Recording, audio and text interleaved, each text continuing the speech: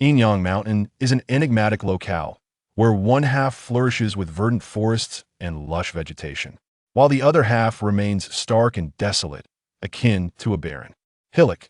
From a distance, it resembles a person sporting an eccentric hairstyle, half shorn and half unkempt, exuding an aura of peculiarity. This mountain is notoriously regarded as a taboo in the Jiang region, where the local populace refrains from ascending it, and even a mere mention of it is met with palpable trepidation. Numerous legends surround this mountain, with locals often referencing the so-called four great cursed places: Hulu Island, the General's Temple, Sandow Dam, and Dead Man's Mountain, all of which are deemed forbidden territories. Entering them is akin to stepping into the gates of the underworld. Among these, Dead Man's Mountain and the General's Temple are situated within the confines of Yin-Yang Mountain itself. The barren, exposed rocks of this desolate side are ominously dubbed Dead Man's Mountain. Conversely, the revered yet fearsome General's Temple is perched atop the verdant side of the mountain. Yin-Yang Mountain harbors two significant areas of taboo, rendering it an unapproachable place for the local inhabitants. According to legend, several decades ago, a gang of 50 to 60 bandits incurred the wrath of the entities associated with the General's Temple.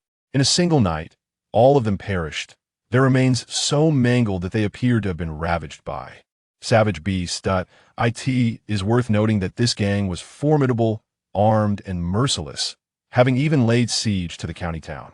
During a moment of chaos, a group attempted to assault the General's Temple, but succumbed to madness, engaging in brutal self-destruction before the eyes of countless witnesses. Strangely, they stripped themselves bare and leapt from the cliffs of Dead Man's Mountain, regardless of gender. Many elder locals attest to having witnessed this harrowing event, with numerous members of the older generation swearing by its veracity. However, on this rainy day, a dozen individuals clad in raincoats, wielding clubs and other implements, brazenly ventured towards Yin-Yang Mountain. Damn it, what a cursed place. We can't even drive in here. What on earth is the owner thinking, willing to spend money to acquire this mountain? Surely, they must have money to burn. One grumbled, indeed, and that imbecilic Taoist at the General's Temple refuses to sell. Is there anyone so foolish? If it were me, I would have sold it long ago. The proceeds could build several temples in the big city, which would undoubtedly enjoy far greater patronage. Another chimed in. As they bantered and lamented the inconvenience of traversing this wretched place on foot, they made their way toward the General's Temple. Meanwhile, within the temple, the entrance was closed, yet a solitary Taoist remained kneeling in front of the deity. Motionless, before him stood an altar bearing a fearsome deity clad in iron armor, wielding a steel whip, with a ferocious visage-green face and sharp fangs. Upon closer inspection, one might discern that the armor worn by this deity was not mere paint, but genuine Ming Dynasty armor, a testament to its authenticity. Strangely, before this figure, incense was lit, and the smoke rose in a straight line, reaching over 3 feet high, seemingly vanishing between the deity's mouth and nose. It appeared as though the grotesque, green-faced idol was actively drawing in the incense. The statue's visage was inherently fierce. Resembling a malevolent spirit, this bizarre phenomenon would likely terrify any onlooker to the point of losing control. Yet, Tang Chongsheng remained oblivious to it all. In that moment, he murmured, prostrating himself on the ground, "Master, I am unworthy, failing in my cultivation. The ancestral ceremony is imminent, and as an unworthy disciple, I must resort to desperate measures." He recalled the countless admonitions from his master before his passing never to use the key unless the sect's survival was at stake. Tang Chongsheng sighed deeply and bowed repeatedly that if he could not perform the necessary spells during the ancestral ceremony, the General Temple would be doomed. Upon rising, determination etched across his face, he cautiously turned to the back of the statue and retrieved an inconspicuous little box that appeared to be crafted from some metal, dull and heavy, yet seemingly ordinary. However, the words of his master echoed in his mind. Within this box lay a key of immense significance. Years ago, 3 masters of the General Temple had perished for this key. It was imperative that, unless absolutely necessary, the sect should refrain from using it in times of peril. At this moment, The key rested in Tang Changsheng's hands. He bowed once more, realizing that if he did not use the key from the box now, he might never have another opportunity, should he fail to summon the souls during the ancestral ceremony. The last vestiges of the general temple's reputation would vanish, and the three families of Xiajiang would cease. To honor it would mark the complete dissolution of a lineage that had endured for centuries. As the sole inheritor and leader of the general temple, he could not allow such a fate to befall them, no matter the cost.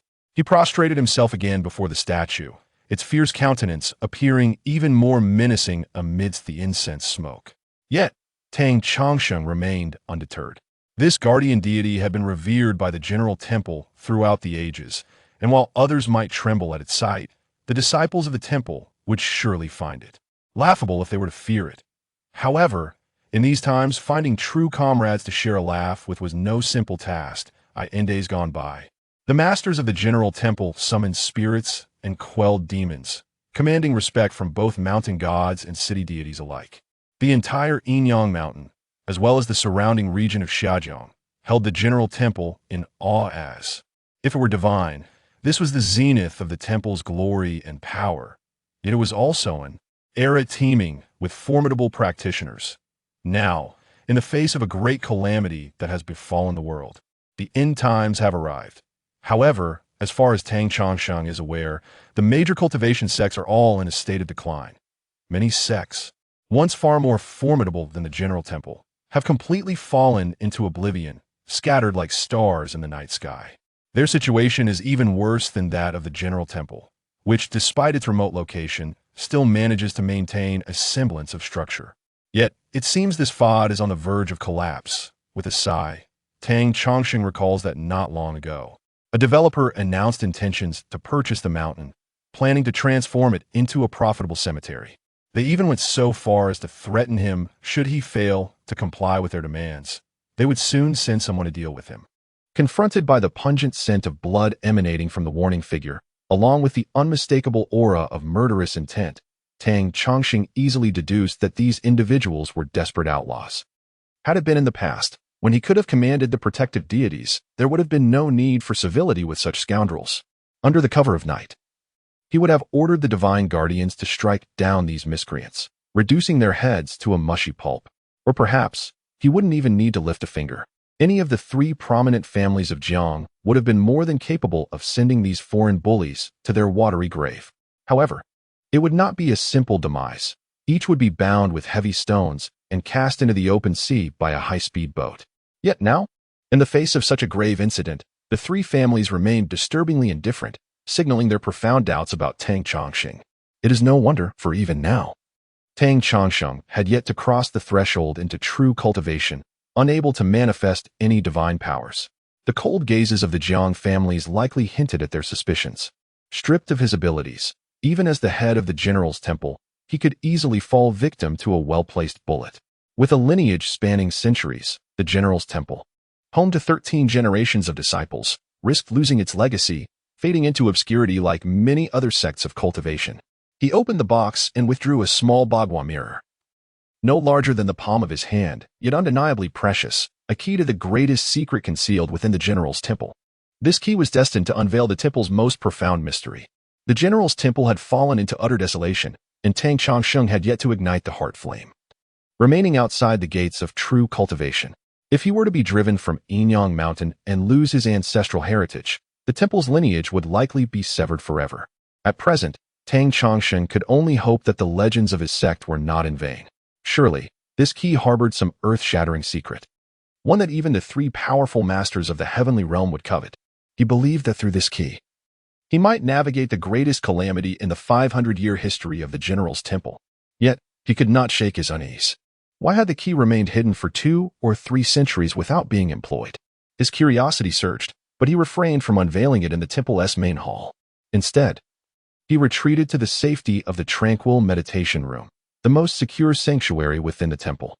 This room was also one of the most significant treasures bequeathed to the disciples by the ancestors of the general's temple. On the wall opposite him, a dimly glowing pearl was embedded, barely illuminating the 7 or 8 square meters of the meditation room. According to the temple's legends, if this pearl were to extinguish, the general's temple would immediately descend into calamity. Fortunately, though the pearl appeared dim, it did not seem on the verge of extinguishment. Under its feeble light lay a line of true incantations left by one of the ancestral masters, serving as the overarching doctrine for cultivation within the general's temple. Tang Chongqing stared blankly, softly reciting, "I cleanse my body with the sun, refine my form with the moon. The immortal aids me, the jade maiden accompanies me. The 28 constellations align with my form, dispelling myriad evils and impurities, purifying through water. The multitude of saints and ancestors grants solace to my being, my disciple's soul. The 5 organs in the mystical void, the azure dragon and white tiger stand guard, while the vermilion bird and black tortoise protect my essence." Swiftly, as per the decree, he articulated each word with care, a complex expression flickering in his eyes. This is the purification incantation of the Taoist sect, yet for the general temple. All methods of cultivation converge here. Among them are the solar cleansing technique, the lunar form refinement technique, the 4 spirits life protection technique, the 5 deities morning offering technique, and the 9 luminaries heart technique, 5 profound doctrines. Regardless of which method one cultivates, it is possible to attain an exalted realm and develop supernatural powers. Other disciples may only practice the remaining 4 techniques, while only the sect leader is deemed worthy of mastering the final, highly guarded treasure of the general temple, the legendary 9 luminaries heart technique, said to transcend the mundane and attain sanctity. Of course, one could simultaneously cultivate all 5 techniques. Unfortunately, although these 5 doctrines rest in the hands of Tang Chongqing, the sole successor of the general temple and its current leader, he has yet to master any of them. Had it been otherwise, he would not find himself in such a predicament. Tang Chongqing retrieved a small, unassuming Bagua mirror, its mottled green hue rendering it indistinguishable from the counterfeit trinkets sold at street stalls. This is the so-called key. A strange and fervent glimmer sparkled in his eyes, yet he felt no disdain or regret for the mirror's humble appearance. Divine artifacts often conceal their true nature. This is a universal truth. To operate or unlock this key is no ordinary task. It requires the use of spiritual power. In a world where technology thrives and culture flourishes, the ancient practices of cultivation seem to be nearing a dead end.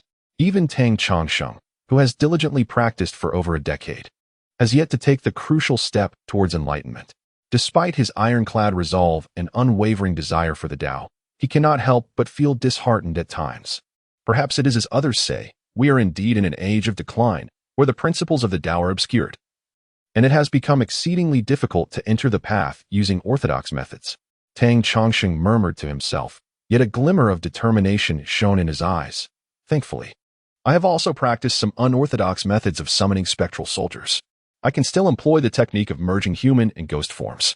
This is a fringe art, once scorned by any disciple of the general temple. However, in these times, even the leader of the general temple must tread perilously. As he spoke, he produced a soul-nourishing jade, emanating a faintly cold aura. For the past 49 days, he has been offering incense and his fingertip blood to sustain this pendant.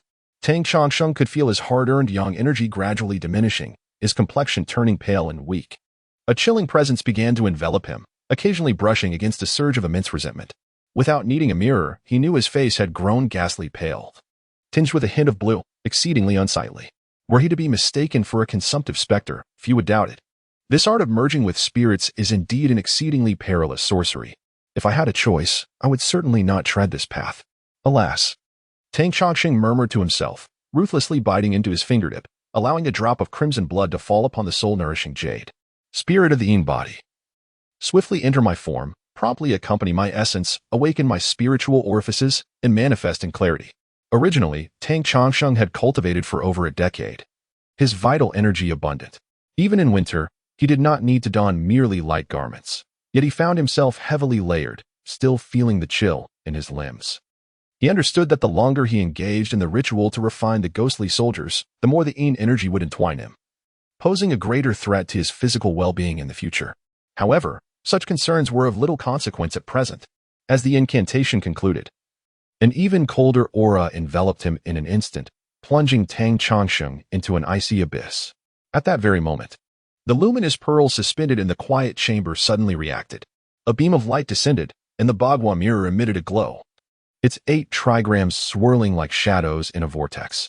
A sharp cry echoed as a shadow was forcefully drawn from Tang Chongqing's body by the whirlpool. Just then, a thunderous clap resounded, shaking the very rafters of the room. The pearl embedded within the chamber dimmed completely, leaving Tang Chongqing alone in the enveloping darkness. With the extinguishing of the pearl, calamity was surely at hand. The thunderous roars from the heavens rolled ominously, a fierce wind arose, causing the towering trees to sway violently. And in a heartbeat, raindrops began to fall. Unbeknownst to them, the weather had shifted dramatically. The once gentle rain had transformed into a torrential downpour, enveloping the entire Yin-Yang Mountain and even the lower Jiang region in a deluge. Damn it, damn it. A group of ruffians ascending the mountain cursed profusely. Truly unfortunate. What a wretched place this is. Were it not for the hefty sum they had received, and crucially, the fact that descending now would require over an hour of arduous travel, they might have fled down the mountain long ago. Brothers, muster your strength. We shall soon reach the summit. Once there, we can take refuge in the temple. Before the final word could escape his lips, the thunder drowned out the rest. The rumbling of thunder reverberated incessantly, the sky darkening dreadfully, akin to twilight. Yet, streaks of red and white lightning tore through the heavens, descending with a startling ferocity. Fortunately, the temple was indeed not far.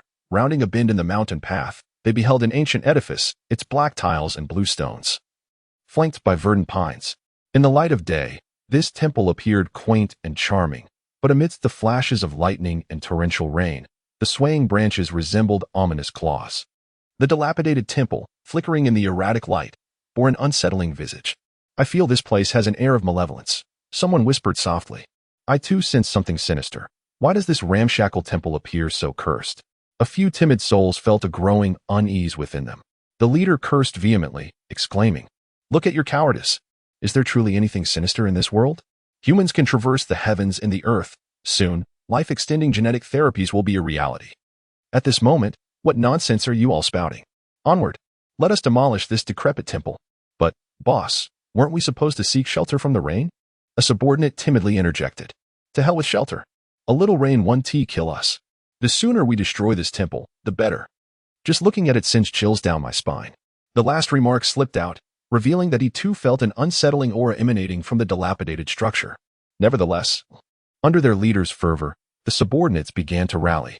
"Brothers, we are a dozen strong. What is there to fear? It is broad daylight, and with thunder rumbling. It is said in folklore that thunder shatters all enchantments and vanquishes all malevolent spirits. Legends have long stated that when thunder strikes, it signals the heavens' purging of evil. Indeed, even if some dare to conjure specters, it is thunder and lightning now. What is there to dread?" The leader, reminded of this, bellowed, "With this tempest, what malevolence dares to show itself? Brothers, let us act together." With this declaration, he incited all his followers, who roared in agreement, preparing to assault the temple. They even brought gasoline, intent on dousing the structure and setting it ablaze, for they were in a desolate wilderness where no one would bear witness. Besides, those who had hired them wielded immense influence. This was not their first venture into such chaos.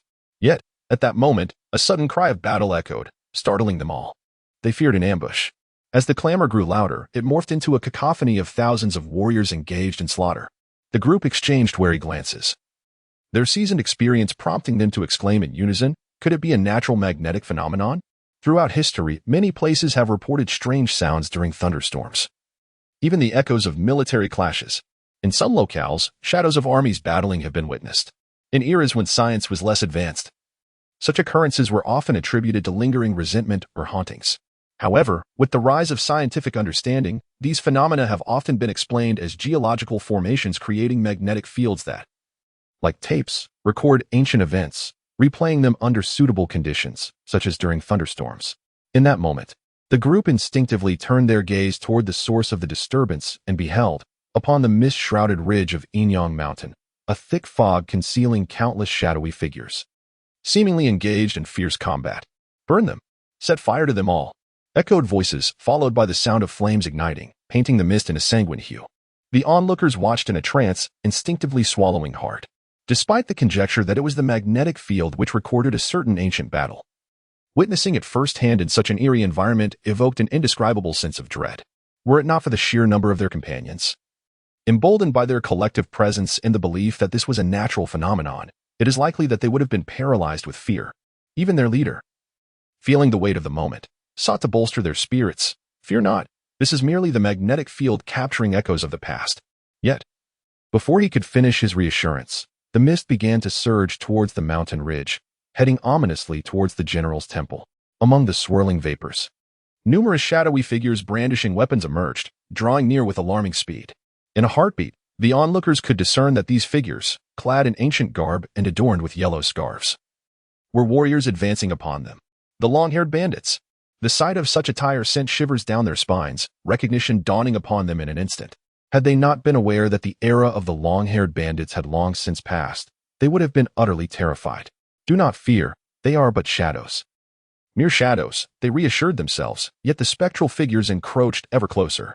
Although the mist rendered the outlines somewhat indistinct, they remained steadfastly directed towards the group, or rather, towards the entirety of the General's temple. A sense of foreboding enveloped them. Even the most resolute among them could not shake the feeling that this was far more than a simple illusion. The images purportedly recorded by the magnetic field seemed too vivid, too lifelike. Suddenly, one reckless individual, perhaps emboldened by madness or sheer desperation, let out a wild cry and lunged at the shadows, wielding a steel pipe. Yet, his strike passed harmlessly through one of the figures as if it were mere vapor. The next moment, he began to writhe on the ground, frothing at the mouth in a fit reminiscent of an epileptic seizure. The sight sent chills through the hearts of his companions, and their leader exclaimed, "Alas, wandering too long at night has indeed led us to the supernatural. We have traversed many paths, yet who could have foreseen such malevolence today? Brothers, we have no avenue of escape. Let us fight." At that moment, they found themselves surrounded. Before them lay the thick mist, behind them the dilapidated temple, a dead end with no retreat. In an instant, the primal instincts within them were awakened. No longer paralyzed by fear, they rallied under their leader's fervor, with two others resolutely declaring, "Let us confront this. It must be the temple's curse. I shall smash this cursed door." One particularly fierce individual charged forward and delivered a mighty kick to the temple's door. However, he had forgotten that the rosewood was renowned for its durability, especially in such ancient form, enhanced by the temple's secretive craftsmanship.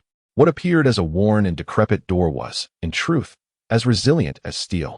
Not only did his kick fail to breach the door, but the force of the impact sent him sprawling backward, clutching his foot as his companions gasped in alarm. "Be careful." The man had yet to comprehend the situation when he felt a chilling sensation creeping along his back. As if an ancient ice of a millennium had been pressed against him, he was almost instantly frozen, unable to move. Then, an insidious and frigid consciousness rose from behind, surging directly towards his brain. It was over. This was the last thought that crossed his mind. Outside, a cacophony of wails echoed, reminiscent of anguished spirits, yet Tang Chongsheng, despite hearing them clearly, wore a ferocious smile. Even if the general temple has fallen on hard times, it is certainly not something you wild curs can bully. However, as he spoke, the smile on his face abruptly froze. The key in his hand, or rather the Bagua mirror, radiated waves of shimmering light. In the next moment, that wave enveloped Tang Chongsheng, and he vanished without a trace, as though he had never existed in the quiet room. With his disappearance, or rather the disappearance of the Bagua mirror, the luminous pearl hanging in the chamber slowly brightened, as this light gradually illuminated the surroundings. The encroaching mist that approached the general temple seemed to retreat step by step, as if it had encountered a formidable adversary. Unbeknownst to Tang Chongsheng, the following day, several helicopters descended at the entrance of the general temple. Observing the tightly shut temple doors, they found the ground littered with bodies. The brawny men disembarking from the helicopters shivered with trepidation, until a frail old man, over 50, leapt down and respectfully knelt before the general temple, bowing 3 times. Only then did he rise, surveying the corpses strewn about and the terrified thugs, instructing, "Have these bodies disposed of. Boss, arriving so late." "Do you think the Temple-S sorcerer will be angry?" inquired a towering man, robust as a bear, lowering his voice comically, his expression furtive. The elder remained silent, a flicker of concern crossing his eyes. "Should we go in and explain?" ventured the man. The old man trembled. "Are you seeking death? Do you not see how these thugs met their end? Without a sorcerer's invitation, you dare tread upon the general temple?" Such a sudden reprimand made the hulking figure realize the gravity of the situation. He glanced at a thug, alive yet frothing at the mouth, who was simultaneously weeping and laughing, crying out, "Ghosts! There are ghosts! Help!" The nearly 2-meter tall man immediately shuddered and fell silent. The elder then shakily produced a satellite phone. "Hello, is this Zhang Dishang?" I am Zhuo Xingfa. There has been an incident at the General Temple. 7 or 8 thugs are dead, and 5 or 6 have gone mad. The signal was clear enough to hear the sharp intake of breath from the other end, followed by a dry voice that eventually responded, I'm no longer involved in the Jiangnan underworld, and I have completely washed my hands of it. Let us do this. I will handle the official matters regarding the deceased. The implication, however, was that other matters were no longer of any concern to him. Zhuo Xingfa chuckled dryly. Well, what if the master inquires about you? The esteemed figure from the martial world opposite him shuddered slightly and after a prolonged silence, replied hoarsely. The General Temple has not sought us out for over a decade. Zhuo Xingfa let out a mirthless laugh. You can discuss it with the master yourself. With that, he ended the call, feeling considerably lighter in spirit. How should one put it? When a person is down on their luck, encountering another who shares the same misfortunes can indeed provide a certain comfort. Zhuo Xingfa, after all, was a notable figure in the local underworld. Yet the trouble surrounding the General Temple had lodged like a thorn in his throat, leaving him anxious and apprehensive. If he did not drag Zhang Desheng, this comrade in misfortune, into the fray to share in the dread, his heart would be burdened with distress. It was peculiar. The General Temple had not reached out to them in nearly 20 years. From the observations driven by their own selfish motives, it appeared that the art of sorcery was becoming increasingly elusive. The number of proficient practitioners seemed to dwindle as well. So why today of all days? Upon witnessing the corpses strewn about and the ruffians, the flicker of hope that had just emerged in Zhuo Xingfa's heart vanished without a trace. Soon, a dozen ruffians sought trouble with the General Temple, only to be subdued by the Temple's master. News of casualties and injuries spread rapidly among the 3 major families of the lower river. Strange, indeed. For years, it had been said that we were in an age of declining magic, where Taoist arts were no longer manifest. How could the General Temple still possess such formidable prowess? After 2 decades of silence, their resurgence was reminiscent of their former glory. These various exclamations were, of course, lost on Tang Chongqing. In truth, at this moment, he had all but vanished within the confines of the General Temple. Upon awakening, he found himself in a state of profound confusion, stammering to himself, where is this place? It was a room, strikingly ancient in appearance. Even within the General Temple, some degree of modernization had occurred, running water, electricity, air conditioning, and internet access. Yet, this chamber was steeped in antiquity. The delicate white gauze curtains had been drawn back, revealing meticulously laid large blue stone tiles on the floor, smooth and radiant, exuding grandeur. Opposite him, a large character for Tao adorned the wall, beneath which lay a meditation cushion. Although the room's arrangement was simple, the opulence of its details was astonishing. For instance, the grand wooden bed on which he reclined was undoubtedly crafted from high-quality sandalwood, a splendidly designed elevated bed. The platform extended 2 feet from the front of the bed, with 4 corner posts adorned with wooden railings, some even fitted with windows on either side. Creating a corridor in front of the bed, though small, it allowed entry. Stepping into the corridor felt like stepping into the room itself. With a footrest placed in the center and small tables and stools flanking either side for miscellaneous items. Moreover, the intricate details of the railings were embellished with carvings of cranes and auspicious clouds, exquisitely crafted. Just this bed alone could be considered a work of art, potentially fetching tens of millions at a Sotheby's auction. If this bed were to possess some years of history, qualifying it as an antique, then it would be quite ordinary for the price to whimsically fluctuate. The pertinent question is, apart from the General Temple, who would be so extravagant as to genuinely utilize such a treasure as mere furniture? Amidst his puzzlement, he instinctively touched the Bagua mirror in his hand and unconsciously exhaled a sigh of relief. At that very moment, the door creaked open, revealing a remarkably flamboyant Taoist clad in a striking purple robe, accompanied by 2 young acolytes, who entered with an air of grandeur. Unlike the understated deep blue robe worn by Tang Chongqing, this Taoist attire was ostentatious, and the details of his headdress exhibited numerous distinctions. Tang Chongqing was caught off guard, unable to comprehend the situation as the Taoist approached him with great enthusiasm, exclaiming, "Ah, my fellow Taoist has finally awakened. Perfect timing. Qilong Mingwei, hurry and attend to him. The rice porridge must be getting cold." The mention of Qilong Mingwei sent a chill down Tang Chongqing's spine. He then observed the 2 acolytes approaching to serve him the porridge. At that moment, an increasing sense of unease washed over him, though he could not articulate why. Conversely, the purple-robed Taoist continued to speak with unrelenting fervor. "At a glance, I can tell you hail from distant lands. Please make yourself at home in my Yin-Yang Temple. Do not stand on ceremony with us. If you are courteous, it would imply disdain towards me. Tang Chongqing couldn't help but feel bemused by the absurdity of the situation. Thinking, but I need to know who you are. He inquired, what is your esteemed name and title, my Taoist friend? The Taoist, smacking his forehead, finally remembered to introduce himself. I am Xian Qingying, a disciple of the illustrious master Yuan Hua. This is Yin-Yang Temple, where my master and I reside. We brought you here because we saw you fainting outside the city. Tang Chongqing recalled the powerful vortex emitted by the Bagua mirror that had indeed pulled him in, swirling him around until he lost consciousness. Upon hearing this, he hastily attempted to sit up, expressing his gratitude. Thank you for saving my life. No need for such formality. Xian Qingying replied, just lie back and rest. It's no trouble at all. Observing Tang Chongqing's struggle to sit up, he reassured him. Tang Chongqing shook his head, feeling more alert after sipping a couple of spoonfuls of porridge, which seemed to restore some strength to his body, alleviating his previous discomfort. It appeared that this porridge was rather extraordinary. After consuming it, a soothing warmth began to emanate from his dantian. At that moment, one of the acolytes, whether Qinglong or Mingwei, ladled another spoonful of porridge to Tang Chongqing's lips. This time, he paid attention and discovered that the porridge, while light and smooth, also bore a hint of medicinal flavor. As it entered his stomach, a gentle warmth began to spread. Tang Chongqing could not help but exclaim, this contains a century-old ginseng. Xian Qingying clapped his hands in delight. My fellow Taoist, you have a discerning eye. My master mentioned that you were tainted by ghostly energy and had suffered a slight depletion of your vital essence. Fortunately, the cultivation practiced is the authentic method of the Xianmen sect, with a profound foundation that can be rectified in just a few days. Tang Chongqing felt both astonished and exhilarated. This century-old ginseng is not merely a few dollars per pound like artificially cultivated radishes. It is a rare treasure with an elusive market value. Even if it were available for sale, it would only surface at an auction. The worth of a single specimen could easily reach millions, and such a statement is far from an exaggeration. Yet here, this individual effortlessly brewed it into a porridge for him.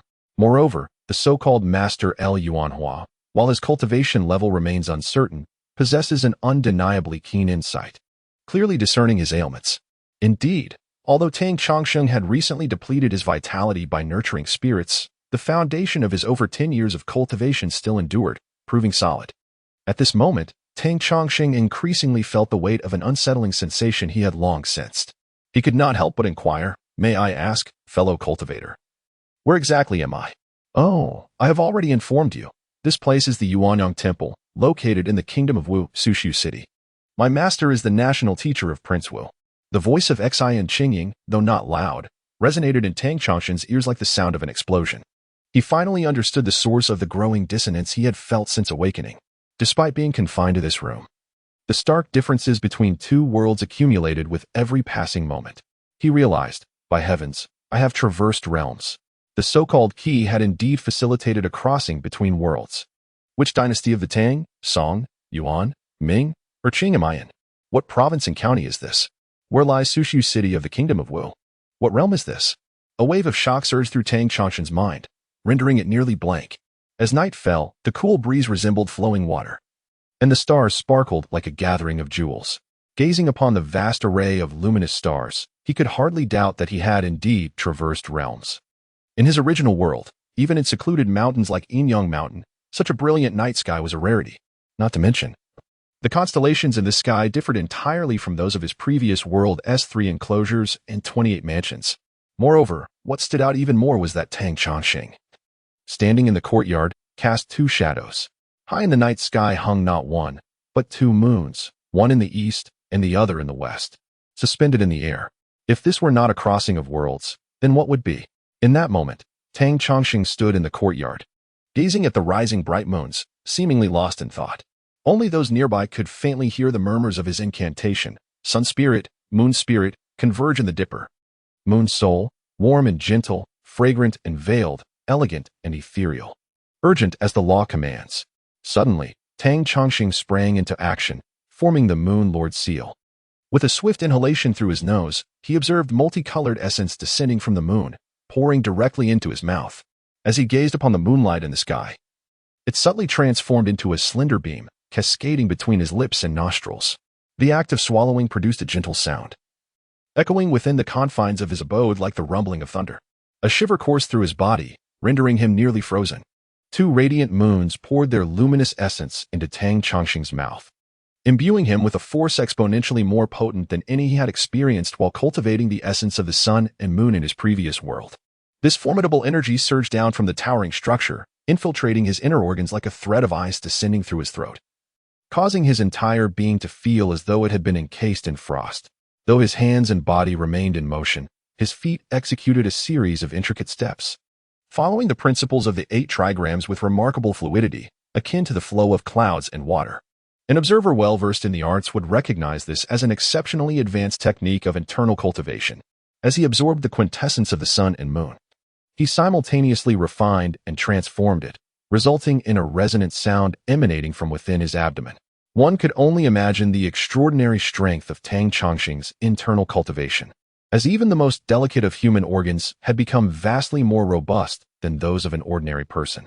As El Yuanhua remarked, although Tang Chongqing had only just ignited his celestial heart, the authentic teachings of the General Temple, which he had embraced since childhood, had laid a remarkably solid foundation for his internal refinement.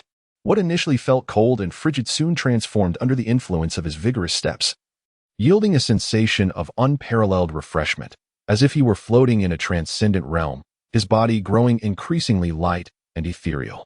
The cool, jade-like liquid, akin to sweet dew, flowed within him, and a fragrant aura enveloped his form. With Tang Chongqing's incantations and hand gestures, the moonlight within him rippled like water waves, and in the depths of his consciousness, a glimmering light began to shimmer, rising in layers of radiant brilliance. Time passed unknowingly until Tang Chongqing, finally awakening to the reality around him, recognized that this realm was indeed the celestial world, rich in spiritual energy, surpassing his former world by 10-fold or even 100-fold. Were it not for the ties to the General Temple, he would have been reluctant to return.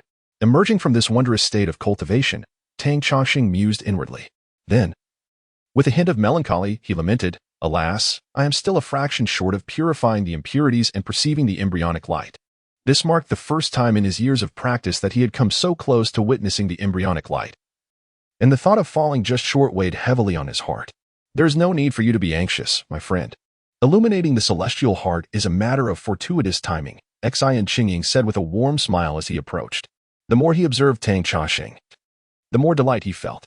"If you wish, tomorrow you may accompany me to meet my master. He will be giving a sermon, and perhaps he can offer you some guidance. That would be greatly appreciated." Tang Chongqing replied, grateful for the assistance. Tang Chongqing spoke, a flicker of hope igniting within his heart. The following day, at the break of dawn, before he could even perform the technique of sun absorption, he was whisked away by Xian Qingying. This left Tang Chongqing with a profound sense of regret, as he perceived this realm to be akin to a celestial paradise, its spiritual energy far surpassing that of his original world by 10-fold or even 100-fold. As if bathed in moonlight last night, it was an experience he had never felt during his years of cultivation at the General's Temple. He wished to explore the radiant power of the sun in this world. But alas, he was pulled away by Xian Qingying. The Yin-Yang Temple sprawled over an extensive area, encompassing dozens of acres, which would be akin to a park for the inhabitants of Tang Chongqing's original world. Yet, it was merely a private Taoist temple. In a daze, he was led by Xian Qingying through the temple, navigating numerous twists and turns until they arrived at a courtyard. There, he beheld 12 young disciples arranged in 2 rows, standing with chests out and bellies in. If not for their Taoist robes, one might mistake them for the ostentatious servants of a grand mansion. Parked alongside them were dozens of carriages, and the hitching posts were filled with magnificent steeds. It hardly resembled a Taoist temple. Even the grandest estates would feel overshadowed by this spectacle. However, upon seeing Xian Qingying, the disciples greeted him with wide smiles, eager to curry favor. "Brother Master has arrived. Thank you for your hard work, Brother Master." At that moment, Xian Qingying assumed a commanding demeanor and, with a wave of his hand, declared grandly, "I bring this friend Lu Taoist in to listen to the teachings of our master." The other disciples hurriedly chimed in, "You must hurry, the master has already begun." Upon entering the premises, they encountered a considerably large courtyard where a Taoist master sat high on a platform, addressing an assembly of dozens of men and women seated in rapt attention. Judging by their attire and demeanor, it was evident that they were either affluent or noble. At that moment, they were entirely focused on the teachings being delivered by the master on the platform. Unmistakably, the Taoist on the platform was El Yuanhua, the master of Xian Chengying. As he noticed Xian Chengying and Tang Chongqing entering, El Yuanhua cast a discreet, yet piercing glance in their direction, his gaze electrifying, as if it bore substance. A mere glance sent a shiver down Tang Chongqing's spine, raising every hair on his back. A true master. A genuine practitioner of the highest order. Although he had never encountered such a figure before, Tang Chongqing instinctively understood that only someone whose spiritual essence had reached extraordinary heights could possess such an intense gaze. He had already attained the state of empty room giving forth light, with eyes that seemed to summon thunder. Feeling a sense of awe, he then noticed El Yuanhua holding a copper lamp in his hand. In broad daylight, he carried this copper lamp, which, astonishingly, emitted a light so vivid that it was clearly visible even under the sun. The tiny flicker of light radiated a circle of colorful brilliance. As El Yuanhua swept his gaze across the assembly, he continued to expound. Above is the 9 heavens, below the 9 earths. Heaven and earth unite. Yin and Yang interact. Yang ascends while Yin descends. The so-called divine is the utmost Yang, while the ghostly is the utmost Yin. Ghosts and spirits are the essences of these two energies. Tang Chongqing felt a jolt within his heart, compelled to listen intently. El Yuanhua's demeanor was serene as he taught, and the men and women below listened with reverence. Meanwhile, the light from the copper lamp began to subtly shift in color, swirling with a magnificent brilliance. The impact of El Yuanhua's teachings resonated deeply within Tang Chongqing, with each word striking his heart like thunder. Suddenly, a radiant beam of light pierced through, striking directly at the heart of Tang Chongqing's consciousness. After years of cultivating the essence of the sun and moon, the energies he had gathered transformed into a flurry of golden sparks. Each word spoken by the figure before him resonated profoundly, igniting the depths of his awareness, scattering sparks like fireworks. The celestial heart, which Tang Chongqing had struggled for over a decade to ignite, finally burst into flame at that moment, within his consciousness. What once was a fleeting spark now blossomed into a flame the size of a mung bean, harmonizing beautifully with the glow of the copper lamp held by the revered master El Yuanhua. Though faint, it was steady, casting a circle of illumination in the previously dark expanse of his mind, reminiscent of a spotlight on a shadowy stage. This was an extraordinarily novel experience, immersing Tang Chongqing entirely in its wonder. Time seemed to stretch, and when he finally awoke from this trance, he was startled to find a kindly, smiling old Taoist priest leaning in to observe him. Upon seeing Tang Chongqing's eyes flutter open, the old man beamed and exclaimed, "Congratulations, dear friend. You have ignited the celestial heart and embarked upon the path of Tao. Your future is boundless. Congratulations, congratulations." It was then that Tang Chongqing recognized him as none other than the master El Yuanhua, who had just delivered the lecture. He soon realized that the small gathering had come to an end, and the crowd had dispersed. Only Master El and his disciple remained, joyfully surrounding him, while Xian Chengying, who had enthusiastically brought him into the fold earlier, now looked on with a hint of envy. Who would have thought? My master delivered teachings to many. Yet only Lu Daoyu has achieved enlightenment and stepped onto the path. Congratulations, congratulations. Xian Chengying remarked with envy. Tang Chongqing, now fully aware, was overwhelmed with joy. So, does this mean I have truly witnessed the fetal light? Master El, stroking his beard with a smile, replied. The celestial heart and the fetal light are essentially one and the same. You have seen it with your own eyes. Could it be false? In that moment, Tang Chongqing was filled with uncontainable joy. Witnessing the fetal light marked the initiation of his cultivation journey and formed the foundation of all magical powers. Despite having practiced for over a decade on Yin-Yang Mountain, he had never truly seen the fetal light or kindled the celestial heart. Hence, when faced with imminent danger, he had resorted to using the forbidden key of his sect. Now, he could hardly believe that this key not only resolved the peril at the General S Temple but also transported him to such a realm where he effortlessly encountered the fetal light upon arrival. Could it be that this place is the fabled realm of immortals? Tang Chongqing recalled the words of his elders, who spoke of the celestial changes during the Yuanming period, when the spirit energy waned, rendering cultivation increasingly arduous. Following the cataclysmic upheaval 2 centuries ago, the loss of spiritual energy made the path of cultivation even more challenging. The faction of the General S Temple, which once thrived in ancient times, could now barely be considered significant. However, to the common folk, it remains an existence shrouded in mystery and formidable power. Little do they know that within the entire General Temple, he stands alone. It is unimaginable that this grand temple is presided over by someone who has yet to witness the light of the fetal essence. A person who cannot truly be deemed a practitioner. In ancient times, disciples who had not seen the fetal light were not considered formal disciples at all. Haha. Though you have just ignited the heavenly heart, I can see your internal cultivation is commendable, with a bright heavenly heart. Clearly, your foundation is solid, and you are practicing the authentic teachings of the mystical door. For now, you may reside here at the Yin-Yang Temple. Feel free to visit me for discussions. Master Lu Yuanhua chuckled. What a jest! To possess the qualifications to ascend the platform and impart teachings, as well as to enlighten others, one must at the very least be a master or a true practitioner. At this moment, to say he wishes to guide me is a benefit that one could hardly seek. Tang Chongqing was overjoyed. Thank you, Master. I am deeply grateful. Upon hearing this, Lu Yuanhua laughed heartily again, patted Tang Chongqing on the shoulder, and departed. Leaving Xian Chengying behind, he became even more courteous and warm towards Tang Chongqing. He took Tang Chongqing to partake in a meal, each dish exquisite and delectable. Then he led Tang Chongqing back to the spacious courtyard, which contained at least 7 or 8 rooms, with a serene environment and a small garden. My friend, please make yourself comfortable here. We shall have ample time to grow closer in the future. After ensuring Tang Chongqing was settled, Xian Chengying left with a cheerful demeanor. Observing the 4 acolytes left in the courtyard to serve him, Tang Chongqing fell into deep contemplation, although the events of the day had been exceedingly unexpected. Leaving him in a haze, he could not help but feel a tinge of alertness.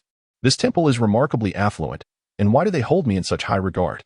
Looking at this independent courtyard with 4 acolytes attending to him, it seemed unlikely that any wandering practitioner could enjoy such privileges. He touched the Bagua mirror concealed on his person and felt a slight sense of relief. Master, what do you think of this Taoist? At that moment, within the main hall of the Yin-Yang Temple, Xian Chengying inquired with a smile.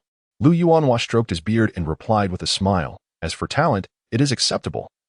However, his foundation is exceptionally solid, and he practices the authentic techniques of the mystical door. I observe his heart light shining brightly, in between his heart and kidneys. There are 2 spheres of true qi, the sun and the moon. He evidently practices a method of gathering the essence of the sun and moon, which aligns perfectly with our sect's teachings. Xian Chengying joyfully remarked, does this mean I will soon have another junior brother? Lu Yuanhua smiled gently, patience, patience. Let us first observe. Xian Chengying persisted, Master, have you not always said that to illuminate our sect, it is far from sufficient with just the 2 of us? Who knows where our uncle master has wandered off to? Now that you are broadly opening the teachings and actively recruiting wandering practitioners, they all seem to be, at last, having encountered such a rare talent. Why are you not in haste? Lu Yuanhua smiled and remarked, things that come too easily are seldom cherished. There is no need to rush, no need to rush. As your master, I am presently the national teacher of the state of Wu, with a territory spanning 300 acres and a following of countless devotees. To eagerly take on disciples would only invite ridicule. Tang Chongqing, unaware of the thoughts shared between Lu Yuanhua and his disciple, had spent the past 2 days consumed by suspicion. After all, the sect had spoken gravely of the key, instilling in him a sense of unease that compelled him to keep it hidden close to his person. However, after 2 days of vigilance, he gradually realized that the anticipated turmoil had not materialized. Instead, the members of the temple treated him with unusual courtesy and deference. Confounded, Tang Chongqing decided to cast these worries aside. The prowess of Master Lu Yuanhua was formidable, far beyond what he could contend with. Should Lu Yuanhua truly harbor intentions against him, resistance would be futile. As for the key, he had faith that he would eventually find a way to return. Otherwise, the sect would not have been privy to its secret. Yet, at this moment, he could not ascertain a means of return, especially given the abruptness of his current situation. Thus, he resolved to endure, laying aside all distractions to focus entirely on his cultivation. Having been stuck at the threshold of igniting the heavenly heart for many years, the opportunity to advance now captivated Tang Chongqing, drawing him into fervent dedication. Little did he know that while he diligently practiced within the confines of his courtyard, the outer temple was in an uproar, with many disciples expressing their profound dissatisfaction and anger regarding his presence. The Yin-Yang Temple was vast, and Tang Chongqing's residence lay within the inner courtyard.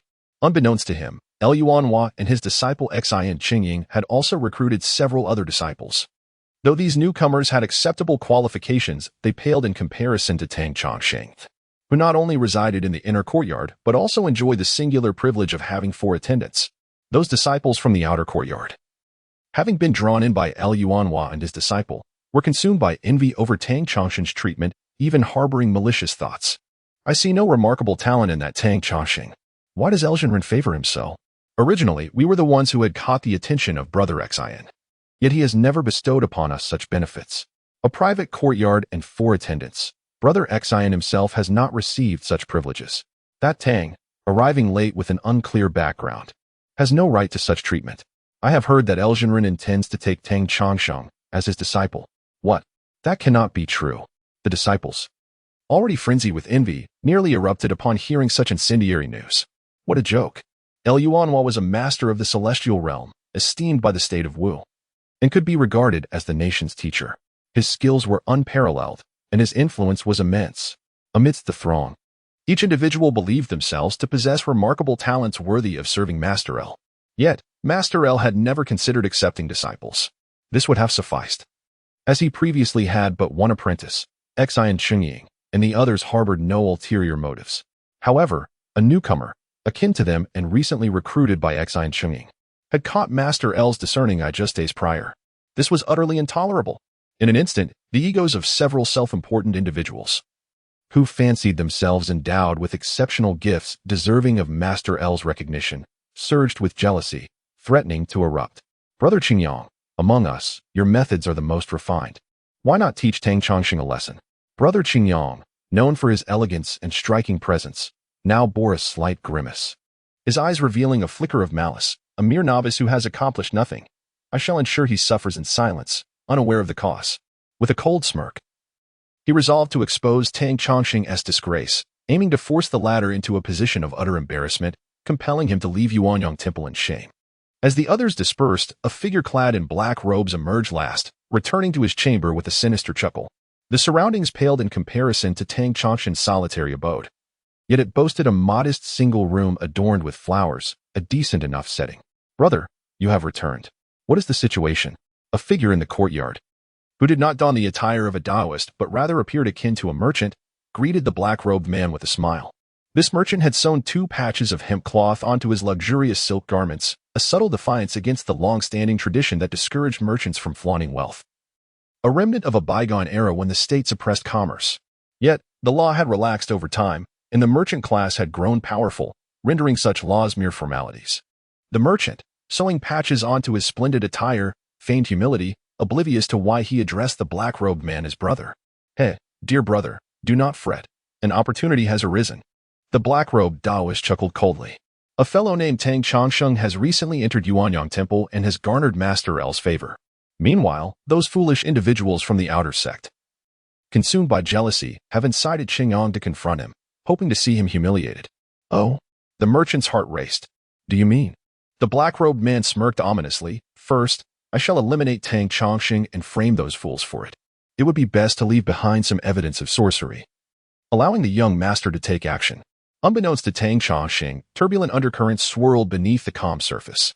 Early the next day, at dawn, he awaited the sun's energy, prepared to harness its light. As the first rays of sunlight began to pierce the horizon, a wisp of violet mist enveloped the world, heralding the sun's ascent. Following his practice, Tang Chongqing inhaled a breath of solar essence, and in an instant, a searing line of fire coursed through him. A powerful heat, at least dozens or even hundreds of times stronger than anything Tang Chongqing had previously experienced, descended upon him. In that moment, it felt as though he had truly swallowed a flame. Within his body, it ignited his very blood, creating an overwhelming sensation as if he were being consumed by flames, destined to be reduced to ashes. How extraordinary!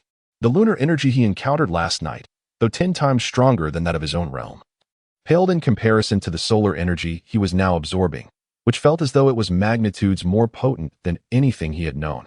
Tang Chongqing was taken aback, as this sensation echoed the experience of exhausting his essence to the point of requiring a rare medicinal pill left behind by his master. This precious pill was said to be concocted from decades-old wild ginseng and numerous rare herbs, with a current market value exceeding hundreds of thousands. Not to mention the extensive labor and time invested in its creation. When all factors were considered, such a pill might well be worth millions. Even as the sole heir of the General Temple, he rarely indulged in its use during his training. Yet now, having merely inhaled a breath of solar energy, he was already experiencing such remarkable effects, leaving him both astonished and elated. At that moment, Tang Chongqing's mind became a whirlwind, and distant memories began to resurface. His blood flowed ever faster, his temperature rising to an alarming degree, as if his heart might leap from his chest. If this continued, he feared that he might suffer a reverse flow of blood or even a heart rupture. However, at this critical juncture, he gently uttered a command and initiated the Yubu technique. With each step he took, the internal heat began to follow his movements, coursing along the well-trodden path of his over a decade of cultivation, surging up the governing vessel and infusing into his heavenly heart. With a tremendous tremor, his heavenly heart ignited, not merely flickering like a candle flame but rising like the sun itself. Such formidable solar energy. As his heavenly heart ignited, the explosive force within him began to release, flowing ceaselessly into the heavenly heart. At that moment, Tang Chongqing exhaled a breath, which shot forth over 1/2 meter, scorching a nearby leaf. Remarkably, he had only just consumed the first breath of solar energy. He was both astonished and delighted, realizing that the abundance of spiritual energy in this realm far exceeded his expectations. One breath of solar energy yielded such incredible potency, akin to a pill from another world. Just then, he noticed the sun rising gradually in the eastern sky. However, at that moment, he heard someone loudly cheering, startling Tang Chongqing and leaving him somewhat vexed. How could someone be so careless as to observe another practicing their techniques, and now to shout in such a manner? If he startled Tang Chongqing and disrupted his chi flow, it would surely lead to dire consequences. It was indeed the last time that Xian Chengying had witnessed Tang Chongqing practicing, and he did not dare to interrupt, waiting until Tang Chongqing concluded his session before he finally spoke. Thus, there was a hint of annoyance. As Tang Chongqing raised his gaze, he spotted 5 or 6 Taoist priests approaching from beyond the courtyard. The leader, of medium stature and in his 30s, with a fair complexion and a beard, stood with an air of elegance and remarkable presence. Upon seeing Tang Chongqing, he offered a slight smile, exuding an unspoken charm, and addressed him. I have heard that Taoist Tang is extraordinary and held in high regard by Master L. We are curious and admire you, wishing to draw closer. Please forgive our abruptness. It seemed they were Taoists from the outer courtyard. What could they possibly want? Tang Chongqing furrowed his brow slightly but approached them politely. Ah, it is Taoist Chengyang. May I inquire what brings you here? Though the man spoke courteously, Tang Chongqing was no novice.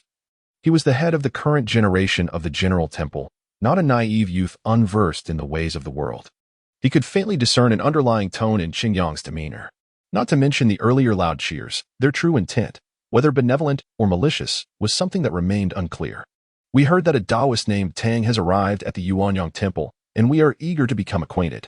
Is it too presumptuous for us to visit? We kindly ask for your indulgence to join us for an outing and perhaps share some refreshments. Another Taoist clad in black robes chimed in with a smile. Very well. Tang Chongqing replied without hesitation, curious to uncover the motives of these individuals. Yet he deliberately inquired, we are currently residing at Yin-Yang Temple. Is it permissible for us to come and go so freely?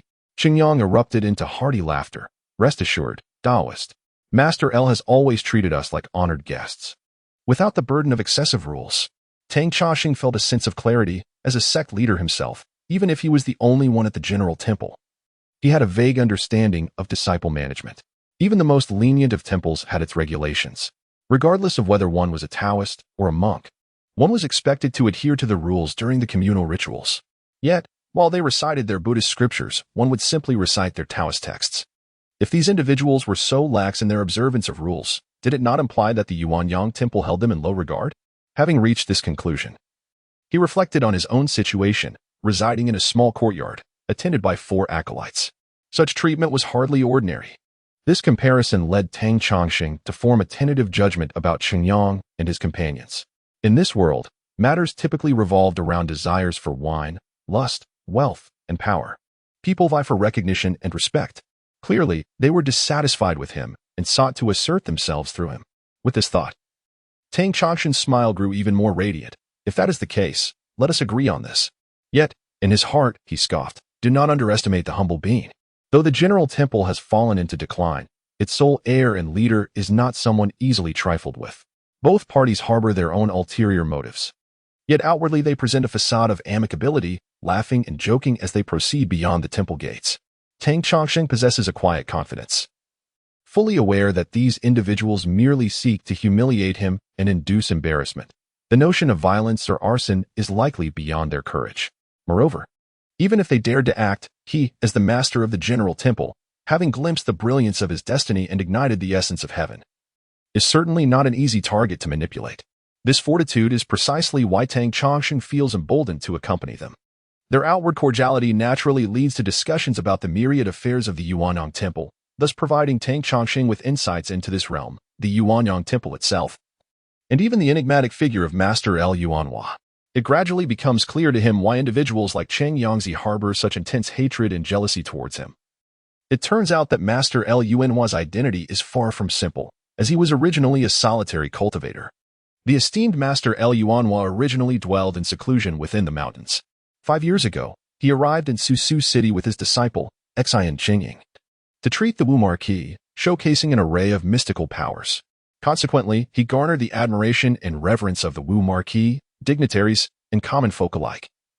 Earning the title of Mingwei Daling Xiansheng, he has almost become the national master of the Wu Marquis.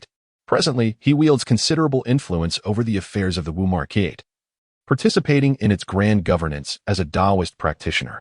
High officials and nobles alike flock to his side, referring to themselves as his disciples.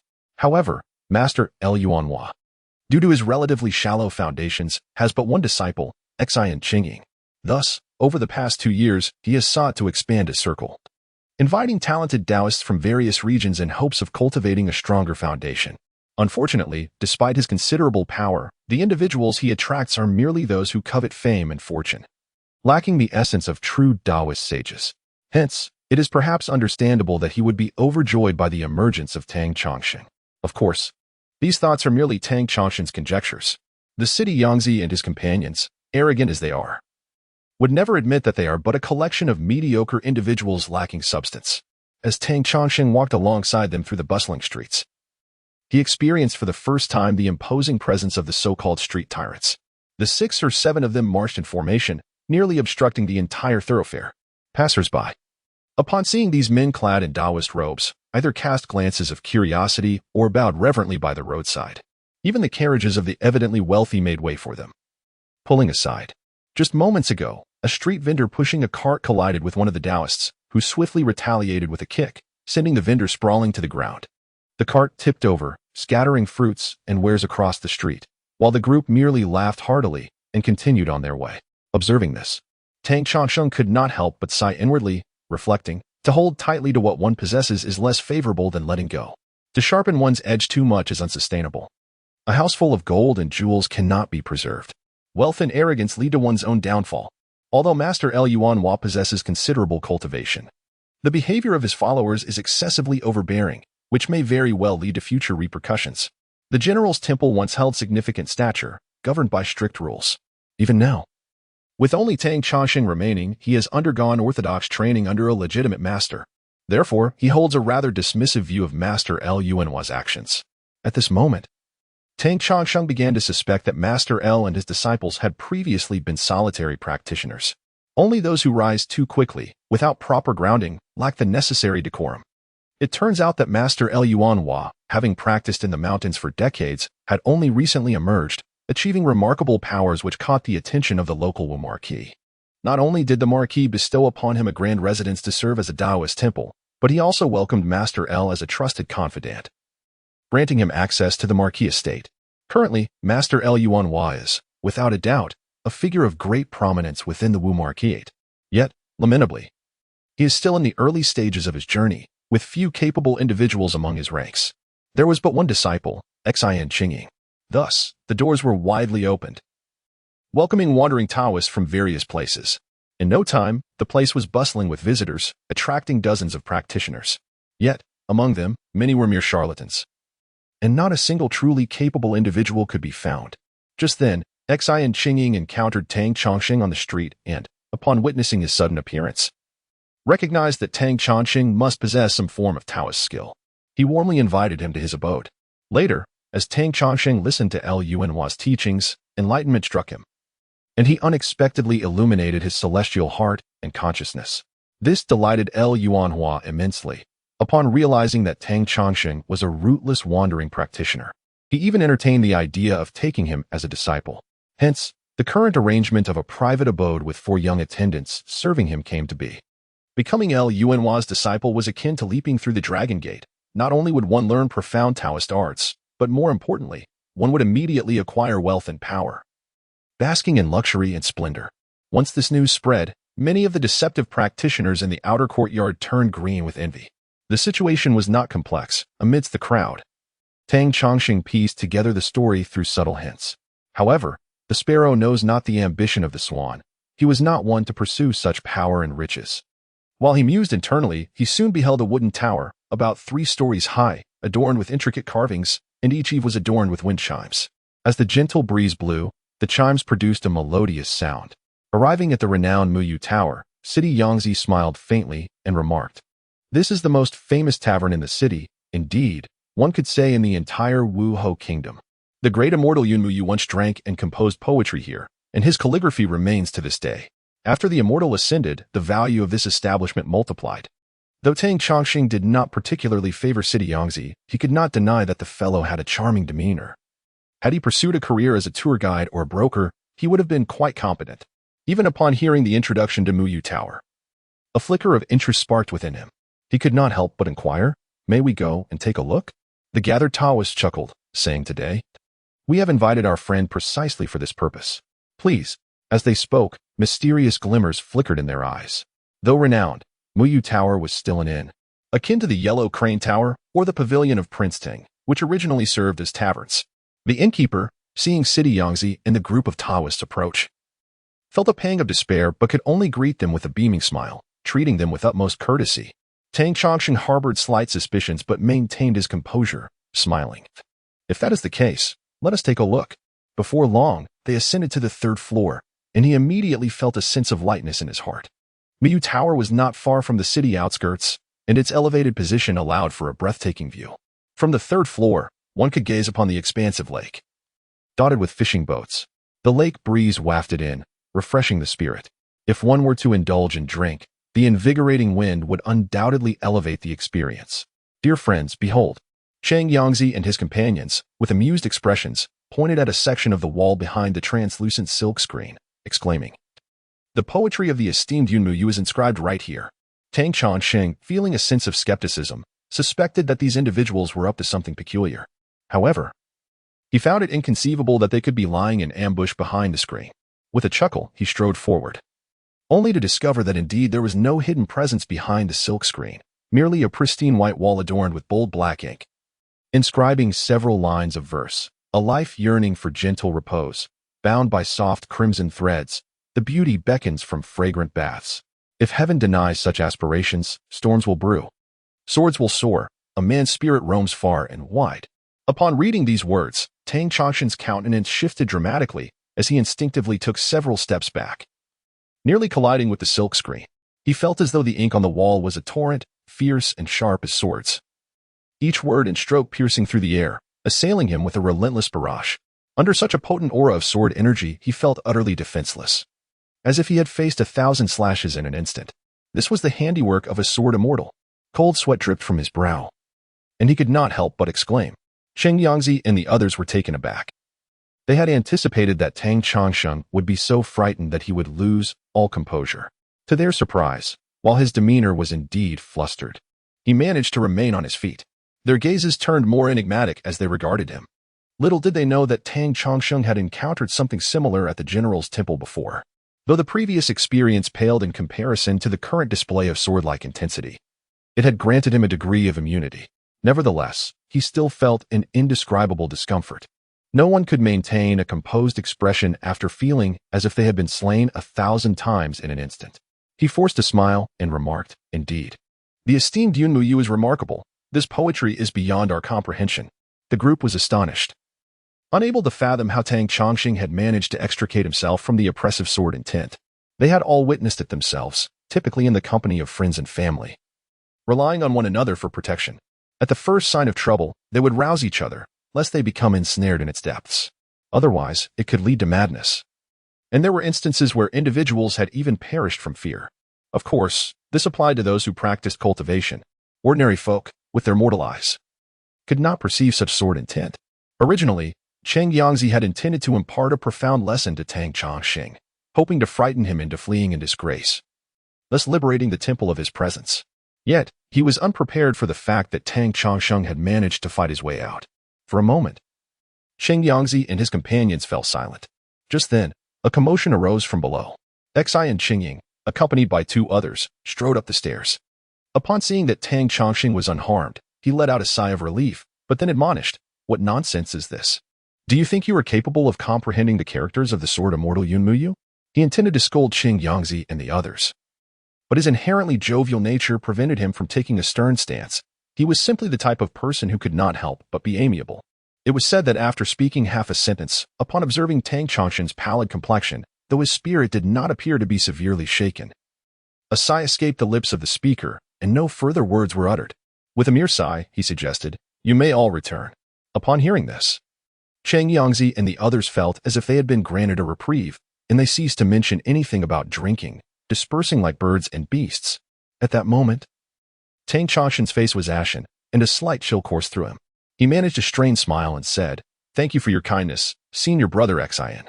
Xi and Qingying let out a sigh. "So you are aware of their ill intentions. Why then?"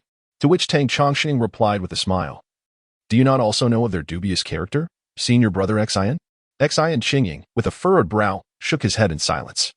He was acutely aware of the unsavory nature of those summoned from the outer academy, yet he lamented that he had no better alternatives. His lineage lacked a solid foundation, and with sudden wealth came an absence of capable hands, leaving them to resort to the clumsy method of recruitment.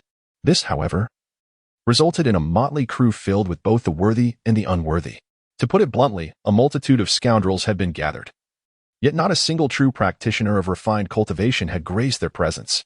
Were it otherwise, Tang Chongsheng would not have garnered such attention. Hearing Tang Chongsheng's words, Xi and Qingying felt a wave of despondency wash over him. "Let us return and discuss this further," he suggested. Tang Chongsheng had initially expected Xi and Qingying to provide him with a resolution, but to his surprise, the matter ended without further elaboration. He mused to himself, "No wonder the Yuanyang Temple could not attract genuine practitioners of refined cultivation. It was overrun by all manner of malevolent spirits. Indeed, the adage that bad currency drives out good is not without merit. If this continued, the Yuanyang Temple would surely." He shook his head, unable to suppress the emerging desire to leave. He had initially contemplated seeking guidance from the esteemed Master El Yuanhua at the Yuanyang Temple. Yet, for the moment, he remained uncertain as to how he might return. He could only settle in for the time being, refraining from engaging with external visitors and focusing solely on his cultivation. He felt that his repeated embarrassments stemmed from a lack of skill in his craft. That night, the Tianqin was illuminated once more, casting a circle of light known as the Lingtai. The essence of humanity lies in its luminous awareness, unable to reflect back and perceive the ultimate truth. Life is lived in a haze, and death comes in the same manner. From birth to death, everything is beyond one's control, drifting with the currents. However, practitioners of cultivation differ fundamentally. The foremost importance lies in igniting one's own Tianqin, transforming it into the Lingtai. This is the first step toward mastering one's destiny. This is the most crucial aspect of authentic cultivation. Perhaps various esoteric techniques may employ numerous means to cultivate power and attain supernatural abilities. However, without a sound Tianqin and a well-established Lingtai, one cannot truly be considered a practitioner. Since the last illumination of the Tianqin, the first instance paved the way for a second.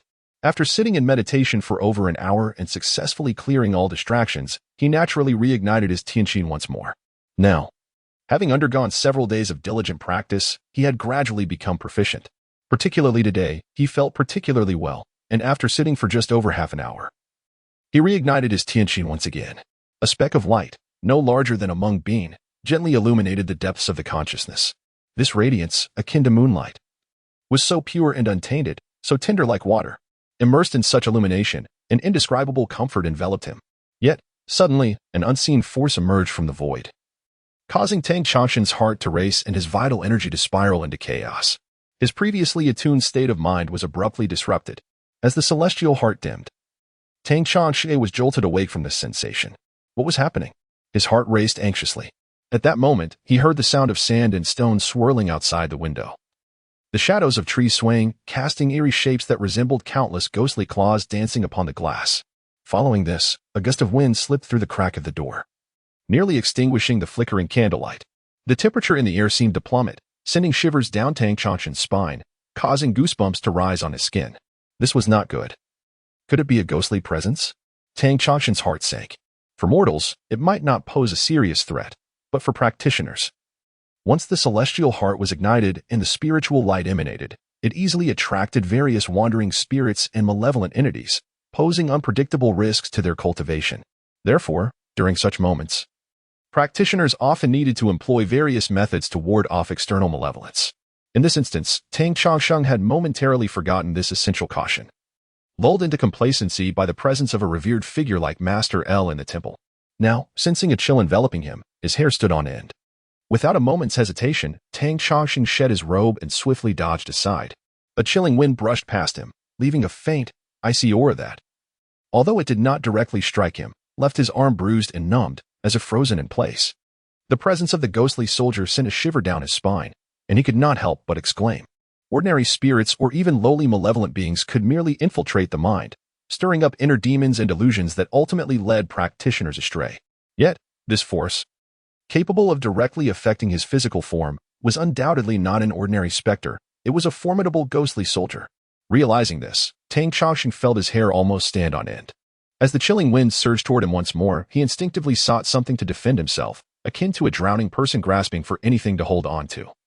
Even if it were merely a straw. With a soft sound, he grasped an object and held it before him. Just in time, it intercepted the ghostly wind, producing a hissing noise. Startled, he looked, only to see a ghostly soldier clad in black armor materializing, desperately thrashing about. However, it was to no avail. In the soldier's palm, a Bagua mirror shimmered with rippling waves, drawing the ghostly soldier into its vortex.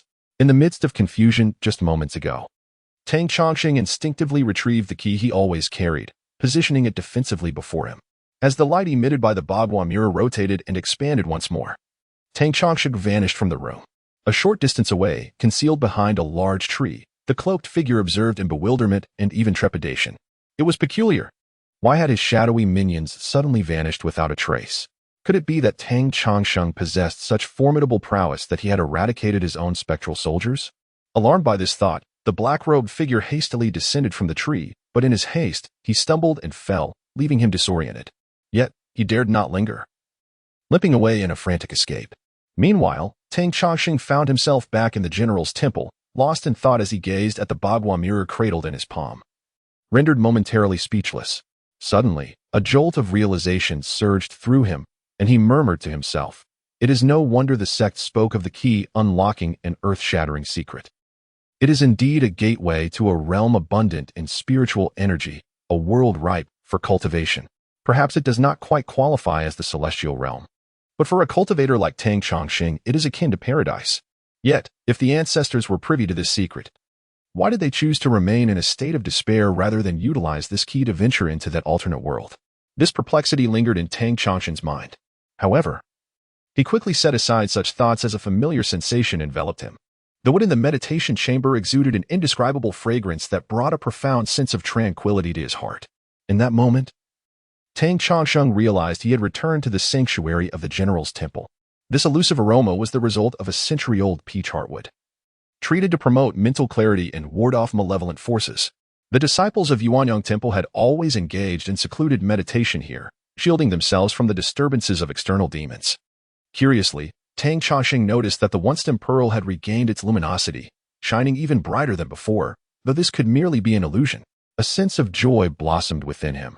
As long as the pearl radiated light, it could suppress the sinister entities lurking beneath the mountain of the dead. With a gentle sigh, he placed the Bagua mirror reverently on the incense altar within the meditation chamber. He then stepped outside, illuminating the space with electric light, which washed away the unfamiliarity brought from the other world. This sensation was indeed wondrous. However, Tang Changshan's attention was soon drawn to the passage of time. An astonishing 6 days had elapsed in that realm. A sense of unease gripped him. Had there been any casualties from the commotion that had ensued? If there were, how would the bodies be dealt with? Pondering these thoughts, he strode out, only to find the area surrounding the general's temple impeccably tidy, as if nothing had transpired at all. Only when Tang Changshan beheld the traces left by several helicopters did a faint smile grace his lips. At least you people possess a modicum of conscience. Any faction that has operated in a particular region for several centuries without interruption would surely be a tangled web if it had not achieved such entanglement. Otherwise, it would be a farce. The General Temple, possessing extraordinary power, no longer requires deliberate management, as it will naturally organize a vast influence that traverses both the realms of light and darkness in the locality. However, with the decline of the General Temple, these forces have not been contacted for quite some time. There is even a greater fear that these forces might become aware of the temple's weakness and retaliate. Yet, as Tang Chongqing ignited his celestial heart, his confidence gradually restored. He no longer regarded these forces with the same trepidation as before. The ruffians who had previously caused trouble in the temple spoke with foreign accents. Humph. I have long asserted that no local scoundrels would dare to provoke the General Temple. As he considered this, another thought crossed his mind. How would the three prominent families of Shajiang react? With only a month or two remaining until the ancestral rites, the three families must have witnessed the methods he displayed, so they should no longer doubt his qualification to preside over the ceremonies. Thus, they would not allow those outsiders to disturb him any longer. Tang Chongqing let out a cold laugh. Had it been a few days prior, he would have had little recourse against the threats posed by those individuals. However, times have changed. Or rather, as the saying goes, a soldier who has been away for 3 days should be regarded with new eyes. Now, having ignited his celestial heart, Tang Chongqing could cultivate and wield many spells. Although mastering these spells is not an overnight endeavor, let us not forget that this is the General Temple, the domain of Tang Chongqing. The sect has laid down numerous formidable restrictions and defenses over the centuries in this very place. Previously, without the illumination of the celestial heart, he could not utilize these powerful measures, but now the situation is quite different. He refrains from acting hastily and retrieves a bottle of medicinal wine. Removing his outer garments. Upon inspecting his arm, he notices a spot where he was slightly grazed by the Yin soldiers. It has turned a ghastly blackish green. An alarming sight indeed. This area has long since grown numb, devoid of any sensation. Tang Chongqing feels a pang of fear and muses that this is no mere ghostly entity but undoubtedly a Yin soldier. Were it a ghost, it would have to be an entity of malevolent caliber, far too formidable to appear in a place like the Yin-Yang Temple. This suggests that someone is plotting against him. But who could it be? He cannot deduce, yet he vaguely knows it cannot be Master L and his disciples. Once again, if they wished to deal with him, they would not need to employ any tricks. They could easily eliminate him. It is said that the Yin-Yang Temple has opened its doors wide, recruiting Taoists from all corners, some of whom may possess dubious capabilities, potentially including those who can command Yin soldiers. He is thoroughly dissatisfied with his own performance.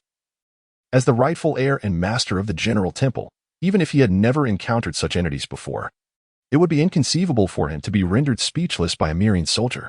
Had it not been for the sudden emergence of the Bagua mirror, it is likely that Tang Chongqing's life would have been at an end.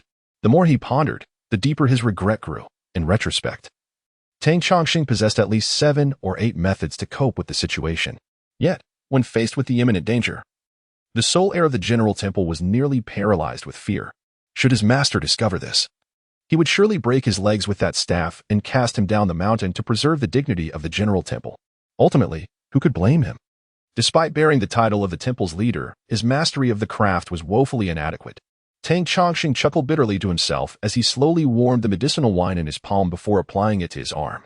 The arm, once devoid of sensation, gradually began to sting, a sign of revitalization, an indication that the injuries inflicted by the ghostly soldiers were beginning to mend. Next, Tang Chongqing needed to prepare thoroughly to confront that so-called developer who had come previously.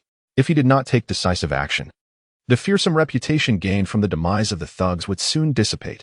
However, the foundation of all magical practices lies in igniting the heavenly heart and perceiving the embryonic light.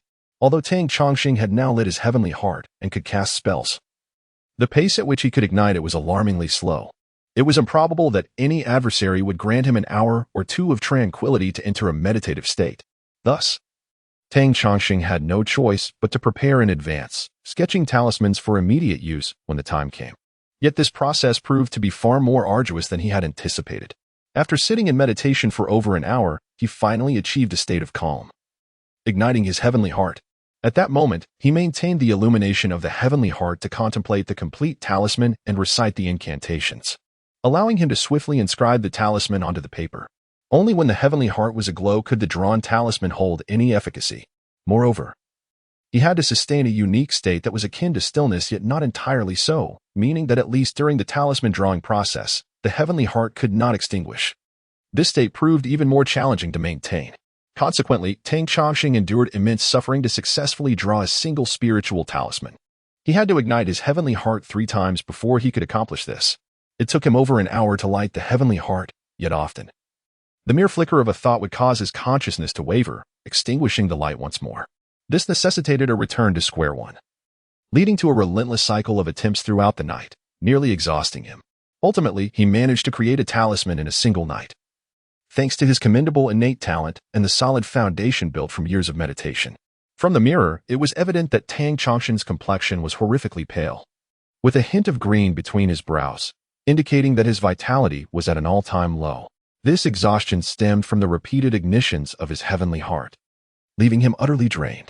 According to the temple's records, disciples of the General Temple typically required 3 to 7 days to draw their first spiritual talisman after igniting their heavenly heart. The arduous journey required relentless dedication, tirelessly training without rest or respite until one becomes intimately familiar with the process. This grueling endeavor can leave one utterly exhausted, both mentally and physically, as if one were drained of vitality. It recalls the tale of Tang Chongqing's venerable ancestor, who, during a similar trial, found his once ebony locks turned completely white overnight. Fortunately, the General Temple, with its centuries-old lineage, was well acquainted with such tribulations and possessed various remedies for these predicaments.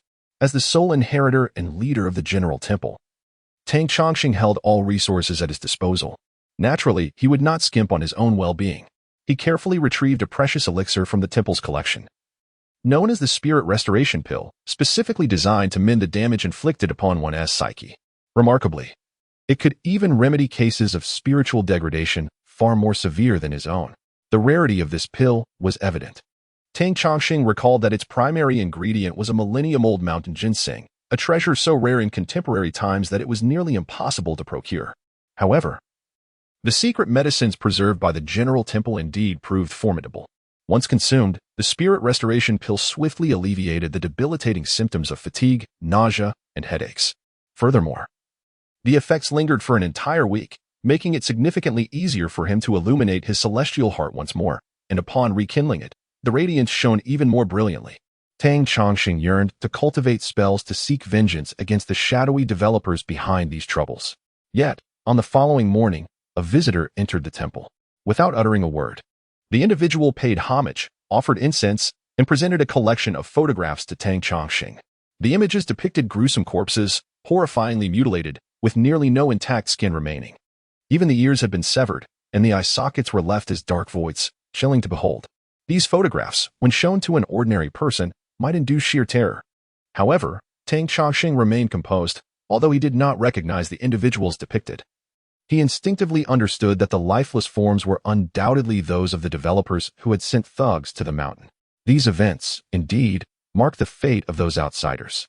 In truth, at this moment, had he not illuminated the heart of the heavens and possessed a certain confidence, should the individual before him detect any signs of trepidation or fear, then Tang Chongqing's fate would scarcely differ from that of the unfortunate souls depicted in the photograph. His subordinates, a band of ruffians from the underworld, resembled a horde of malevolent spirits. If one possesses the capability, they can subdue such entities and command their obedience. However, should one lack the requisite prowess, the malevolent spirits, upon sensing your weakness, would undoubtedly retaliate without hesitation, devouring your flesh and blood entirely. Have these individuals been investigated? Tang Chongqing's heart quaked at the gruesome scene captured in the photograph, yet he maintained an exterior of calm, as if he had everything under control, merely inquiring with a hint of nonchalance. The man responded respectfully, stating, "These ruffians are merely some ill-mannered outsiders, which is why they dared to trespass upon the General's temple." As he spoke, his body trembled slightly. At this juncture, a common saying aptly describes the predicament of both parties. Even a straw can frighten a wolf. Tang Chongqing harbored a deep apprehension of the ruthless brutality of these underground forces, while the individual before him had witnessed firsthand the terrifying fate of over a dozen ruffians, each either foaming at the mouth in madness or succumbing to sheer terror. The scene outside the General's temple, littered with corpses, was one that would haunt anyone who laid eyes upon it for a lifetime. Although these bloodied individuals were accustomed to violence and, while they may be wary, they were not fearful. However, the tragic and inexplicable deaths of those ruffians were sufficient to chill the hearts of even the most seasoned denizens of the underworld. Tang Chongqing detected the man's fear and let out a heavy nasal sound, remarking, "In this desolate wilderness, who would take an interest?" Could it be that some have harbored ulterior motives upon seeing the general's temple remain dormant for so many years? The man, thoroughly alarmed, who had barely managed to hold himself together, fell to his knees with a thud, exclaiming, "Master, please discern the truth. My Xingfa gang would never entertain such thoughts." Fearing that Tang Chongqing might suspect him of attempting to frame his adversaries, he hastily added, "These individuals claim to be developing a public cemetery, but in reality, they are grave robbers engaged in illicit dealings." One among them, possessing some discernment, suggested that they had identified a grand tomb within the Mountain of the Dead. They suspect that the general's temple, being rare in this region, is specifically guarding this grand tomb. Zhuo Xingfa, being one of the foremost leaders of the local underworld in the lower river region, spoke cautiously, his words laden with undertones of testing the waters. Yet, Tang Chongqing seemed oblivious to this nuance, merely stating, "The present generation increasingly disregards etiquette. These merchants of the outer circles are astonishingly oblivious to propriety." Listening to this, Zhuo Xingfa felt cold sweat beat upon his forehead, sensing that these words seemed to carry an implicit meaning. After a brief exchange, Tang Chongqing abruptly inquired, "Since you have arrived, where is Zhang Desheng?" Zhang Desheng and Zhuo Xingfa were the two paramount leaders of the local underground forces in the lower river region. If placed in the past, it could be said that it was the outer guardians of the general temple, running errands for the shrine and springing into action at the slightest disturbance. However, now that Zhuo Xingfa has arrived, Zhang Desheng has not shown up. What might this signify? At another time, Zhuo Xingfa would undoubtedly revel in this misfortune, perhaps even take the opportunity to strike a blow while the iron is hot. Yet at this moment, he hesitates, leading Tang Chongqing to suspect ulterior motives, which could prove troublesome. Thus, he candidly states that Desheng Industries has been thriving, and Zhang Desheng has long since ceased to visit Xiajiang. Tang Chongqing nods, acknowledging the explanation, and refrains from further discussion, simply instructing, "Let this matter rest. You may return now." Zhuo Xingfa dares not inquire further and departs with a submissive farewell. However, his thoughts drift back to the inquiries made of those frightened ruffians, and he involuntarily glances at the imposing statue of the general on the altar. The green-faced, fanged effigy stands amidst the swirling incense, exuding an air of mystery, almost as if it were about to step down from the altar. A shiver runs down Zhuo Xingfa's spine as a torrent of terrifying legends about the general temple floods his mind, leaving him momentarily dazed as he inadvertently stumbles over the threshold. Had it not been for Tang Chongqing's timely grasp, Zhuo Xingfa might have tumbled headlong to the ground. At this moment, Tang Chongqing, with a somewhat sardonic smile, advises, "Mind your step, do not fall." Zhuo Xingfa forces a smile that is more pitiable than tears, repeatedly expressing his gratitude. As he watches Zhuo Xingfa's retreating figure, Tang Chongqing releases a gentle sigh. Zhuo Xingfa is one of the two chief underworld figures in Xiajiang, and now that he has been so thoroughly shaken, it seems the problem may indeed be resolved. Dealing with such underworld characters is akin to courting danger. Yet, a smile soon graces Tang Chongqing's face. Those who sought to exploit the general temple have finally been dealt with. However, reflecting on Zhuo Xingfa's earlier words, his expression darkened slightly. These formidable outsiders truly possess some abilities, having uncovered the ancient tombs beneath the Mountain of the Dead. The thought sends a shiver of apprehension through him. Tomb raiders are notoriously ruthless, while some may romanticize the notion of grave robbing. Tang Chongqing understands that it is among the most despicable trades in the underworld, even ranked below beggars and prostitutes in the eyes of society. The practices of tomb raiders reveal much. It is customary for fathers and sons to work together, with the son venturing into the tomb while the father stands watch. A mere glimpse into their grim realities. This is far from a noble partnership. Behind such conventions lie countless bloody tales. Tomb raiders, driven by avarice, earn their living through illicit means, and since time immemorial, they have valued wealth above life itself, often more greedy than eunuchs. Consequently, betrayals and schemes among partners are all too common in the relentless pursuit of fortune. Even among close siblings, trust is a fragile thing. It is only the bond of father and son that appears more secure. Yet, there are sons with a heart of malice, willing to entomb their own fathers beneath the earth for the sake of wealth. However, it is rare for a parent to harm their own child. Hence, such a regulation has been established. One can easily imagine the ferocity and ruthlessness of tomb raiders. For them, should they perceive an obstacle in their path, the act of killing a few individuals is but a trivial matter. If it were not for my own intervention, utilizing the key hidden within the general shrine to resolve the situation, I might have remained oblivious, ultimately falling victim to the covert schemes of those grave robbers. For the sake of money, They are capable of committing the most heinous acts. It appears that everything in this world is but a fade, unreliable at best. Only strength holds true significance. This revelation, born from the events of the day, has left a profound impact on Tang Chongqing. Consequently, he resolved to return to that other realm to cultivate his abilities. Upon his next return, he must possess the skills to instill fear in the hearts of the villainous. With experience comes familiarity. This time, when Tang Chongqing traversed back, the process was considerably simplified. He had discerned the focal points of activating the Bagua mirror for his journeys. Twice, the mirror had consumed malevolent entities, once absorbing the spirit that had possessed him, and once drawing in a spectral assailant, transforming into a vortex that facilitated his passage. It is evident that the Bagua mirror requires energy. Must I then capture a ghostly being to serve as the catalyst for activating the mirror? It was only when Tang Chongqing returned to the tranquil chamber and positioned the Bagua mirror beneath the radiant pearl that a beam of light emerged, enveloping him. This time, however, the brilliance of the pearl dimmed significantly, teetering on the brink of extinguishment. Upon returning to his quarters within the Yin-Yang Temple, he found everything as he had left it, prompting a sigh of relief. Remarkably, his journey back to the general shrine had spanned merely one night and half a morning, greatly minimizing the chances of detection. Indeed, his conjecture proved accurate. Moreover, he discovered that the passage of time between the two worlds was not entirely synchronized. Upon his return from the shrine, it was already past 7 o'clock, while in this realm, the sun had only just risen, allowing him to still harness the solar energy. However, Tang Chongqing was perplexed. This time, the solar energy he absorbed lacked the fierce intensity he had experienced previously. It seemed that the potency of the sunlight had diminished considerably. Suddenly, a thought struck him, and he instructed the attending acolyte to fetch a calendar. As he perused the calendar of this world, he couldn't help but chuckle softly. It turned out that the last time he had absorbed solar energy was on the first day of the month. No wonder the energy had been so potent. Subsequently, Tang Chongqing noticed that the calendar was inscribed with the title Chronicle of the Eastern Hua Celestial Court.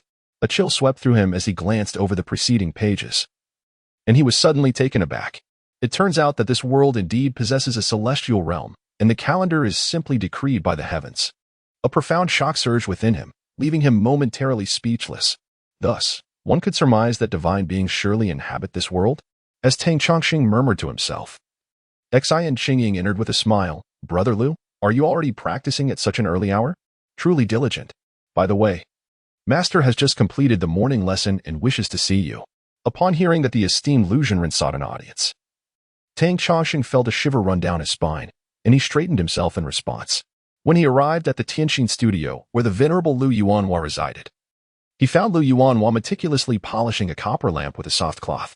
Just a glance captivated Tang Chongqing entirely. It was beneath the lamp's radiant glow that he had ultimately unlocked the Tianqin.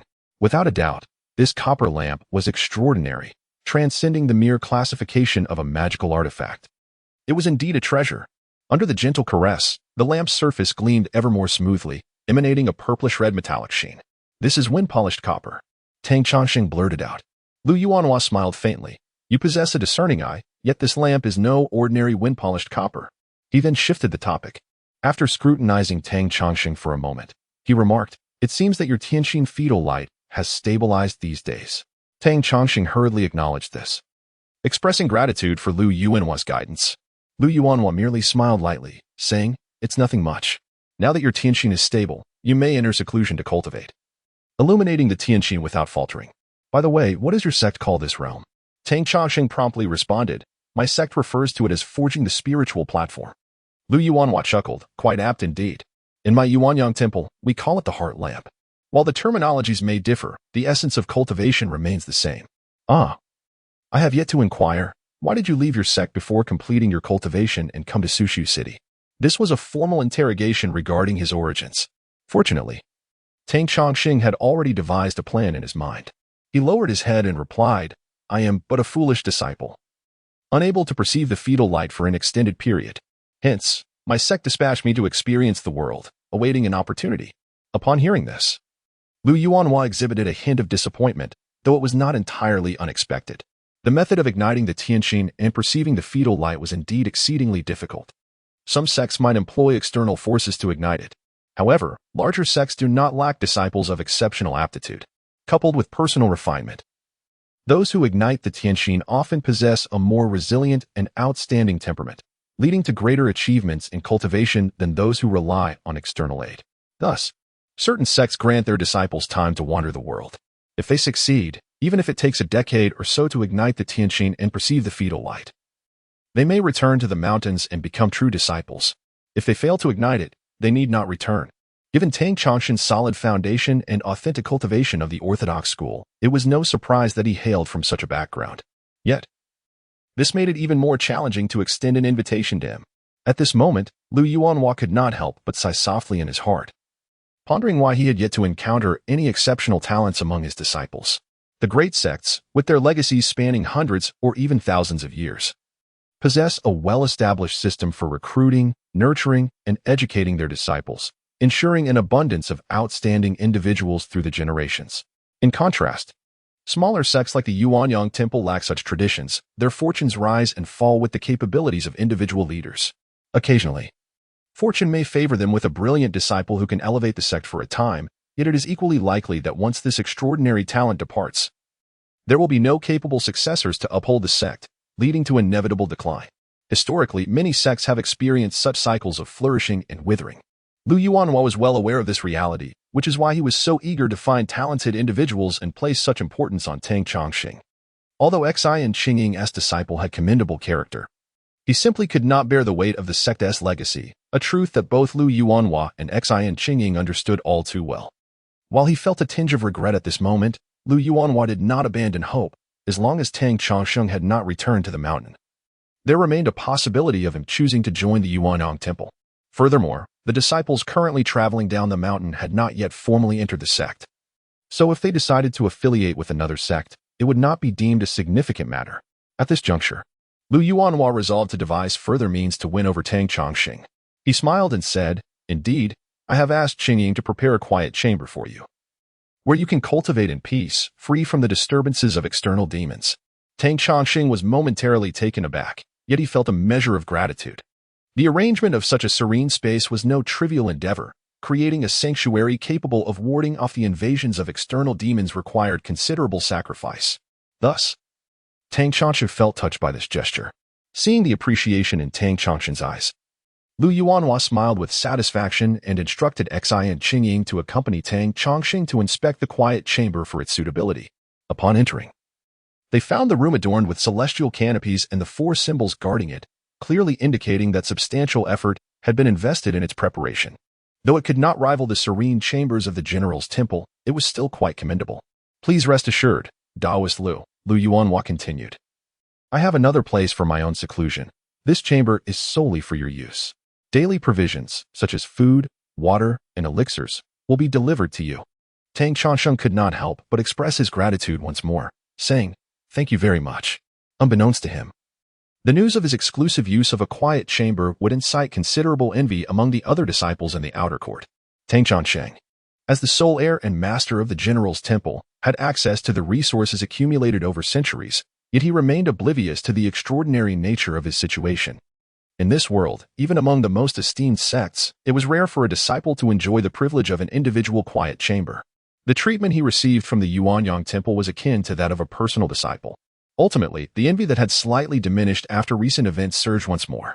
Meanwhile, Tang Chongsheng had already begun his retreat within the quiet chamber. The light of the heavens illuminated the space, although he was merely at the initial stages of cultivation. These were crucial moments. However, such illumination could not last indefinitely. In the mundane world, oil lamps required oil to burn. Even a lamp requires a power source. Thus, merely igniting the heart of the heavens at this moment is insufficient. It is akin to an oil lamp devoid of oil, burning the wick in vain, unable to sustain itself for long. Therefore, unless one is a genuine practitioner, or perhaps ignites the oil lamp by sheer chance, such a flame will not endure. However, a cultivator like Tang Chongsheng is different. Despite having practiced for over a decade without kindling the heart of the heavens, he possesses a substantial reservoir of oil within. At this moment, Tang Chongsheng sits in quiet contemplation, breathing slowly. As the heart of the heavens ignites, it illuminates the 5 organs, revealing a spectrum of colors. The vibrant red light associated with the heart and the deep black light of the kidneys shine brilliantly, and one can faintly discern the presence of orbs nestled within. These are the precious orbs of sunlight and moonlight that he has gathered over the years of his cultivation. A gentle thought flows through Tang Chongsheng's mind. serene and undisturbed. The heart of the heavens does not extinguish. He channels his energy according to his technique, causing the white light in his heart and the black light in his kidneys to intertwine, merging in the dantian, emanating a bright yet gentle glow. This luminous energy flows like mercury, ascending from the governing meridian, eventually reaching the sea of consciousness between his eyebrows. With this infusion of light, akin to an oil lamp receiving oil, the heart of the heavens becomes increasingly stable and radiant. A faint smile graces Tang Changshen's face. This marks the culmination of his years of diligent practice since he first ascended the mountain at the age of 7, engaging tirelessly in the solar cleansing and lunar shaping, gathering the essence of the sun and moon, condensing it into a single orb within his dantian. Previously, when the heart of the heavens lay dormant, he could only sense a gentle warmth in his abdomen. It was only when the heart ignited, casting light upon the dantian, that he realized his arduous efforts over the past decade had not been in vain. Instead, they had borne fruit in the form of this precious orb. The accumulated essence of the sun and moon is now abundantly available as fuel for the heart of the heavens. Tang Chongqing maintains this state, so absorbed that he loses track of time. However, this seemingly simple step is fraught with peril. The moment the heart of the heavens ignites is also when one is most vulnerable to the malevolent spirits that wander the world. It is during this time that the heart of the practitioner is at its most exposed. Thus, sincere cultivators are aware that this juncture necessitates protective measures, whether through the presence of a guardian or the arrangement of spiritual artifacts to ward off evil. The tranquil chamber of the general temple was constructed with immense effort and considerable resources, utilizing century-old peachwood. This wood, also known as dragon-subduing wood or ghost-repelling wood, is a vital material for spiritual implements, renowned for its protective qualities.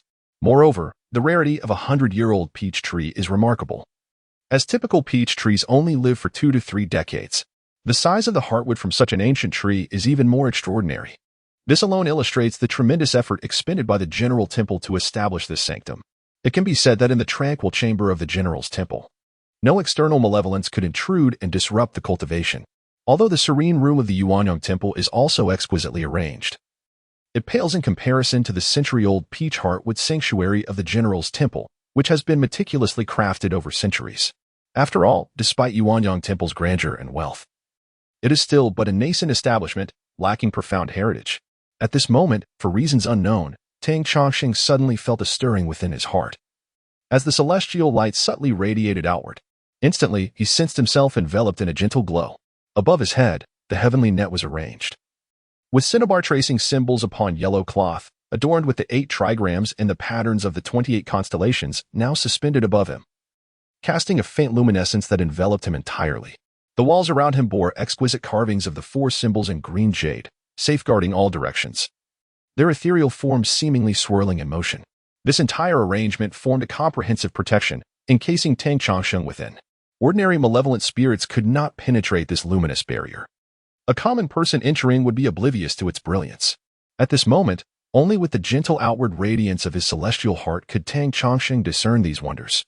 Unlike the inward reflection that nourishes the celestial glow, the outward radiance constantly consumed its essence. Having ignited his celestial heart for merely a few days, it remained quite feeble. After a brief observation, he found himself unable to withstand the depletion and intended to retract the glow when he suddenly sensed an anomaly.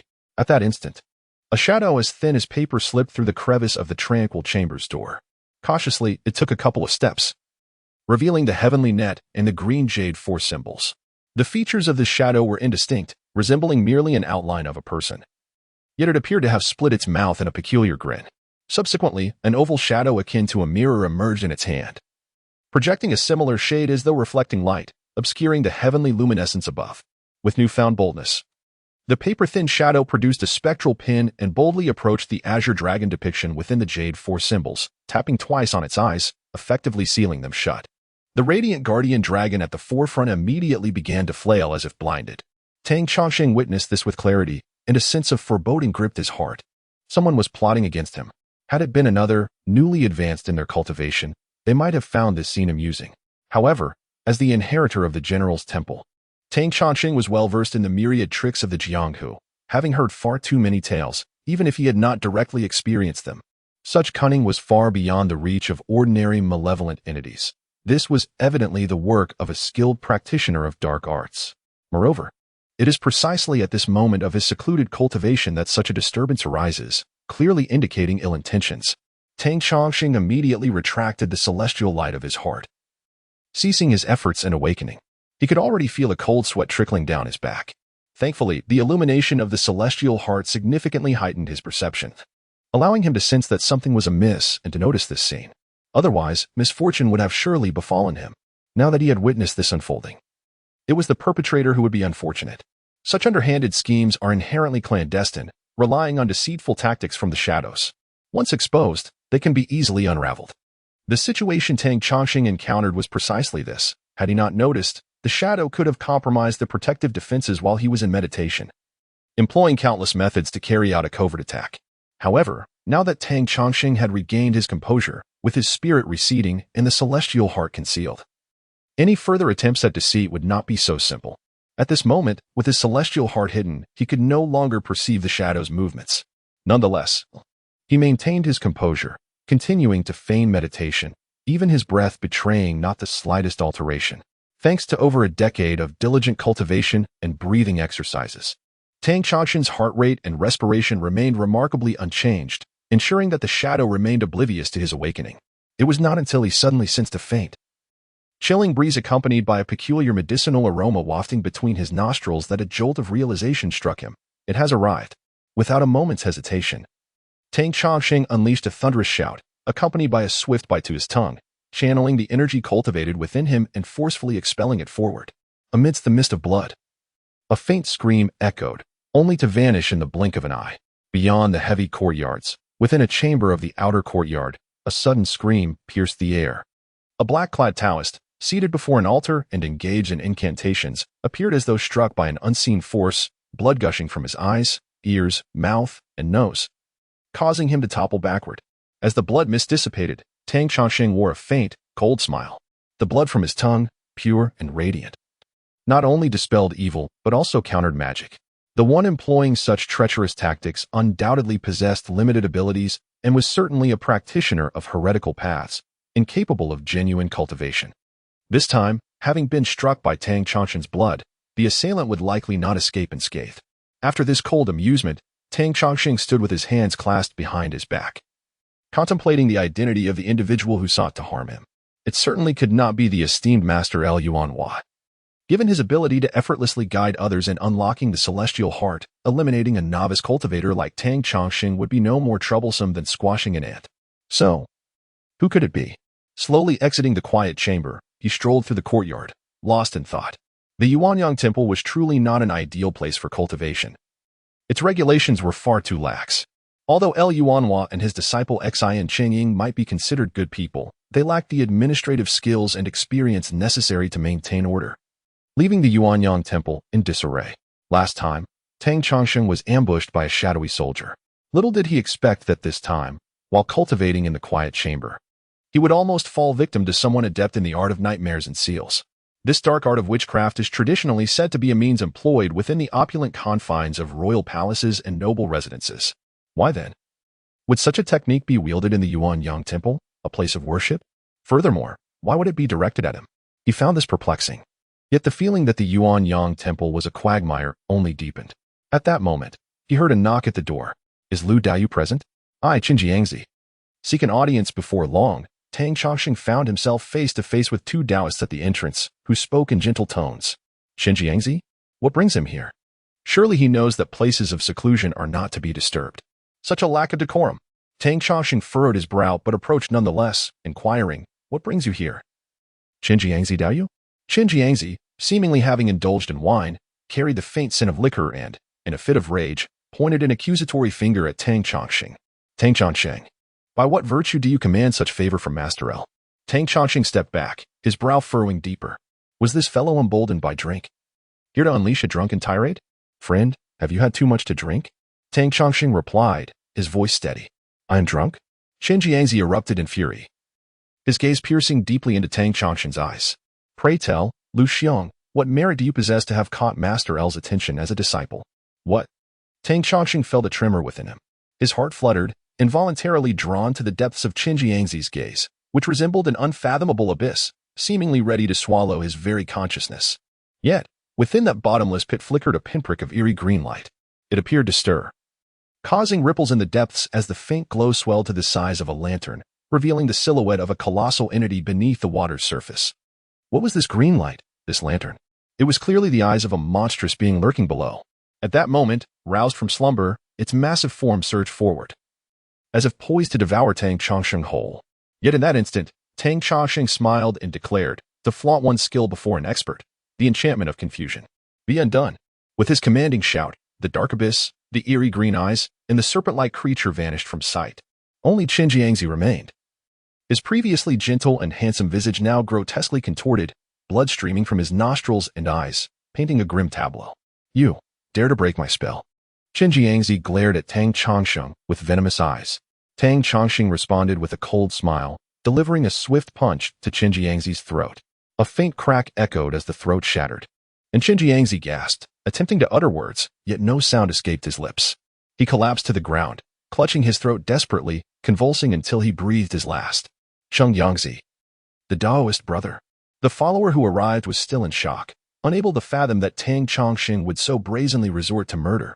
He rushed over to inspect Qin Yangzi's injuries, who was clutching his neck in agony, rolling his eyes, and emitting ghastly sounds, only to succumb to death shortly thereafter. Ah! Sheng Yangzi is dead. Someone, help! A murder has occurred. The Taoist cried out in panic. His cry swiftly alerted the acolytes in the courtyard, and soon the news spread throughout the entire temple. Tang Chongsheng smiled coldly, his sleeves sweeping across his chest as he observed one after another arriving in a state of dread to examine the corpse. Sheng Yangzi was indeed courting death, daring to engage in such despicable mind tricks with the disciple of the General Temple. It is worth noting that, despite the decline of the General Temple, it was once a formidable sect, renowned for suppressing the myriad demons and spirits across hundreds of miles. The spirit summoning technique Sheng Yangzi employed, though slightly more refined than typical hypnosis, was merely a relic of the past for the General Temple. Before long, even real person L. Yuanhua and Xian Chungying were roused, hastily arriving and inquiring, what on earth happened? The Taoist who had accompanied Sheng Yangzi bitterly declared, this villain has committed murder. He has slain Taoist Sheng Yangzi. Hearing this, L. Yuanhua frowned slightly and approached to inspect the body. He immediately noticed Sheng Yangzi's shattered throat, causing his brow to furrow in dismay. Such methods are indeed exceedingly ruthless. By now, dozens had gathered around, murmuring among themselves. What a cruel heart, to crush a throat. Typically, members of gangs would not resort to such brutality. Only spies in the military would employ such tactics. As the crowd speculated, their gazes towards Tang Chongsheng grew increasingly unfriendly. Having never held Tang Chongsheng in high regard, they were now even more incensed at the murder of Sheng Yangzi in the courtyard. The Taoists from the front hall were filled with animosity towards Tang Chongsheng. It was only then that Tang Chongsheng spoke slowly. Esteemed real person, allow me to explain. Just moments ago, Sheng Yangzi and this Taoist came to pay me a visit, but before we could exchange more than a few words, he resorted to the spirit summoning technique against me, which I detected. With his eloquent speech, Tang Chongsheng succinctly clarified the situation. Upon examination, L. Yuanhua discovered that indeed, Sheng Yangzi's mouth and nose were bleeding, his eyes darkened and tinged with a bluish hue. It was evident that he had suffered backlash from his own mind control spells. Sheng Yangzi merely intended to play a jest with you, employing the spirit summoning technique without any intention to kill. Why then, did you resort to such lethal force? The Taoist lamented in indignation. Exactly, it was merely a jest. Being a member of Yin-Yang Temple, Sheng Yangzi would certainly not have dealt harshly with you. Why resort to murder? Indeed, how could one so young possess such a vicious heart? If we were to jest with you, would that mean we, too, would be slain? Tang Chongsheng smiled faintly, recognizing that Sheng Yangzi's sudden ambush and the use of spirit summoning were clearly ill-intentioned. As for whether to resort to lethal measures, Tang Chongsheng remained uncertain. Was it truly necessary to wait until he fell under Sheng Yangzi's spell to determine if this individual was capable of murder? He scoffed disdainfully, yet refrained from voicing a rebuttal, calmly stating, under ordinary circumstances, I would not resort to such extreme measures. However, just moments ago, while I was immersed in my practice, someone attempted to plot against me. How unfortunate it is that Brother Sheng Yangzi arrived just after this incident, seemingly in jest. One cannot help but wonder if he is allied with the perpetrator of this dark deed. L. Yuanhua furrowed his brow and inquired. You mentioned that someone attempted to ambush you during your cultivation. Do you possess any evidence? Tang Chongsheng replied, naturally, there is evidence. A true practitioner can discern it at a glance. Very well, I shall investigate, Yuanhua declared, casting a penetrating gaze at those present before sweeping into the secluded chamber where Tang Chongsheng had recently meditated. The others hastily followed, eager to uncover the truth. Xin Xingying tugged at Tang Chongsheng's sleeve, whispering, "Friend, are you speaking the truth?" Tang Chongsheng replied with composure, "Indeed, I am.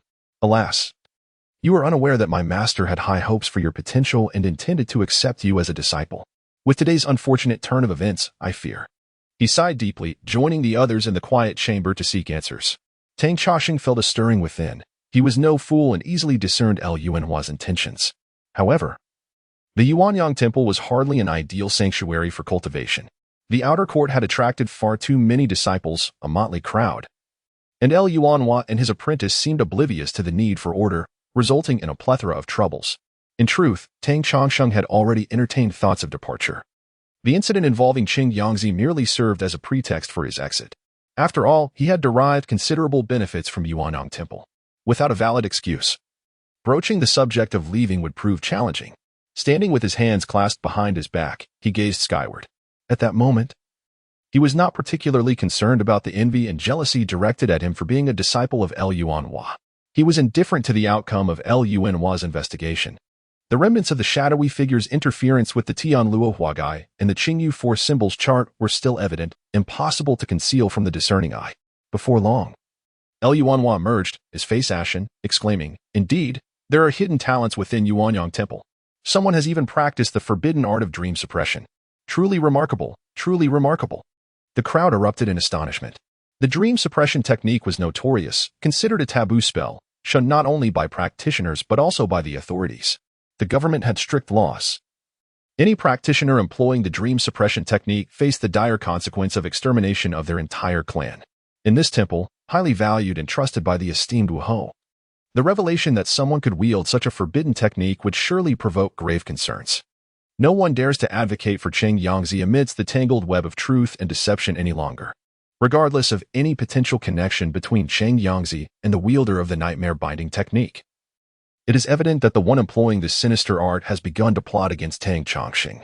Qing Yangzi finds himself in dire straits. Should he retaliate, he will inevitably be viewed as complicit. The heinous crimes of the E3 clans are a matter no one wishes to associate with. Just moments ago, the Taoist who accompanied Qing Yangzi, brimming with fervor and intent on seeking justice, now stands trembling and pale, as if gripped by a profound terror. The laws of Tao do not favor the nobility. Common practices cannot harm those enveloped in fortune, be they kings, dukes, or high-ranking officials. Yet, the nightmare binding technique is a different matter altogether, capable of extinguishing even the lives of these esteemed individuals. Despite the grandeur of noble households, with their legions of guards, one can still fall prey to this arcane art, meeting an inexplicable and silent demise. Thus, it is no wonder that every noble harbors a deep-seated loathing for such sorcery. Any noble linked to the nightmare binding technique would show no mercy, willing to enact retribution even to the extent of annihilating 9 clans. After all, it is imperative to prevent the propagation of this technique, lest it one day threaten their own lives. In short, the companions of Qing Yangzi find themselves in unfortunate circumstances. With Qing Yangzi under suspicion, they too cannot escape unscathed. Should they be apprehended by the authorities, not only would their fates be sealed, but their families could also face dire consequences. At this moment, the Taoist trembles uncontrollably, his complexion ashen, nearly unable to maintain his footing. Those around him recoil in fear, as if avoiding a contagion. If Tang Chongsheng were wise, he might intercede on behalf of this individual, demonstrating his magnanimity and redeeming the impression he marred with his earlier ruthless actions. Such a gesture would undoubtedly alter the perceptions of those from the outer court towards him. Despite their current aversion to this Taoist, a flicker of sympathy for the fallen could linger in their hearts. It was not only 1 or 2 who conspired to malign Tang Chongsheng. By taking this course of action, he would certainly deepen the favor of Master L while shifting the opinions of the outer court Taoists towards him, potentially even earning a favor in return. Consequently, those who had once spoken ill of Tang Chongsheng would no longer fear his reprisal. Yet, Tang Chongsheng is fully aware of all this, and yet he harbors no inclination to act. Firstly, the pride of the General Temple's leader does not require him to curry favor with these peripheral figures. Secondly, Tang Changsheng has no intention of remaining here for eternity, nor does he aspire to become a disciple of Master El Yuanhua. Although he remains puzzled by how the last key inexplicably returned him, he knows that if it happened once, it can certainly happen again. As for the cultivation methods, the General Temple possesses an abundance of resources. Tang Changsheng found himself ensnared at the challenge of illuminating the heavenly heart, primarily due to the cataclysmic transformations of that realm, rendering cultivation arduous. Now, he was increasingly curious whether he could effortlessly traverse between the two worlds using the key, the Bagua mirror. His original realm had merely suffered the dispersion of vital energy following a great calamity. As long as he could journey to any place in this world abundant with vital energy, he could cultivate diligently. He was the master of the General Temple, possessing a substantial legacy, unlike those who had nothing and could easily abandon everything without a second thought. At this moment, Tang Changsheng's thoughts crystallized as he calmly clasped his hands toward Lu Yuanhua, expressing gratitude for the guidance and hospitality received during these past days. He stated, "I have pressing matters to attend to, so I must take my leave." Xian Chengying, sensing urgency, wished to convince Tang Changsheng to stay. However, seeing that Lu Yuanhua remained silent, he ultimately refrained from speaking, allowing Tang Changsheng to depart with a composed demeanor.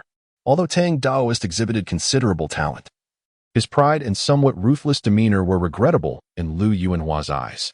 Despite his desire to retain Tang Changsheng, he recognized the strained relations Tang Changsheng had with the other disciples from the outer academy. It was impractical to dismiss all the outer disciples merely for one individual's sake. Thus, the words of persuasion lingered in his throat but never found their way out. Once Tang Changsheng exited the Yuanyang Temple, he felt an immediate sense of relief wash over him. Regardless of the reasons, he had attracted numerous malevolent entities within the temple's confines. However, having departed, he presumed that no one would pursue him any further. Nevertheless, he remained cautious, leisurely strolling through the streets while discreetly observing for any potential tale. To his surprise, the citizens of the city regarded him with great reverence upon seeing his Taoist attire. Some stepped aside to bow respectfully, while others greeted him with forced smiles. This demonstrated that Taoists held a significant status in Sushu City. Yet, it appeared that their reputation was less than stellar, as many lower-class citizens seemed to harbor more fear than respect. Tang Changsheng couldn't help but smirk coldly. The outer disciples he had recruited at Yuanyang Temple were a mixed bag. It was likely that some, leveraging the temple's influence, had committed heinous acts within the city. Lu Yuanhua, as the national teacher of the Wu Marquis, was already walking a fine line, as it was taboo for Taoists to interfere in politics. Coupled with the presence of such a diverse array of disciples, some of whom were arrogant and overbearing, it was no wonder the populace felt disdain. This only reinforced Tang Changsheng's belief that leaving the Yuanyang Temple was a prudent decision. Otherwise, he would inevitably become entangled in calamity. With these thoughts swirling in his mind, he continued onward, having already exited the city gates. Although guards were stationed at the entrance to collect city taxes, the soldiers, upon recognizing his Taoist garb, treated him with deference, allowing him to pass without hindrance. Upon crossing the city walls, he felt as though he had entered an entirely different realm. Beyond the gates, the landscape transformed into lush fields and natural vistas. Dense forests and meandering rivers painted a picturesque scene, while Tang Changsheng remained vigilant against any potential followers. He was in no rush to reveal the Bagua mirror. After waiting for so many days at Yuanyang Guan, can he not endure this brief moment? He assumed a demeanor of one embarking on a journey, walking along the path. However, after traversing over 10 miles, he departed from the main road and veered onto a smaller path. Throughout this time, he remained vigilant, wary of any potential followers. Although Tang Changsheng felt a measure of relief, he chose to exercise caution and maintain the facade. As he remained attentive, he indeed noticed someone tailing him. In the bustling city, he had overlooked this, but in the desolate wilderness, it became glaringly apparent. A sudden jolt of realization struck Tang Changsheng. He had erred. He should have remained within the city, where the crowds provided a veil of safety, for common folk would hesitate to act against him. In this remote area, however, such inhibitions were likely absent. Anxiety crept into his heart. Who was trailing him? If it were the emissary of Master El, the situation would be manageable. For against the techniques of that master, any resistance would be futile. Yet, if it were someone else, who could it possibly be? The sky was gradually darkening, and Tang Changsheng felt a growing urgency. Witnessing the increasingly barren landscape ahead, he realized it was an optimal place for an ambush. At this moment, he ironically felt a sense of relief. If Master El decided to act, he would have no chance to resist. However, did others dare to confront him? That would be a gross underestimation of the heir of the general's temple. In the midst of such vigilance, he instinctively ducked as a chill surged from behind him.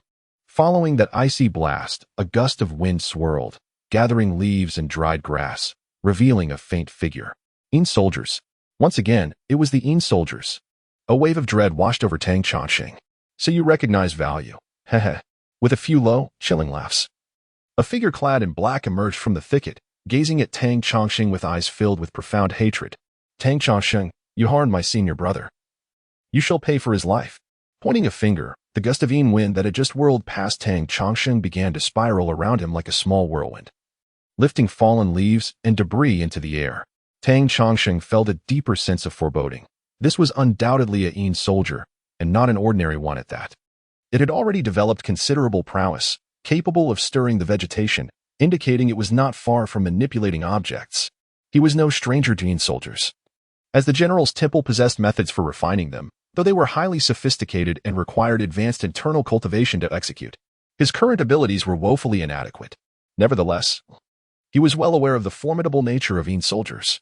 As he watched the Yin soldier advance, Tang Chongqing suddenly shouted, "Wait, I remember you now. Are you not Wang Zhenming? I bear you no grudge. Why do you wish to harm me?" The man was indeed Wang Zhenming, who had initially conspired with Cheng Yangzi and others to lure Tang Chongqing onto the Muyu Tower. Wang Zhenming gazed at Tang Chongqing with a countenance rife with bitterness, exclaiming, "You have harmed my senior brother, and yet you dare to claim that nothing is amiss?" Tang Chongqing feigned an expression of sudden realization. "Ah, so that Cheng Yangzi is your senior brother?" Uttering nonsense, "My senior brother is." Before he could complete his sentence, Tang Chongqing's leg moved, and a stone, the size of a fist, was propelled towards him with astonishing speed, producing a whistling sound as it hurtled toward his chest. With a resounding crack, the black-robed man was sent flying, crashing to the ground and spitting blood. How could you possess such profound internal cultivation? Why what? Before he could finish his inquiry, Tang Chongqing delivered a swift kick that severed his neck, utterly interrupting his final words. "Fool. Do you think I would be foolish enough to fall for your tricks again?" Tang Chongqing scoffed disdainfully, feeling a chill run down his back, as sweat soaked his shirt. With the death of this man, the spectral soldiers lay aimless, devoid of control, merely spinning in place. After a moment's contemplation, Tang Chongqing rummaged through the man's possessions and soon uncovered several items. "Aha, the Yin soldier command," he exclaimed joyfully, admiring an unassuming wooden plaque intricately carved from willow. This plaque, though seemingly trivial, bore several symbols and a rudimentary engraving of a small figure, with red ink marking its 9 orifices. This object was none other than the command to control the spectral soldiers. Tang Chongqing pondered the significance of the Yin soldier. It was indeed a treasure, a quintessential assistant for practitioners in their cultivation endeavors, ideal for protection and summoning spells. Virtually every sect, to some extent, harbored spectral soldiers. Moreover, those that had reached a certain threshold were exceedingly rare. With the command of these spectral soldiers, should those ruffians dare to trouble him at the general temple, they would surely find themselves unable to escape. Elated, Tang Chongqing felt as though Wang Zhenming had bestowed upon him a magnificent gift. At this moment, possessing the Yin soldier command meant he could control these spectral soldiers. Although he was uncertain of the precise method of utilizing the command, it was simple to absorb the soldiers into the token. Tang Chongqing formed a seal and pointed at the figure atop the token. Instantly, a swirling gust of Yin wind transformed into a gray mist, flying into the token. This filled him with exhilaration. In his world, not only had he not encountered any formidable spirits in the past 2 decades, but the notion of refining spectral soldiers had seemed a mere fantasy. Had it not been for this, how could he have been compelled by a band of desperate rogues to unlock the last treasures of his sect? Of course, there were indeed matters suppressed beneath the Dead Man's Mountain. Otherwise, he could not have dealt with those ruffians effectively last time. Yet, the adversaries he faced previously were merely a horde of wandering souls, lacking any substantial threat. Had those rogues been ruthless individuals, resolute in their intentions, they would not have been so easily subdued by a mere collection of wandering spirits. Subsequently, Tang Chongqing sifted through the remaining belongings of the black-robed man and discovered another token. It was indeed crafted from metal, exquisite in design, adorned with intricate patterns and the characters Jian Guang. As for its purpose, Tang Chongqing could not discern, so he set it aside. The other individual bore remnants of talismans, along with some cinnabar and mercury used for spellcasting. Additionally, There lay a tattered Taoist text inscribed with the words Yin-Yang, the Yin-Yang technique. So this individual was a disciple of the one who employed the Yin-Yang technique against me. How intriguing. What were they doing hiding in the Yin-Yang temple? With no enmity between us, why would they scheme against me? Could it be akin to that Chengyangzi? Such thoughts flitted through Tang Changshan's mind before he cast them aside. It mattered not. He would have no further dealings with the Yin-Yang temple. If that box could indeed take him back, he would gladly return to the general's temple. At that moment, darkness enveloped the land. Tang Changshan discarded the corpse into the tall mugwort nearby. In the distance, the faint sound of wolves howling could be heard. In this desolate wilderness, it wouldn't take long for the wild wolves to assist in disposing of the body. After traversing a distance, Tang Changshan wound his way up the mountain path and entered a grove, cautiously retrieving the Bagua mirror. The moonlight illuminated its surface, yet it reacted not at all. Tang Changshan ignited his tianqin, radiating divine light from his eyes to shine upon the Bagua mirror. However, it merely shimmered faintly, showing no signs of activation. This did not surprise Tang Changshan. He possessed a ghostly soldier, formidable in nature, which he intended to refine as a guardian. To use it directly as fuel felt rather wasteful. As these thoughts occupied his mind, a cluster of eerie green phosphorescence rose in the distance. His heart surged with joy, and he hurried toward it. Among the wild grass, beneath the phosphorescence, a swirling mass of gray-white mist danced. This world was indeed the realm of immortals, rich in spiritual energy, yet teeming with spectral beings. With a flick of his hand, he directed the Bagua mirror toward it. The gray-white mist was instantly ensnared by a beam of light, displaying no strength to resist as it was drawn into the vortex. The familiar whirlpool materialized before Tang Changshan without a moment's hesitation. He stepped through without a second thought. The entrance vanished, the surroundings deserted. Only the sound of the pine wind remained. No one would ever notice that in that fleeting moment, a living person had vanished without a trace. Little did Tang Changshan know, just as he disappeared, something was stirred. A multitude of misty forms emerged beneath the moonlight, transforming into indistinct white shadows that gathered toward the very spot from which he had just vanished. At this moment, Tang Changshan had returned to the general's temple. Inhaling the fragrance of the century-old peach heartwood within the quiet chamber, he gradually found himself enveloped in tranquility. Within the tranquil chamber of Yin-Yang Temple, the celestial canopy and the azure jade diagram of the four symbols can be deciphered by those skilled in sorcery, posing a potential threat to the practitioners within. However, within this century-old peach heartwood sanctuary of the general's temple, any attempts to inflict harm are far from simple. May the ancestors bless. Moreover, it is worth noting that he possesses a spectral soldier at this moment. This spectral soldier, forged through the blood and sacrifice of the black-robed Taoist, bears the crimson stains of blood upon its command. This signifies that the black-robed Taoist has nourished this ghostly entity with his own life essence. Upon considering this, Tang Changshan could not help but let out a cold chuckle. This represents the most rudimentary method of ghost cultivation, while the spectral soldiers produced may exhibit a certain ferocity. They offer no real benefit to the practitioner and can even severely deplete one's vitality. Such practices are typically reserved for amateur sorcerers lacking authentic teachings or those from malevolent sects. The general's temple, in contrast, possesses far superior methods for the cultivation and sustenance of spectral soldiers, far surpassing this blood sacrifice technique. The spectral soldiers summoned through proper rituals not only obey their masters but also grow in strength, evolving into true guardians and aids in one's cultivation journey. With sufficient dedication over several generations, they may even ascend to the status of divine spirits, akin to the protective deities of the general's temple. However, that is a distant prospect. Although the aspiration to return to Yin-Yang Temple for cultivation has not been fulfilled this time, it cannot be said that this journey has yielded no rewards. Reflecting on this, Tang Changshan suddenly winced in pain. Despite his swift evasion, he had still been struck by a spectral soldier on his back. He removed his garments and sought a mirror, only to discover a ghastly purple bruise marring his back, resembling a deep cut without breaking the skin, or perhaps an injury from a blunt object. Only Tang Changshan understood that this purplish hue indicated that the yang energy surrounding the wound had been compromised by the malevolent essence of the spectral soldier. Upon seeing this, he instead revealed a look of delight. Lesser spirits tend to avoid those who are ruthless and deadly. Thus, the very fact that he had sustained an injury suggested that this spectral soldier was at least of the vengeful spirit caliber, and perilously close to the level of a malevolent ghost. If that were not the case, it would not have been capable of inflicting harm merely by passing so closely. Indeed, vengeful spirits can only injure through illusions, and only those with weakened physical and spiritual defenses fall prey to such attacks. To directly harm a person requires at least the potency of a malevolent ghost. Wait, this spectral soldier has evidently not yet attained the level of a malevolent ghost. I see now, it is utilizing a ghostly artifact. With this realization, Tang Changshen's face lit up with joy. The so-called ghostly artifact can be considered a type of magical implement, albeit one primarily wielded by spectral soldiers, and is quite rare. The fact that this spectral soldier, not yet at the level of a malevolent ghost, can inflict direct harm suggests the presence of a ghostly artifact.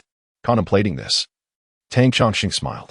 Now that this spectral soldier has come into his possession, its strength can only be advantageous. Fortunately, the general's temple is stocked with medicinal spirits, which Tang Chongqing had previously utilized. He hastily tended to his wound and soon began to prepare the various necessary items. Such rituals for refining the spectral soldiers are certainly inappropriate to be conducted within the main hall of the temple, nor can they be performed in the tranquil chambers. Although the general's temple possesses several vacant rooms, they have long been neglected and unkempt. Therefore, Tang Chongqing resolutely relocated the altar to the courtyard for the proceedings. A specially crafted incense was ignited, and before long, the smoke emanating from it began to coalesce, forming a dense mass before his eyes. Even the nocturnal breeze, sweeping through, could not disturb this ethereal formation in the slightest. Tang Chongqing nodded, a look of satisfaction dawning upon his features. He then extended his hand to touch the talisman of the spectral soldier, stimulating its arcane points. Instantly, a gust of chilling wind erupted from the 9 orifices depicted upon the token, materializing into a swirling mass of grayish mist that took on a humanoid shape. As if sensing something, this entity swiftly darted towards the incense and inhaled deeply. The persistent smoke immediately transformed into a flowing essence, merging into the gray mist, enhancing its corporeal density. With each deep inhalation, the spectral soldier consumed the incense at an alarming rate, until it was completely burned out. At that moment, an uncanny occurrence unfolded. Despite being merely a wisp of mist, it distinctly manifested a look of gluttonous satisfaction. Concurrently, Tang Chongqing ignited a brazier, casting the willowwood talisman of the spectral soldier into the flames, incinerating it entirely. Observing the spectral soldier devouring the incense thoroughly, Tang Chongqing abruptly clapped his hands, releasing a jade pendant into the air. In an instant, several tendrils of grayish-black energy, akin to shadows, surged into the pendant. A smile spread across Tang Chongqing's face. Without a moment's hesitation, he pressed the talisman against the jade pendant, gripping both the talisman and the pendant together. In that fleeting moment, he could feel through the talisman that the jade pendant had turned excruciatingly cold, nearly slipping from his grasp. Fortunately, Tang Chongqing had anticipated this, and he pricked his middle finger, allowing a drop of blood to adhere to the pendant. Almost simultaneously, the biting chill diminished significantly. In truth, this jade pendant had now assumed the function of the spectral soldier's talisman.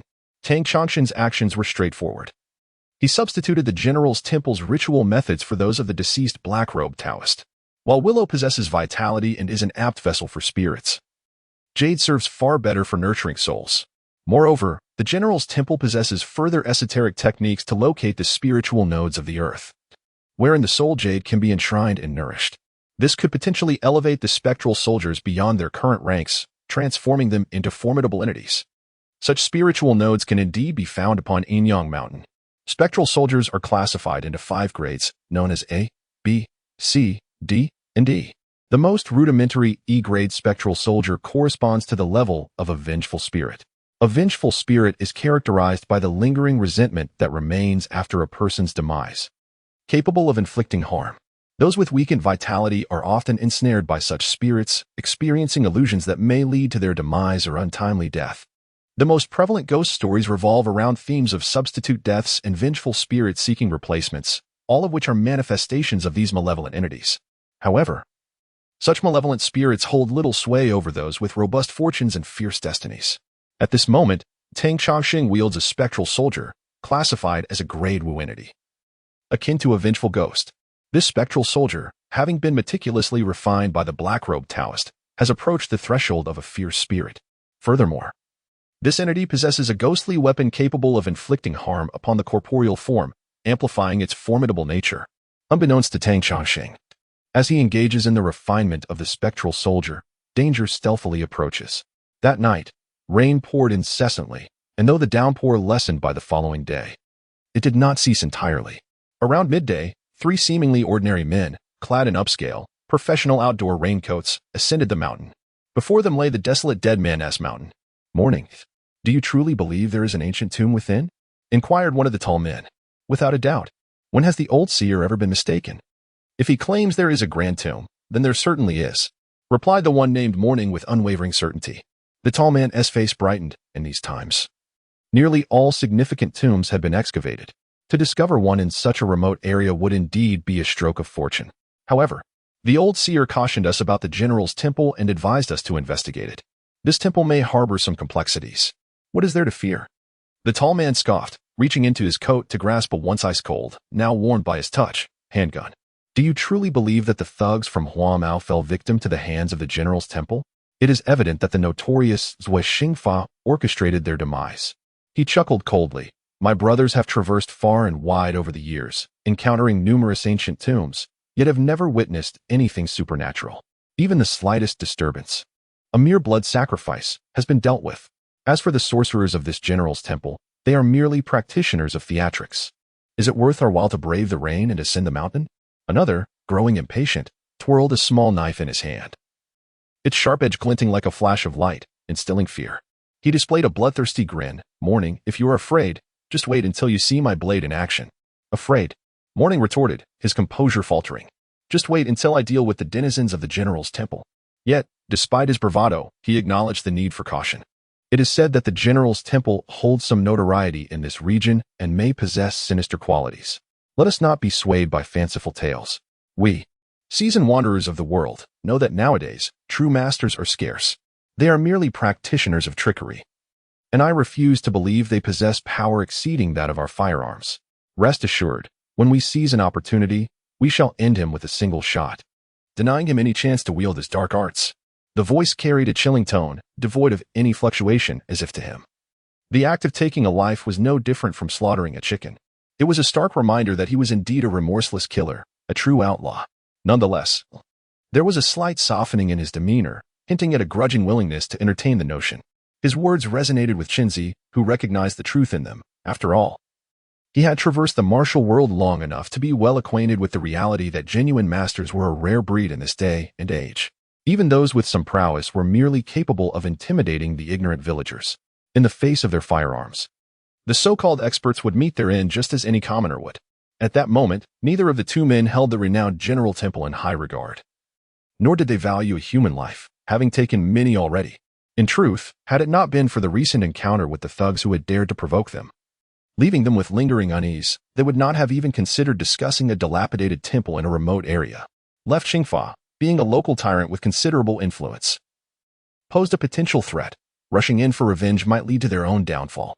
It seemed wiser to first confront this so-called sorcerer and ascertain the situation. "I shall carve 101 wounds into him." The man twirled his small knife, his voice cold, yet a bloodthirsty grin emerged on his face. As they navigated a winding mountain path, they soon beheld the general temple.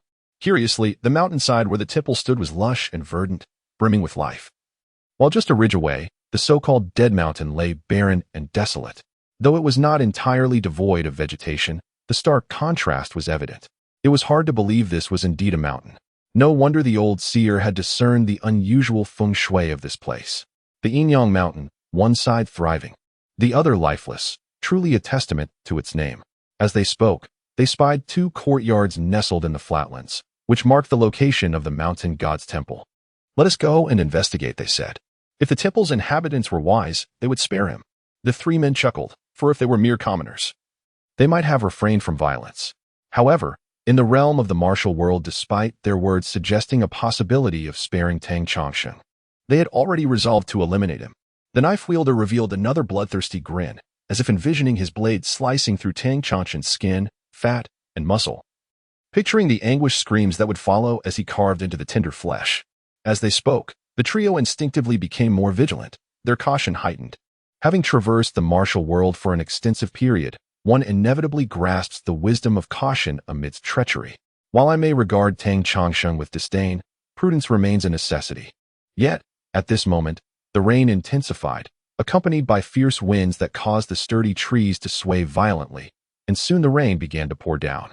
Before long, an ancient edifice came into view, adorned with black tiles and green stones, backed by verdant pines. Under usual circumstances, this temple would appear quaint and intriguing. However, amidst the tempestuous winds and rain, the swaying branches resembled ghostly claws. The dilapidated temple, shrouded in shadows, exuded an unsettling aura. This place seemed rather sinister. "Be cautious, my companion." "Oh, my!" Chinzi exclaimed in astonishment. The one known as Big Guy also perceived the anomaly, his eyes glinting with intrigue. "Indeed, this is no ordinary sight. Observe the door, the materials of the pillars." The other two turned their gaze and were equally taken aback. Rosewood. Such large pieces. The dilapidated general's temple, with its weathered door and faded paint, was constructed entirely of solid rosewood. Legend has it that an inch of rosewood is worth its weight in gold, especially in modern times, as the large rosewood resources have been depleted. The price of such timber has skyrocketed, becoming exceedingly rare and valuable. To those knowledgeable in the matter, even the door panels of the general's temple could command a fortune in the millions, not to mention the pillars, as thick as a man's waist, which are practically priceless. Yet, how could they have amassed such wealth to construct a temple with rosewood? 5 or 6 centuries ago, during the previous dynasty, rosewood was already scarce, only found within the royal palaces, while it was seldom seen in the residences of noble families. Judging by the architecture of this general's temple, it could not be more than 5 or 6 centuries old. These three outsiders, seasoned tomb raiders, possessed keen insights and quickly discerned the hidden value in the seemingly decrepit temple. Regardless of its origins, their current objective was to eliminate the sorcerer within.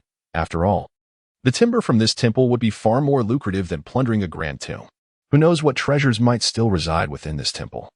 Given that the door and pillars are already such remarkable finds, the one wielding the dagger spoke eagerly and advanced towards the general's temple.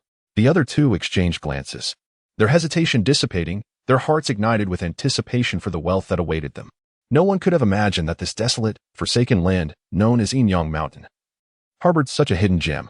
What once appeared as a dilapidated temple now gleamed in their eyes, surpassing the opulence of any towering skyscraper or luxurious villa. Every inch seemed to radiate with golden allure. Truly, they were wealthy beyond measure. Even the walls were constructed with a mixture of egg whites and glutinous rice. Faintly imbued with a crimson hue, it became evident that the mixture contained vermilion and sulfur. Not only did it serve to repel insects and snakes, but it also possessed remarkable powers to ward off malevolent spirits and avert calamity. Even more astonishing was the fact that this craftsmanship surpassed the finest modern-grade reinforced concrete in durability. One might as well attempt to bombard this mountain wall with artillery and achieve no effect. The onlookers expressed their astonishment at such artistry.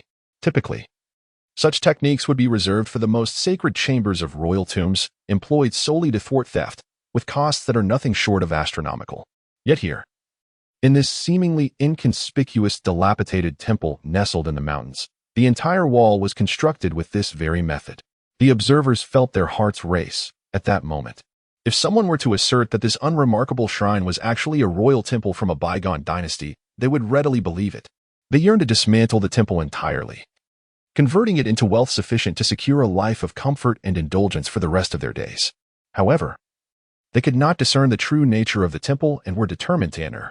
To their dismay, they found the door secured with a formidable lock, the owner conspicuously absent. A genuine Juzilianquan lock. Who would have thought they would encounter such an authentic piece in their lifetime? Faced with the realization that everything within this temple was a treasure, the three of them restrained their earlier impulses. The notion of forcefully breaching the door had vanished into thin air. What folly it would be to treat this place lightly. For every item within could command a fortune in the presence of a discerning eye. The thought of damaging even 1 or 2 pieces would incur losses amounting to at least $1 million. In that moment, they had entirely transformed the General's temple into their own domain, treating these precious artifacts as their own possessions. One of them proclaimed, "A knife, open the door." The knife responded affirmatively, requiring no other tools. With a slender, sharp blade, it skillfully manipulated the lock for a time, and then suddenly, a look of triumph appeared. Success. With a crisp click, the lock sprang open, the sound resonating clearly. The knife then pushed open the grand door of the temple, scoffing, a lock on the outside. But no one within. What luck for this fellow! A gust of wind and rain swept through the entrance, and inside, amidst the flickering candlelight, they beheld a towering figure with a fearsome visage, blue face, and protruding fangs, brandishing a steel whip as if poised to leap down and strike. Caught unprepared, Even the bravest among them instinctively recoiled in shock, reaching for their firearms. Yet as they focused, it became clear this was no monster, but merely the deity enshrined upon the altar. The large man, who had just retreated in fright, now felt his pride wounded. Muttering curses under his breath, "What a strange place. The statues of the deities are truly terrifying." Damn it, as he grumbled, he noticed that Shinzi beside him remained unresponsive, which piqued his curiosity. He turned to see that Shinzi's face was pale with fear, seemingly witnessing a ghost. What? Just as he was about to inquire, a powerful gust of wind surged above his head. Out of the corner of his eye, he caught sight of the statue truly coming to life. Stepping down from the altar, steel whip raised to strike. With a sharp crack, the large head transformed into a mangled watermelon, spewing forth a mixture of crimson and ivory across the ground. A chill gripped the air. Shinzi jolted in shock, exclaiming in terror.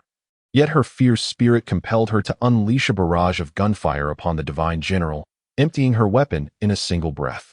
To her astonishment, the general remained unscathed, a wave of icy dread emanating from him. In a moment of panic, Shinzi discarded her firearm and hurled it towards him, turning to flee, only to stumble over the threshold, rolling and scrambling into the rain. Alas, she barely managed to escape 5 or 6 meters when a gust of sinister wind surged forth from the temple, instantly enveloping her from behind. With a blood-curdling scream, she fell to the ground, and in the blink of an eye, all sound ceased. As a faintly colored mist began to rise, Shinzi lay lifeless, utterly devoid of breath. At that moment, a knife suddenly darted forth, attempting to flee into the night. The malevolent wind pursued it relentlessly, but in a sudden turn, the knife bellowed, its blade slicing through the air, seemingly imbued with a glimmer of blood. The wind halted abruptly, momentarily stilled. The knife, however, turned without a backward glance and fled down the mountain in a frantic tumble. The wind spun in place, hesitating as if to follow. Just then, a clear voice commanded, "Return." There stood Tang Chongsheng at the entrance of the general's temple, his expression slightly pale. The spectral soldier transformed into a feeble whirlwind, retreating into the soul jade. It appeared that inflicting harm upon a living being had taken a considerable toll on the spectral soldier. This was a consequence of their low rank. Had they been true vengeful spirits, they could have directly siphoned off the life force of the living, growing stronger with each soul claimed. Tang Chongsheng remained at the threshold, his demeanor impassive, revealing no trace of emotion even as death unfolded before him. Yet within the depths of his gaze, a flicker of satisfaction emerged. On the ground lay a man, riddled with 7 or 8 bullet wounds, most striking the torso. Even now, he writhed in a pool of blood, seemingly beyond salvation. Remarkably, his head remained intact, untouched by the divine general's wrath. Tang Chongsheng observed silently for a moment, as the figure lay in the sanguine expanse, yearning to utter something, yet no words escaped his lips as life slipped away. How fortunate, had I not ignited the celestial heart and summoned a spectral guardian. It would have been I, felled by gunfire today. Tang Chongsheng muttered to himself. Approaching the altar, he once more offered incense to the fierce visage of the general's statue. He watched as the straight column of smoke vanished into the general's mouth and nostrils.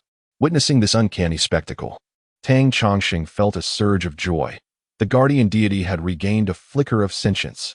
The incantation he had just performed was no ordinary illusion or enchantment. Such trivial sorcery may have sufficed for mere mortals. However, for these cold-blooded marauders, whose resolve was unwavering, common enchantments held no sway over them. Moments ago, Tang Chongsheng, drawing upon the faint spiritual essence of the protective deity enshrined within the temple, executed a diversionary technique that was entirely distinct. The general temple, indeed, does not enshrine the divine beings venerated by their lineage throughout the ages. Conversely, it is more accurate to assert that the temple venerates the protectors cultivated by their sect over generations. However, akin to the Taoist sects that, amidst a cataclysm, suddenly found their powers extinguished, the protective deities enshrined in this temple likewise experienced a collapse of their divine strength, succumbing to slumber during that tumultuous period. Were it not for the unwavering efforts of the sect over the past century or two, it is likely that the last vestige of spiritual essence of these deities would have long since dissipated into oblivion. Following this, Tang Chongsheng ignited incense and offered a soul jade. The fragrant smoke ascended, penetrating the soul jade, gradually restoring the power of the spectral soldiers contained within. The 2 individuals who had recently approached were ruthless outlaws, and for reasons unknown, they had set their sights on him. Merely observing the bloodthirsty aura that swirled around them was sufficient to reveal that they had committed numerous murders. Should these individuals act indiscriminately, resorting to violence, Tang Chongsheng would find himself in peril. Even igniting the heavenly heart would not guarantee his safety, as his cultivation had yet to reach the pure yang realm, scattered. He would be vulnerable and concentrated. He would take form. Ultimately, he remained susceptible to blades and weaponry. Racked with apprehension, a glint of determination flashed in Tang Chongqing's eyes. The General Temple's endurance in these lower reaches for centuries is not solely attributable to its arcane practices. The ineptitude of Zhuo Xingfa, who failed to resolve matters thoroughly, had inadvertently drawn the attention of those lurking in the shadows. Contemplating this, Tang Chongqing's trepidation morphed into ire, yet he refrained from calling Zhuo Xingfa, instead dialing another number. Deshang, send someone to investigate when a band of unruly outsiders arrived in this locality. Be cautious, they are armed. On the other end of the line. A silence lingered for a considerable moment before a composed voice responded, "Rest assured, Master, none shall escape." The confidence in his tone suggested that this assertion was irrevocable. Upon concluding the call, Tang Chongqing clenched his fists, exhilarated. What had seemed a mere exchange of 2 sentences was, to those in the know, akin to a gripping negotiation. The individual on the other end of the line, Zhang Deshang, was a formidable figure in the local underworld, possessing immense influence. His business acumen had propelled him beyond the confines of the lower reaches. Would this man continue to heed the commands of the General Temple? If he were to defy such orders, how might the situation be rectified? Would it incite backlash? A multitude of considerations surged through Tang Chongqing's mind during that brief moment of silence. He had been taught with anxiety while Zhang Deshang remained silent, and now, with the tension lifted, he felt the dampness of perspiration on his back. Meanwhile, on the opposite end of the call, Zhang Deshang sat in a spacious executive chair. Having ended the call, he remained silent for an extended period, lost in thought.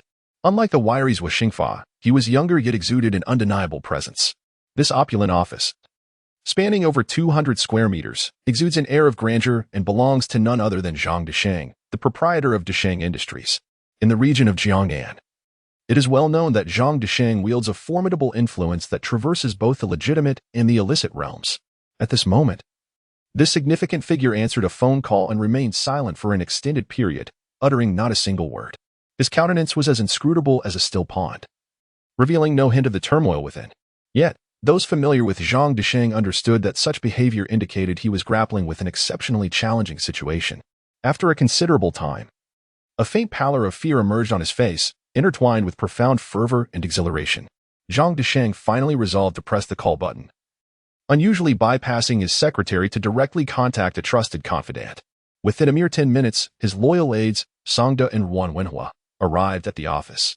Having accompanied Zhang Deshang for at least 2 decades, they possessed an intimate understanding of his character. Receiving a personal call from Zhang Deshang filled them with trepidation, leaving them uncertain about the unfolding events. It was not until Zhang Deshang revealed, "I just received a call from the General Temple," that both Songda and Wan Wenhua nearly leapt from their seats, fully aware of the implications of such a communication.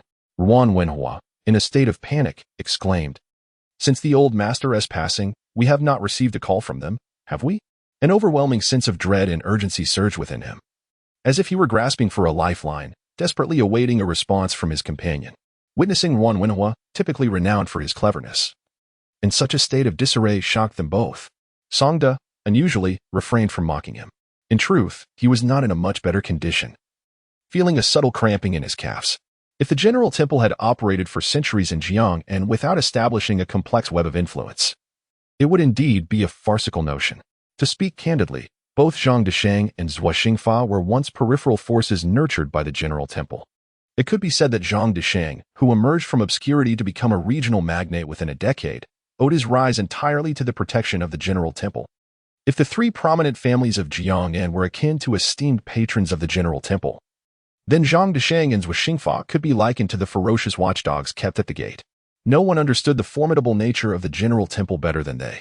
This system had long dictated the dynamics of Jiang'an. However, since the old master's demise, rumors had circulated that the temple's enchantments had begun to falter.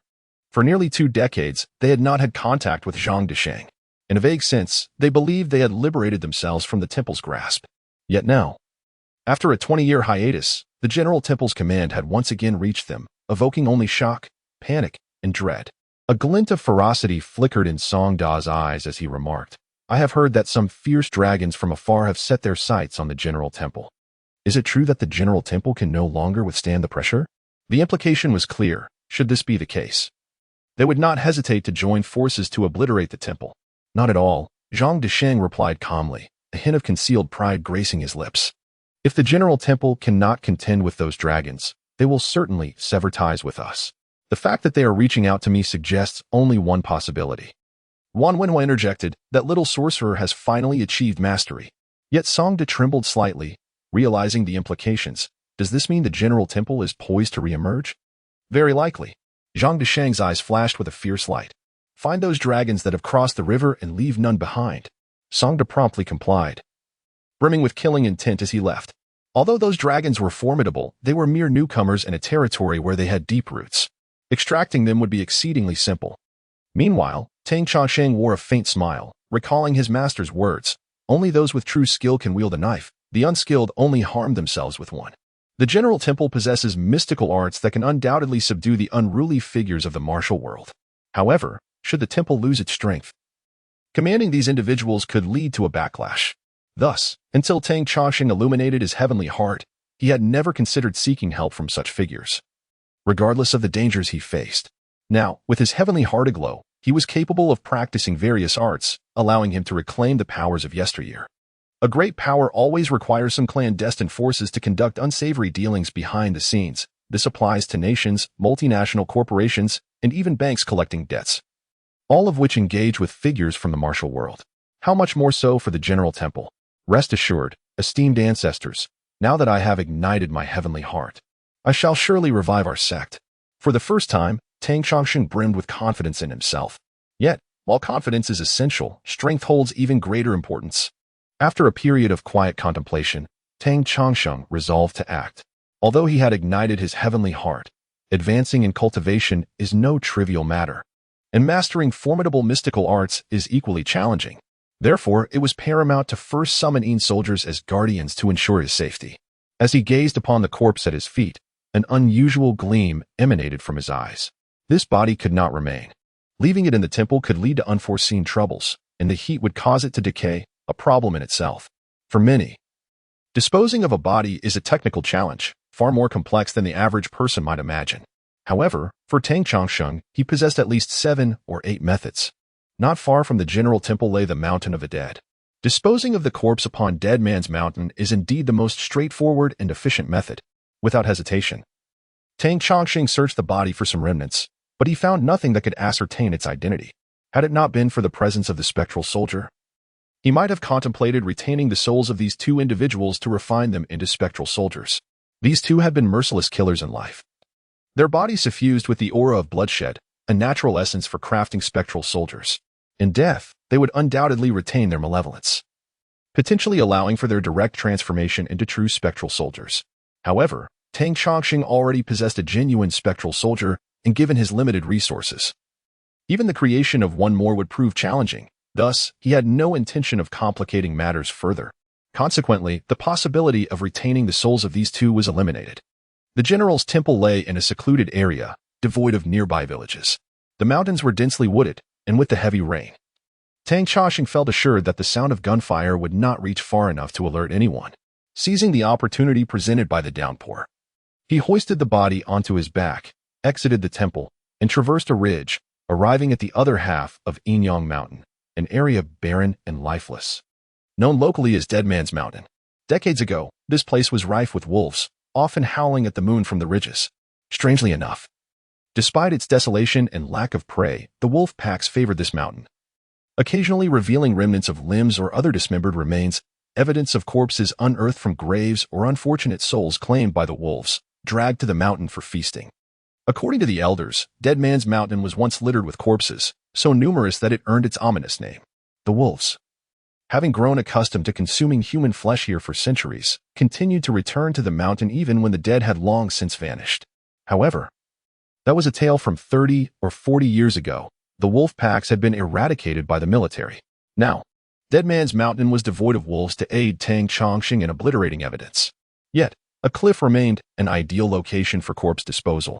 Simply casting the body down would eliminate any concern of it being discovered. Years prior, a group of 20 to 30 individuals had leapt from that very precipice in broad daylight. only for the local military to search for 3 days and nights without recovering a single body. With this in mind, Tang Chongqing unhesitatingly hurled the corpse from the jagged cliff. The rain fell heavily, shrouding the view below, although the cliff was not particularly high. The depths were obscured from sight. With a sense of relief, Tang Chongqing returned. For no one knew the secrets of Dead Man's Mountain better than those at the general's temple, nor what fate awaited the body once cast down. Upon returning to the temple, Tang Chongqing meticulously tidied the premises, eliminating all traces of the blood rituals and cleansing where necessary. He subsequently incinerated the garments stained with blood and meticulously dealt with all other tools, remaining engrossed in his tasks until dusk fell, successfully erasing all traces of the event. Only then did Tang Chongqing exhale a sigh of relief. It could be asserted that unless one sought the true remnants, experts in evidence identification would find it utterly impossible to uncover any further clues, especially since the target had already been established. In truth, achieving this stage was deemed sufficient. With the resurgence of the General Temple's influence, it regained formidable power, which served as the most effective safeguard, dissuading both the righteous and the wicked from approaching him lightly. In the ensuing days, Tang Chongqing secluded himself, dedicating each day to arduous training. Among the 5 sets of spells pertaining to the General Temple lineage, 4 could be cultivated without the need to ignite the heavenly heart, albeit the requirements remained high. The cleansing of body and form through the sun and moon's essence necessitated the gathering of solar and lunar energies. Since the great calamity of heaven and earth, this was a given. In any case, despite over a decade of diligent practice, Tang Chongqing had yet to achieve significant results. Although the 4 symbols and 5 deities were formidable, they were not introductory paths. Rather, they required deep internal refinement to master.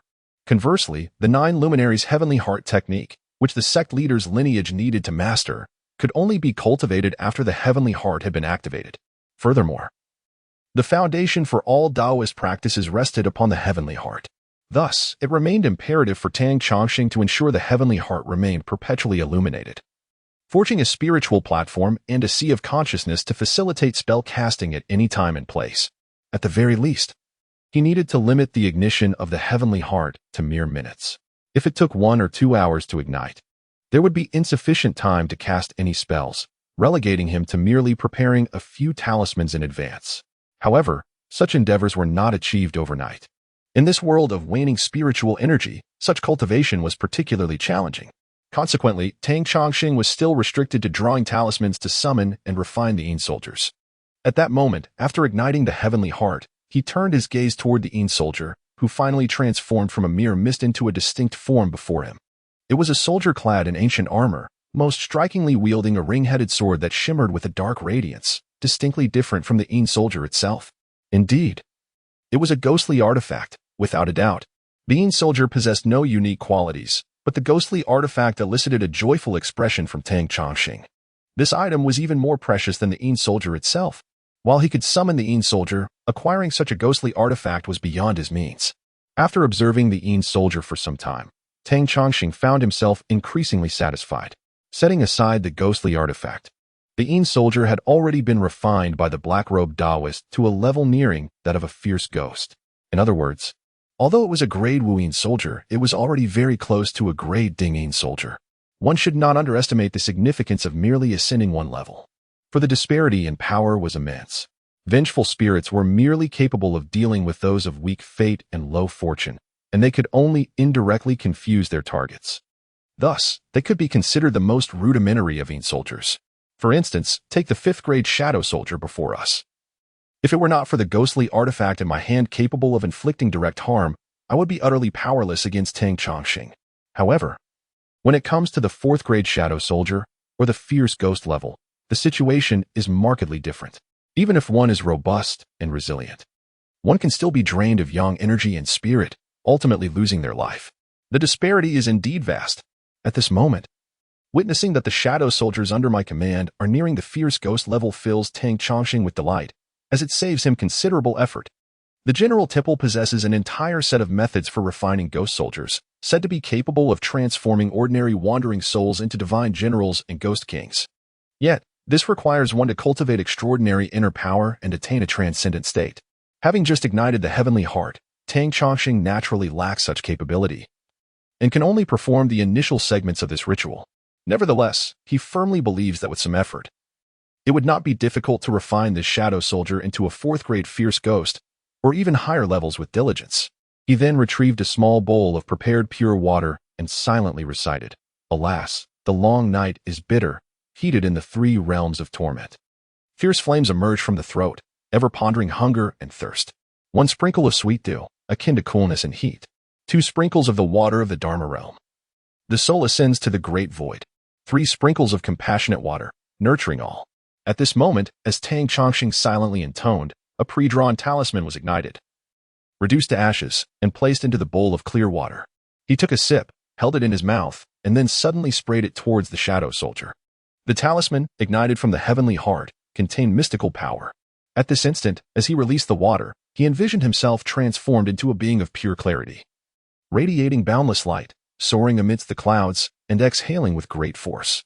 In an instant, a gentle rain fell, cascading upon the shadow soldier in layers, enveloping it in a cleansing embrace. What began as a mere sip of water now transformed into a deluge, gracefully descending for over a minute. The shadow soldier displayed a look of joy, and once the sweet rain ceased, it emerged completely rejuvenated. Even its attire appeared renewed. Only the ghostly artifact remained unchanged. Tang Chongqing nodded in satisfaction, smiling, as he then gathered the ghost soldier into a soul jade, encasing it in a wooden box. He subsequently placed it directly beneath the statue of the general.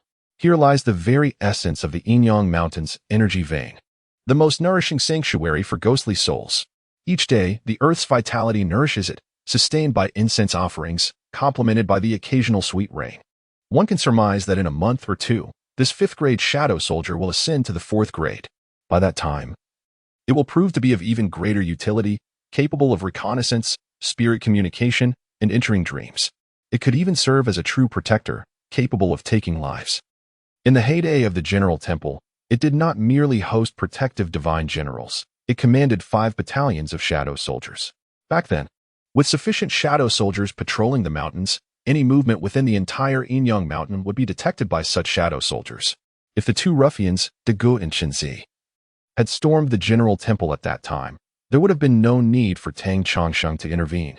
These 2 fellows would have met their demise. It can be said that anyone harboring malicious intentions towards the General Temple would never have set foot upon the mountain. Just as Tang Chongqing began to focus on refining his subordinate spectral soldiers, the undercurrents of the Xiajiang region were boiling like scalding water. Particularly, when Zhou Xingfa heard of the events transpiring within the General Temple and noted that Tang Chongqing had not reached out to him but rather contacted Zhang Disheng directly, an indescribable fear surged within his heart. Previously, he had felt that being under the enigmatic control of the General Temple was a source of constant anxiety. However, Zhou Xingfa suddenly realized that the prospect of being forsaken by the General Temple was far more terrifying. Thus, before Zhang Disheng could take action, Zhou Xingfa had already set the entire Xiajiang in a frenzy, dispatching his men to turn the place upside down. Alas, no clues were uncovered. Days swiftly passed, and the turbulent situation in the Xiajiang region gradually began to settle. One day, an unassuming van arrived in the city of Xiajiang. This place, while not particularly developed, had discovered a few gold mines and other mineral deposits in its earlier years, alongside some factories. Although the pollution was not as severe as in larger cities, finding a clear river within the city was still a challenge. However, following over a decade of environmental rehabilitation and the transition to electric vehicles, the surroundings had transformed dramatically. The river flowing through the city had become notably cleaner, and the sky, often resembling a wash of azure, was a frequent sight. At this moment, the van halted beside a charging station to recharge. With technological advancements, a mere 5 minutes of charging could allow for journeys exceeding 200 kilometers. It is said that wireless charging technology is currently in development, which would eliminate the need for vehicles to stop specifically for charging. They would instead recharge while in motion. As long as there are electrical facilities, there is no need to worry about the vehicle's operation. However, for now, charging still required a charging station. From this van emerged 3 burly men, seemingly unwilling to wait idly for the charging to complete. They made their way towards the vicinity. After passing a row of pines across the street, they entered an aged residential complex. This was a rather dilapidated community, at least several decades old. Unlike modern open-style complexes that consider traffic flow, this old enclosed community lacked such foresight, resulting in a cramped and chaotic atmosphere. Remarkably, Disiang, Qinzi, and their companions had mysteriously vanished from this very place. One of the men, with a flat visage, remarked, This time the boss sent me to take a look. Humph. What is there to see?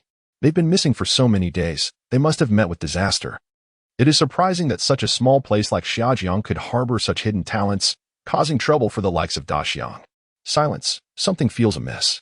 We should avoid that area. A previously reticent man suddenly spoke up. He had keenly observed that the house where Daxiang and his companions had been staying seemed to be under surveillance. Before they could ascertain whether the watchers were law enforcement or other forces, they could not afford to be recognized or exposed. Upon receiving the warning, the other two speakers felt a chill of apprehension and refrained from further discussion. However, being seasoned veterans, they did not panic or turn back immediately. Instead, they altered their course and moved to the right. Their demeanor was so composed that the subordinates sent by Yuan Wenhua to continue monitoring the area failed to notice anything amiss. It was not until the following morning, when a replacement arrived for the watch shift, that it was discovered that the 4 men originally assigned to this post had been murdered. Each had been slain with a clean cut to the throat, with so little blood spilled that it was hardly noticeable. When the news reached Yuan Wenhua, his expression shifted dramatically, and he promptly reported to Zhang Desheng without hesitation. Could it be that the allies of those crossing the river have arrived? Zhang Desheng discerned with his sharp insight. Yuan Wenhua nodded, expressing his frustration. We stationed ourselves here to wait for their accomplices, leaving men to keep watch. Who would have thought these subordinates would prove so inept, failing to detect the enemy and instead falling victim to them? This matter must be resolved swiftly. If it escalates to Master Tang, the situation will become dire. Songda interjected with a wide grin. Did you not claim that Master Lu was exceptionally formidable? A few clowns should easily fall to his prowess. Yuan Wenhua, aware of Song Da's brashness and lack of foresight, stamped his foot in exasperation. It's not that I fear these foes. Master Lu can handle them. My concern lies with Tang Chongqing forming a negative opinion of us. An opinion? What sort of opinion? Songda questioned, still perplexed. Zhang Desheng chuckled. Old Da, suppose you instructed your subordinate to execute a task and it ended in chaos, dragging you down as the leader. How would you regard such incompetent subordinates? Songda, now enraged, retorted, what use is such a waste of space? Why should I keep him? Then, realizing the implication, he swiftly grasped. So, we are now akin to the subordinates of the general's temple? Zhang Desheng replied curtly. What do you think? Immediately reinforce our numbers and eliminate those foreign troublemakers. We must ensure this does not escalate to Yin-Yang Mountain. Understood. Songda responded, invigorated. He and Yuan Wenhua, embodying the scholarly and martial aspects respectively, served as the right and left hands of Zhang Desheng, the powerful figure of Xiajiang. Zhang Desheng, however, was far more meticulous than the likes of Zhou Xingfa, having strategically laid out this plan. Thus, even though the watchful subordinates had been killed, the scheme remained intact. However, within merely 2 hours, through various channels, the appearances and license plate numbers of the 3 foreign ruffians were discerned from several surveillance cameras. The vehicle was swiftly located in an underground parking lot, yet the 3 ruffians seemed to have vanished, eluding all efforts by Zhang Desheng and his associates, who employed both legal and illicit means to track them down. Holding the photographs of the trio, Zhang Desheng scrutinized the information gathered from the underworld, his eyes gleaming with a razor-sharp intensity. A syndicate of international antiquities smugglers. In essence, grave robbers. It would be one thing if this transpired elsewhere, but to challenge us in our own territory. He scoffed twice, having laid an intricate web of traps, eagerly awaiting the inevitable capture of these miscreants. Boss, what is the stance of the General Temple? Should we notify them? Yuan Wenhua inquired softly. Having heard that Zhou Xingfa had been kneeling outside the temple for 3 days, Zhang Desheng shot him a sidelong glance, effectively silencing any further remarks from Yuan Wenhua. Zhou Xingfa was ineffectual. Zhang Desheng could not afford to lose face over him. What if those foreign ruffians were to take refuge in Yin-Yang Mountain? Would that not escalate matters? Yuan Wenhua expressed his concern. Zhang Desheng pondered for a moment before suddenly stating, I have heard that the girl from the Ling family seems to have encountered some misfortune and has yet to recover. Yuan Wenhua's eyes immediately sparkled with realization. Thinking to himself how astute. The Ling family held significant influence. Meanwhile, Tang Chongqing remained largely oblivious to the happenings outside. Although he had not yet traversed back to resume his cultivation, he spent his days engrossed in scriptures and the ritualistic refining of ghostly soldiers, leading a life of profound engagement and activity. Despite Zhou Xingfa's prolonged kneeling, it was only recently that Tang Chongqing had taken notice of it. Master, I was wrong. I beg you for another chance. I will ensure the matter is handled appropriately. Zhou Xingfa lamented tearfully upon seeing Tang Chongqing approach. A sense of solemnity washed over Tang Chongsheng. His initial intention was merely to impart a minor lesson to Zhuo Xingfa, yet he had inadvertently frightened him into such a state. Tang Chongsheng gained a renewed understanding of the former prestige and influence of the General Temple. Reflecting on this, he pondered the nature of power itself. He remained composed and replied, "If that is the case, then let it be. Upon your return, remember how to proceed." Zhuo Xingfa instantly appeared as if released from a great burden, bowing repeatedly, too fearful to wipe away the dust and tears, and hastily descended the mountain. Tang Chongsheng could only shake his head, inwardly questioning, was the General Temple truly so stringent in the past? At that moment, he received a call from Zhang Disheng. "Master, I seek your assistance with a matter." Despite the humble tone, there was an unwavering steadiness in his voice, reminiscent of a mountain's resilience. Tang Chongsheng paused momentarily, then replied solemnly, "Speak. One of my friend's associates has encountered some issues and wishes to send him to the General Temple for your examination." Tang Chongsheng fell into a brief silence, puzzled by the request. Could it be that Zhang Disheng and his companions are once again testing him out of their unwillingness to accept defeat? For a moment, he finds himself in a predicament. According to the long-standing tradition of the General's Temple, such matters would typically be disregarded entirely. Moreover, there is an undertone of opportunistic provocation. Had this occurred several decades ago, the General's Temple might have resorted to lethal measures against those who dared to challenge its authority. Thus, if Tang Chongsheng were to agree readily, it would only betray a sense of insecurity on his part. The power of those in authority, once even slightly exposed to scrutiny, is immediately coveted and can lead to backlash. In the past, the General's Temple wielded considerable renown, and their disengagement from the underworld factions had kept them relatively unscathed. However, now that Tang Chongsheng intends to reclaim them, it resembles the taming of a wild wolf. Should he reveal any sign of weakness, he risks being viciously counterattacked, leaving him with nothing but ruins. Conversely, after years of disconnection from the underworld, if he were to deny them even a single opportunity to test the waters, would that not further expose his own insecurities? Then, Tang Chongsheng chuckled softly. No.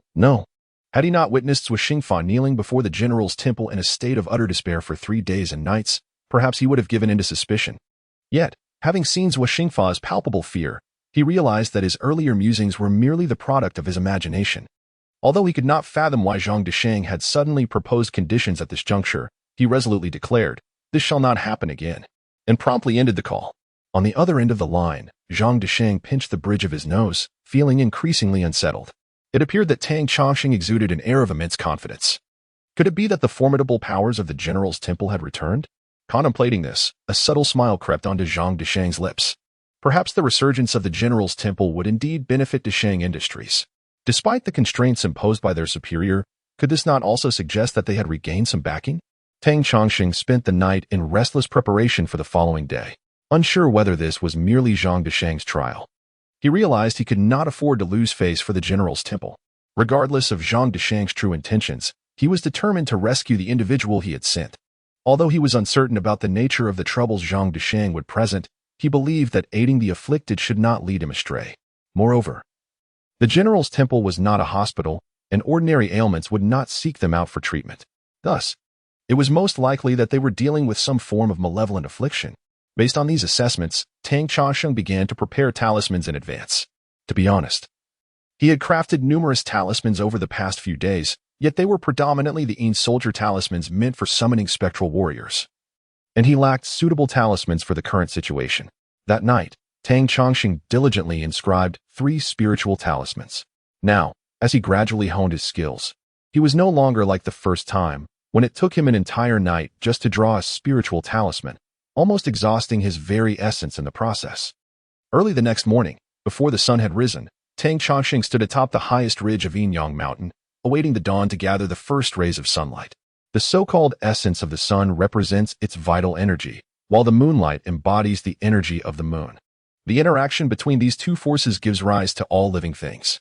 Thus, when a conch or a clam receives this energy, it produces pearls. When a stubborn stone accumulates it, it yields jade. For practitioners, harnessing the energies of the sun and moon is sufficient to refine and form the elixir of life. This is the profound secret behind the sun-washing technique taught at the General's Temple, as well as the moon-forming method, coupled with the 9 luminaries heart method, which can only be practiced by the sect leader and the light of the Big Dipper. These 3 together embody the celestial energies of the sun, moon, and stars. known as the Three Luminaries' true vitality, possessing extraordinary power. Tang Chongsheng had been practicing this art for more than a decade, although he had not achieved any notable accomplishments. The ability to ignite and maintain the Heart of Heaven was the fruit of his years of effort. However, after igniting the Heart of Heaven this time, and once again circulating his energy, he immediately sensed a difference. Within his meditative practice, he felt the sunlight radiating like blazing red flames, fiercely burning as it hovered above his Heart of Heaven. Instinctively, he followed his cultivation method, inhaling and exhaling, drawing a line of fire from the sun, which descended straight down. Boom! A tremendous wave of heat surged down upon him, and he instinctively swallowed, allowing the fiery line to flow into his lower dantian, filling his chest with warmth and heat. If he were to practice the sun-washing technique as taught to ordinary disciples, he would need to utilize this sunlight to circulate through his meridians, dispelling the heavy ailments and negative energies within him. Hence, this technique is called the sun-washing method. Yet, as the sect leader, Tang Chongsheng possessed a secret method that surpassed even the sun-washing technique. At this moment, the warm current did not descend to his dantian, but instead circulated down into his stomach, while ordinary disciples only knew to wash their bodies with sunlight. Only the sect leader's lineage understood the necessity of using this true solar fire to strengthen their internal organs. This was also why, despite not yet igniting the Heart of Heaven after more than a decade of practice, his internal energy remained robust. The unfortunate black-robed Taoist had underestimated this point. Despite possessing enough spectral soldiers to have defeated Tang Chongsheng multiple times, he was instead ambushed and defeated by him. The stomach belongs to the earth element. Fire generates earth, and as the true solar fire descended, the energy within his stomach surged, instantly becoming potent, with gastric juices significantly increasing. At this moment, to exaggerate slightly, even if a cow were placed before him, Tang Chongsheng could consume and digest it completely. However, an overabundance of stomach energy is not necessarily a good thing. Therefore, the next step was for this energy to circulate to the lungs, as the earth can indeed generate metal. Thus, as this energy revolved through the 5 organs, the energy within each was replenished and strengthened, while that line of solar energy was completely expended. Subsequently, Tang Chongsheng inhaled another breath of solar essence, allowing it to descend into his dantian, where it underwent a cyclical transformation once more. After drawing in a total of 49 breaths of solar energy, the area between his nostrils and deep within his chest became parched, indicating that he had reached his limit and could no longer continue without risking harm to himself. The final breath of true solar fire was stored within his heart, causing a sudden surge of vitality. At this moment, the sun had gradually ascended higher in the sky, and its rays began to take on a more domineering quality. Compared to the sun's energy in the celestial realm, that of this world was feeble indeed. It was diminished by a factor of at least 100. As Tang Chongsheng practiced his techniques, he could not help but lament internally. In the celestial realm, whether drawing upon solar or lunar energy, his cultivation level allowed him only a single breath, which threatened to overwhelm him, necessitating repeated efforts to assimilate it. Yet here, he could consume 49 breaths in one go, albeit the supply of solar energy was still limited. At this juncture, Tang Chongsheng commenced his martial arts practice, an external technique aimed at further refining the solar essence he had just absorbed. His movements were excruciatingly slow, as if the air surrounding him had transformed into a viscous substance, rendering his every action extraordinarily laborious.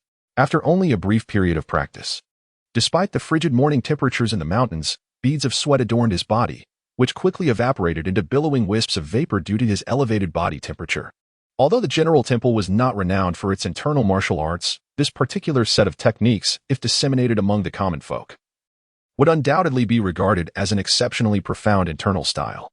Just then, the sound of a horn resonated through the air as a state-of-the-art electric helicopter approached, its noise minimal as it hovered just outside the temple. Upon catching a glimpse of the sleek, streamlined vehicle, a flicker of astonishment sparkled in Tang Chongsheng's eyes. With the advancement of technology and the emphasis on energy conservation and environmental protection, electric power had begun to supplant traditional fuel sources as the primary means of transportation over a decade ago. Electric helicopters, therefore, were not uncommon. In fact, a helicopter of this kind frequently delivered various supplies to the General Temple. However, the exquisite design of this particular helicopter, resembling a beautiful dart in the sky, still captivated Tang Chongsheng. The futuristic aesthetic, coupled with its near-silent operation, rendered this medium-sized helicopter, dubbed Honghu, infinitely more precious than any gasoline-powered luxury vehicle from the past. It was, thus, his first true encounter with such a marvel of engineering and reality, having only seen it on a computer screen before. How intriguing. This so-called friend of Desheng possesses an extraordinary identity, Tang Chongqing mused to himself, observing the helicopter's broad yet elegantly streamlined body, which emitted only the faintest sound as it arrived at the temple entrance. He pondered thoughtfully. Shortly thereafter, two individuals emerged to lower a fainted young woman from the helicopter. The young girl, not yet of age, bore a pale complexion that was tinged with a hint of bluish hue, now lying unconscious, exuding an air of delicate vulnerability. Yuan Wenhua cautiously brought her down and whispered to Tang Chongsheng, "Master, it is all in your hands now. This young lady is of great importance." Tang Chongsheng nodded, refraining from further words, simply instructing them to carry her inside. He could naturally discern that the girl's identity was far from ordinary. She was not someone like Zhang Desheng, who could be casually summoned for the sake of testing him. However, upon meticulously examining her condition, Tang Chongsheng's brow furrowed slightly. Sensing the complexity of the situation, having long been aware of Zhang Desheng's intention to probe him, he understood that this dilemma would not be straightforward. Yet, he did not regard it as a challenge worthy of his concern.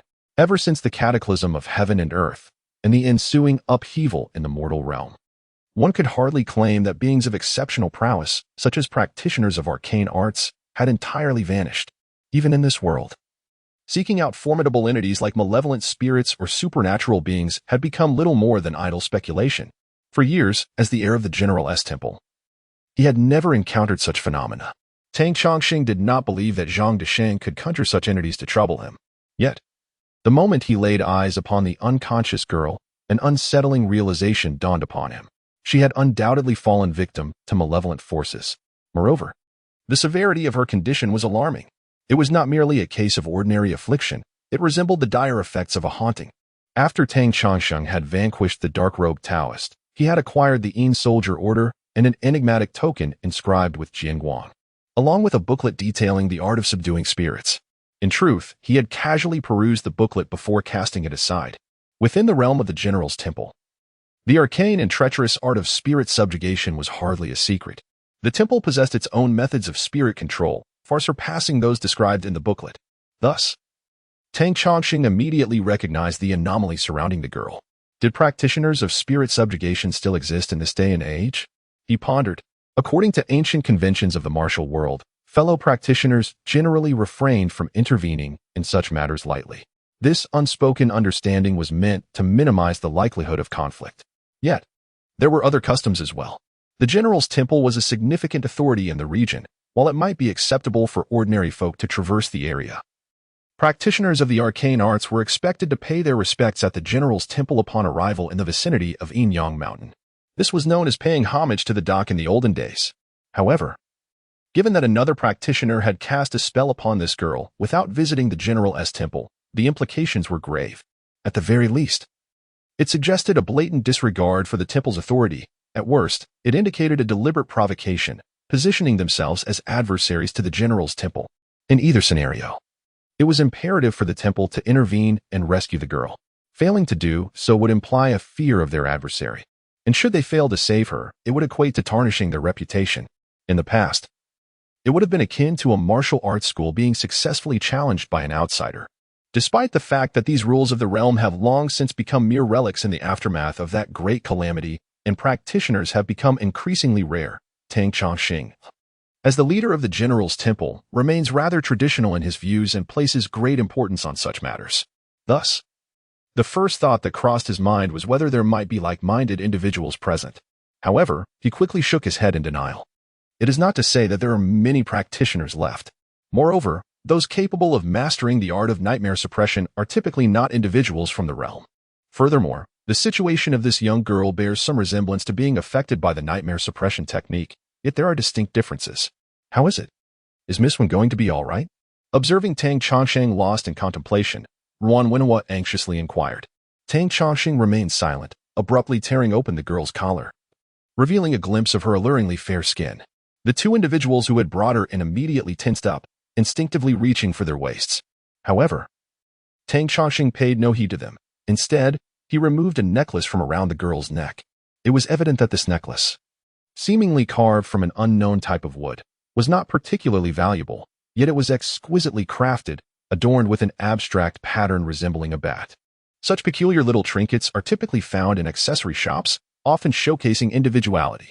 However, the item Tang Chongsheng had just removed was evidently not so simple. As the necklace was taken away, the girl's long eyelashes fluttered slightly, and it appeared as though her eyeballs began to move within her eyelids. A faint smile appeared on Tang Chongsheng's face, confirming that his judgment had been entirely accurate. The two bodyguards nearby also exhaled in relief, their expressions softening with a hint of joy as they quickly withdrew their hands from their waists. Various signs indicated that the girl's condition had significantly improved. Initially, she seemed to be in a coma, but now, with her eyeballs moving, it suggested she had merely fallen into a deep sleep. When a person dreams, their eyeballs tend to move. The two bodyguards displayed expressions of admiration, and even one Wenhua revealed a broad smile. It is worth noting that since the girl had fallen unconscious, numerous experts had been consulted, yet all were at a loss regarding her condition. They had not anticipated that it would be so simple in Tang Chongsheng's hands. However, the good fortune was short-lived. In a moment, the girl's complexion shifted to one of terror, as if she had dreamt of something frightening. Her eyeballs began to whirl rapidly, and her expression grew increasingly fearful. Indeed, it is the nightmare suppression technique, Tang Chongsheng murmured to himself. Unlike ordinary spells, the nightmare suppression technique seems to be associated with curses in the eyes of onlookers. Moreover, what truly instills dread is not the inherent power of the nightmare suppression technique itself, but rather its potential effect on high-ranking officials and even royal relatives. Life is governed by fate, and one's lifespan is dictated by fortune.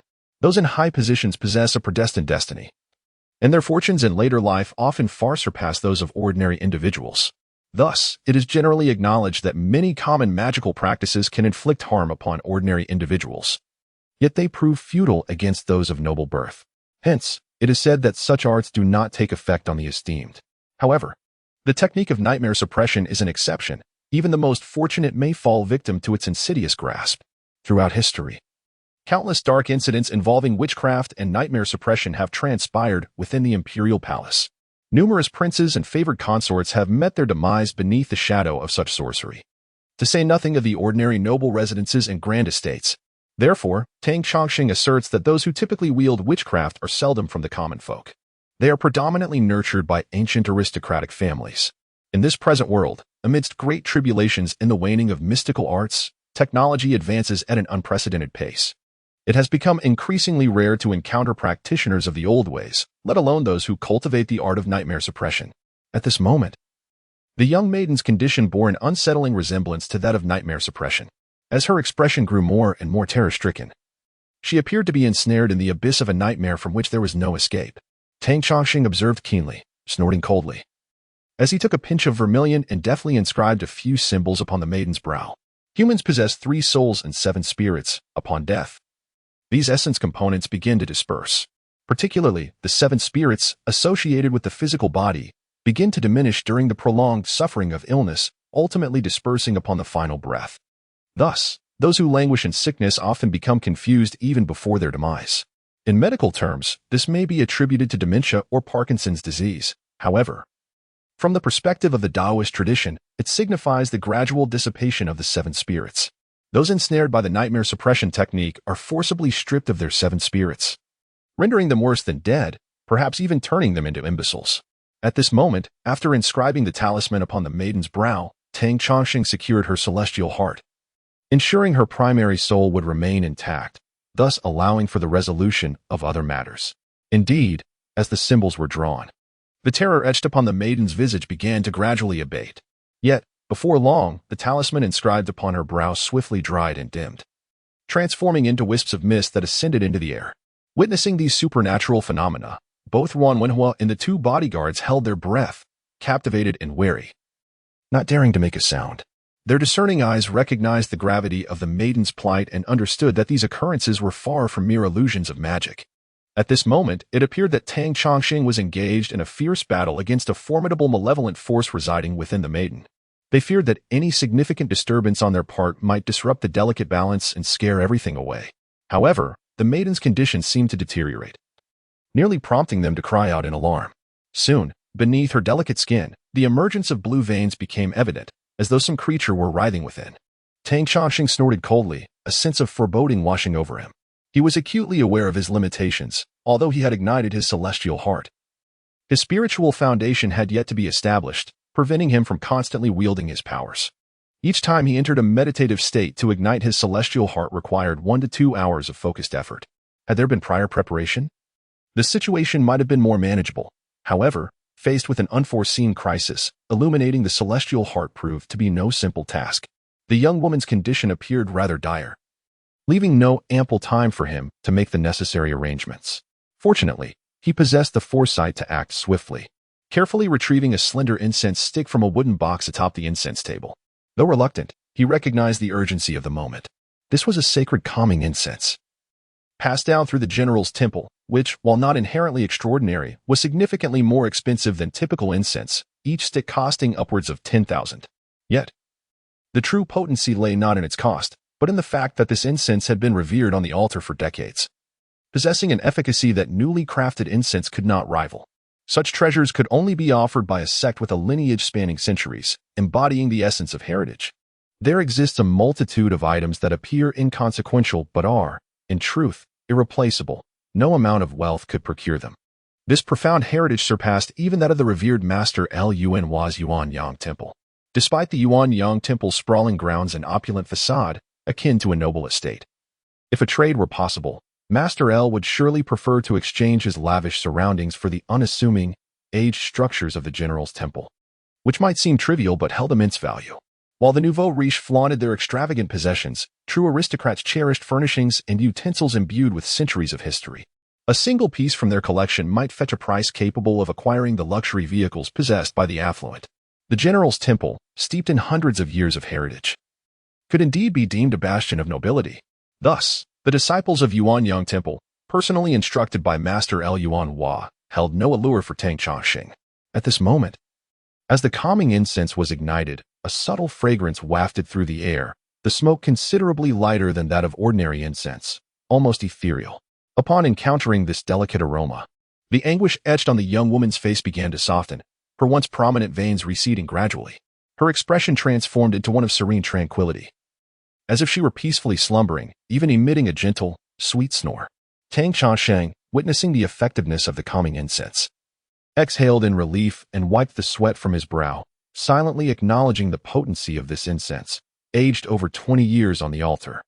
According to the customs of his sect, once utilized, it must be replenished, ensuring that offerings continue for future disciples rather than indulging in personal gratification. "Master, is she recovering?" inquired a stocky figure, seemingly a bodyguard, who wiped his brow nervously. Though they had remained still, they had sensed the gravity of the situation moments ago. What has happened to the young lady? Was she possessed by some malevolent spirit? Tang Chongqing cast a sidelong glance at him and scoffed. Very much so. A collective gasp escaped the crowd, observing the girl's visage soften, believing her to be recovering. Little did they know Tang Chongqing would utter such words. "Undress her," he commanded. "What? Strip her of her clothing." "What?" The two bodyguards were left dumbfounded. "If you don't want her to perish, then hurry," Tang Chongqing retorted, hastily preparing various tools for her rescue. Had Tang Chongqing reached the level of refining his spirit to the point of meeting the divine without fail, he could have effortlessly saved the girl with a mere gesture. Unfortunately, he had only just ignited the spark of his celestial heart and lacked such prowess. As Tang Chongqing busied himself with the preparations, Luanhua and the other two exchanged anxious glances, beads of sweat forming on their brows. As Tang Chongqing had initially observed, the identity of this girl was far from simple. What man would dare to carelessly undress her? The consequences were all too predictable. "Your young lady is not possessed by some wretched spirit," Tang Chongqing began, but upon seeing Luanhua and the bodyguards momentarily display relief, he couldn't help but deflate their hopes, saying, "Rather, she has fallen victim to witchcraft." "Witchcraft?" The bodyguards appeared bewildered. "Witchcraft?" Luanhua's expression shifted to one of astonishment and fear. "Is that not the malevolent sorcery spoken of in ancient palaces?" Tang Chongqing replied coolly, "If I am not mistaken, that would indeed be the case." Luanhua awkwardly chuckled, unsure of how to respond. Could he assert that Tang Chongqing would not be mistaken, or that he certainly was? Either assertion did little to bode well for the poor girl lying unconscious before them. The shadow of witchcraft had long lingered in historical texts, a terrifying legend akin to a haunting specter. It had incited countless political upheavals and claimed the lives of many privileged individuals within palatial and affluent households. Juan Wenhua had merely encountered mentions of such things in historical accounts and folklore, never imagining he would witness it firsthand. Even in ancient times, witchcraft was shrouded in mystery, strictly prohibited and suppressed by successive governments. "Undress her, quickly," Tang Chongqing urged once more. I think I should step outside for a moment," Juan Wenhua declared, hastening to exit without a second thought. What folly it would be to involve himself in such matters. The young lady from a prominent family was not someone he could indiscriminately gaze upon. Once Juan Wenhua departed, the two bodyguards, faces drawn, reluctantly began to assist in undressing the girl. The weather was sweltering, and her attire was quite light. However, after much struggle, the pair found themselves drenched in sweat, unable to remove even her shirt. The tension in the air was palpable, far surpassing that of a novice attempting to undress a woman for the first time. Even Tang Chongqing, having prepared himself, could hardly contain his amusement at the scene before him. "Away with you. There's no need for such anxiety over merely removing her outer garment," he declared. "Ah, just the outer garment?" The two bodyguards inquired, their faces betraying their apprehension. "What? Do you wish to strip her completely?" Tang Chongqing retorted coolly. The two men, suddenly struck by a sense of dread, fell silent and hurriedly assisted in removing the girl's outer clothing. With a piece of jade pendant in hand, Tang Chongqing poised to place it between the girl's mouth and nose. Suddenly, he paused, astonished to discover that this girl was a rare and exquisite vessel, naturally endowed with seductive allure. Although the general's temple was not particularly versed in the art of extraction, it harbored a multitude of esoteric practices, which, combined with the dispersal of various sects and texts over time, had allowed Tang Chongqing to gather an array of mystical knowledge, including the techniques of extraction. Flipping through his mental repository, he recalled some fragments of this knowledge. Upon observing the girl's skin, smooth and luminous as jade, and her delicate features, he envisioned that if her eyes were to flutter open, they would reveal a pair of strikingly expressive and lively orbs. She was undoubtedly an exceptional candidate for dual cultivation, a true gem among the rarest of finds. Even Tang Chongqing felt his heart quicken, yet he swiftly tempered his thoughts. This girl's identity was undoubtedly extraordinary. She was not someone to be trifled with. Steeling himself, he dipped a brush into vermilion ink and began inscribing talismans on the girl's heart, navel, and other significant points. As soon as the symbols were drawn, faint veins emerged from her skin, resembling the scene he had just witnessed on her delicate visage. The freshly inscribed vermilion talismans began to emit a faint hissing sound. Tang Chongqing's expression darkened. It was a testament to his inadequate skills. As the talismans failed to seal these crucial apertures, the vibrant vermilion quickly dulled and faded, and after a moment's contemplation, Tang Chongqing bit his finger, allowing a few drops of his blood to mingle with the ink. After all, he had been practicing since childhood, his vitality abundant. With the infusion of his blood, he inscribed the talisman once more, and although shadows emerged, they could not disrupt the symbols for the time being. Next, he produced a talisman he had prepared for a previous ritual to summon Yin soldiers, a precaution he had not needed until now. Without a moment's hesitation, he pressed the talisman against the girl's crown. Instantly, her body convulsed as if struck by lightning, and a wisp of grayish-black energy, slender and resembling a silken thread, escaped from her mouth and nostrils. At this moment, Tang Chongqing placed the jade talisman between the girl's mouth and nose. An eerie shadow, reminiscent of an insect, slithered into the soul talisman. The entire scene was profoundly unsettling, especially as the dark shadows exuded a nauseating stench. The two bodyguards standing nearby, caught off guard, caught a whiff of this foul odor. Despite their rigorous training and unyielding spirits, they felt their stomachs churn, nearly succumbing to the urge to vomit their last meal. Tang Chongqing, being the one to act, was naturally prepared. He held his breath and evaded the noxious smell. However, upon grasping the jade talisman, he was met with an extreme chill, as if he had seized a piece of ancient ice, causing his very blood to feel as though it might freeze. Humans possess 3 souls and 7 spirits, and while it is commonly believed that souls disperse only after death, it is often unknown that, prior to dying, the average person has already lost a significant portion of their souls and spirits. Only those who die abruptly or harbor deep-seated grievances retain lingering attachments, making them susceptible to becoming vengeful spirits. Various soul-binding techniques manipulate the spirits of the living, rendering them particularly elusive and difficult to defend against. By inscribing a soul-locking talisman on the girl, Tang Chongqing could restrain her spirit, preventing it from fleeing and drawing it into the jade talisman. The jade became exceedingly cold, and had an ordinary person touched it without the protective talisman, they might have found themselves overrun by the spirit within, potentially leading to possession. Even though Tang Chongqing wrapped the talisman in talisman paper, he still felt as though he were grasping a piece of eternal ice. Thus, he resorted to using blood from his middle finger to subdue it, as the middle finger is connected to the heart's fire. Gritting his teeth, he cultivated the inner fire within, then resolutely pierced the tip of his middle finger, allowing a drop of blood to touch the jade talisman before placing it into a basin of water. This necessity arose from Tang Chongqing's insufficient cultivation. Had he been a master of inner refinement, such complexities would have been unnecessary. Even legendary figures, akin to Zhang Kuei, who devour malevolent spirits, do not take such matters lightly. Due to his lack of inner refinement, he had to rely on his fingertip blood for suppression. Nevertheless, he succeeded in sealing the vengeful spirit within the talisman. At this moment, observing the girl's breathing stabilize, Tang Chongqing smiled and remarked, "What you just encountered was a creature from within the human body, known as the Three Corpses. How does it taste?" The two elite bodyguards, pale and drenched in cold sweat, struggled to suppress their nausea, yet the intensity of the stench was enough to instill terror as they appeared on the verge of fainting. Tang Chongqing, having teased them, found their plight uninteresting and chose to disregard them. He fetched clean water and cautiously placed the jade pendant into it. Upon gazing at the once smooth surface of the jade tablet, a faint silhouette of a diminutive figure emerged. The shadow, resembling a struggling insect, fervently endeavored to escape its confinement within the jade, yet remained inexorably bound, measuring merely a few inches in length and akin to the thickness of a chopstick. This creature exerted itself in vain, even manifesting a human visage that displayed a myriad of emotions, rage, pleading, and others, each more unsettling than the last, sending shivers down one's spine. However, this three-corpse insect possessed remarkable power, continuously exuding tendrils of dark energy that spread throughout the basin of clear water. In the blink of an eye, the formerly pristine water had transformed into a pitch-black abyss. "Change the water," commanded Tang Chongqing. The two bodyguards, ever diligent, complied without hesitation, even amid such ominous circumstances. Tang Chongqing then prepared a talisman, casting it into the water while softly uttering, "Consider yourselves fortunate. This moonlight true water purification talisman was originally intended for."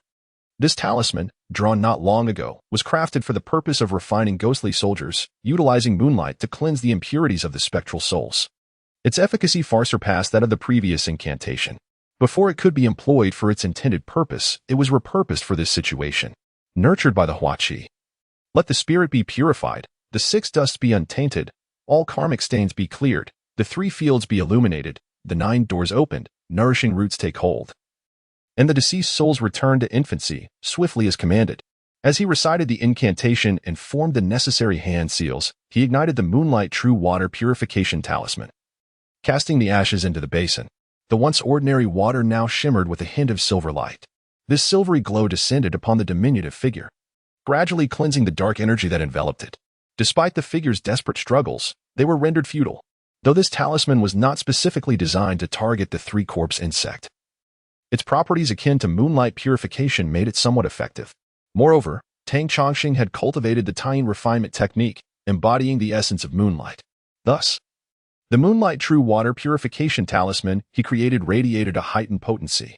In this moment, the basin of water, with its gently rippling silver light, truly embodied the essence of moonlight. Each spell cast within the temple of the general was intricately linked to the 5 fundamental principles of magic, the layers of dark energy, akin to ink, that had once suffused the water were now being eradicated under the cleansing moonlight.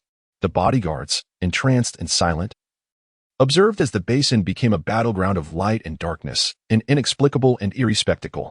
The shadows contracted, while at the core, a maggot-like figure persisted in its futile resistance. The moonlight's radiance washed over the three-corpse insect, causing it to emit wisps of green smoke.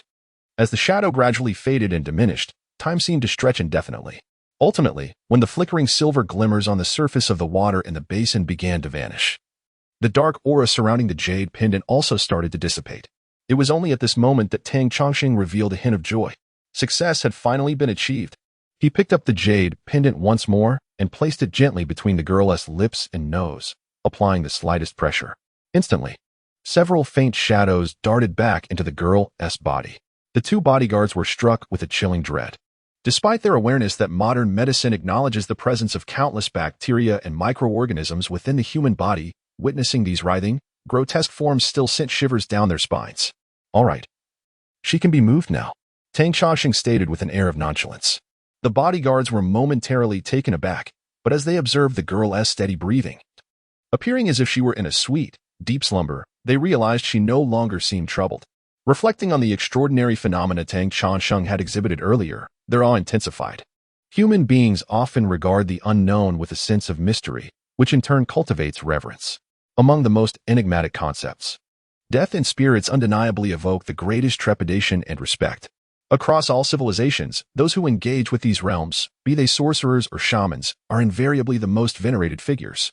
Clearly, in the eyes of everyone present, including those from the Yuan culture, Tang Chongqing was an awe-inspiring presence. Although Tang Chongqing had not elaborated on his prior statements, and they remained uncertain about the nature of the witchcraft and phantoms he had mentioned, they were not fools. They could surmise that it pertained to curses or similar dark arts. The shadowy figures they had witnessed were likely manifestations of human souls. The mere thought that Tang Chongqing could extract and manipulate a person's soul instilled a chilling sense of dread within each of them. It was akin to a surgeon performing an operation. Everyone knows it is a means of saving a life, yet witnessing it firsthand could be overwhelmingly distressing.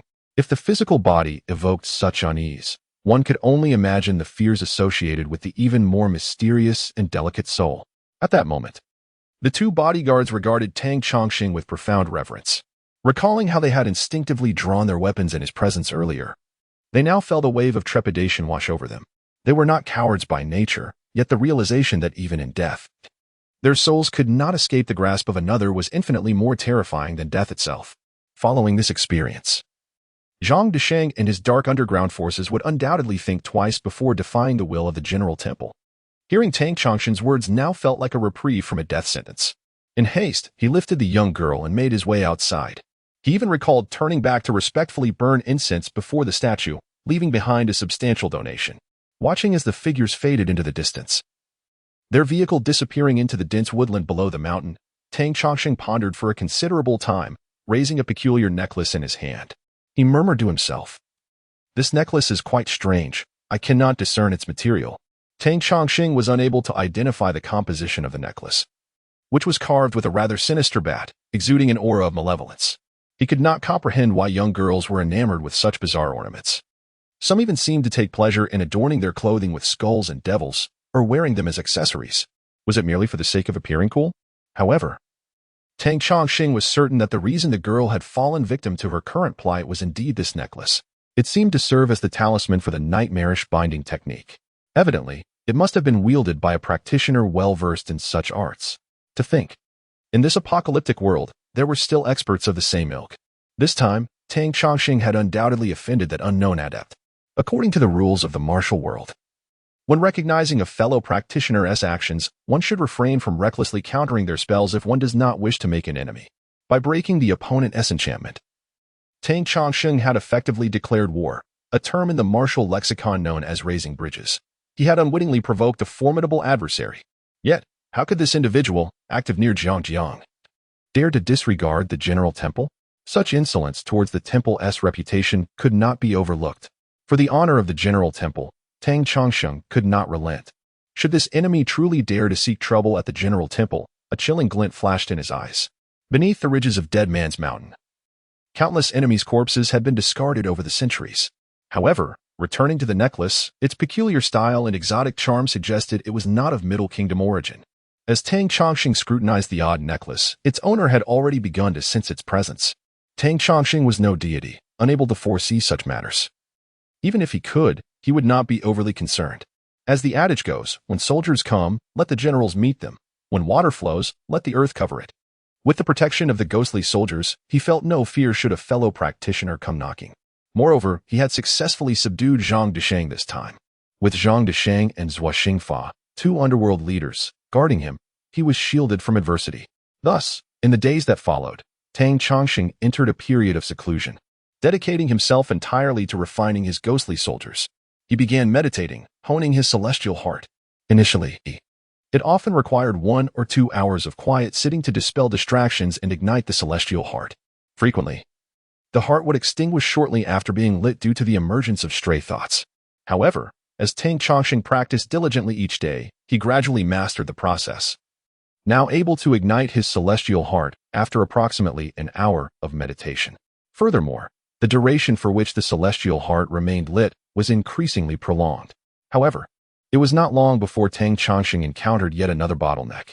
After igniting the heavenly heart and sustaining it for the duration of an incense stick, he found that no matter how fervently he practiced thereafter, he made no further progress. As nature declares, the way is nameless and formless, merely a singular essence, a singular spirit. Life cannot be perceived, it is entrusted to the celestial light. The celestial light is imperceptible, it is entrusted to the eyes.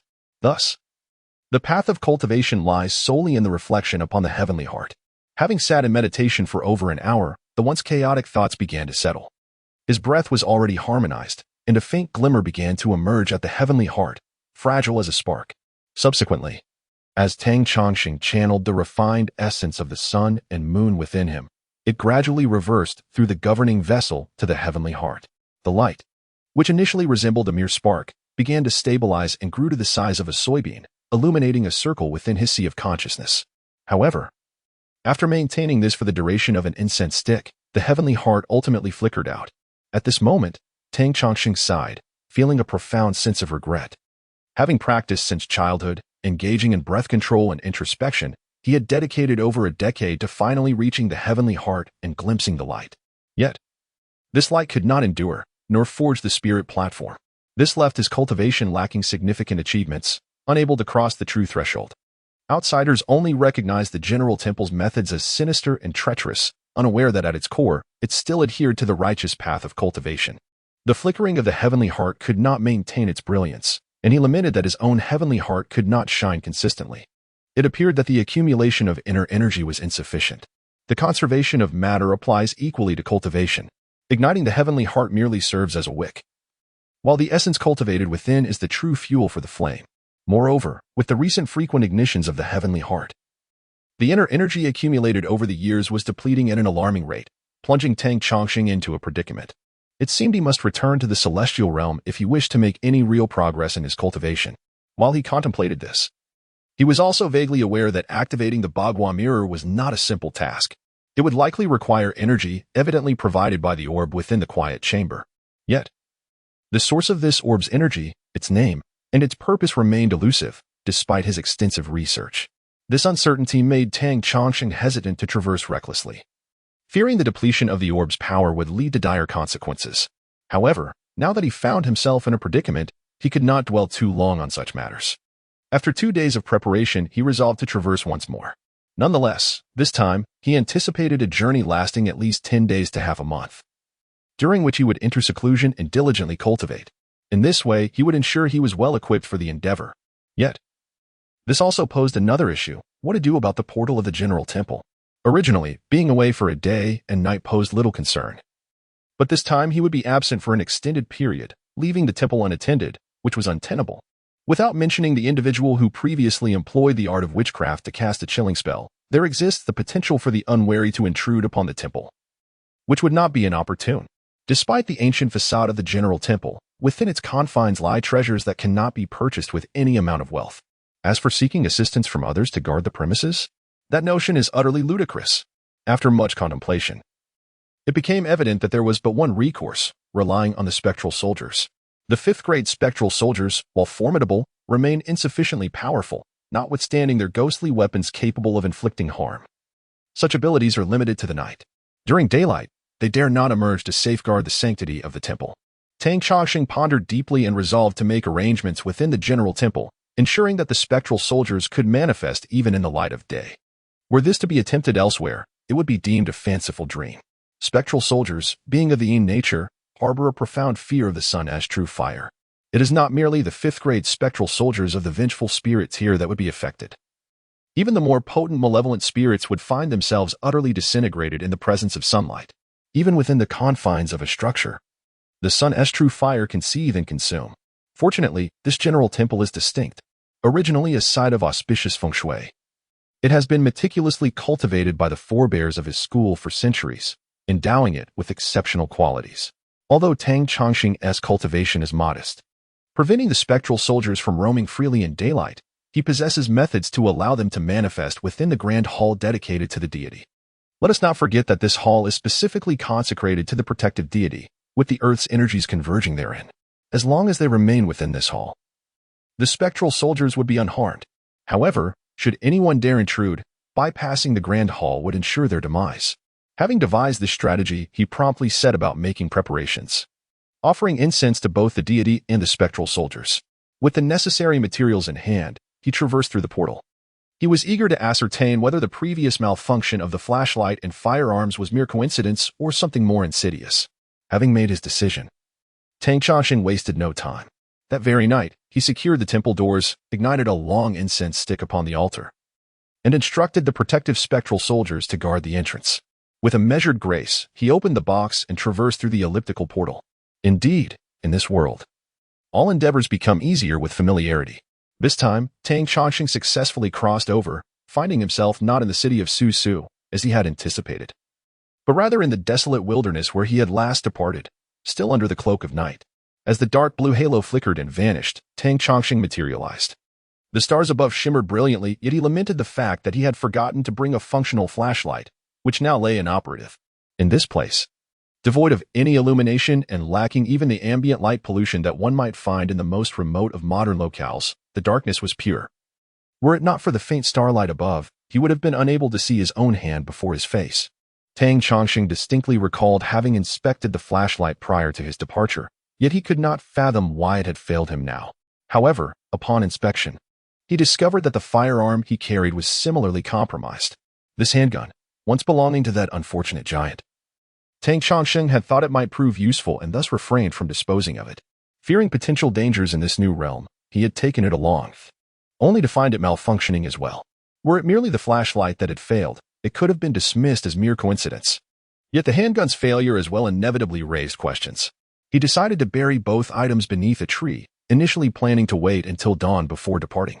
After all, in the dark of night with unfamiliar paths, who knew where he might wander astray?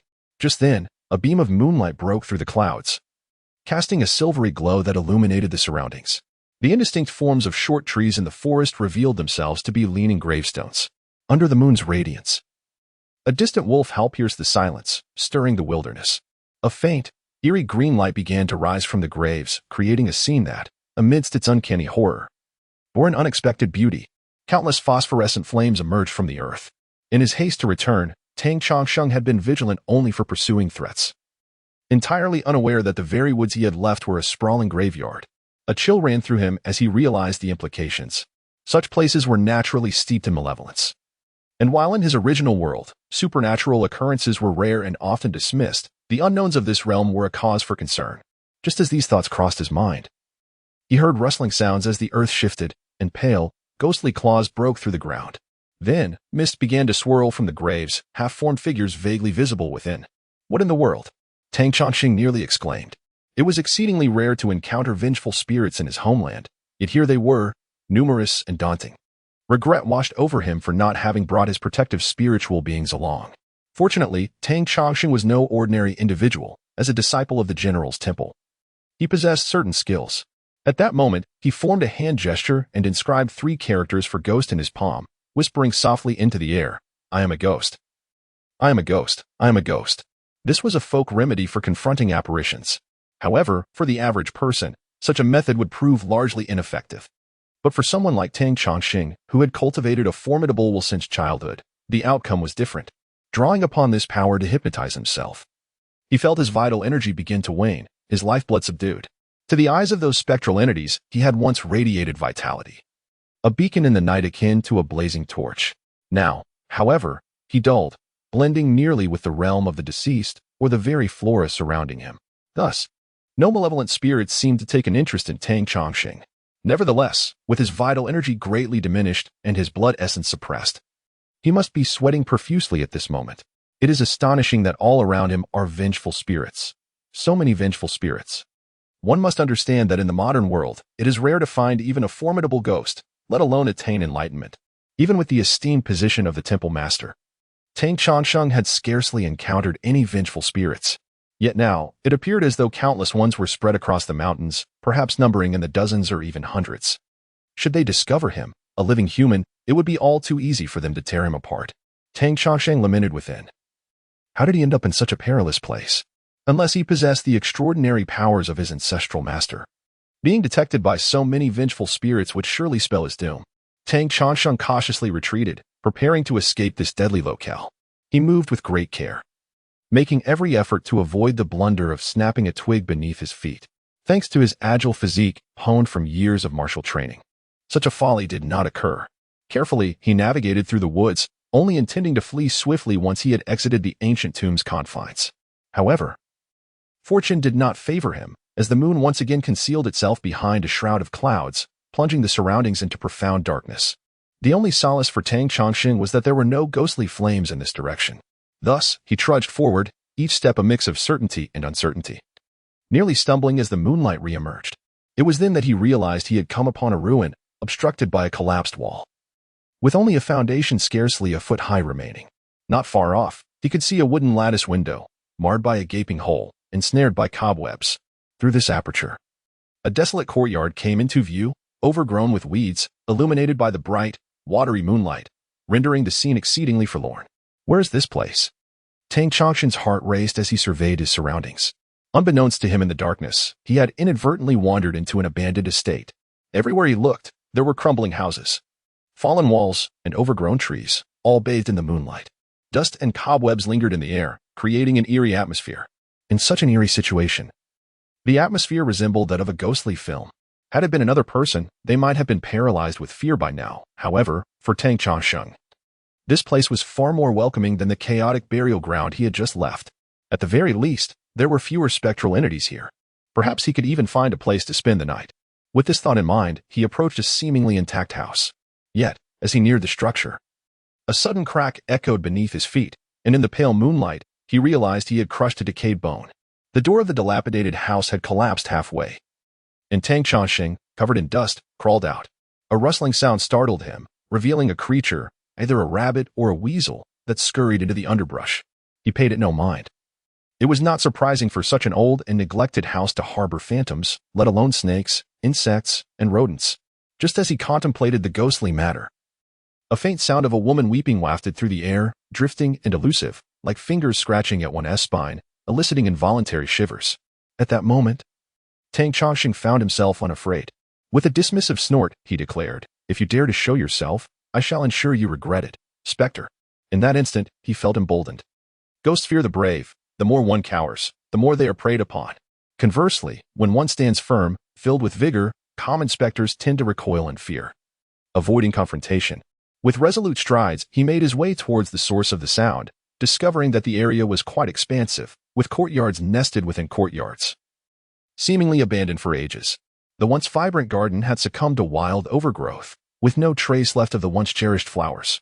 Above him, the sky was clear, and a half-moon hung high, casting a brilliant glow. Yet, as he gazed upon it, his heart sank. In the corner near the flower bed stood a woman in white, her long hair cascading down as she wept sorrowfully. Upon noticing Tang Chongsheng's approach, she seemed startled and abruptly lifted her gaze.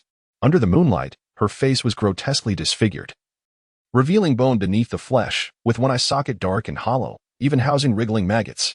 In this desolate, shadowy dwelling, such a sight could truly terrify the faint-hearted. While Tang Chongsheng remained unperturbed, an unsettling realization dawned upon him. He heard the ghostly woman murmur, "Was it you who called for me just now?" Fear of the supernatural often looms larger in the minds of men, yet spirits too possess their own hierarchies of strength and weakness. Although he had boasted of his courage capable of scaring off phantoms, it appeared that this particular entity was not only unfazed but perhaps incited by his presence. This is certainly not an ordinary wandering spirit. It must be a vengeful ghost. No, vengeful spirits, by nature, shouldn't possess such formidable power. Unless this female specter is one of the legendary fierce spirits? "Are you searching for me?" the ghost murmured, her expression a haunting blend of sorrow and laughter, as maggots crawled from her eye sockets, seemingly fixated on Tang Chongsheng as well. The situation was dire. Tang Chongsheng instinctively recoiled, his hand reaching for his firearm. But then he realized the futility of such an action. No matter how potent a handgun, it would be of little use against an incorporeal entity. Moreover, the weapon had been rendered useless during its passage through time and space, discarded carelessly by Tang Chongsheng. With a fierce shout, he summoned his strength, propelling a stone the size of a fist towards the female ghost. Without a glance back, he turned and fled. The stone struck the specter, yet she merely flickered, dissipating into mist, allowing the projectile to pass through her and collide with the wall, producing a thunderous sound. Tang Chongqing did not dare to look back. He sprinted into the house, delivering a powerful kick to a pillar. The dilapidated structure crumbled under the force, beams and tiles crashing down in chaos. He escaped through a broken window on the opposite side, vaulting over a low wall, finally leaving the forsaken estate behind. However, before he could fully regain his composure, a chill coursed through him. Beyond the low wall, illuminated by moonlight, there stood a multitude of shadowy figures, at least dozens in number, all in tattered garments, staring intently at him, motionless. These were the very spirits he had encountered in the mass grave earlier. Somehow, they had silently materialized in this place. He thought to himself, have I unwittingly stumbled into a den of ghosts? Since the cataclysmic changes in the world, the vitality had gradually waned. Not only had it become difficult for cultivators to continue their practice, but even formidable spirits had diminished in number. By the time of his master, vengeful ghosts were a rarity. Yet, here he was, witnessing a congregation of them for the first time. Each of these vengeful spirits possessed the power to bring about death, and that female ghost was undoubtedly a more powerful entity than the rest. Today could very well be his last. Not to mention, he had not brought along his protective spectral soldiers. Even if he had, what could they achieve? A mere vengeful ghost-level soldier would likely be torn apart within a minute. Where do you think you're going? Did you not have something to say to me? A haunting voice echoed behind him, sending shivers down his spine as if insects were crawling upon him. There was no need for further thought. The female ghost was in pursuit. Now, he truly found himself in a predicament, with no escape in front and pursuers behind. Tang Chongqing sighed inwardly. He was indeed cornered. Yet, he was not one to yield easily. He pressed his back against the surrounding wall, his keen eyes scanning for an avenue of escape. The female specter glided closer to Tang Chongqing, revealing that her form was not entirely solid. Rather, it appeared somewhat ethereal, reminiscent of mist. Yet, the decay on her face and the wriggling maggots were painfully evident. This was a blatant act of intimidation. At this moment, Tang Chongqing remained remarkably composed, his mind racing with thoughts. To ordinary eyes, all ghostly apparitions may seem alike, but Tang Chongqing understood that they could be categorized into several tiers, each with varying degrees of power and peril. The weakest were the wild spirits, wandering souls that posed little threat beyond mere fright. They were the most common, akin to the fleeting phantoms encountered by everyday people, almost devoid of any danger, except for those particularly unfortunate souls or those whose constitutions were frail. Next were the vengeful spirits, those who, upon death, cling to their unresolved grievances, refusing to dissipate, driven by their obsessions. If one possessed ample vitality and fortune, such spirits might not be able to directly harm them. However, should one's luck falter or health decline, these spirits could easily find an opportunity to exploit their vulnerabilities, even tempting them towards self-destruction. The malevolent entities that are often spoken of in folklore predominantly belong to this category. Then there were the resentful ghosts, those whose lingering bitterness after death could inflict harm. Even a robust individual with a flourishing fortune could find themselves in grave danger when confronted by such spirits, as they could drain one's life force and disrupt one's fortune. For an ordinary person, encountering such a being could lead to a perilous fate. Beyond this lay the malevolent specters, far more formidable, capable of manifesting physically and directly taking lives. Tang Chongqing had never witnessed a vengeful or malevolent spirit firsthand until today, when he found himself in a position to observe one clearly. The female ghost before him, capable of assuming such a terrifying visage, was undoubtedly a malevolent spirit. There could be no doubt about it. You awaken me yet refuse to speak. Should I not dispatch you? Perhaps I shall extract your heart. He taunted, extending a ghostly claw, pale as bone, marred with cadaveric spots, with long, darkened nails, poised to pierce his chest. Tang Chongqing had no doubt that this claw could effortlessly penetrate his ribcage and extract his heart. With a radiant smile, Tang Chongqing appeared ready to speak. The female ghost hesitated, seemingly prepared to listen to his words. Little did she know, Tang Chongqing suddenly expelled a mouthful of fresh blood. In that moment, he had bitten through the tip of his tongue.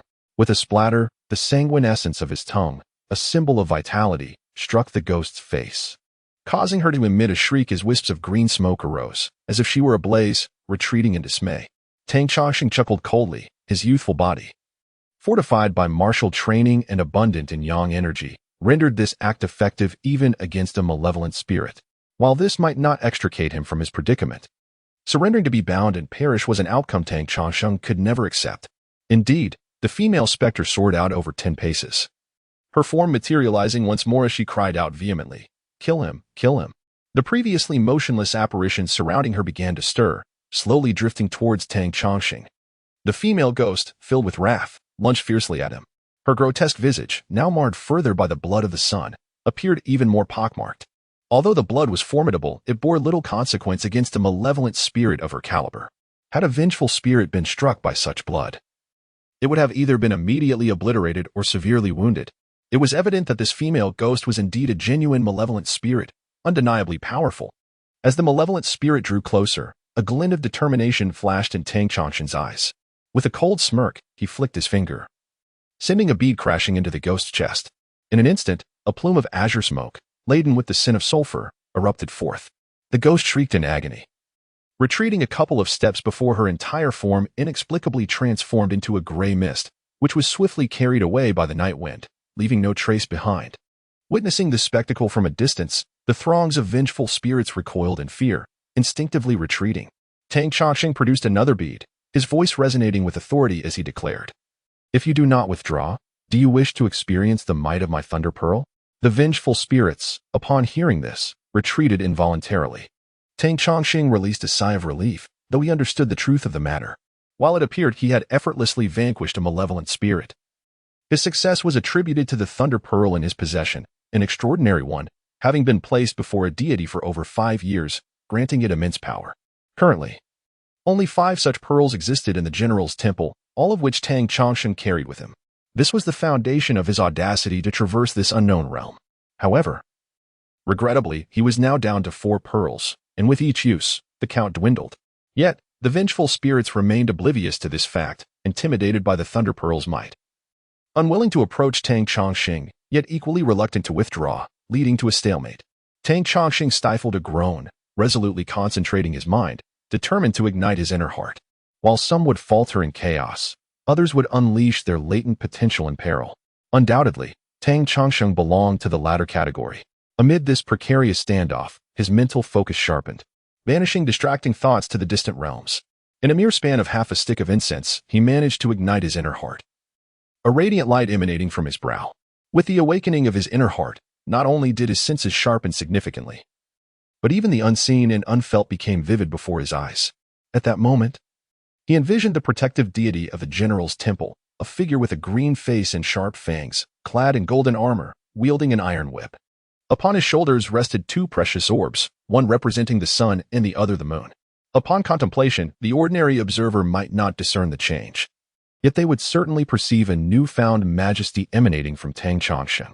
However, to the spirits present, the situation appeared quite different. They could see a spectral figure of a divine general materializing behind him, bearing a fearsome visage, as if brandishing a steel whip, ready to strike at any specter that dared approach. In an instant, the lingering spirits, caught in a standoff, were seized by terror and fled in disarray. This phenomenon exemplifies the most crucial mental discipline within the Taoist tradition, known as preserving the spirit. When mastered to a profound degree, it can even summon genuine deities and divine generals to confront malevolent entities. It can be said to be the foundation of all Taoist spells and techniques. On this day, Tang Chongqing's celestial heart had just been ignited. Still lacking in internal refinement, the projection of the divine general appeared indistinct, merely a shadow of its true form, capable of instilling fear in these spirits. Nevertheless, the mere manifestation of this divine presence sent dozens, if not hundreds, of vengeful spirits into a frenzied retreat. However, during the process of preserving his spirit, the brilliance of his celestial heart rapidly waned. After merely a few breaths, he could no longer sustain the divine prowess and had to withdraw it. Despite this, he felt his legs weaken, nearly unable to maintain his footing, having exhausted his vital energy in that brief interval. This place was perilous. Having frightened off the spirits, Tang Chongqing dared not linger. He consumed a specially formulated elixir, waiting for its potency to gradually unfold, allowing a surge of warmth to emanate from his dantian, which enabled him to hasten his departure from this eerie locale. He moved toward the distance, contemplating that the safest course would be to return immediately. Yet, he did not lose sight of the purpose of his venture into this realm. He sought to verify the authenticity of the documents circulating within his group, which alluded to a depletion of spiritual energy in his world following a great calamity. His ability to ignite his celestial heart stemmed from a few days of cultivation at the Yin-Yang Temple.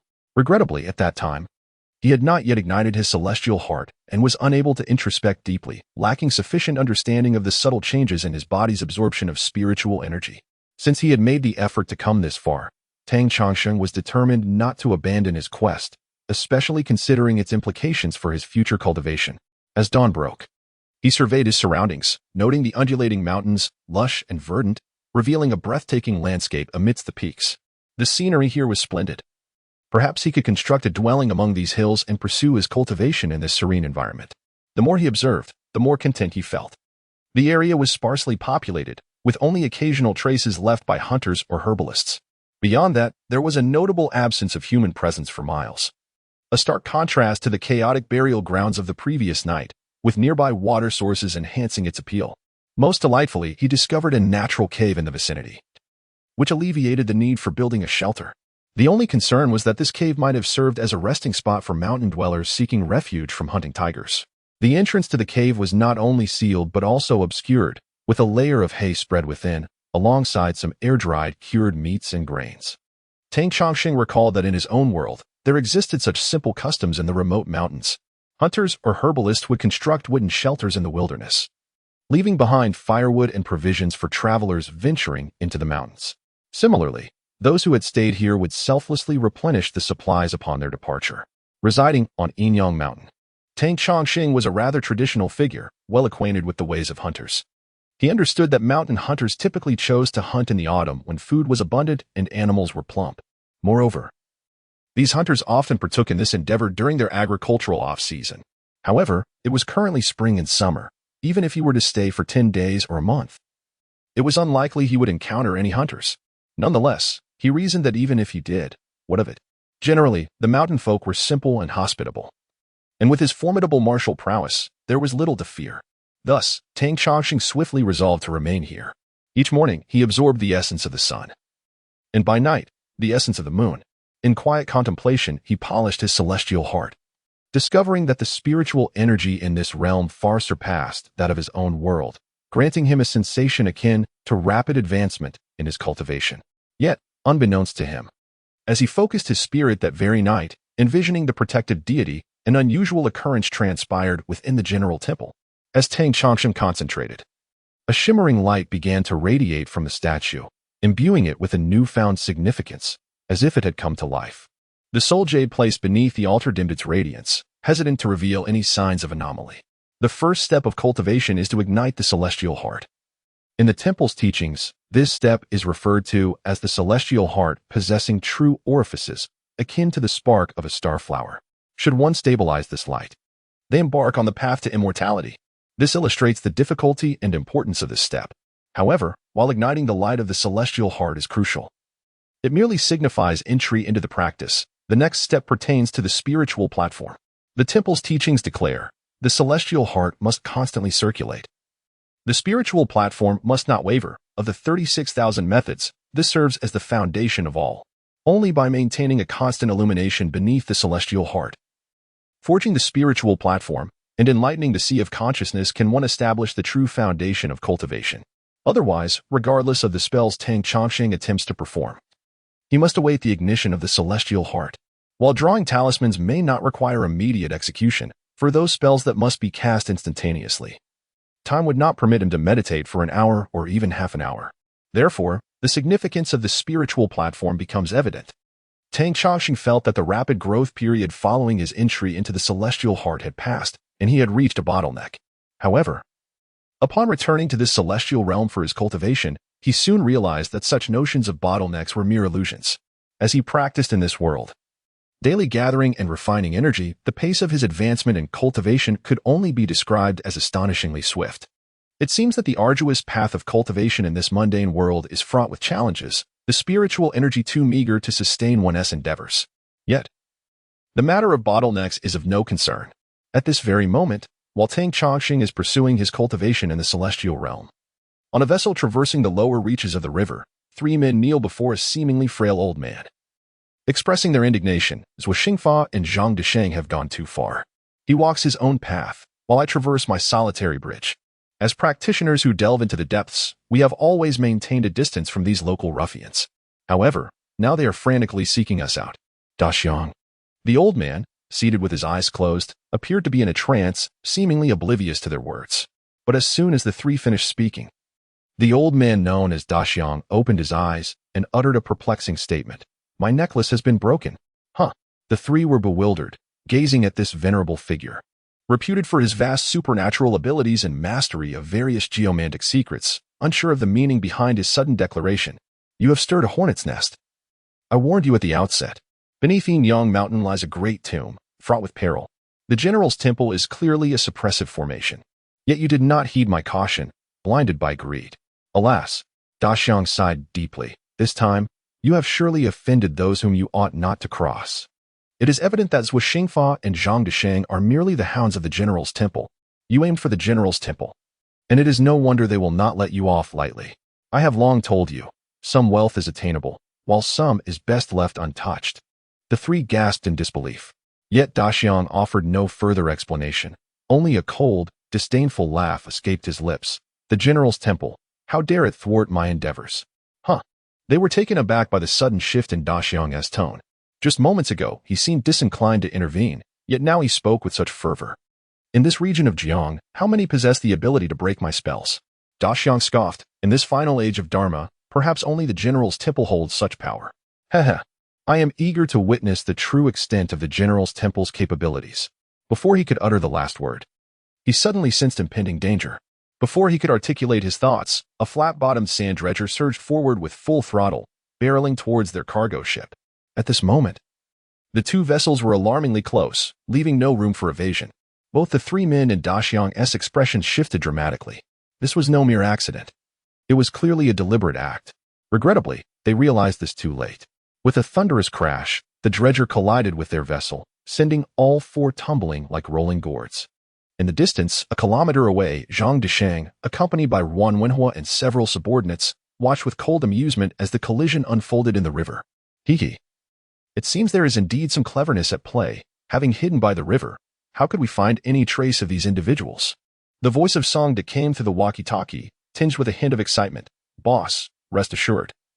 I will capture these rascals alive and deliver them to the general's temple." From the reeds along the riverbank, two speedboats sped forth, racing into the water. "Be cautious." Yet, Zhang Desheng felt an inexplicable unease deep within him. "What am I afraid of? I refuse to believe these tomb raiders possess any formidable means." Before he could finish his thought, a sudden waterline surged forth, swift as a torpedo, crashing heavily into one of the speedboats. The vessel, measuring 2 to 3 meters in length, was sent soaring into the air, only to capsize with a wretched cry. Zhang Desheng's pupils constricted in shock. Beneath a stretched white waterline, he discerned a black back, iron-like in hue, stretching several meters long. What manner of beast is that? At this moment, Tang Chongqing was cultivating atop Fuyang Mountain. He had come to realize that the mountain he stood on was named Fuyang Mountain, located several dozen miles from Sushu City. It was for the first time that Tang Chongqing understood this place was not the world he once knew. Neither the geographical names nor the historical context bore any relation to his previous existence. He found himself in a realm called the State of Wu, with Sushu City serving as its capital. As for other matters, the herbalist who ascended the mountain could hardly articulate further details. Due to the limitations of ancient communication methods, information was frequently obscured. Even after decades of dynastic change, the villagers remained oblivious to events transpiring beyond their horizon. This herbalist, having occasionally traveled back to Sushu City to sell herbs, was somewhat more informed. In any case, he spent merely one night here before departing, leaving behind vague information that confirmed to Tang Chongqing that he had not traversed to the ancient past, but rather to an entirely different world. These revelations did not occupy much of Tang Chongqing's thoughts. He merely listened casually and soon cast them aside. Regardless of the nature of this world, it was of little consequence to him. He simply sought to immerse himself in diligent cultivation within this inconspicuous corner of existence. In his heart, he had already come to perceive this place as a realm of immortals. What did it matter to him otherwise? He remained secluded in rigorous training for over 10 days, until his mental and physical stamina, along with his supplies, could no longer sustain him. It was then that Tang Chongqing finally returned to the general's temple. At that moment, were he to gaze into a mirror, he would likely behold the visage of a wild man, unkempt and unwashed. Upon returning to the general's temple, Tang Chongqing's first course of action was to venture into the kitchen. Despite its unassuming appearance, it was accompanied by a cellar nearby. Should one continue forward, they might indeed be startled, questioning whether they have wandered astray, as they find themselves within a cold storage facility specifically designated for the preservation of culinary ingredients within a hotel. A splendid array of exquisite ingredients from every corner of the earth is available, all remarkably fresh, having been procured no longer than a fortnight prior. These delicacies are transported by helicopter, attended to by dedicated personnel. Virtually all the ingredients have been meticulously prepared, disregarding such details. He casually selected a few items and tossed them into a clay pot, boiling them haphazardly. Fresh beef, glistening with pristine fat and adorned with marbled patterns reminiscent of fine stone, was cast into the pot, accompanied by a selection of aged herbs for a simmering stew. Furthermore, a few palm-sized lobsters were boiled in plain water, to be dipped in the renowned soy sauce of Guangdefu, sufficient to accompany any meal. He also prepared 2 bowls of fragrant rice, for it is said that the essence of grains nourishes the soul. For practitioners of cultivation, the essence of their journey lies in transformation, whether through absorbing the energies of the sun and moon or through alchemical nourishment, all aimed at supplementing the body's deficiencies. At this moment, as Tang Chongqing reveled in the preparation of his meal, he engaged in a unique form of relaxation and mental transition. Suddenly, a soft and melodious voice echoed from beyond the entrance of the general's temple. Is anyone present in the temple? The temple, though modest in size, allowed for the calls to be heard clearly, despite the kitchen's location in the northeast corner of the courtyard. Initially, Tang Chongqing intended to ignore the voice, but then he heard someone outside inquire, "Is Master Tang Chongqing here? I have come to express my gratitude for the life-saving grace of the Master." This prompted a gentle sigh from him as he stepped outside the temple. Indeed, he found a young maiden standing at the threshold, peering inward, her face brightening with surprise upon spotting Tang Chongqing. However, once she discerned his disheveled appearance, her astonishment swiftly transformed into bewilderment. At that moment, Tang Chongqing bore the likeness of someone who had just returned from the wild, his countenance unkempt, and amusingly, he was adorned with a pristine white apron while cooking. The impact of his appearance was evidently overwhelming for the young lady, her round eyes widening in disbelief, seemingly rendered speechless.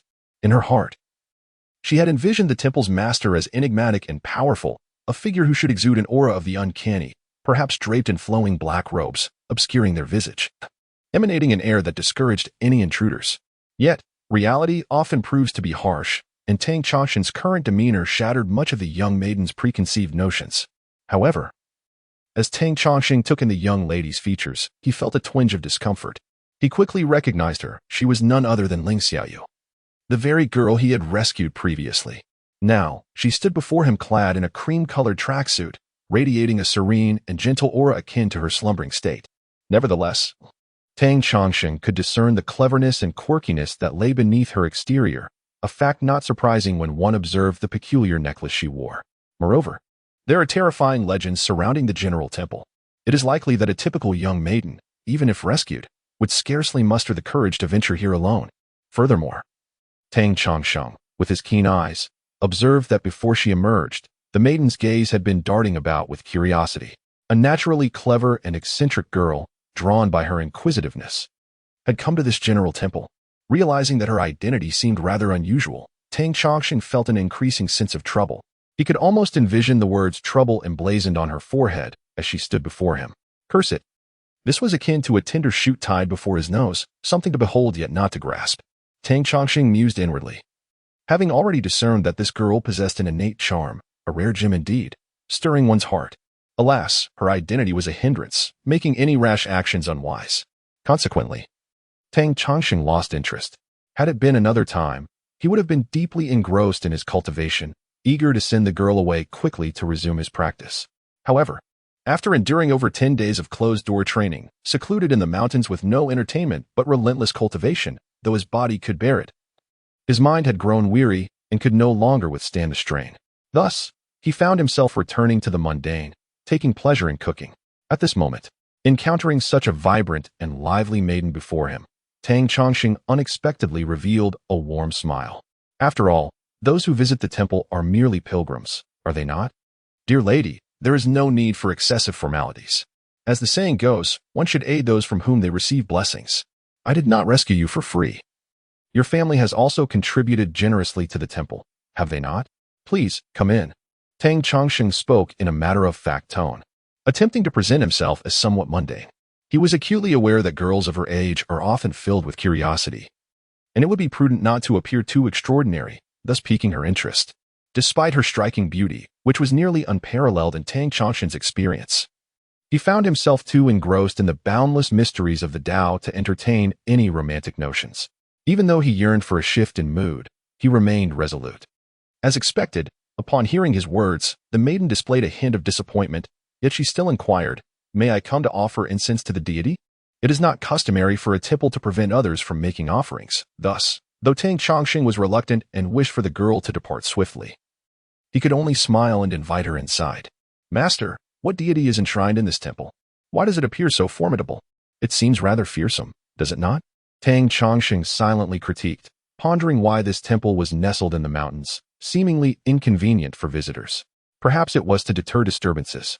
"Master, I am called Ling Xiaoyu." This name seemed familiar to Tang Chongqing as he scratched his head, confronted with a myriad of inquiries from the curious young lady. Tang Chongqing could not help but harbor some inward sarcasm. Nevertheless, in the presence of such a significant patron, he maintained his professional decorum. With great patience, he explained. "This temple venerates the guardian deity. Though his visage may appear fearsome, he is, in essence, a benevolent spirit, known for his lifelong dedication to aiding those in distress. Should you find yourself in peril within the Jiang region, simply recite the name of the guardian king, and you shall swiftly transform misfortune into fortune, averting danger with ease." Tang Chongqing's words were not mere rhetoric. Indeed, in the heyday of the Temple of the General, this guardian deity possessed such formidable power, rendering his presence extraordinarily efficacious. It was said that even during a time when the population of the Jiang region scarcely exceeded several tens of thousands, there existed numerous temples dedicated to this deity, with disciples from the principal temple on Yin-Yang Mountain overseeing them. However, those were bygone days.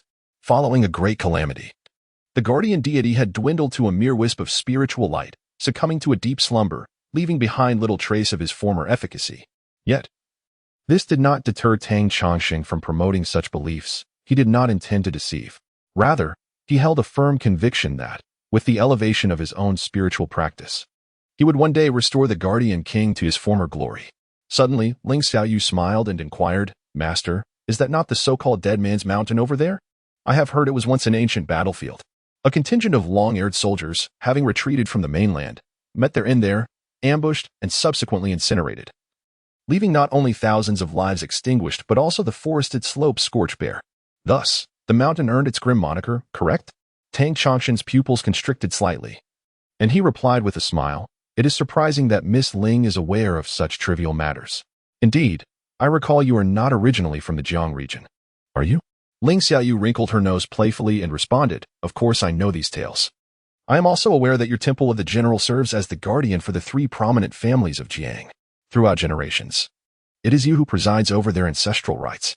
Tang Chongqing remained composed, smiling as he said, "This is hardly a secret. Many are privy to it, particularly since you, Miss Ling, are a cousin of the Chen family. It is not surprising that you would know such things. The Fan, Zhang, and Chen families are renowned as the three great houses of Jiang. In contrast to the underworld leaders like Zhang Desheng and Zhu Xingfa, these families have historically held dominion over Jiang, their influence persisting even as they migrated beyond its borders. Each family boasts staggering wealth, with intricate intermarriages among them, controlling a myriad of companies and industries that wield immense influence across various regions in the southern territories. Yet, their ancestral graves remain in Jiang, and the triennial ancestral rites of the three families draw immense attention. The attendance of affluent merchants, politicians, and celebrities from afar is beyond counting. For centuries, it has been the Temple of the General that presides over these ancestral ceremonies without exception. Merely this aspect alone suffices to illuminate the esteemed status of the General Temple. Is it not so? However, I have heard that the Fan family proposes to change the chief officiant." Ling Xiaoyu once again offered a cunning smile. Tang Chongqing's heart trembled profoundly, unable to mask his astonishment any longer. "Is that truly the case?" Ling Xiaoyu replied with a smile. "You have already acknowledged that I am a cousin of the Chen family. Thus, it is only natural for me to be privy to such matters. However, the three families have yet to reach a definitive conclusion." Upon hearing this, Tang Chongqing finally exhaled a sigh of relief. The absence of a final decision indicated that there remained a chance for redemption. It appeared that their recent performance had significantly exceeded the expectations of the three families, which had led to their hesitation. With this assurance in mind, Tang Chongsheng regained his composure and adopted a more relaxed demeanor. He then observed the girl, who mischievously remarked, "How about this? If you agree to one condition of mine, I shall assist you in resolving this matter." Tang Chongsheng, taken aback, inquired, "You can resolve such an issue?" Yet, before the girl could respond, he shook his head and declared, "No need. I shall handle this myself." Contemplating, he had already conceived a plan. The reason the three families wavered and entertained other thoughts was merely due to their apprehension regarding their own powers. Tang Chongsheng firmly believed that once the three families recognized his capability to preside over the rituals, they would undoubtedly refrain from seeking a replacement. With this realization, Tang Chongsheng felt increasingly at ease. There remained a few months until the ancestral rites. Given his current abilities, he was slightly challenged. However, if he could forge a spiritual platform, achieving the so-called constant operation of the heavenly heart, with the platform remaining unwavering, it would be foolproof. As Tang Chongsheng articulated this, Ling Xiaoyu grew anxious, saying, "Rest assured, I shall not impose unreasonable demands. I merely wish to learn the Taoist arts from you." Engaging in a few more exchanges with the young girl named Ling Xiaoyu, despite Tang Chongsheng's mind wandering, he could not help but acknowledge her captivating beauty and the delightful blend of vivacity and refined demeanor that exuded from her, making her exceedingly pleasant to be around, evoking an irresistible desire to draw closer. In summary, conversing with her proved to be an enjoyable experience, far from the complications Tang Chongsheng had initially envisioned. With such a beautiful companion nearby, amidst his cultivation, there might even be moments of enchanting companionship. It was indeed tempting. Yet, Tang Chongsheng still shook his head. It would be absurd to leave someone amidst the numerous secrets of the general temple. Even if he were to traverse back to the immortal realm to refine his skills, he must keep such matters concealed from everyone. Thus, it was entirely out of the question to retain this young woman within the general temple. Ling Xiaoyu, employing both threats and persuasion, stated, "Consider this. The ancestral rites have always been presided over by your general temple. That is no longer guaranteed. As long as you are willing to teach me your spells, I shall assist you." Just as she was speaking, she let out a small exclamation, wrinkling her delicate nose. "What is that? It seems to be stuck." At that moment, Tang Chongsheng caught a whiff of a burnt aroma. With a loud exclamation of alarm, he rushed inside, prompting the young girl to curiously follow in his wake. He dashed into the kitchen, hastily lifting several clay pots, having momentarily forgotten about the cooking while conversing with her, nearly ruining the meal. Despite the abundance of modern cookware in the general's temple kitchen, Tang Chongsheng had opted for the traditional clay pots to prepare his rice. Embarrassed yet determined to salvage the meal, he scratched his head and inadvertently asked, "You haven't eaten yet, have you?" The moment the words left his lips, he regretted them. The girl, however, smiled sweetly and replied, "No, I'm quite hungry." She promptly came over to assist, setting the table, leaving Tang Chongsheng with his unspoken regrets. As the ancients wisely said, beauty is a feast for the eyes. With such a lovely girl beside him, he felt his appetite surge, especially since she seemed unconcerned with the trivialities of dieting, akin to a playful kitten, only nibbling at her food. She wouldn't even splash her vegetables in a bowl of plain water, which naturally led to the realization that although Tang Chongsheng had prepared a generous amount of food, it was ultimately just enough for one person, leaving them somewhat short on provisions. Fortunately, the pantry in the general's temple was well stocked, and Miss Ling Xiaoyu took it upon herself to cook 2 dishes that tantalized Tang Chongsheng's taste buds. For a moment, he felt an impulsive urge to keep her on as a cook. Yet, upon reflection, he pondered if it would be a waste to employ such a beautiful girl in that capacity. Just as Tang Chongsheng was lost in these thoughts, a phone call interrupted him. "What? Songda is hospitalized? Understood. I will take note." After hanging up, his expression turned somber. Yet a flicker of cold light danced in his eyes. Yet, within him, blood coursed with exhilaration. A decade spent honing his skills had sharpened his resolve. Today, he would demonstrate his prowess. Who among them could claim to be wronged? Feeling the surge of his recent progress in cultivation, he suddenly heard of a formidable foe and felt not fear, but an exhilarating eagerness to confront the challenge. "Miss Ling, I forgot to inquire about the necklace you wore last time. Where did it come from?" Tang Chongsheng asked, producing a necklace adorned with a bat pendant. Having observed his expression during the phone call, Ling Xiaoyu sensed that something was amiss. Upon seeing his demeanor, she gasped, "Is it related to what happened last time?" Tang Chongqing inwardly praised her perceptiveness, yet replied nonchalantly, "It's hard to say. In these times, there are regrettably few masters. It's unlikely that two would suddenly appear in Jiangdi." As the so-called grand illusion was shattered, the first thought that crossed Tang Chongqing's mind was the General Temple. At this moment, he connected the unknown master who had plotted against Ling Xiaoyu with those tomb raiders. These grave robbers certainly possessed some skill, causing Zhang Deshang to suffer a setback, resulting in the death and injury of over a dozen brothers. It seemed they were indeed formidable. "I bought this from the boutique." The young girl spoke uneasily, her face betraying a hint of fear. Clearly, recalling the previous incident was not a pleasant experience for her. Tang Chongqing felt a surge of compassion, almost reaching out to grasp the girl's hand in comfort.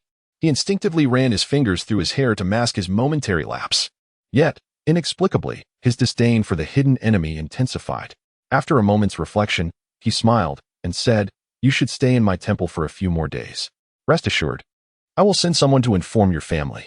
Ling Xiaoyu let out a soft ah, said nothing further, and obediently nodded. Tang Chongqing rose and exited the courtyard, casting a cold glance at the surrounding mountains and forests, followed by a derisive laugh.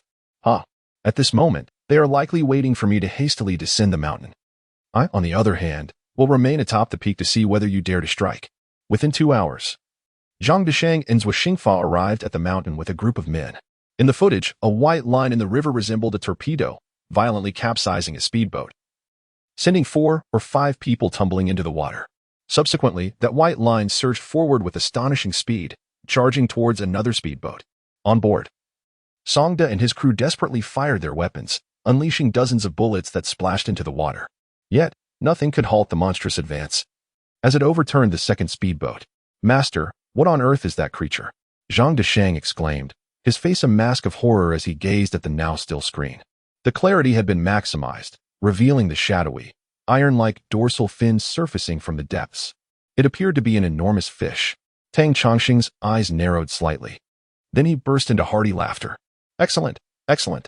I thought someone truly had designs on my General Temple, but it turns out the old adversary has returned." "Old adversary?" Zhang Deshang's expression tightened, struggling to recall. Zhuo Xingfa, being slightly older and more familiar with local lore, suddenly exclaimed in shock, "It's from Hulu Island." Hulu Island, General Temple, Sandow Dam, Dead Man's Mountain. These are places one should avoid. Stepping in is akin to entering the gates of hell. This was one of the most famous local sayings within hundreds of miles surrounding the lower river. Of course, with the passage of time, Sandow Dam had long transformed into a reservoir, and the Hulu Island waterway had also declined. Such sayings were only remembered by the elderly, while few young people were aware of them. Undoubtedly, Zhang Deshang was well aware of this. At this moment, upon hearing the words Hulu Island, Zhang Deshang's astonishment appeared to rival that of Zhuo Xingfa, as he too nearly leaped into the air. "What is the matter? Are you fearful? Or do you harbor some ulterior motives?" Tang Chongqing suddenly inquired with a smile that was almost mocking. The tone and expressions of the two individuals exerted immense pressure upon them, akin to a bucket of icy water being poured over their heads. At this moment, it seemed they finally recalled the gravity of their situation. Before them stood the master of the General Temple, a figure possessing an array of arcane methods, capable of effortlessly manipulating their fates. They dared not.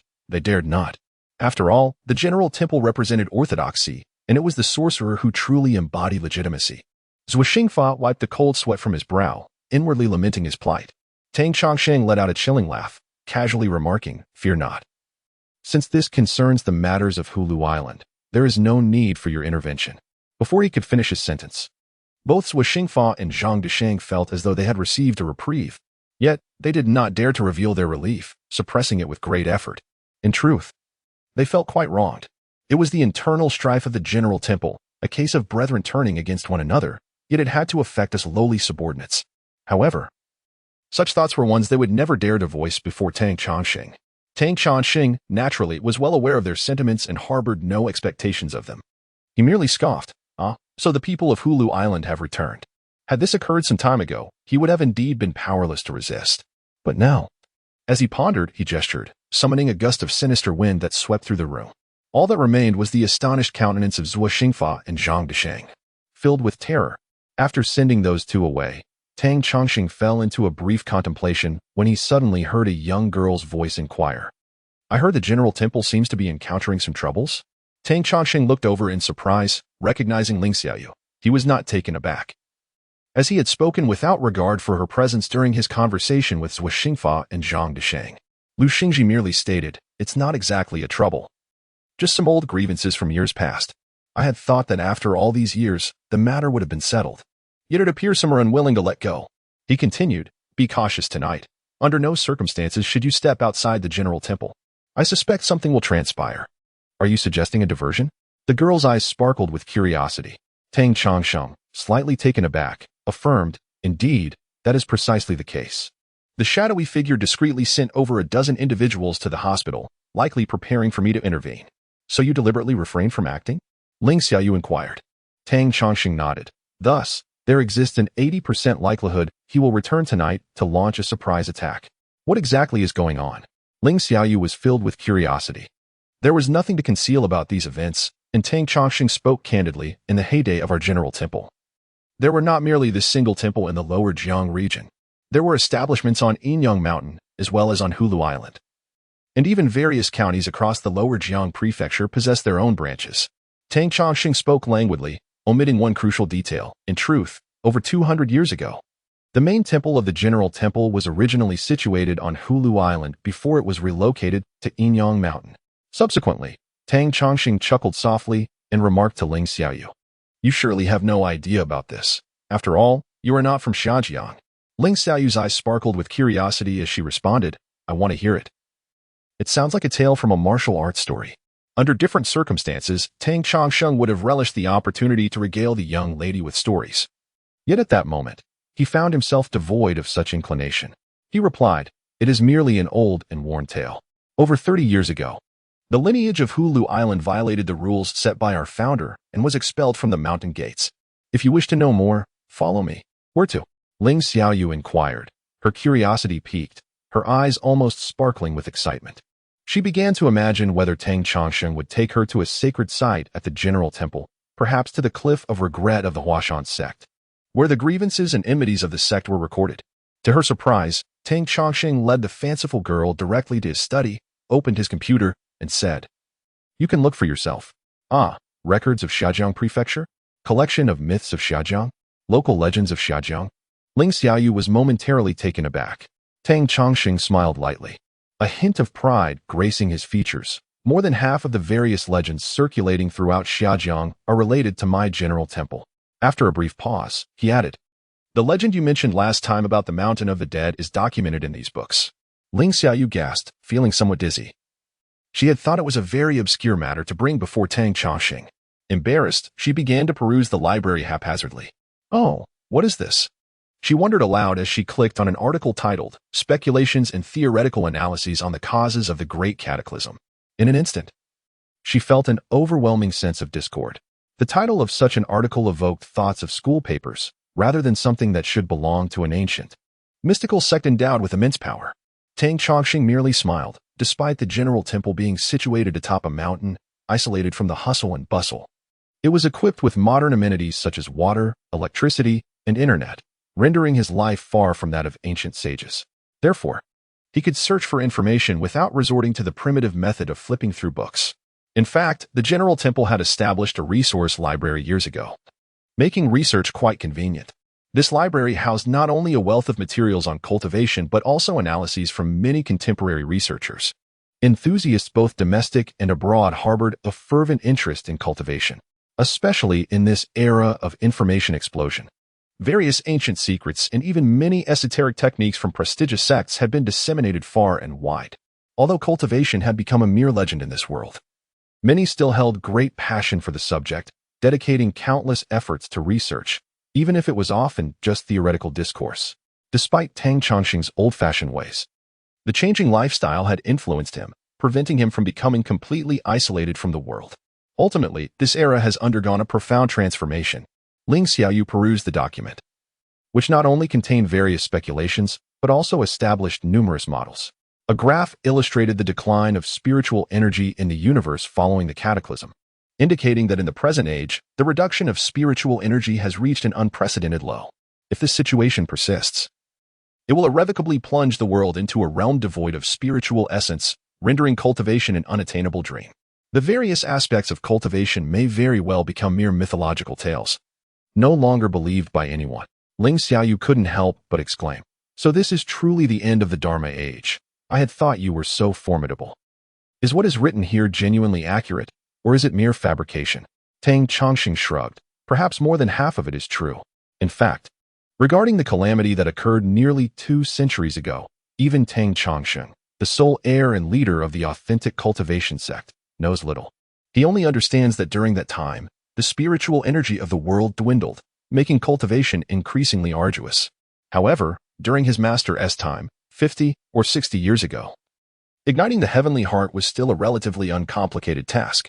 Yet, by the time it came to Tang Chongqing's own cultivation, as his master had mentioned, his innate qualities were quite commendable. Nonetheless, even igniting the heavenly heart has become so challenging. It seems that my ability to ignite the heavenly heart is not merely a matter of course. It is also intricately connected to the abundance of spiritual energy in another realm. The predicament I now face may indeed stem from the insufficiency of spiritual energy in this world." As Tang Chongqing pondered, he suddenly heard Ling Xiaoyu exclaim, "The final chaos of sorcery." He had previously encountered this document and found it quite intriguing, so he had retained it. At that moment, seeing Ling Xiaoyu open the document reminded him of its contents.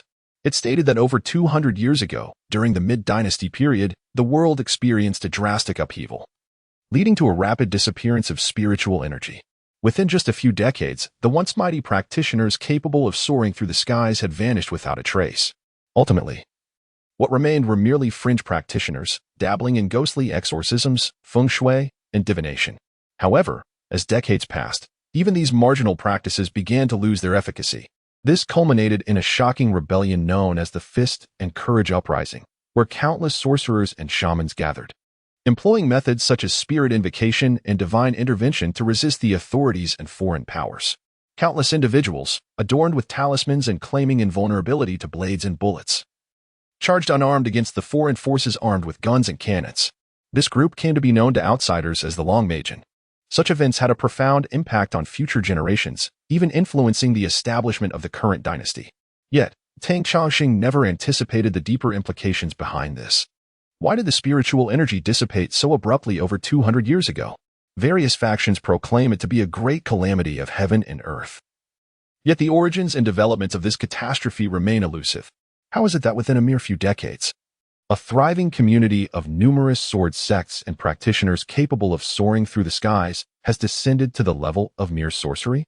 What has led to the subsequent eruption of these very sorceries? These questions arise, yet no answers are forthcoming. Even Tang Chongqing, reflecting upon his own military temple, which once stood as a significant sect with a complete lineage, finds himself bereft of any elucidation regarding these queries. As he observes Ling Xiaoyu engrossed in what seems to outsiders a rather mundane subject, he cannot help but smile inwardly, preparing to depart and allow her to peruse at her leisure. At that moment, however, he is suddenly stirred, lifting his gaze to the window. Against the backdrop of the inky night, 2 crimson points flicker into view. Before Tang Chongqing can discern their nature, the red dots collide with the window nearby. The warm evening air flows through the open window, far more soothing than any earthly air conditioning. Yet, in that instant, a dark silhouette hurtles toward him. With almost no time for contemplation, Tang Chongqing instinctively seizes the celestial ruler on the table, wielding it against the shadow. A soft thud resounds as the figure bursts apart, crashing to the ground in a spray of blood and flesh, revealing itself to be a bat, no larger than a palm. Despite its mangled form, the creature appears to be clinging to life, twitching upon the floor. What just happened? Ling Xiaoyu, absorbed in her reading, nearly jumps in fright at the sudden turn of events. Something is amiss. Tang Chongqing's voice is low and serious. He senses that something is not right. Although the window of his abode stands wide open without a screen, making it entirely plausible for bats or other creatures to intrude in the mountains, the military temple is fortified with secret potions to deter insects and snakes. Generally, nocturnal birds would not dare to enter such a place. In fact, this principle applies not just to the military temple, but to any southern sect of cultivation, all of which possess similar protective measures. It is akin to scenes from old films where practitioners meditating suddenly find snakes slithering from the corners. Such occurrences are utterly impossible. For instance, while Tang Chongqing practiced in the Yin-Yang Temple, he had set up not only the 4 spirits as guardians, but also a celestial net overhead. The The corners and eaves were scattered with lime and sulfur, alongside various other secret medicines intended to repel snakes and insects. This is common knowledge. Every sect possesses its own formulations with differing effects. Ultimately, this reflects true depth of cultivation. It encompasses not merely the practice of skills, but extends to every facet of life, each replete with its own complexities and wisdom. Such elements are typically only mentioned in passing in most cultivation texts, rarely elaborated upon in detail. However, it is precisely these elements that truly determine whether disciples with sect legacies can ascend to greater heights. As for the notion of being bitten by a venomous snake during meditation, it is nothing short of a farce, a grand jest that can be recounted among various sections. Therefore, even if the bizarre red light that flickered in the bat's eyes evades my memory, the mere fact that this bat managed to intrude is sufficient to ignite a sense of vigilance within Tang Chongqing. Summon the spectral soldiers, heed my command. Go. Without pausing to address Ling Xiaoyu's inquiry, Tang Chongqing formed a hand seal and issued a command. Instantly, a wisp of gray mist surged forth from the soul jade enshrined on an altar within a room, transforming into a diminutive whirlwind that swiftly exited the temple and plunged into the darkened mountain forest beyond. In the blink of an eye, a desperate and anguished scream echoed from within the woods, startling the nocturnal birds into frenzied flight. The spectral soldiers soon returned, re-entering the soul jade. Tang Chongqing's expression darkened. Consider yourself fortunate to have escaped with your life. He had no intention of releasing a tiger back into the mountains, rather. The nighttime forest was fraught with peril. The lurking adversaries were unknown in their depth, and pursuing them now could lead to an ambush. The ancient adage, "Do not enter the forest when danger looms," holds a truth not to be dismissed lightly. In this world, there exists a myriad of extraordinary and unheard of techniques. Even with superior powers, one misstep could lead to disaster. Naturally cautious by nature, Tang Chongqing would refrain from such recklessness. Anyone who could elude a spectral pursuit must certainly be a formidable expert. With this thought, he glanced at the Tianjing ruler, only to draw in a sharp breath. The ruler bore traces of the bat's blood. Though of little significance, it carried a faint, foul odor, so subtle yet profoundly memorable, leaving no room for misidentification. The scent of the three-corpse insects. Indeed, it appears that a master skilled in underhanded tactics has come seeking Ling Xiaoyu. This method belongs to his own sect. The Tianjing ruler is a magical artifact, characterized by a four-sided, short wooden staff inscribed with spells. Its surfaces depict the 28 lunar mansions, the sun and moon, the Ziwei star, the Tianjing, the southern dipper, and the northern dipper, typically crafted from peachwood or iron. The one in Tang Chongqing's possession is made of peach wood, a relic passed down from the general temple, and fabricated from the same wood as that used in the meditation chamber. However, unlike the century-old peachwood of the meditation chamber, this Tianjing ruler is made from a different variety of spiritual peach wood, refined over generations at the general temple, rendering it an exceedingly precious artifact. This item is notably heavy, even more so than iron, and thus Tang Chongqing often places it on his desk as a paperweight. In this modern era, however, even such artifacts have largely lost their spiritual essence. Certainly, there exists another reason within the general's temple, as such potent artifacts are not uncommon.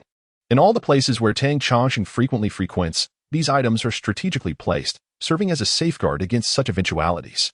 The timing of their utilization is merely fortuitous. Had it not been for the presence of the celestial measuring tool today, Tang Chongqing might have fallen victim to a covert scheme. He could envision that had he possessed a mere wooden stick instead of this artifact, even if he were to vanquish the bat, he would still succumb to an assault from the three corpse worms. Contemplating this, Tang Chongqing felt a shiver run down his spine. He promptly secured the doors and windows, lighting a stick of incense for the ghostly soldiers, commanding them to guard and protect the entrance. Ling Xiaoyu observed Tang Chongqing's tension, her breath held in trepidation. Fearful of disturbing him, her delicate face turned pale with fright. "Do not be afraid, all is well. The individual who cast the spell outside has been injured by my ghostly soldiers, and even if they do not perish, they shall be grievously harmed." Tang Chongqing spoke with a cold smile, truly vindicated for his meticulous preparations. He ignited the heart of heaven, illuminating his sea of consciousness, inspecting himself thoroughly, and then checking Ling Xiaoyu, discovering no signs of affliction upon either of them, thus allowing a final sigh of relief to escape him. Within the realm of cultivation, various malevolent arts circulate, each more bizarre than the last, posing an ever-present threat. Particularly, the sorcery of witchcraft and spirit manipulation is notoriously capricious and unpredictable. Even with formidable powers, a moment's negligence could lead to one's downfall. Although the General's Temple upholds 5 authentic teachings of the mysterious sect, it also harbors numerous insidious methods of bloodless murder through witchcraft and spirit cultivation. He recognizes the gravity of such knowledge. Henceforth, he must diligently practice the method of solar cleansing. Tang Chongqing steeled his resolve. Should his solar cleansing technique reach a certain level, the true fire within him would be capable of refining any malevolent spirits or corpse insects to nothingness. Why then would he fear covert plots against him? How ruthless! How formidable! At this moment, down the mountain, a vehicle swayed precariously as if intoxicated while traversing the road. The driver, Da Xiang, wore a visage of horror and dread. How ruthless, how formidable! Indeed, this mountain possesses its legacy. The sect master's teachings are potent, even summoning ghostly soldiers. Upon the torn fabric of his chest, a ghastly scar extended from his chest to his abdomen, dark and foreboding, surrounded by a pallid hue. Its appearance as terrifying as it was grotesque. The vehicle accelerated, speeding through the dark night. Da Xiang's face turned pale, tinged with a shade of greenish blue. Yet to think that they could so easily contend with me is a fool's errand. He chuckled ominously. As for those injured subordinates of Zhang Deshang, Tang Chongqing felt compelled to offer assistance. It would not do to leave them disheartened. After all, they were injured while serving the General's Temple.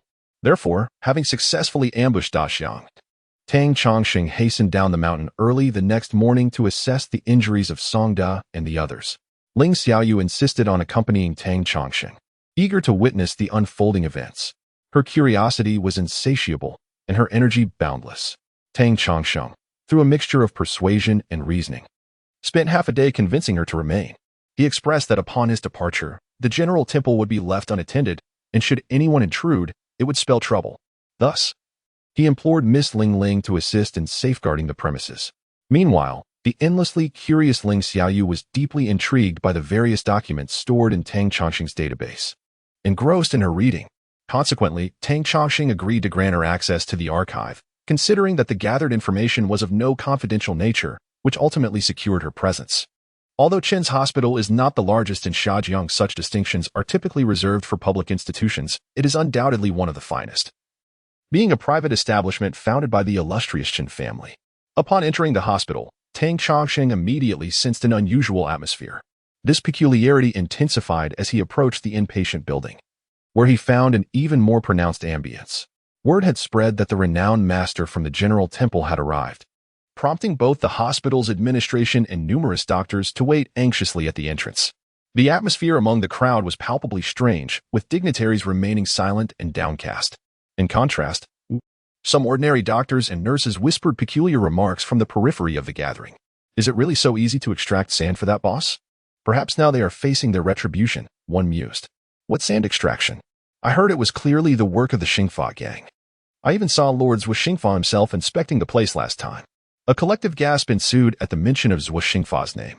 It appeared that the Xingfa gang, having committed numerous misdeeds, was now encountering the consequences of their actions. Enough with the baseless conjectures. If you seek your demise, do not drag us into it. Is it our place to speak of the Xingfa gang? Another retorted. If it weren't for retribution, how could that person have fallen to such a state? Someone insisted stubbornly. Stop. Let us not dwell on it. The master is coming. With the announcement of the master's arrival, the previously boisterous crowd fell into an immediate silence. Even those who had been audacious and defiant moments prior instinctively sought refuge behind others upon hearing the news. The older individuals, those in their 40s or 50s, nearly dropped to their knees in reverence. The younger generation, although less inclined to respect tradition, found themselves overwhelmed by the myriad tales of the General Temple that had been ingrained in their minds since childhood.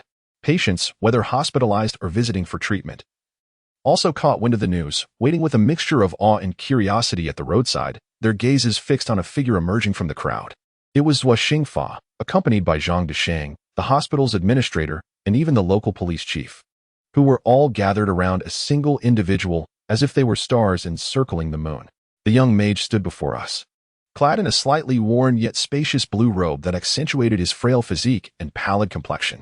His appearance was rather unremarkable, yet his eyes shone with remarkable brilliance.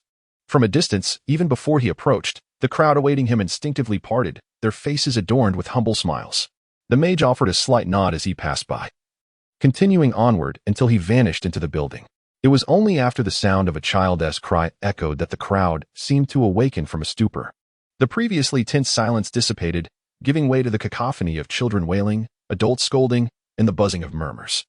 Though the general temple had not descended from its mountain perch for nearly 2 decades, its esteemed reputation still loomed large over the lower Jiang region, instilling awe in the hearts of the people. Tang Chasheng, despite not witnessing the scene firsthand, had experienced enough to remain unfazed.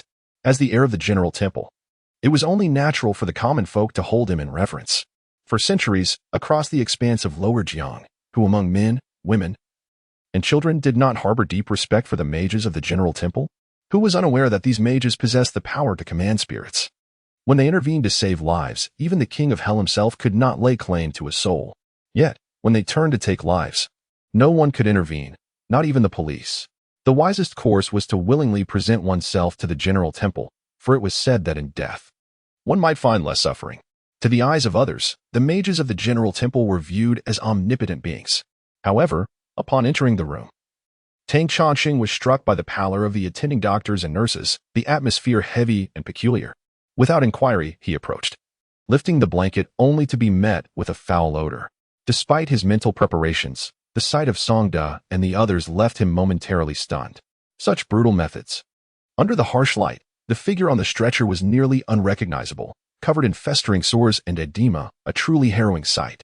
Aside from the faintest semblance of breath and the general outline of a human form, this individual scarcely resembled a person. Even the head appeared disproportionately large for a normal human. Though Tang Chongsheng had braced himself for this moment, the reality sent a chill through him. He spoke coldly. The corpse is poisoned. Prepare accordingly. At this point, there is no hope for treatment. Immediate cremation is necessary. It cannot remain overnight. The relatives in the room, despite having anticipated the grim prognosis, were nonetheless overcome with grief upon hearing Tang Chongsheng's words. Since Tang Chongsheng has stated this, the last shred of hope has dissipated. The doctor, upon the very first glance, had already begun to shake his head. Tang Chongsheng paid no heed. Although not a physician himself, he had witnessed the parting of life and death numerous times, and felt no particular emotion. As for Songda, had he also succumbed to such a fate? If that were the case, it would be best to proceed with cremation swiftly to avoid any transformations. Tang Chongsheng spoke with a chilling demeanor, while Zhang Desheng felt compelled to interject. No. Songda's condition is far better. Tang Chongsheng nodded and solemnly declared. These individuals have succumbed to corpse poison. I will save those I can. For those I cannot, it is better to cremate them early to prevent any transformations.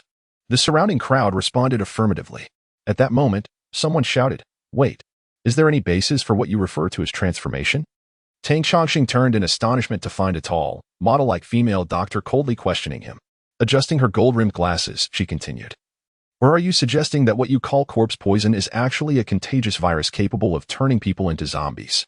Upon hearing this, everyone turned their gaze towards the hospital administrator, whose forehead broke out in a cold sweat, fully aware of the implications. Where did this inexperienced individual come from?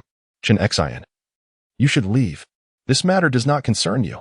The hospital administrator coughed awkwardly and said coldly. So, she was a member of the Chen family. It was no wonder she had become a doctor at such a young age. The crowd understood and ceased to pay her any mind. However, the doctor named Chen Xian did not comply and insisted, Director, these patients exhibit exceedingly peculiar symptoms. I have never encountered such cases before. If, as this gentleman suggests, it is a contagious virus, then it warrants thorough investigation. At that moment, the director felt as though he might burst into tears, especially when he noticed the hostile gazes of Zhang Desheng and the others directed at him. Though the Chen family was a prominent clan in the lower Jiang region, they were reluctant to offend the underground leaders such as Zhuo Xingfa and Zhang Desheng, not to mention the involvement of the general temple. The Chen family was a lineage that had flourished locally for centuries. Being a prestigious family, they possessed a long-standing heritage and knowledge of many taboos. Undoubtedly, the general temple was an unavoidable topic in Lower Jiang. Only someone like Chen Xian, who had studied abroad and was entirely ignorant of local customs, would challenge Tang Chongsheng regarding it. Just as the director felt increasingly awkward and was unsure how to respond, a patient lying on a hospital bed began gasping violently, as though their lungs were akin to a ruptured bellows. This was the final struggle before death. Once the last breath escaped, the individual would be irrevocably lost. The various medical instruments connected to the patient began emitting alarming sounds, and the heart rate monitor displayed a straight line. All attention shifted, enveloping the room in silence. In this moment, regardless of who one may be, when faced with the inevitable and impartial specter of death, an instinctual reverence manifests. Contemplating the wretched state of the deceased, one might surmise that living has become an immense torment. Perhaps even death itself could serve as a form of liberation. Tang Chongqing stepped back a few paces. The last breath of a dying person is seldom a pleasant thing, best avoided. Yet, contrary to expectations, the anticipated long exhalation did not occur. He took a deep breath but failed to release it, succumbing to death. Under the dim light, though his complexion was swollen, hints of a bluish tint and even traces of ferocity were discernible. This is troubling. There is resentment, an unwillingness to depart. Observing this scene, an elderly man's expression shifted dramatically as he retreated a couple of steps, nearly collapsing to the ground. Everyone's countenance altered, turning towards Tang Chongqing, whose expression was equally grim, yet his eyes shimmered with intensity. He spoke, "I have warned you, these individuals have fallen victim to corpse poison.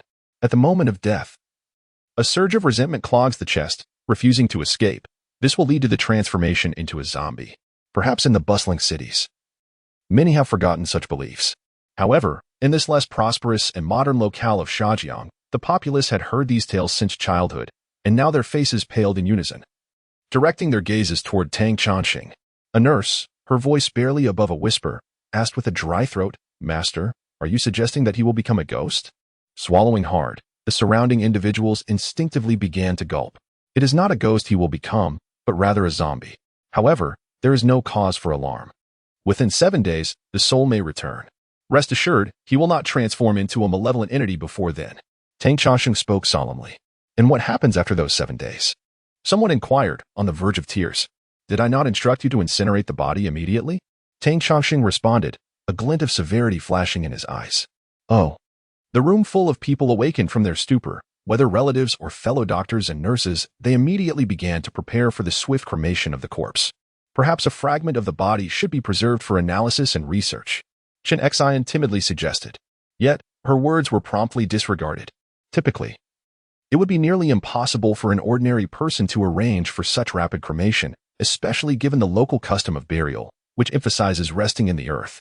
However, with the Qin family's influence and the presence of underworld figures like Zhang Disheng and Zhuo Xingfa, the matter became remarkably straightforward. With minimal effort, arrangements were swiftly made. Within a mere 2 hours, the recently deceased would be reduced to ash and bone. Suddenly, Tang Chongqing noticed that the corpse's hand was tightly clutching an object. It appeared to be a chain. My brother returned home, clutching it tightly, refusing to let go. I had never seen it before, the deceased brother uneasily remarked, observing Tang Chongqing stride toward him. Indeed, the corpse had a firm grip on the chain, refusing to relinquish it even slightly. However, when Tang Chongqing approached, he managed to retrieve the chain with an unknown maneuver. It was indeed a golden chain, yet it bore neither a pendant nor a jade ornament. Instead, it held a small, purple, translucent bead resembling amethyst, about the size of a pinky finger. His expression shifted subtly as he murmured, "Could it be that the legend is true? Master, should we not first check on Brother Songda?" Zhuo Xingfa quickly interjected. Tang Chongqing nodded and promptly stowed the chain away.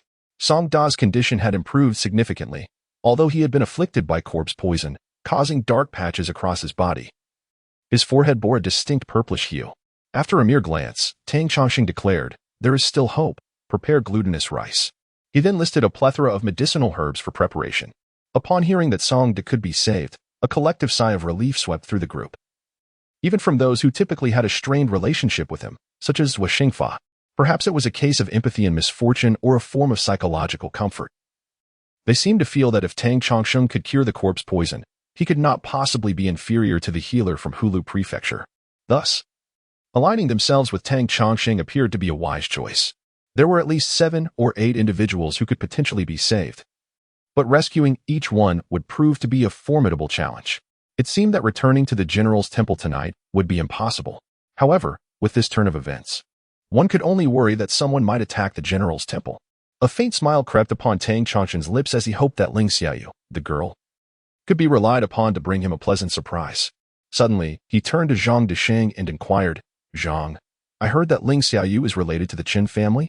Zhang Disheng, taken aback, recalled that he had sent someone to escort Ling Xiaoyu to the general's temple for treatment.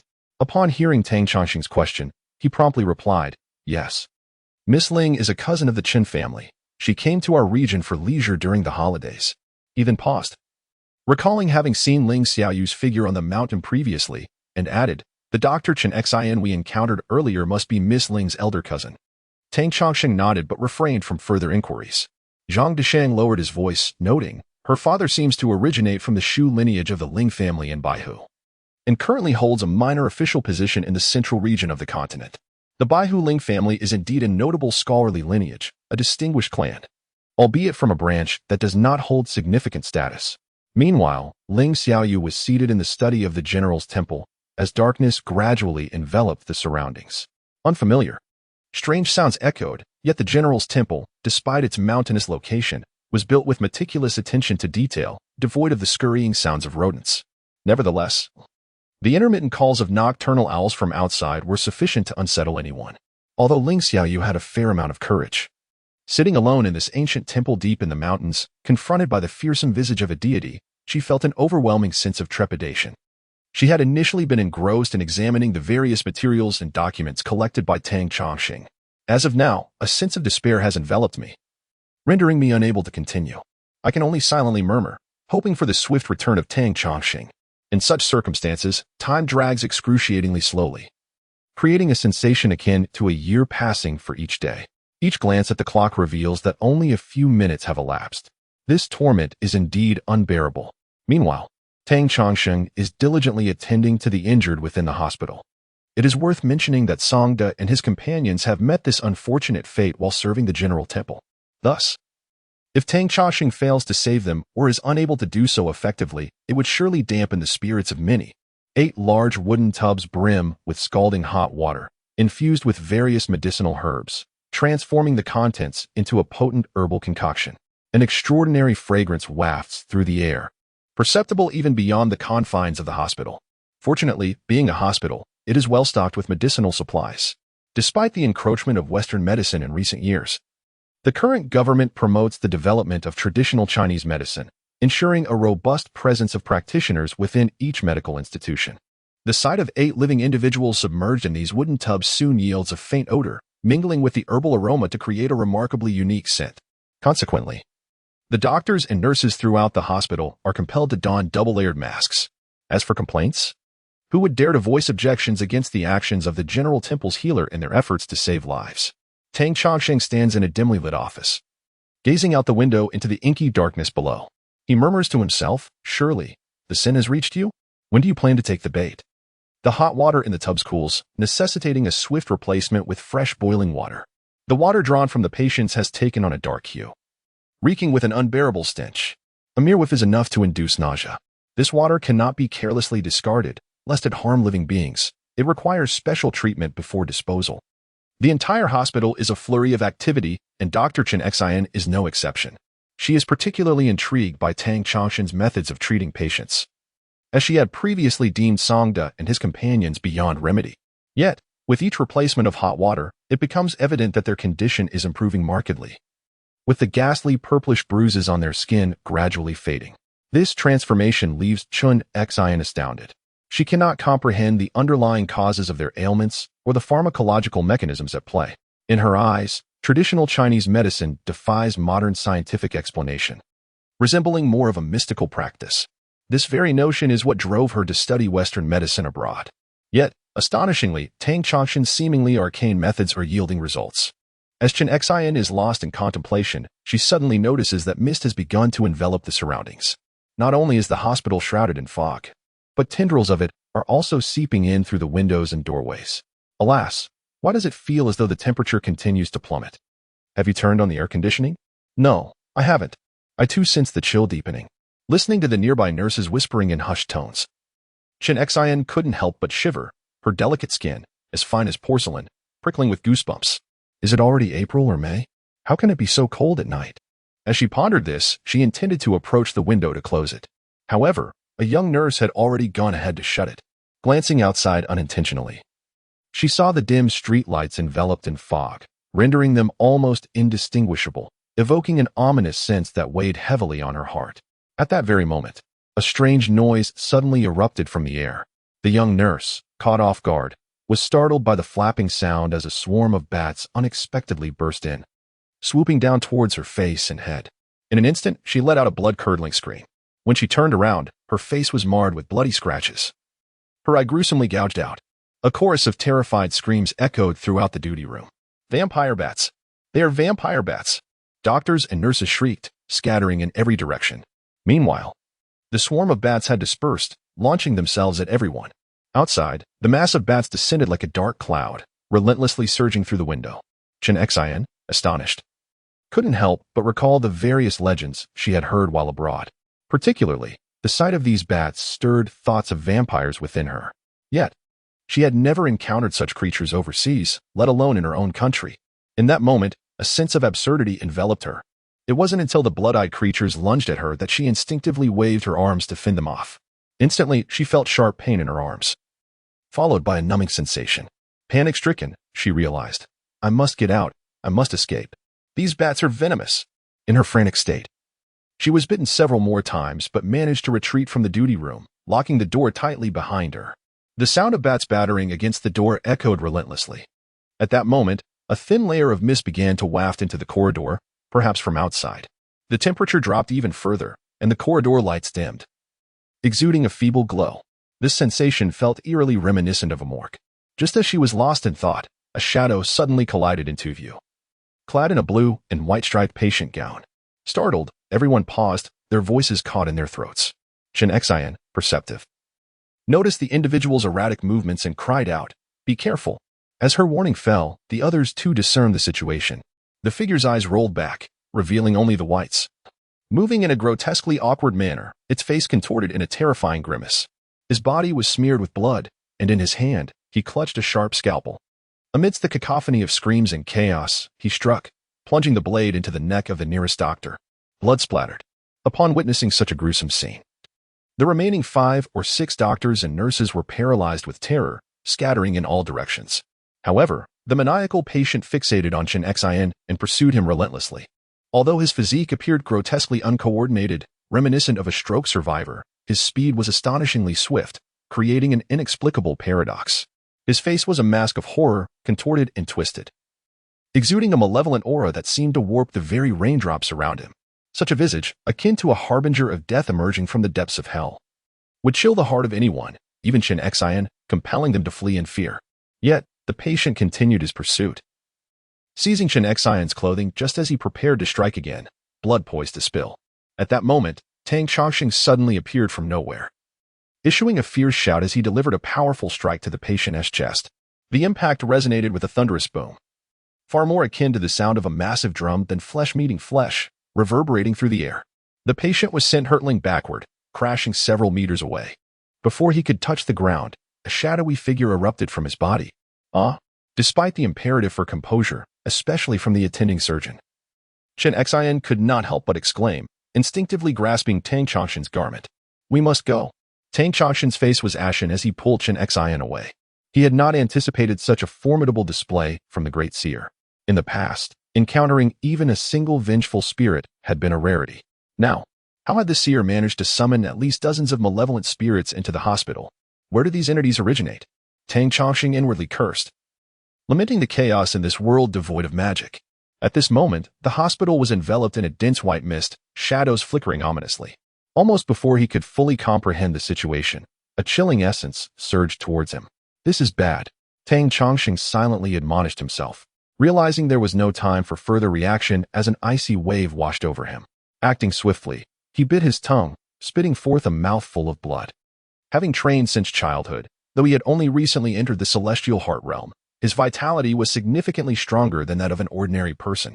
Moreover, having illuminated his celestial heart and practiced in a realm rich with spiritual energy, his progress was remarkable. The warm blood, when expelled, hissed like boiling water meeting ice. The encroaching shadow disintegrated, evaporating into nothingness. "Help, help!" A voice, tinged with desperation, echoed through the air. A young nurse, her face awash with panic, found herself pursued by a man whose demeanor was nothing short of menacing. His features contorted in a grotesque mask of rage, a palpable aura of malevolence emanated from him, causing the surrounding mist to swirl and distort. This scene was not foreign to Tang Chongqing. Only those who have attained mastery in their cultivation possess the ability to summon such a thick fog of vitality. Yet, It was evident that this man was merely an ordinary individual, certainly not someone who had reached such heights of skill. And yet, he exuded an energy that seemed to defy the mundane. Upon closer inspection, the man's brow was dark and clouded, reminiscent of stormy skies, his visage twisted with hatred. It was clear that he was possessed by a vengeful spirit, which had compelled his life force to manifest in a grotesque display. In such a state, the possessed individual not only possessed immense strength but also exhibited remarkable agility, akin to a martial arts master. Scattered across the floor lay 5 or 6 male corpses, their blood pooling, suggesting they had met their demise only moments before. Tang Changshan's eyelids twitched, and a sense of disbelief washed over him. It was important to note that the spiritual energy in this world had diminished to an alarming degree, to the point where even someone of his status, the head of a temple, could only encounter tales of vengeful spirits and malevolent entities in another realm. Yet now, these entities had seemingly emerged into this world, rendering it unrecognizable to him. The nurse's terrified cries jolted Tang Changshan from his tumultuous thoughts. In that instant, he surged forward, grasping the shoulder of the possessed man and delivering a swift kick to his knee. Under normal circumstances, such a brutal strike would surely incapacitate the knee, forcing him to collapse. However, the possessed man remained unfazed, his knee showing no sign of bending, while his neck twisted in an unnatural manner, allowing him to smile at Tang Changshan with a malevolent grin.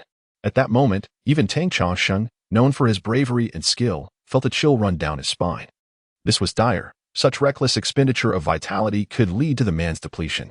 Even if the vengeful spirit were expelled, he would likely succumb to illness, bedridden for months. As these thoughts raced through Tang Changshan's mind, 2 eyes, brimming with hatred, locked onto him, their gaze akin to pools of blood. The possessed man shifted slightly, his body contorting in an impossible manner, breaking free from Tang Changshan's hold, lunging at him with the ferocity of a rabid dog. In a flash, Tang Changshan evaded, pivoting deftly to avoid the onslaught. The possessed man barreled forward, unable to halt his momentum, crashing into a cabinet. Even within the confines of a hospital, the sturdy cabinet splintered upon impact, collapsing amidst a cacophony of wood and debris, crashing down upon the possessed individual. However, despite his head being bloodied and a look of despair etched upon his face, he turned around as if unscathed and lunged once more at Tang Changshan. Fortunately, this malevolent entity, having possessed another's body, had become considerably clumsy. A glimmer of insight flashed in Tang Changshan's eyes as he inscribed a simple talisman in the palm of his hand and struck the possessed individual's forehead with a powerful blow. Thunder of the palm. For over a decade, a surge of vitality, cultivated within, was unleashed with a single strike. With a resounding crack, reminiscent of thunder, it collided forcefully against the man's forehead. The impact reverberated loudly, sending the possessed individual hurtling backward, a wisp of gray vapor escaping from his mouth and nose, taking on a vague, humanoid form. At that moment, a woman's voice cried out from behind, warning, "Be careful." It appeared she had discerned the ominous gray mist. A sense of dread washed over Tang Changshan. He realized the gravity of the situation.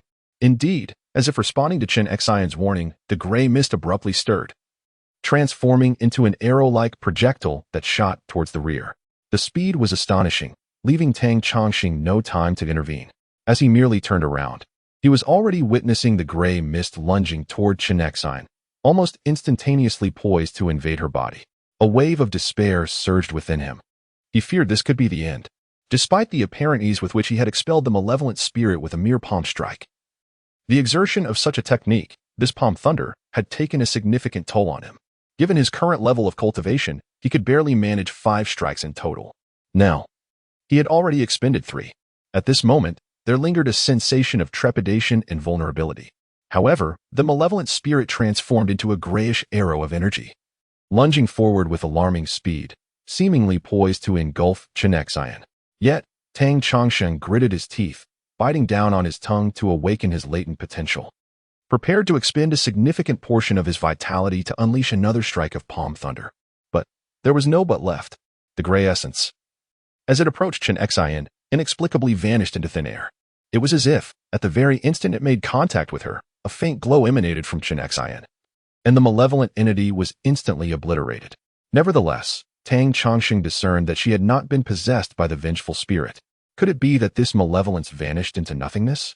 Even Chen Xian herself was taken aback, her expression a peculiar mix of astonishment and bewilderment. However, Tang Changshan could discern that she was in no way possessed by the malevolent spirit. Could it be that this vengeful apparition had vanished into thin air? I possess this. It seems that something has come to mind. The startled Chen Xin retrieved a talisman from around her neck.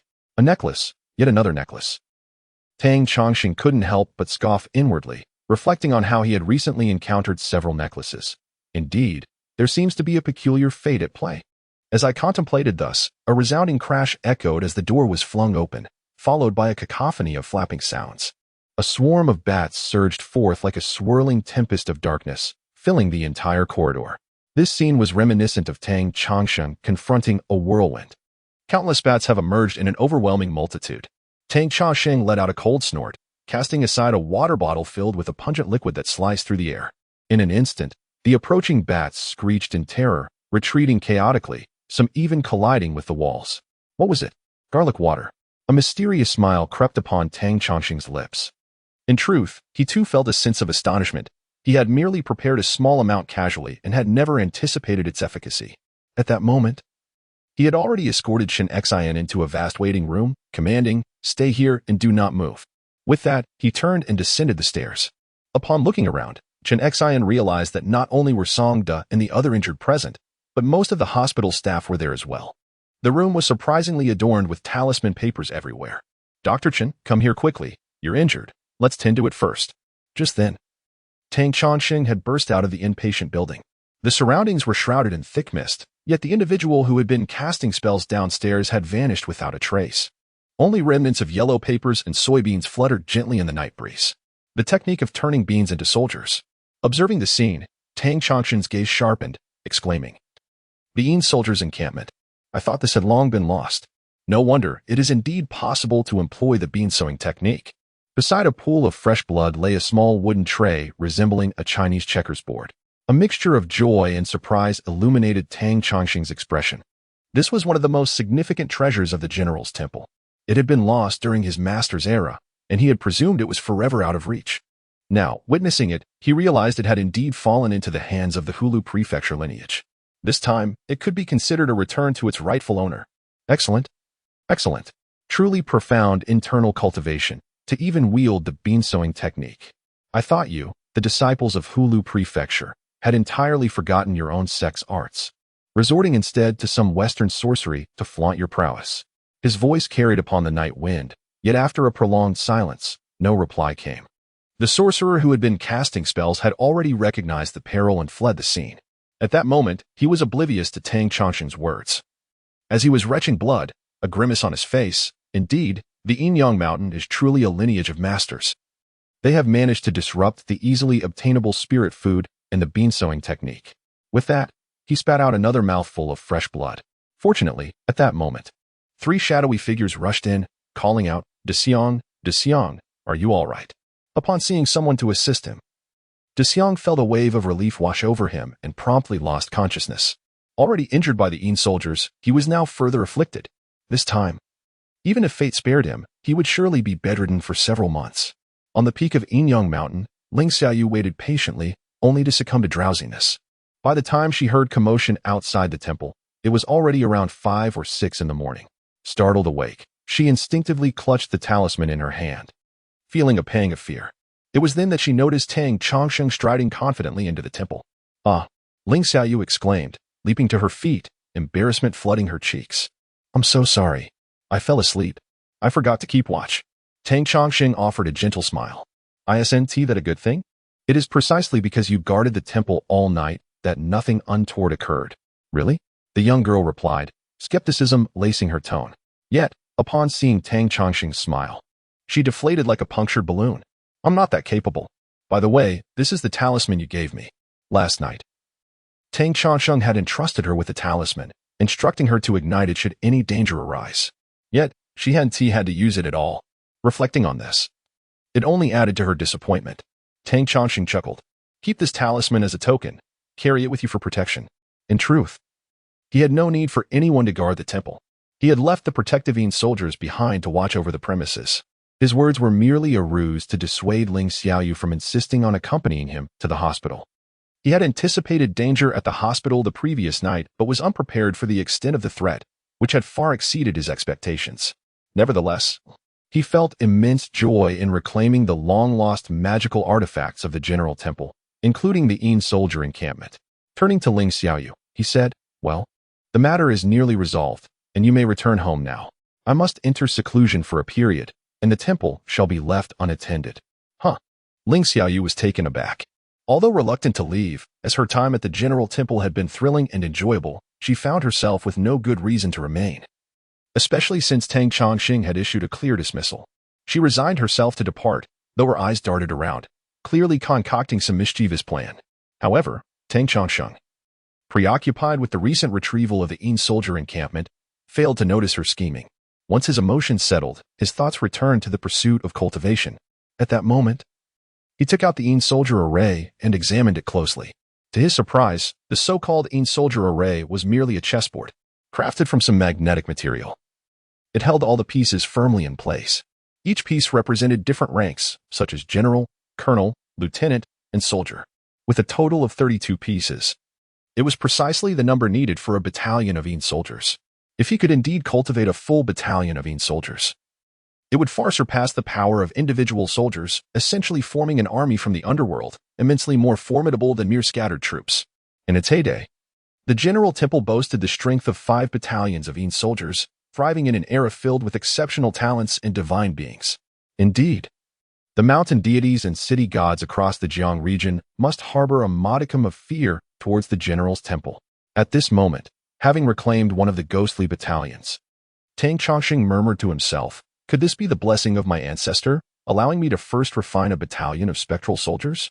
Through these recent bouts of magical confrontation, Tang Chongqing has come to realize that while the cultivation realm holds significance, the safeguarding of the law and the path is fundamentally rooted in the mastery of spells. Especially as a faint smile graced the corners of Tang Chongqing's lips. With the recent ancestral rights of the 3 families, it is reasonable to assume that the Qin family will no longer harbor any concerns regarding him, Tang Chongqing. Despite the fact that the Qin family is the weakest among the 3 families of Jiang, if the Fan and Deng families remain obstinate in their attitudes, then it may inevitably come to the use of ghostly battalions. Tang Chongqing let out a cold chuckle. The very foundation of the General's Temple lies in its strength. Contemplating this, he extended his hand, and the spectral soldiers, who were partaking in the incense offerings, suddenly flew forth from the soul jade. Observing the ghostly battalion in Tang Chongqing's hand, they appeared extremely eager, yet also profoundly fearful, circling around the battalion incessantly. "I offer you an opportunity for ascension," Tang Chongqing murmured. "It is now up to you to choose." The swirling mass abruptly trembled before coming to a halt. With a commanding shout, Tang Chongqing retrieved pure water and once again cast the moonlight purification talisman. The splendid pool nurtures, cleansing the form and spirit. 6 dusts remain untainted. All karmic impurities are clarified. The 3 fields radiate with light. The pure water transformed into a nourishing rain, cascading down to cleanse the spectral soldiers thoroughly. Subsequently, Tang Chongqing pointed, and the spectral soldier was drawn into the chessboard, nestled within a piece inscribed with the character for general. The entire ghostly battalion began to shimmer, particularly the general piece, which emitted a subtle glow akin to that of the moon before swiftly fading away. Tang Chongqing's countenance brightened with joy. It seems this battalion, even while under the control of the Hulu province lineage, has not forgotten the art of refinement. This chess piece is crafted from substances such as lead, mercury, and magnetic powder. While the lead and mercury are commonplace in many magical artifacts, the magnetic substance, known in ancient times as the Emperor's flowing paste, is said to possess a mysterious connection with moonlight. The chess pieces for the spectral soldiers possess an extraordinarily wondrous utility, even surpassing the nourishment of souls provided by any soul jade. Undoubtedly, the marvels of the spectral soldiers' encampment extend far beyond this singular aspect. Otherwise, it would not have become one of the most crucial protective artifacts of the General's Temple, even ranking below the deified guardians it venerates. However, in years past, those who could enter this encampment and become regular spectral soldiers under the banner of the General's Temple were, at the very least, of the caliber of malevolent spirits. To ascend to the rank of a ghostly commander, one would naturally need to possess true command over spectral forces. How could it possibly compare to Tang Chongqing, who carelessly sought out a mere vengeful spirit to serve as a ghostly commander? That would indeed be laughable.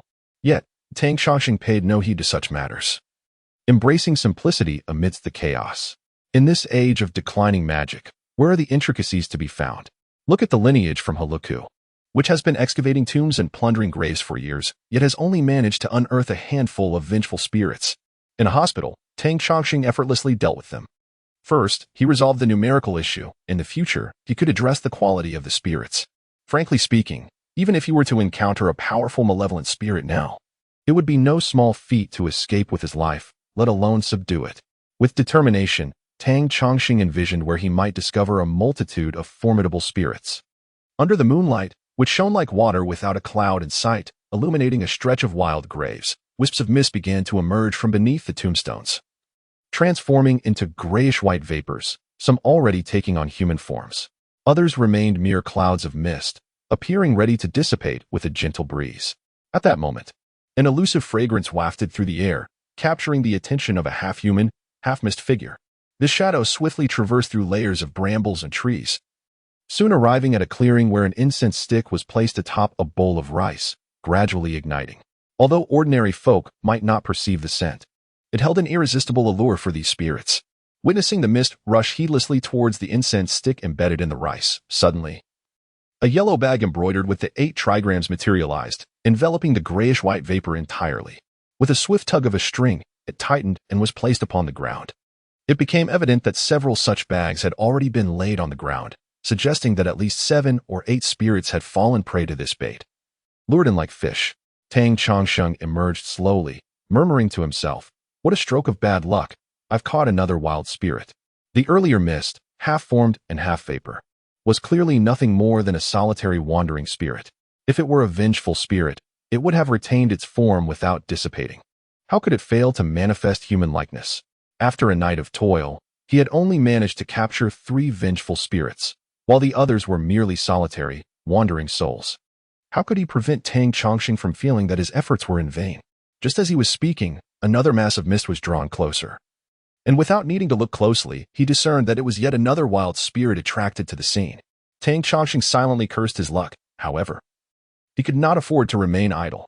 It was imperative to avoid alarming the larger gathering of spirits, an outcome that would spell disaster. With this thought in mind, he concealed himself nearby and prepared his pouch. The offerings of incense and spiritual food possessed immense allure for these apparitions, often causing them to overlook the dangers surrounding them. This, of course, was further compounded by the fact that these wild spirits lacked any significant intellect, making them relatively easy to handle. Thus, after a night of relentless activity, Tang Chongqing had captured 30 or 40 spirits but dared not linger any longer. He recalled the presence of a formidable female spirit in the vicinity, one that had already acquired some degree of awareness.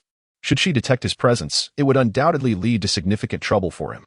Consequently, he promptly returned to the modern realm. Now armed with a considerable number of spirits, he felt emboldened to take risks. He extracted 1 wild spirit for experimentation. Producing the key Bagua mirror, he activated it, and to his astonishment, the mirror's radiance drew in the wild spirit.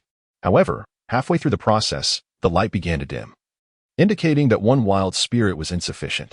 Tang Chongqing pondered this and quickly retrieved over a dozen wild spirits.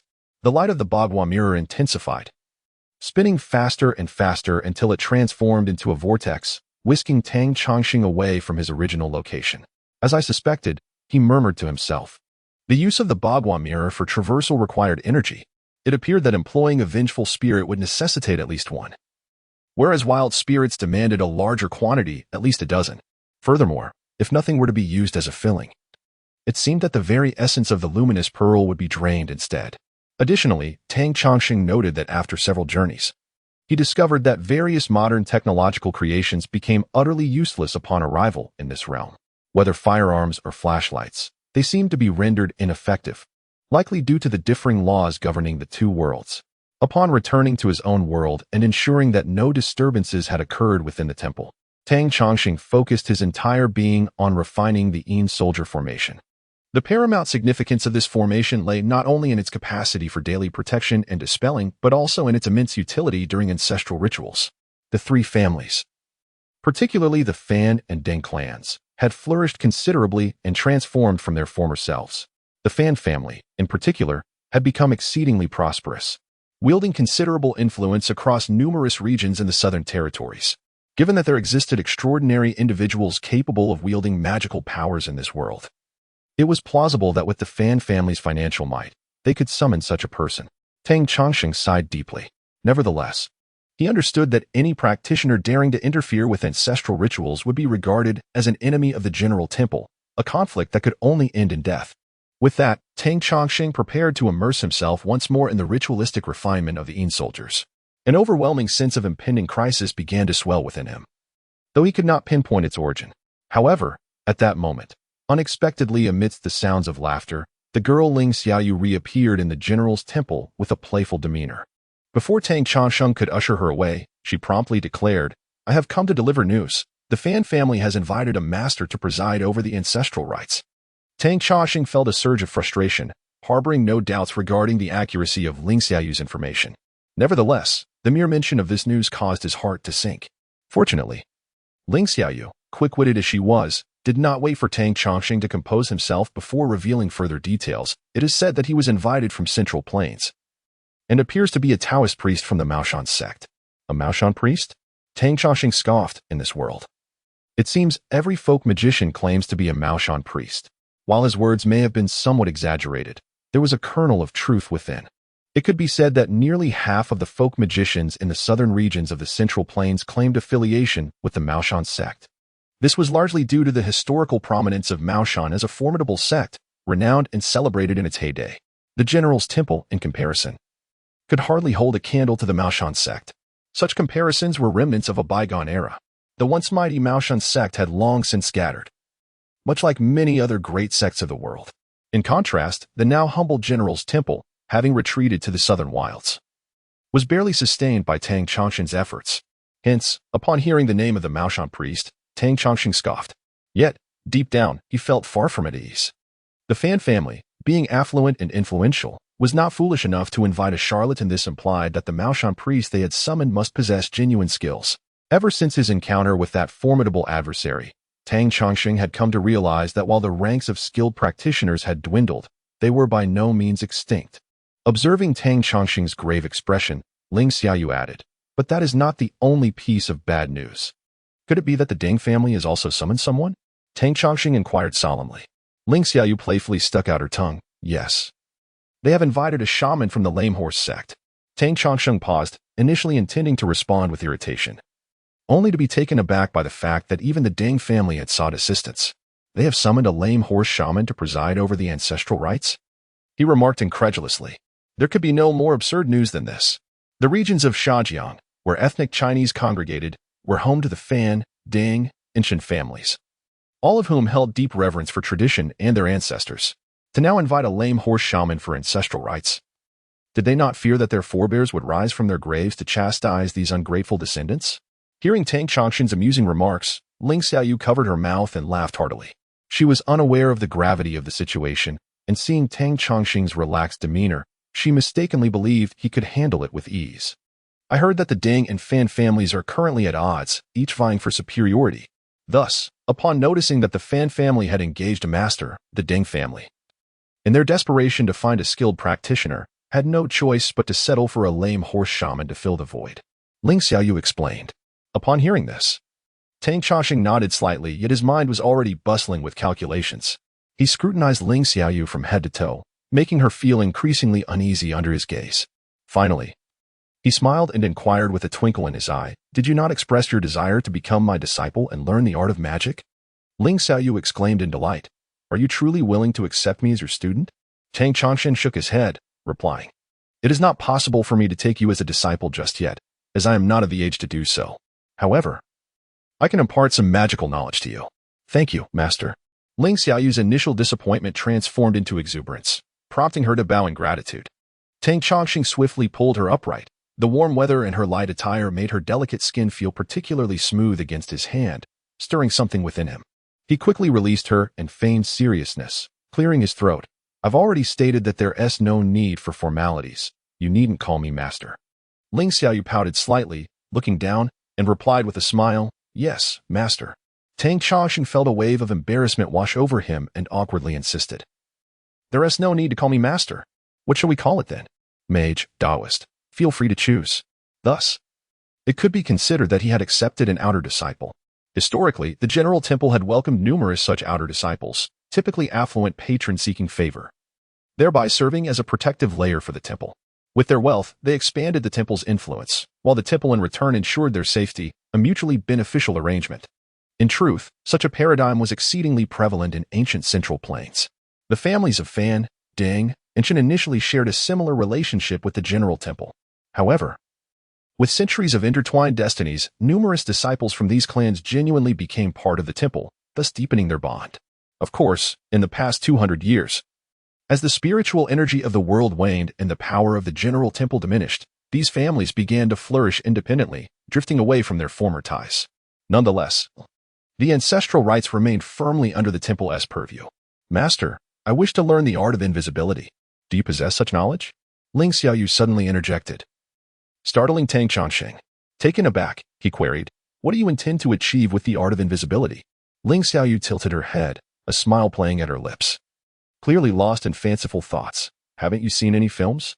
Recently released was that one about the invisible man, who could walk through walls and defy all obstacles. And the protagonist was so dashing. Tang Chongqing found himself both amused and bewildered. It was the first time he realized how divergent his thought process was from that of ordinary individuals. While typical youths yearn for superpowers to become caved heroes, she seemed to envision something entirely different. He began to question whether accepting her as an outer disciple had been a mistake. Clearing his throat, he decisively stated, the art of Yang Dan. Oh, the invisibility you mentioned is an advanced technique that even I have yet to master. Let's not dwell on that. Instead, we shall start from the fundamentals. Tomorrow, you will begin learning standing meditation with me. Ling Xiaoyu's expression turned bitter. Master, I am a girl. Practicing standing post will make my legs thick, and that wouldn't look good. Tang Chongqing instinctively glanced at Ling Xiaoyu. Although she was still dressed in loose sportswear today, her graceful figure was subtly discernible, with legs that should be long and straight. Cough, cough.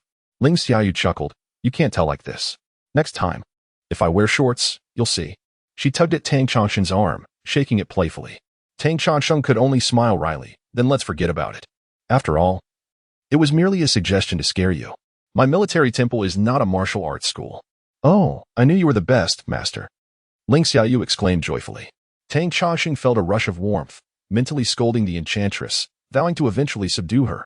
However, he had to maintain his composure and adopted a stern demeanor, commanding, then you shall learn whatever I teach you. Do not act recklessly. He was indeed wary of Ling Xiaoyu, fearing she might whimsically propose something he could never accomplish. Yes, master, I will study diligently and not bring shame to you. Old man? Tang Chongqing felt a sudden pang of dismay. Am I truly that old? Ling Xiaoyu looked at him earnestly, though her eyes sparkled with humor. Master, have you not yet reached 40? Tang Chongqing was momentarily speechless, wanting to rush to his room and check his reflection. Could living alone on this mountain age one so rapidly? At this moment, the members of the Fan, Dang, and Chen families began to arrive in succession to the lower river. These three families, with a lineage spanning centuries, were deeply rooted and had numerous descendants. During the last ancestral worship ceremony, the number of descendants gathered from around the world was at least over 1,000, not to mention the guests from allied clans. The numbers were even greater. Now, 30 years later, the three families had flourished even more. One could only imagine how many would attend this ancestral worship ceremony. At this moment, within the Fan ancestral residence, Fan Jifeng inquired of the current family head, Fan Zhongxin. Father, are we truly inviting Master He to preside over the ceremony? Fan Zhongxin, upon hearing this, shook his head gently. It is merely a precaution. With such a grand affair, we cannot afford any mistakes or embarrass ourselves. As he spoke, Fan Zhongxin glanced out the window, where Master He appeared to be leisurely practicing martial arts by the lake in the garden. Although this was the He family's inner residence, built in the so-called southern barbarian region, it was designed to resemble the exquisite gardens of Jiang'an. Even the artificial lake spanned several acres. At this moment, as Master He practiced his forms, a faint mist seemed to coil around him, swirling in the air between his movements. For generations, my family has been devoted to the worship of the general temple. The voice of Fan Zhongxin betrayed no hint of emotion. As long as my family exists, we must invite the temple's priest to preside over the ancestral rites. This is the tradition. Indeed, tradition surpasses all. Fan Jifeng replied with lowered eyes. A satisfied smile crept across Fan Zhongxin's face. Correct. This is precisely the code of the Fan clan. It is the adherence to our principles that has granted us our current standing. You all must remember. As for Master He is a wise man. Fan Jifeng lowered his voice further and inquired, "But what if the general temple were to cease to exist? I have heard they have not acted in 20 years. And now there is but one left." Fan Zhongxin raised his hand, silencing Fan Jifeng's words. He cast a cold glance at him, sending a chill down Fan Jifeng's spine. He held a deep respect for his formidable father. Did not the Deng family invite a renowned sorcerer? Fan Zhongxin remarked nonchalantly. Suddenly enlightened, Fan Jifeng realized that the Fan, Deng, and Chen families, though rife with conflicts, had maintained a union for centuries, upheld by inertia and tradition. He was puzzled as to why the Fan and Deng families had publicly taken to the arena. Now it made sense. No wonder the Deng family sought the services of a notable sorcerer. What did it matter how many lives the sorcerer claimed? He could only hope the general temple would rise to the occasion and not become a mere facade. At this moment, the sorcerer Dask, unaware of the three families' intentions, brimmed with confidence, determined to bring the general temple down and ascend to power atop Tang Chongqing's corpse. At that point, he would be a distinguished guest of the Fan clan, basking in riches, fame, and prestige. The thought ignited a fervor within Dask's heart. All practitioners are aware of one another's backgrounds. Since the great calamity of the heavens and earth, spiritual energy has gradually waned. The more righteous the sect, the more profoundly it has been affected, leaving them scattered in this present age. Meanwhile, the practitioners of the Lima sorcery, once scorned by the great schools of the Central Plains, had managed to survive despite the challenges, retaining a substantial portion of their techniques. Now, he felt confident in his ability to contend with Tang Chongqing.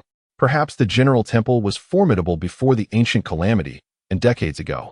It may have been stronger than the Lima sorcerers. Yet in the current world, the general temple's capabilities amounted to little more than summoning a few spirits. However, when it comes to the art of spirit conjuring, how could the general temple possibly compare to the Lima sorcerers? With this thought, a twisted smile emerged on his face. Before him lay two jars, one large and one small, filled with bones. At this moment, Dask pierced his own wrist, allowing his blood to flow freely onto the two jars. Strangely, the blood quickly vanished upon contact, as if the jars were alive, eagerly and greedily absorbing the lifeblood. Hee. When it comes to raising vengeful spirits, how can the Temple of the Ghostly Generals compare to our esteemed Master Ma? They must possess knowledge of how to cultivate such formidable apparitions. Deshai concealed his agony and weakness with hearty laughter, but blood continued to seep from his wounds, rendering his complexion pallid. Yet, deep within Dashik's pupils, two spheres of ghostly green light flickered, reminiscent of spectral flames. Upon closer inspection, one could discern within one pupil a tortured female ghost engulfed in searing fire, while the other contained a diminutive spirit, no more than a few months old, similarly aflame, its body inscribed with anguish and malice. "Is it true that Master Ma raises a mother and child vengeful spirit?" inquired Tang Chongqing with gravitas. "Indeed, Master," replied Ling Xiaoyu cautiously. "Is that mother and child spirit truly formidable?" Tang Chongqing nodded. "Yes, exceedingly so, and treacherous. This individual is indeed capable of murder." After a brief pause, he continued, "The mother and child spirits are summoned by selecting pregnant women under special circumstances, then employing various cruel methods to torture them to death before extracting the fetus from the womb."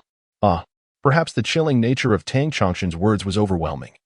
As Ling Xiaoyu gasped, unable to fathom the cruelty hidden beneath Dashik's seemingly respectful demeanor. The innate bond between mother and child is exploited in such rituals to ensure that these spirits are filled with resentment. Not only are they subjected to torment leading to their demise, but they are also forcibly separated, each undergoing their own sacrificial rites, forever linked yet never to reunite. The vengeful entities thus created brim with fury, and with the sustenance of vital blood, it becomes all too easy to summon formidable spirits. No, I must take action as well. Ling Xiaoyu shuddered at the thought, unable to believe that such malevolence existed in the mortal realm. Yet, the conviction in Tang Chongqing's words compelled her to accept the grim reality. "Master, what shall we do?" she implored. Tang Chongqing scoffed. "In the past, the Jiangnan region was dominated by these southern shamans. My ancestor journeyed from the central lands to vanquish mountains, demolish temples, and slay shamans. Do not be concerned about mere mother and child spirits. I have encountered far more formidable sorcery. Rest assured, I have ways to deal with them." Hearing Tang Chongqing's resolute declaration, Ling Xiaoyu felt her heart lighten.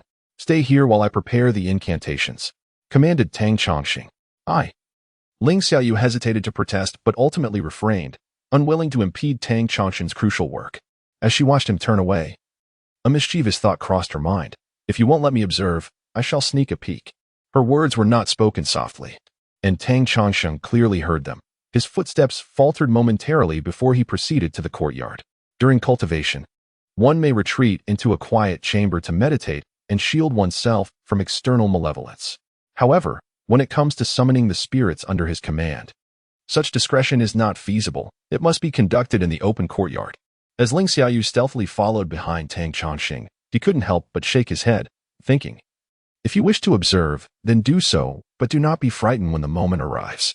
With a cheer, Ling Xiaoyu grasped Tang Chongsheng's arm and exclaimed, thank you, Master. This time, as he prepared to summon the Yin soldiers, Tang Chongsheng had significantly honed his craft. The last time he had summoned a single Yin soldier, it had nearly exhausted him. However, this time, the process was considerably more effortless. Firstly, he had meticulously prepared numerous talismans over the past few days, which proved to be quite useful. Furthermore, his cultivation had made remarkable strides. He laid out the Yin soldiers' camp, and, upon seeing this, Ling Xiaoyu inquired, Master, what do you need the chessboard for? Wasn't it said that you were preparing spells? Why have you decided to play chess? Tang Chongsheng snorted, casually igniting a talisman and waving it in front of Ling Xiaoyu, pushing forth the smoke directly into her eyes. Instantly, tears streamed down her face as she rubbed her eyes and protested, Master, what are you doing? With a stern expression, Tang Chongsheng commanded, keep watching. After some effort, Ling Xiaoyu managed to open her eyes, which were now slightly swollen, giving her the appearance of having just wept. Yet, when she glanced at the chessboard, she was taken aback. The seemingly ordinary chessboard had undergone a profound transformation. Through a thin veil of black mist, she could discern a vast encampment forming within, complete with training grounds, barracks, and fortified towers, resembling an ancient military camp. What is this? Ling Xiaoyu gasped in astonishment. This is the spirit realm. Tang Chongsheng mused, acknowledging her background as a disciple of a lineage. Even though it was her first encounter with such a phenomenon, it was not entirely foreign to her. Look, Tang Chongsheng gestured, revealing a grand general clad in ancient armor, a sword at his waist, exuding an imposing presence akin to a guardian deity. However, upon closer inspection, the figure appeared somewhat indistinct, resembling mist or shadow. Master, what is this? Ling Xiaoyu inquired. These are the guardian spirits of our sect. Tang Chongsheng replied nonchalantly, secretly eager to witness Ling Xiaoyu's startled reaction. To his surprise, she clapped her hands and exclaimed, how majestic. Tang Chongsheng cleared his throat, puzzled by the thought processes of young women. He cleared his throat again and solemnly instructed, regardless of what you see, do not speak or interrupt. Hold on to your protective talisman tightly. Seeing Tang Chongsheng's seriousness, Ling Xiaoyu did not dare to be careless, promptly responding, yes, Master. Tang Chongsheng nodded, his intention straightforward. That mother-son pair of vengeful spirits was indeed formidable, capable of summoning such powerful entities. Yet, it would be a challenge for him to conjure Yin soldiers of that caliber in a short span. The reason was that malevolent beings often resorted to cruel methods, such as torment and blood sacrifices, to enhance their power. In contrast, the righteous summoning of Yin soldiers must remain untainted by such practices, relying instead on pure inner cultivation. As articulated in the tales of martial arts, the righteous path of cultivation is slow to initiate yet rarely encounters impediments, culminating in great achievements over time. Conversely, the methods of the nefarious sects, though initially formidable through various dark arts, ultimately lead to increasingly constricted paths. Take, for instance, the practice of summoning spectral soldiers.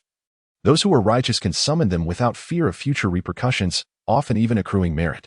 In stark contrast, the spectral soldiers summoned by practitioners of the dark arts are typically steeped in anguish and resentment, ever poised to turn against their masters. Should the master falter in vigilance, the consequences can be dire, for throughout history, those who have summoned spirits through such malevolent means seldom escape unscathed. Yet, we find ourselves in an era of diminished spiritual energy, where the noble paths have waned, allowing these dark arts to flaunt their prowess. Tang Chongsheng, eschewing the use of such malevolent techniques, recognizes that in the short term, he cannot summon powerful spectral entities. Thus, he resolves to prevail through sheer numbers. At this moment, the necessary water basin and fire pit have been meticulously prepared. The so-called water basin contains genuine water, while the fire pit is filled with true fire, both of which are steeped in profound significance, unbeknownst to the average person. The genuine water is drawn at dawn from an untouched well in the east, imbued with sacred incantations under candlelight. True fire, on the other hand, is kindled at noon, facing the sun, using bamboo as fuel, and ignited with fragrant incense, followed by the invocation of fire spells to ignite the charcoal within the pit. However, this is not merely a matter of simple basins. There lies a deeper esoteric significance within the Taoist practice of external alchemy. Since Tang Chongqing is earnest in his endeavors, he has long prepared for this moment. At this juncture, he unfastens a pouch, releasing a wisp of dark energy that plummets into the water basin. This energy is that of a vengeful spirit, which he had previously captured from a graveyard. Before the spirit can stir, Tang Chongqing swiftly performs a series of incantations, nurturing the pool, cleansing the form and soul. Free from the 6 dusts, all karmic stains purified, the 3 fields illuminated, the 9 gates opened. This is the Taoist method of cleansing the soul. Just as the body can be sullied, so too can the spirit be tainted by guilt and sorrow. With the pure and compassionate waters of the ritual, every droplet serves to cleanse and renew the spirit, allowing it to emerge untainted and whole. In essence, this is the fundamental distinction between righteous spectral soldiers and those conjured by the dark sections. The latter thrive on the intensification of resentment and malice within the spirit, amplifying their power. Previously, Tang Chongqing had summoned only a single ghostly soldier, utilizing a simple offering of sweet dew. This time, however, as he intends to summon multiple spectral soldiers, he employs both the water basin and the fire pit. Nonetheless, it must be acknowledged that Tang Chongqing's internal cultivation is lacking. He has yet to establish a solid foundation for his spiritual practice, rendering him incapable of executing the complete ritual. Thus, while the water basin and fire pit are set up, they serve primarily as ornamental fixtures, their true potential largely untapped. Even so, as the vengeful spirit descends into the water basin, it stirs only briefly before the shimmering surface begins to darken, as if ink were diffusing throughout, threatening to blacken the entire basin. Begone, Tang Chongqing commands, as a beam of radiant light, previously imbued within the spirit, leaps forth and descends into the fire pit. The recently purified spirit, having undergone a cleansing baptism, immediately found itself engulfed in the flames of true fire. The grievances and impurities that had clung to the vengeful spirit were already significantly diminished by the cleansing waters, and now, subjected to this purifying blaze, the remnants of its malevolence were nearly eradicated. Even its mist-like form became considerably more stable after this fiery trial. This exemplifies the profound principle of the Taoist practice of the harmonious interplay between water and fire, akin to the transformation of raw clay, which is inherently fragile and mixed. Exposed to the elements, it is often damaged. However, through the processes of washing and firing, it is transmuted into enduring bricks and porcelain, capable of withstanding the test of time for millennia. Yet, akin to the artisans of the world, who can transform clay into exquisite porcelain, a mere ordinary craftsman might only manage to create coarse bricks. Tang Chongqing's ritual, therefore, can be deemed as rather rudimentary, resulting in nothing more than basic craftsmanship. Nevertheless, even so, the act of refining over a dozen vengeful spirits was no trivial undertaking. After bathing in the waters and being tempered in the flames, Tang Chongqing directed a finger, causing the spirit to soar into the encampment. After a brief roll, it arose adorned with a layer of armor, standing resolutely behind the ghostly general. To Ling Xiaoyu, this spectacle appeared as if conjured by magic, yet the intricacies and perils involved were completely lost on her. Tang Chongqing exhaled softly, then summoned another vengeful spirit, repeating the process of immersing it in the cleansing waters. He observed as the dark mist spread, threatening to taint the entire basin. With a disdainful snort, he produced a talisman, specifically, the moonlight purifying talisman, ignited it, and pressed it into the water. Silver ripples cascaded across the surface, cleansing the basin anew. He continued this ritual, methodically refining each ghostly soldier. Fortunately, he had prepared an ample supply of talismans during this period, where he would have truly struggled to maintain the effort. Within a few hours, 8 spectral soldiers had emerged from the encampment. However, unlike the first ghostly soldier, the remaining 7 newly refined spirits were mere spectral soldiers rather than generals. An encampment can accommodate a total of 32 spectral soldiers, comprising 1 general, 2 lieutenants, 4 guardians, 5 cavalry, 6 captains, and 14 soldiers. These vengeful spirits were too feeble. Had it not been for the necessity of a general to command within the encampment, even the initially appointed general by Tang Chongqing would have been deemed inadequate. As Tang Chongqing continued the ritual of refining the spectral soldiers, Ling Xiaoyu, initially captivated, gradually found herself losing interest. The sight of a swirling mass of dark mist in the water and flames became exceedingly dull. This truly resonated with the adage that insiders discern the subtleties while outsiders merely enjoy the spectacle. Ling Xiaoyu began to regret her insistence on witnessing Tang Changshen's rituals. Realizing how monotonous it truly was, unable to contain her boredom, she discreetly opened her phone to mindlessly scroll, only to suddenly exclaim in surprise, startling Tang Changsheng, who was deeply focused on his refining process. With a sudden tremor of his hand, the vengeful spirit plummeted into the fiery abyss, enduring a brief yet excruciating burn, almost reducing it to mere ashes.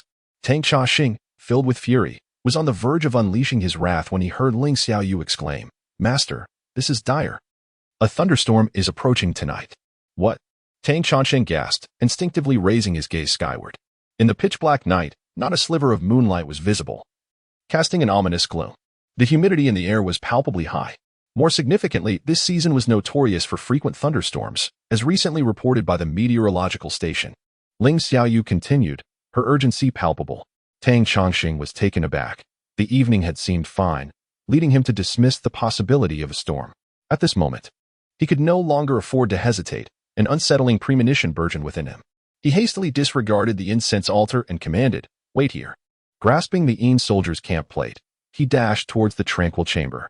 Almost simultaneously, a thunderous clap reverberated, and torrential raindrops began to pelt down. Tang Changsheng's hair stood on end as he swiftly secured the door to the tranquil chamber. Inside, he beheld the 8 ghostly soldiers within the camp plate, all disarrayed from the thunder shock. Fortunately, once the door to the tranquil chamber was closed, it became an utterly sealed space, rendering the external thunder powerless to intrude.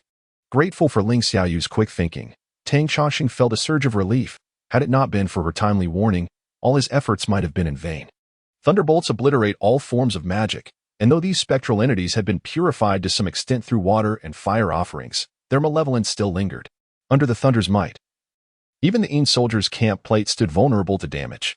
In that moment, Tang Changsheng was engulfed in gratitude for Ling Xiaoyu's timely intervention. She truly seemed to be his lucky star, he mused. Time and again, he had noticed that whenever she appeared, his fortunes improved. Initially uncertain, today's events had confirmed his suspicions. A natural beauty endowed with such auspicious fortune. If it weren't for her somewhat inconvenient background, where else could one find such an extraordinary companion? Alas, what a pity. Once the storm had passed, Tang Changsheng emerged from the tranquil chamber. Ling Xiaoyu inquired eagerly, "Master, did it succeed?" To which Tang Changsheng replied with a chuckle, "Indeed, it did." Ling Xiaoyu leaped in delight, exclaiming, "Master, does this mean we can confront the Deng family tomorrow and settle the score with that Madawu master?" Tang Changsheng shook his head, responding, "What nonsense. Wouldn't that merely elevate his status? Even if we were victorious, it would only serve as a spectacle for others to mock." Ling Xiaoyu, hailing from an illustrious lineage, understood the gravity of his words. Upon hearing Tang Changsheng, she promptly grasped the implications. After all, he was the head of the General Temple, directly challenging a mysterious Madawu master from who knows where. Though regarded as a victory, the families of Fan, Deng, and Chen deemed it exceedingly shameful. At this moment, Tang Changsheng resembled a formidable sovereign of the underworld, not one to be challenged lightly. To do so would be to use himself, or rather the reputation of the General S Temple, as a stepping stone for others. Consequently, the renowned figures of the underworld could only await challengers to approach them. And not just any random individual could be engaged in combat. What then could be done? Would that not be overly lenient towards that Dashiku? Ling Xiaoyu, filled with indignation, seemed to be vexed, perhaps due to the lack of excitement. Tang Changsheng, however, smiled, a glimmer of cold light flickering in his eyes. "I possess my own means to deal with him." He had no intention of passively waiting at home for someone to confront him. Such a position would be too constraining. To challenge Dashiku directly would grant him undue prestige. It would be better to employ a more covert approach. With this thought, Tang Changsheng resolved to act without delay. With 13 shadow soldiers at his disposal, he was confident they would suffice to serve Dashiku a significant lesson. If quality was lacking, then quantity would surely compensate. It was the darkest hour just before dawn. Most people were soundly asleep at this time, and Dashiku was no exception. Despite his considerable abilities, he was not beyond the need for slumber. Nestled within an ancient residence of the Deng family, the traditional Chinese mansion, crafted from blue bricks, stood in immaculate condition, having undergone modern renovations to ensure utmost comfort. Regrettably, the Deng family upheld strict regulations. Although the serving maids were lovely, he dared not make any untoward advances, resigning himself to solitary slumber. Suddenly, he was startled awake by the delicate sound of wind chimes, and in an instant, he leaped from his bed, all remnants of sleep vanishing. The competition among the shamans was fierce, with a myriad of ghostly tricks deployed. Dashiko had managed to endure this long and attain the title of a prominent shaman through his own prowess. His vigilance was certainly not lacking. After all, a shaman devoid of caution would not survive to his ripe age, having perished long before. The window, previously shut tight, seemed to have been flung open by the night breeze, causing the wind chimes to tremble. In that moment, Dashiko sensed impending danger and leaped from his bed without a moment's hesitation. A sharp crack echoed behind him as the bed's slats splintered. Had his movements been even the slightest bit slower, he would have surely met a fate akin to the shattered planks. A wave of dread surged through his back, tingling and weakening him. Soon after, boundless fury arose. Who dares to ambush me? Before he could even utter a sound, a chilling presence enveloped him.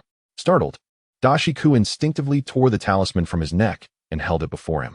In an instant, a white shadow collided with the talisman, emitting a piercing scream as it rebounded. Yet, before he could revel in his moment of triumph, a chilling sensation crept up from behind. Dashiko reflexively raised the talisman to shield himself from the impending threat. With a clang reminiscent of metal striking metal, the talisman crafted from aluminum was instantly severed in two by the formless blade of light. Dask, filled with terror, barely managed to roll away like a lazy donkey. At this moment, he was utterly despondent, devoid of even the strength to rage. Under relentless assault, he could hardly think of taking advantage of the situation or confronting the malevolent specters attacking him. Even the most crucial action, releasing the vengeful spirits of the mother and child to safeguard his life, was now beyond his reach. With his protective talisman cleaved in half, he found himself unarmed and overwhelmed by dread. Upon a moment's reflection, a chill crept into Dashik's heart. If these were indeed spectral soldiers of the material realm, his demise was all but assured. Even if he were to release the maternal and child ghostly warriors, it was unlikely they could preserve his fragile life. It is crucial to understand that, while formidable, spectral soldiers of the vengeful spirit class could not manipulate materials. Just as these thoughts crossed his mind, he suddenly felt an icy sensation enveloping his feet, a wave of cold surging upward, piercing through to his core. This is perilous, the Sheikh shouted in alarm. The spectral soldiers were invading his body. In a moment of desperation, he bit down hard on his tongue, the sharp pain igniting a surge of latent energy within him, propelling his blood to surge with intensity. With a powerful convulsion, he managed to suppress and even expel the chilling force. However, such a burst of vitality was no small feat for Dashik, and upon his return, it would take him a considerable time to recuperate. Yet, at that moment, he had no other option. With no means of offense or courage, and lacking even a single talisman by his side, he found himself in a most precarious predicament. Regret gnawed at him. He should never have been so careless. In the past, regardless of where he slumbered, he had always kept his talismans close. Yet here he was, on the territory of the Deng family, having unconsciously allowed himself to become complacent, leading him to such a perilous situation. With a desperate cry, Dashik lunged towards the table, a mere 2 meters away, where his various talismans lay. If only he could grasp a talisman, he would stand a chance to resist. However, just as he moved, he felt 2 more icy presences approaching. This is dire. How could there be so many spectral soldiers? Panic gripped Dashik, and the warm blood from his tongue, now bitten, spilled forth. The 2 white figures were struck by the crimson spray, vanishing without a sound. As if swept away by an avalanche, their souls utterly dissipated. Before Dashik could savor his moment of triumph, his body seized up, as though plunging into an icy abyss, rendered completely immobile by the spectral soldiers that surged upon him. So many spectral soldiers. Why did they harbor no resentment? This was Dashik's last fleeting thought. Then, a razor-sharp beam of cold light struck him. When morning dawned, and the servants entered Dashik's chamber to tidy up, they discovered his lifeless body sprawled upon the floor, devoid of any blood. A gash extended from his lower abdomen to his chest. A ghostly weapon. This was indeed a ghostly weapon. As master he stepped in to examine the broken bed frame and the talisman, he gazed upon Dashik's corpse, murmuring to himself. What is a ghostly weapon? Inquired Deng Xiancheng, responsible for the Deng family, curiosity evident in his voice. Master he shook his head. A ghostly weapon is not merely an object. It is a type of armament wielded solely by spectral entities, rare in this world. Ghostly beings are of a spectral essence, and in modern terms, they do not exist materially. Thus, They cannot interact with physical matter. They cannot even lift a blade or a firearm, let alone a mere piece of paper. Yet, ghostly weapons are different. They exist in the same spectral essence as these ghostly beings. Thus, it is possible to wield the spectral entities. The sorcerer Dashike met his demise beneath the ghostly artifact, with a shake of his head. One cannot help but lament the tragic fate of Dashike. Betrayed and slain, he found himself devoid of any magical implements save for a solitary talisman. It can be said that despite his considerable prowess, he was rendered utterly powerless, succumbing to death. At this moment, Deng Xianxing pondered deeply, lacking even the curiosity to inquire about the identity of the assailant. His thoughts were consumed by a singular notion. Indeed, the priests of the general's temple were as formidable as his ancestors had foretold.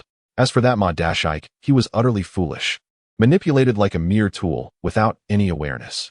Chen Weiming, with a sardonic smile, poured a drink down his throat, his disheveled hair and beard giving him an artistic air. Yet, the cynicism that enveloped him was impossible to disguise. Ling Xiaoyu's eyes sparkled. Uncle, why do you say that? Is it not obvious? What kind of family is the Deng family? Would they seek a mere Ma sorcerer for ancestral rights? If the Deng family were truly to undertake such an act, the three elder families would not hesitate to expel them from the ancestral hall. Chen Weiming scoffed. Only the clear-sighted would refrain from wading into this murky water. It is merely these reckless southern savages who dare to involve themselves in such matters. So, this means the Deng family is merely testing the capabilities of the general's temple? Ling Xiaoyu inquired, realization dawning upon her. Need I even say? It is blatantly evident. Qin Weiming replied disdainfully. However, I suspect this matter is far from concluded. Failing to gauge the depths of the general's temple, the Deng family will undoubtedly take further action. I wonder why a young girl like you persists in visiting the general's temple without a hint of fear? Ling Xiaoyu gasped. Uncle, you know? Chen Weiming, with a smile that was neither here nor there, responded. Do you think my days are spent in inebriation, oblivious to all that transpires? We are in the lower river. Never mind. I cannot be bothered with you. After all, your father cannot keep you in check. Otherwise, you wouldn't have ventured out so recklessly. Ling Xiaoyu, indignant, snatched the bottle away, saying, What nonsense are you speaking, uncle? When did I ever leave home? Perhaps you should refrain from drinking this. Qin Weiming suddenly stiffened, forcing a smile. Xiaoyu, dear, I have not informed your father about your journey to the lower river. He learned of it on his own. Realizing he had misspoken, he hastily fell silent. Ling Xiaoyu stiffened. What? My father knows I came to the lower river? Her expression dimmed instantly. Naturally, Tang Chongqing was unaware of these developments. He had sent Ling Xiaoyu back to gather information, while he himself was consumed by heartache. It was not the departure of Ling Xiaoyu that pained him, but rather the aftermath of a surprise attack the previous night. Though he had eliminated the Ma sorcerer Dashike, his losses were substantial. The 8 shadow soldiers he had painstakingly summoned were now halved, leaving him with merely 4. Even the demon generals wielding cursed weapons have sustained injuries. However, the most significant loss lies in the shattering of the cursed weapons themselves. Though these weapons possess the ability to cleave through the material realm, they are exceedingly fragile. Their excessive use last night led to their complete destruction. This left Tang Chongqing feeling a mix of regret and sorrow. While the spectral soldiers can be replenished, once a cursed weapon is shattered, he finds himself utterly powerless to procure another. At this moment, the enhancement that cursed weapons provide to the spectral soldiers is immense, which adds to his heartache and even a touch of trepidation. Taking advantage of the old man Dashike's slumber, when he was devoid of any magical artifacts, was indeed the only opportunity for a surprise attack. Had it been otherwise, a direct confrontation would likely have spelled disaster for Tang Chongqing. It seems he underestimated the prowess of this great wizard, Ma. Although Tang Chongqing possessed other means, aside from the 8 ghostly soldiers, such as the long-reserved latency, he was still at a disadvantage. Dashike had an array of hidden trump cards, and even the pair of vengeful spirits had yet to be unleashed. In any case, Tang Chongqing was engulfed in a sense of precarious fortune at that moment. This feeling was so unsettling that he could no longer remain in the general's temple, as if sitting on pins and needles, prompting him to instinctively return to the realm of immortals. Upon arriving in the celestial world, amidst the vast mountains, Tang Chongqing found himself momentarily lost in thought. Why had he rushed back here? It was then he realized his own unease. It seemed that arriving in this immortal realm was an instinctive choice. After a while, he bitterly smiled and mused, since I am here, I might as well make myself comfortable. Indeed, it was time to replenish the ghostly soldiers at his disposal. With that thought, his spirit lifted. The celestial realm appeared to be in the midst of the rainy season. When Tang Chongqing arrived, a gentle rain was falling, albeit lightly, which thwarted his plans to absorb the essence of the sun and moon, leaving him to lament his misfortune. Fortunately, the Yin-Yang Mountain was beautifully undulating, not steep or imposing, making it relatively easy to traverse even in the rain. The light drizzle enveloped the forest in layers of mist, resembling dense white clouds swirling amidst the verdant mountains, evoking the essence of a mystical paradise.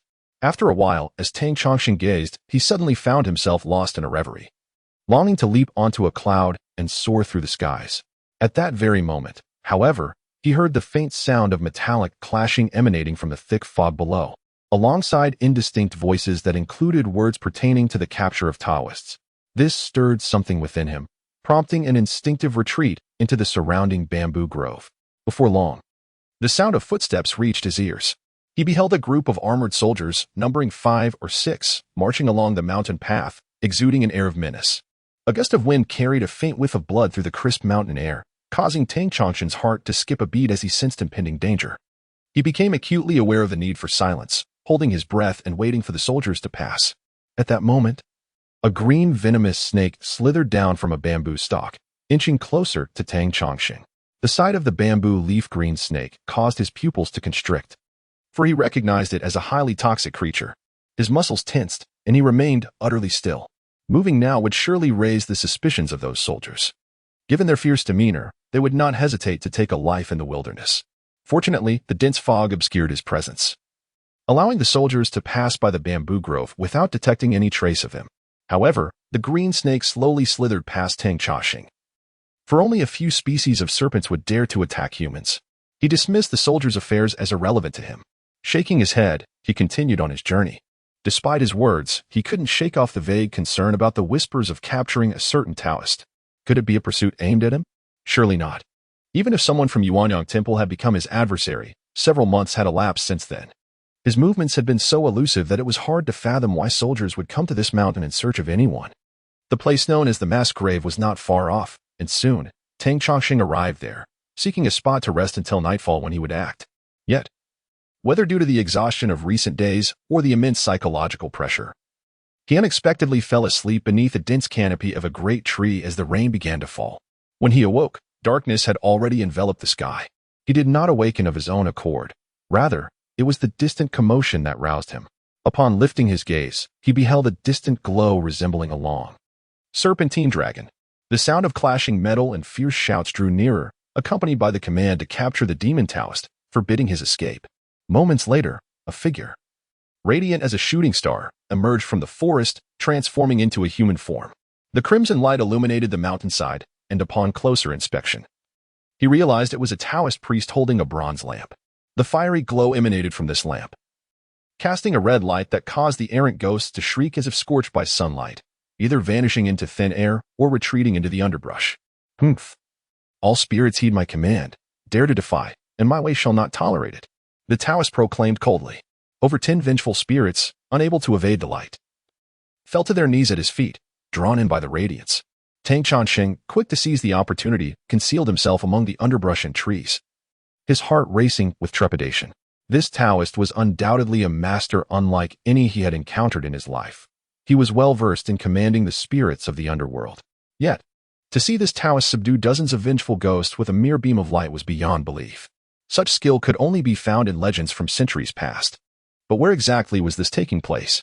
At that moment, the clang of armored footsteps echoed as dozens of soldiers clad in iron emerged, their murderous intent surrounding the Taoist. Demon Taoist, we come at the behest of Lord Su to claim your head. Where do you think you can flee? Attack. With a shout, the soldiers charged at the Taoist. It was then that Tang Chongqing noticed the Taoist's perilous state. Arrows were embedded in his body, and blood flowed, staining half of him crimson. It's him. Tang Chongqing gasped, recognizing the figure. It's Master El. Even Tang Chongqing could not have anticipated that upon his return to this realm, he would encounter the esteemed Master El here, let alone find himself being pursued for his life. Reflecting on the past, he recalled the multitude of noble lords and dignitaries gathered beneath the altar, attentively listening to Master El's profound teachings. Yet, astonishingly, in the mere span of 2 months, this once formidable confidant of the Marquis of Wu, a master of Taoist arts, had been reduced to such a pitiful state, hunted down like a common fugitive. At this moment, Master L, filled with righteous indignation, bellowed, "The heir has committed patricide and usurped the throne, slaughtering the Sioux Marquis. Yet, I am wrongfully accused of causing death through my elixirs. This is utterly absurd. I shall fight you to the bitter end. Do not waste words. Surrender your lives." As the torches flickered and the shadows danced, a fierce wind surged. Under the illumination of Master L's lantern, the more than a dozen vengeful spirits, once cloaked in gray, now appeared to be enveloped in a crimson glow, howling as they charged toward the armored soldiers. "Wicked sorcerer, you dare command ghosts to harm the living?" Amidst the cries of alarm, the sight of those red-tinged spirits lunging at the soldiers was unmistakable. These soldiers, though elite and seemingly fierce, clad in iron armor weighing dozens of pounds, might have been capable of taking on 100 foes in battle. However, at this moment, they were besieged by the vengeful spirits, shrieking in terror as they writhed on the ground, and within moments, they had been reduced to mere corpses. From a distance, Tang Chongqing watched, his breath nearly suspended in horror. It is said that those who are knowledgeable see the nuances, while the uninitiated merely observe the spectacle. Although Tang Chongqing had not perfected his own cultivation, he possessed a lineage that imparted an understanding of how the grievances of the deceased linger and transform into vengeful spirits capable of inflicting harm. While vengeful spirits could be formidable, they typically preyed upon the weak and frail. Yet these soldiers were evidently skilled warriors, their bloodlust palpable, making it unlikely that even the fiercest of spirits would dare approach them. Now, however, these spirits had inexplicably gained such strength, directly draining the life essence from these elite soldiers. Had Master L, in an instant, elevated these wraiths to the status of formidable ghosts, or even more fearsome entities. Tang Chongqing had always known of Master L's formidable capabilities, yet only recently had he come to realize the full extent of his powers. Lost in thought, he suddenly noticed that all the soldiers had perished. Master L stood coldly, his gaze shifting towards Tang Chongqing's hiding place. "Come forth. Discovered? This truly bodes ill." With a stealing resolve, Tang Chongqing emerged. The Taoist regarded him, a slight look of astonishment crossing his features as he softened his tone. "So it is a fellow practitioner." "Oh, how is it you?" Tang Chongqing offered a wry smile and bowed respectfully. "It has been a long time since we last met. I did not expect to encounter you here. Fate is indeed capricious. Master, what has transpired at the Yin-Yang Temple? And what of Taoist Xi and Qingyi?" Seeing a familiar face, Master L relaxed slightly, his taut form swaying as the brilliant light of his lantern began to dim. The vengeful spirits, having drained the soldier's life force, howled in agony as they transformed into red light, retreating into the lantern, causing its glow to brighten just a touch. "Master, what troubles you?" Tang Chongqing gasped softly. Having discerned the dire predicament of the Taoist before him, Yuanhua let out a hearty laugh. "Who would have thought that I could encounter a fellow practitioner before my demise? It seems we are fated. Lord Wu implored me to assist in alchemy, and I was on the verge of completing the elixir. Yet, upon my visit, the young lord unexpectedly raised an army in rebellion, slaying Lord Wu and framing me for the crime. Now, the entire Yuanyang Temple has been raided. If you were still present, I fear you two would not have escaped unscathed." Upon hearing this, Tang Chongqing could not refrain from exclaiming, "No wonder. When I observed the Taoists within the outer temple, their characters varied greatly, behaving arrogantly and drawing the disdainful gazes of the townsfolk. It was evident that they were the root of calamity, yet I never anticipated it would escalate so swiftly. Alas, the audacity of the young lord to commit patricide. None could have foreseen such madness." Yuanhua interjected, attempting to defend himself. Tang Chongqing retorted, "Has Zhenren never perused the annals of history? Those who wield Taoist arts to meddle in governance often meet their own demise. Lord Wu sought your alchemical prowess, undoubtedly in pursuit of immortality. But have you considered, if Lord Wu remains immortal, what fate awaits the young lord? Is he destined to remain a mere lord for eternity? In truth, you have compelled the young lord to rebel." Tang Chongqing's counter was like a thunderclap, causing Yuanhua to stagger. Alarmed, Tang Chongqing feared that his words had truly disheartened the venerable El. To his astonishment, Yuanhua coughed up blood and collapsed, yet soon erupted into laughter, exclaiming, well said indeed. Initially, I intended to leave a letter to warn you, but seeing your exuberance then, I believed you would not heed it." Tang Chongqing spoke with a measured calm. His words were not mere flattery. He genuinely wished to caution Yuanhua. However, he recognized that during that time, Yuanhua would have been disinclined to listen. It was akin to the situation at Yuanyang Temple. Could Yuanhua truly have been oblivious? Preposterous. Yet, character shaped their responses. Even if they were aware, they lacked the means or desire to change. Otherwise, they would have long since urged Tang Chongqing to remain with them. Ultimately, the crux of the matter lay in Tang Chongqing's own selfishness. Or perhaps the anxiety that plagued him. He had been thrust into this unfamiliar world, appearing within Yin-Yang Temple, burdened with the secret of the Bagua mirror, a treasure repeatedly admonished by his sect not to wield. At that moment, his thoughts were consumed with concealing the secret of the Bagua mirror, even suspecting that the kindness shown by Yin-Yang Temple was perhaps due to that very artifact. In summary, Tang Chongqing's heart was fraught with trepidation and hidden secrets. Thus, recognizing that Elginren would not heed his counsel, he refrained from stirring trouble, fearing it might lead to complications and ultimately expose the Bagua mirror. Yet, what he did not anticipate was the rapid descent of Yin-Yang Temple into such chaos within merely a few months. Now, regret welled within Tang Chongqing. He should have, by any means, offered a warning back then. Regardless of its utility, one must at least express their intentions.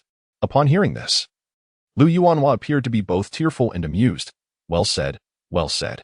He, had you truly conveyed such sentiments to me back then, I would not have been perturbed. Tang Chongqing fell silent, acknowledging the commonality of human nature. The logic is sound, yet when faced with personal circumstances, one often disregards such wisdom. Each individual is the same, from the sovereign who cherishes virtuous ministers while distancing themselves from the unscrupulous, to parents who fervently advise, listen to me, I do this for your own good. Study diligently, for a bright future awaits. Do not succumb to frivolity. If you neglect your efforts now, you may find yourself without a promising career in adulthood. All of this rings true. Tang Chongqing sighed inwardly.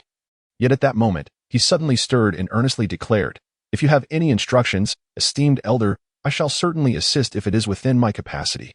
Master Lu nodded slightly, as if having made a resolute decision. You are indeed astute, aware that my time is limited. Do you desire this lamp? If it were anyone else, they would naturally hesitate at this juncture. However, Tang Chongqing replied candidly, such a precious lamp, imbued with immense power, who would not covet it? Yet, a gentleman values wealth obtained through righteousness. Thus, I reiterate, if you have any requests, I shall dutifully fulfill them. Lu Yuanhua's eyes gleamed with appreciation. He wished to laugh heartily, but instead coughed up a mouthful of blood. After a lengthy pause, he finally spoke. Good, good, good. You indeed possess courage. You chastised me just moments ago, yet now you seek my lamp. Heh. Although his tone was peculiar and the content rather brusque, Tang Chongqing discerned a softening in his demeanor. He was elated. I implore you, esteemed master, to grant me this favor. Lu Yuanhua shook his head, stating, I cannot bestow this lamp upon you. Heh. Even if I did, you would be unable to wield it. So be it, so be it. I once intended to take you as my disciple. Now, let this be your fortuitous encounter. Initially disheartened, Tang Chongqing's spirits soared upon hearing this. Thank you. Esteemed master, I shall impart to you the method of consecrating this lamp. However, you must remember, after my demise, to find a secure place to inter us together with this lamp. Tang Chongqing exclaimed softly, and Master Lu produced a tome, casting it to the ground. This lamp is not merely a magical artifact, but rather a vital tool of our sect. As long as the lamp remains, so too shall its bearer. Upon death, the lamp extinguishes. Alas, I had once vowed to transcend life and death, to elevate my path. Yet I find myself meeting my end here tonight. Fate is indeed capricious, leading to such an outcome. As he spoke, his voice grew faint, and he settled down. Tang Chongqing rushed forward to support him. Esteemed master, esteemed master. Yet, he heard the sage murmuring softly, his breath barely discernible. As if his consciousness was fading. 30 years of toil, riding the crane along the Susu road. Oh, how I long for one last taste of sesame rice. And with that, his breath ceased. The lamp in his hand suddenly ignited with a fierce blaze, akin to a roaring fire, only to be extinguished moments later, leaving the lamp charred beyond recognition. Tang Chongqing could not help but sigh softly. The path of cultivation is fraught with challenges. One misstep may lead to a premature fall. Should we, as practitioners, not tread with utmost caution? As he spoke, he bowed deeply to the deceased, not for any particular reason. A senior figure, traversing the path of enlightenment, had quietly fallen in this desolate wilderness, evoking a profound sense of sorrow. Tang Chongqing stepped forward to lift the body of the Taoist, intending to find a suitable place for burial. The atmosphere here was laden with malevolent energy, rendering it an unsuitable resting place. However, as the body shifted, a book fell from it, indeed, the very tome they had just encountered. A flicker of interest sparked within Tang Chongqing, and he casually tucked it into his bosom. Yet, he felt little inclination towards it. The general temple was not lacking in methods of cultivation. Even pathways leading directly to the Tao were present, albeit overshadowed by the dissipating essence of the world, rendering true cultivation nearly impossible. Thus, one could only practice rudimentary techniques, such as those to command spirits. Nevertheless, the Yuan-Yang treasure lamp in the Taoist's grasp was remarkably extraordinary, stirring Tang Changshin's covetousness. Alas, it had been rendered nearly unrecognizable by the flames. He chuckled wryly, muttering to himself, "Esteemed one, it is not my greed for your possessions. Rather, you willingly bestowed them upon me." With that, he hoisted the Taoist body along with the charred Yuan-Yang lamp and made his way out of the chaotic burial ground. As he continued onward, although the rugged mountain path posed challenges, Tang Chongqing, being well-versed in martial training and possessing robust physicality, found the burden of the 100-odd pounds of the body to be a trifling matter. The surroundings were eerily silent after the fierce battle, with all specters having vanished without a trace. Eventually, he discovered a site of favorable feng shui, where he buried both the Taoist and the lamp together. Once these labors were completed, the eastern sky began to brighten with the first light of dawn. As the world illuminated around him, Tang Chongqing surveyed his surroundings, noting the undulating mountains cloaked in vibrant greenery. This appeared to be a new realm, brimming with spiritual energy, starkly contrasting with the desolate state of his previous world, ravaged by calamity and fraught with difficulties in cultivation. With his breathing steady, a glimmer of light emerged from the heart of the heavens, almost synchronizing with the sun's ascent, illuminating the world and igniting the depths of his consciousness. Boom! Sunlight flooded the earth, while the heart of the heavens brightened his awareness. Tang Chongqing gazed in astonishment as the secret tome in his grasp disintegrated into azure smoke and ash. However, all its contents seamlessly transferred into his mind. This phenomenon, known as heart transmission, is a profound Buddhist doctrine, wherein true wisdom is imparted directly from heart to heart, transcending written words. It is said that within the Taoist sects, certain esteemed traditions also convey vital secrets of the Tao directly into the consciousness, bypassing textual forms altogether. Thus, it is proclaimed that only genuine formulas of the world can encapsulate what countless volumes of Taoist scriptures cannot. In an instant, all the information became fully accessible to Tang Chongqing. A radiant smile illuminated his face. The tome contained methods for refining the Yuan-Yang divine lamp, along with techniques for cultivating the heart of heaven. It was undeniably sophisticated, surpassing the teachings of the general temple in both breadth and depth. While the book did not espouse any particularly advanced cultivation techniques and may even have prioritized ritual over the Tao, it proved to be exceptionally beneficial for Tang Chongqing. It was indeed remarkable, just as he had suspected. Indeed, it is truly remarkable. The Yuan-Yang divine lamp, as it turns out, is intricately linked to the heavenly heart, capable of illuminating the sea of consciousness and aiding in cultivation. Who would have thought, who would have imagined, that such profound methods exist in this world? No wonder Master Lu Yuanhua proclaimed it to be a life-bound magical artifact. As long as the person exists, so too does the lamp. He muttered to himself, a growing expression of joy gracing his features. Since ancient times, igniting the heavenly heart has been the most arduous task in cultivation. Yet, after illuminating the heavenly heart, how to strengthen it and gradually forge the spiritual platform remains equally challenging, often requiring painstaking effort, a slow and steady cultivation over the years. This aspect is something that cannot be adequately conveyed in Tang Chongqing's world. Regardless of the various sects, the General's Temple is no exception. Now, however, Tang Chongqing has encountered methods in this world that can assist in cultivation and spellcasting, which fills him with uncontainable delight. At this moment, he no longer wishes to linger in this world. He yearns to return to the General's Temple and seek someone to forge a Yuan-Yang divine lamp. Prompted by this thought, Tang Chongqing sought a secure place to log off, or rather, to traverse back. He reappeared in the secret chamber of the General's Temple, undoubtedly the safest location within the entire temple. After a night away, dawn had broken in the other world. However, upon returning to the General's Temple, he found it still to be the dead of night, enveloped in darkness. He did not rush to undertake other tasks. Instead, he casually strolled around the temple, then summoned the guardian soldiers to ensure safety. With a mere gesture, a small whirlwind swept through, stirring the fallen leaves on the ground. This brought a faint smile to Tang Chongqing's countenance. This illustrates that the spirits forged into ghostly soldiers possess a certain temperament, akin to ordinary wild and vengeful spirits. Yet they lack the requisite prowess. They are entirely akin to mist, impervious even to the most delicate incense ash. Circling around Tang Chongqing, he discerned that no incidents had transpired within the temple, which only heightened his satisfaction. Extending a finger, he summoned the guardian spirit back into the essence plate to rest.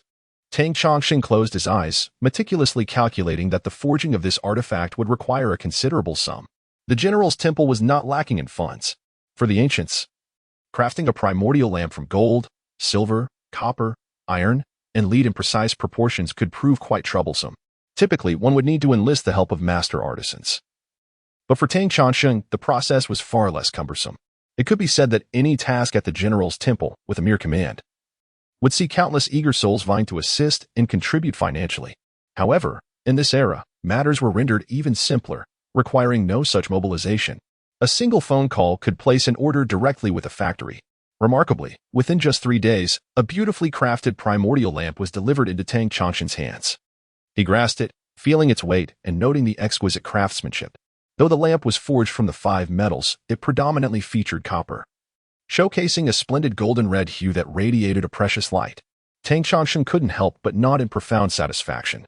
This particular copper alloy contained over 30% gold, earning it the names purple copper or purple gold due to its striking color.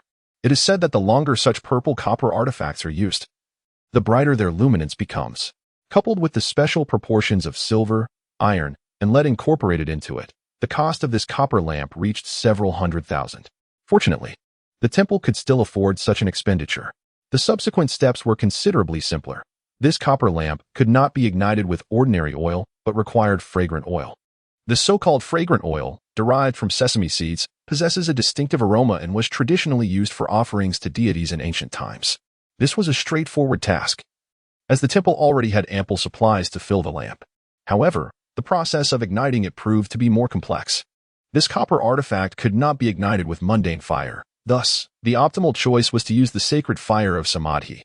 In the absence of this, one could resort to sunlight-derived fire. This solar fire, achieved through the use of a magnifying glass, ignites the oil lamp. Although these tasks were somewhat cumbersome, fortunate weather prevailed with a string of sunny days, requiring only a bit of extra effort. On a particularly bright noon, Tang Chongqing filled the primordial lamp with fragrant oil, rolled a cotton wick, and soaked it thoroughly in the oil before placing it under the sun. He then procured a magnifying glass, focusing sunlight onto the tiny wick. Before long, wisps of blue smoke arose, followed by a flicker of red flame, successfully igniting the oil lamp. A smile illuminated Tang Chongqing's face as he mused inwardly that with such a treasure in hand, his celestial heart would surely illuminate, making the crafting of his spiritual platform all the more effortless. Even beneath the fierce rays of the sun, the light remained vivid, illuminating the deep crimson copper lamp.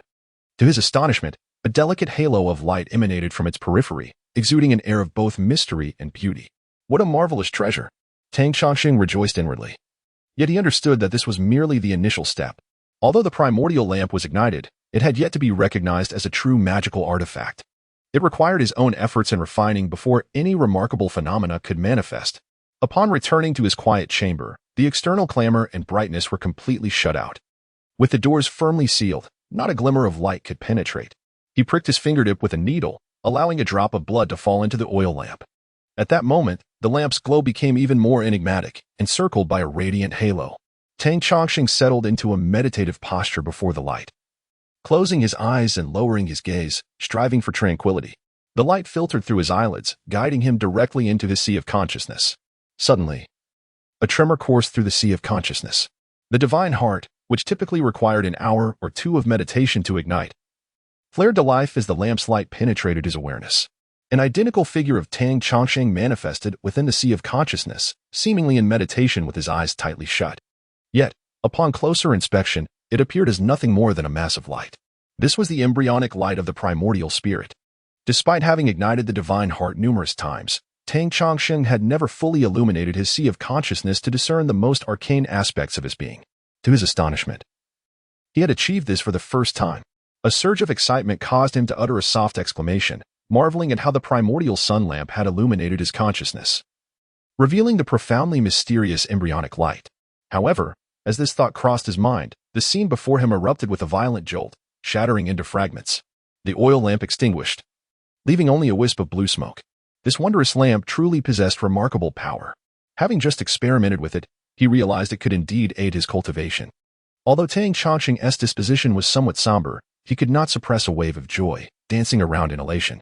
The embryonic light of the primordial spirit represented the essence of the divine heart, the entanglement of human existence, the so-called gate of life and death, the foundation of heaven and earth. All methods of cultivation were established upon this. If he could maintain the constant visibility of the embryonic light and the everlasting brilliance of the divine heart, he could forge his spiritual platform. This signified that he could genuinely embark on the path of formal cultivation, laying a solid foundation and perhaps even transcending to immortality. After 2 centuries of entering the general temple, no one had managed to reach this realm. Minutes passed, and it was only through immense self-discipline that Tang Chongqing gradually regained his composure. Yet the boundless ecstasy still surged within his heart.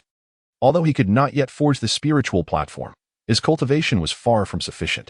However, he could harness the power of the primordial sun lamp. As long as the lamp remained lit, his divine heart would shine eternally. Thus, whether in combat or other endeavors, he would achieve unparalleled results. Soon, after a brief respite, Tang Chongqing was ready to press on with renewed vigor. Once more, the primordial yang treasure lamp was ignited, allowing a single beam of light to penetrate the sea of consciousness, illuminating the celestial heart. This time, Tang Chongqing restrained his joy and emotional fluctuations, his eyes reflecting inward as he envisioned a perfectly identical primordial yang treasure lamp within the sea of consciousness, radiating brilliance and illuminating the depths of the mind. The light from the lamp intertwined with the radiance of the celestial heart, becoming inseparable, and astonishingly, it illuminated the entire sea of consciousness. Thus, he could officially commence the cultivation of the 9 celestial hearts method. A wave of elation surged within Tang Chongqing. For the 9 celestial hearts method was a supreme technique reserved for the successive heads of the general temple, each step imbued with countless miraculous applications. However, this method demanded the highest standards. One must maintain a constantly bright celestial heart to perceive the 9 celestial bodies. That was the essence of the 9 celestial hearts method.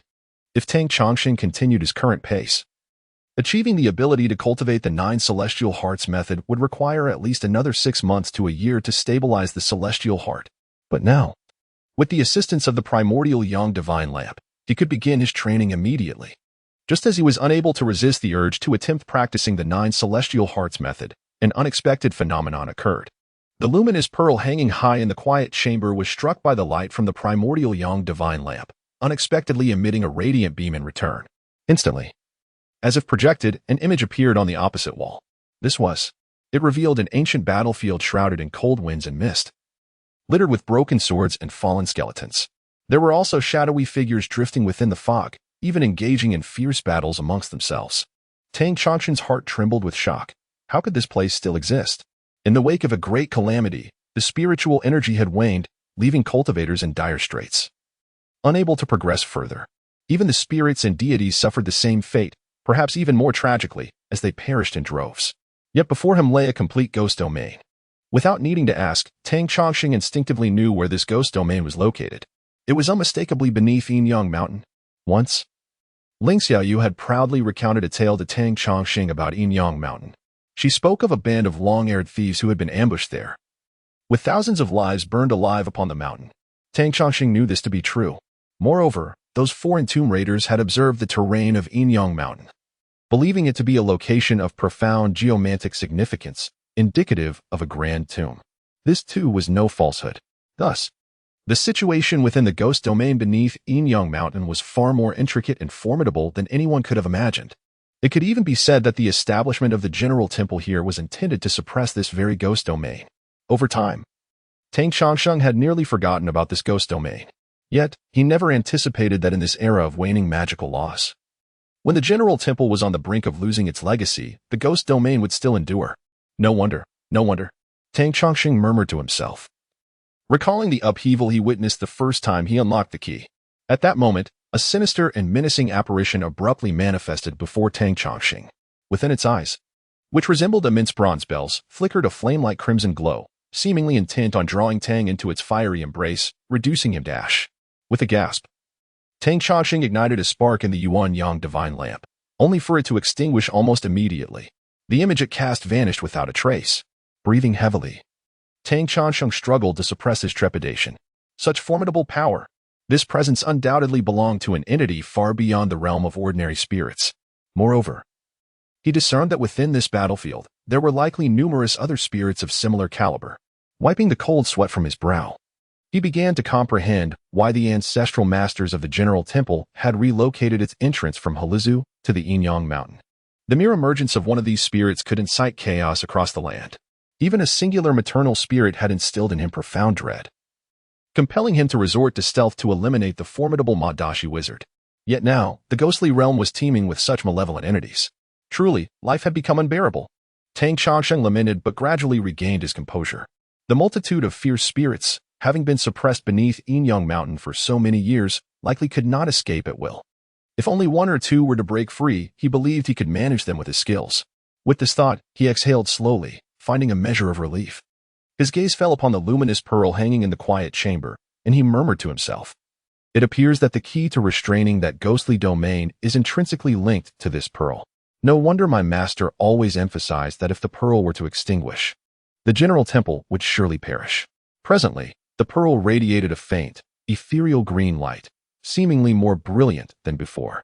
For the time being, there appeared to be no immediate threat, and Tang Changsheng took another deep breath. However, he found himself devoid of the will to continue his cultivation. Exiting the quiet chamber, he ambled into the courtyard, only to hear the voice of a middle-aged man calling out, "Is there anyone in the temple?" Upon stepping outside, Tang Changsheng beheld a robed man fervently offering incense before the statue, his demeanor solemn. Once the man completed his offering, he rose with a smile and addressed Tang. "You must be Master Tang. I am Deng Xianqing from the Deng family." Without allowing Tang to reciprocate the pleasantries, Deng Xianqing smiled and gestured for two burly individuals resembling bodyguards to enter, each carrying a pair of earthen jars. Golden pagoda. Tang Changsheng's eyes narrowed slightly. The term golden pagoda referred to urns containing either cremated remains or the bones of the deceased. What could the Deng family possibly mean by delivering urns? Was this a customary form of gift-giving? As Tang Changsheng pondered these questions, Deng Xianqing chuckled and explained, "These are relics left behind by a wizard named Dashike, and we are uncertain how to handle them.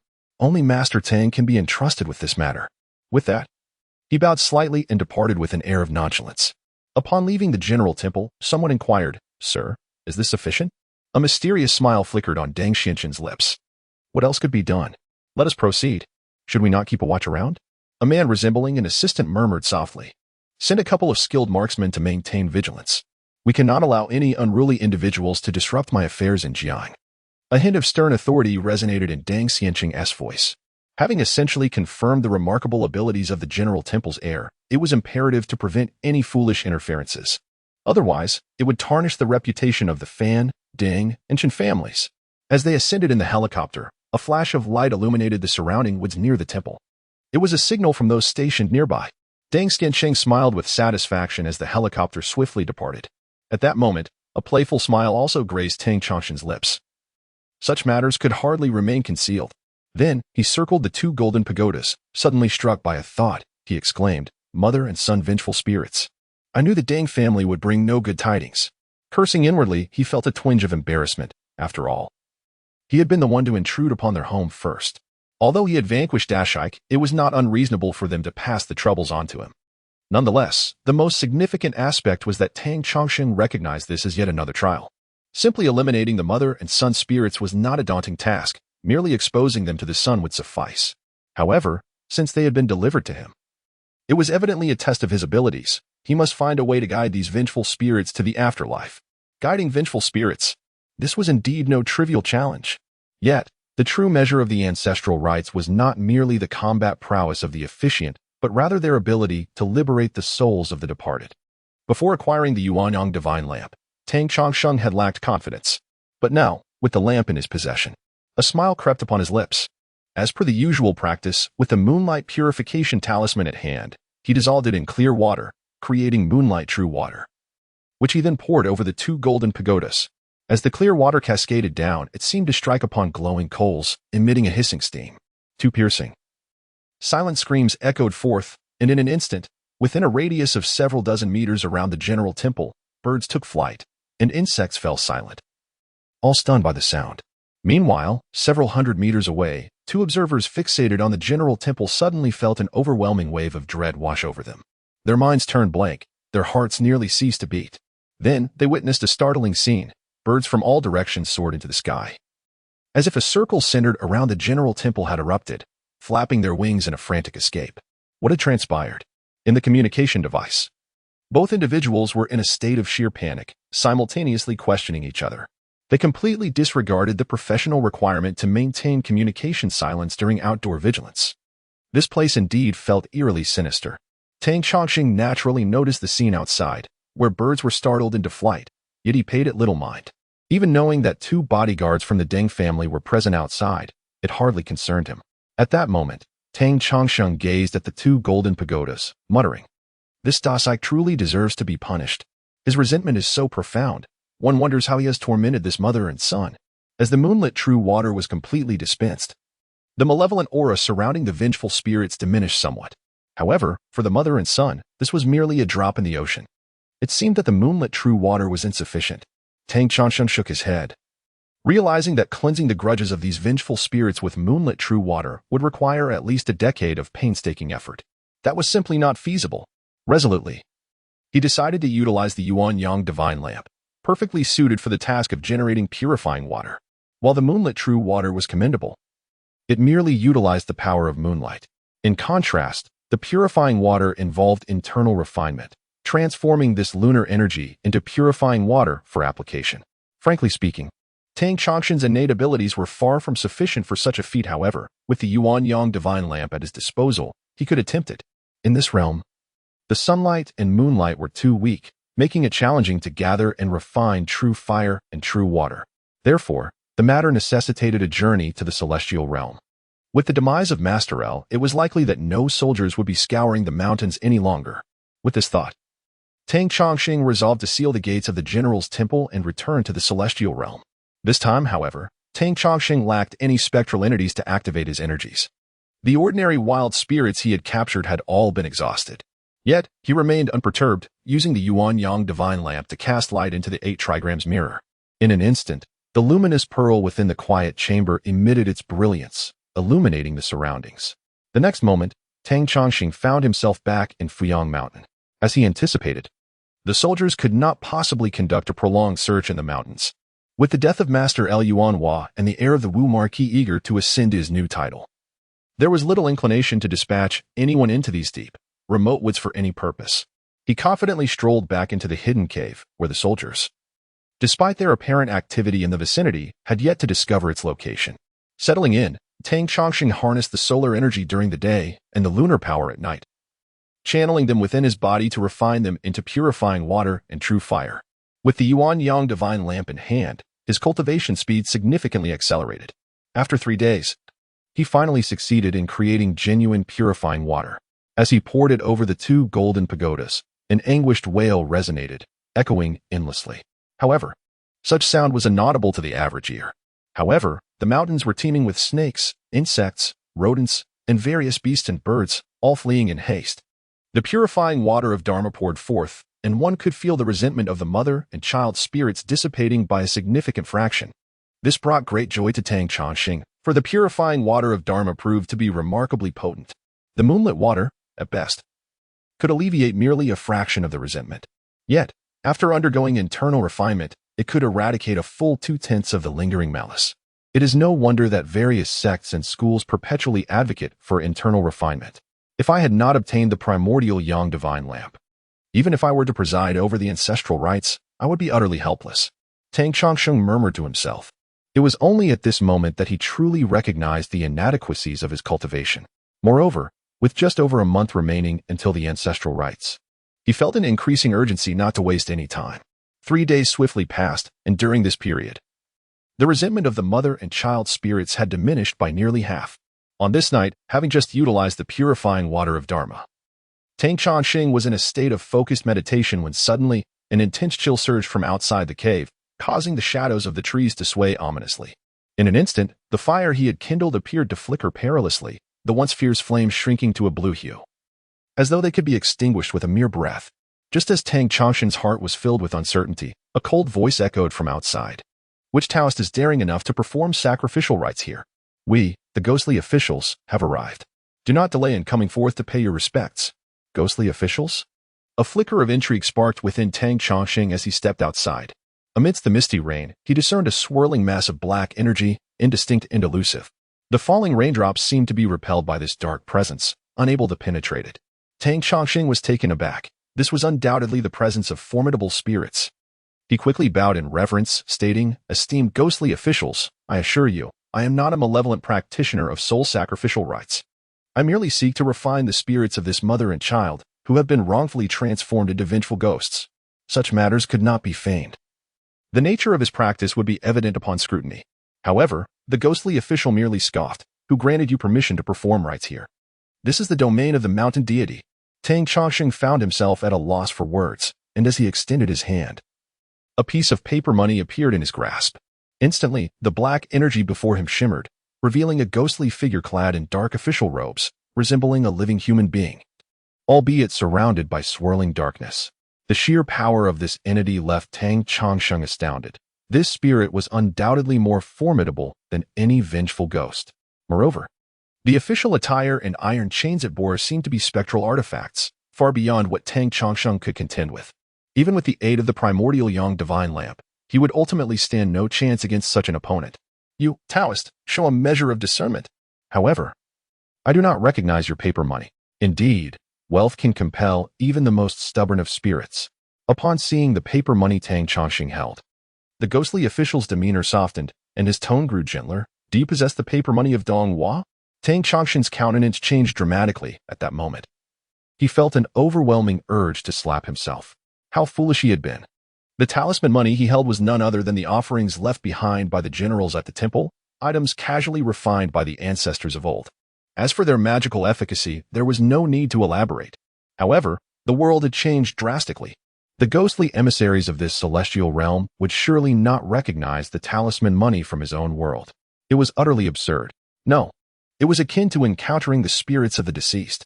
The ghostly emissary grinned broadly, saying, "These China talisman money looks like this.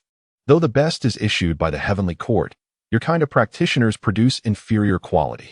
Upon glancing at the emissary's hands, Tang Chongqing saw a golden ingot.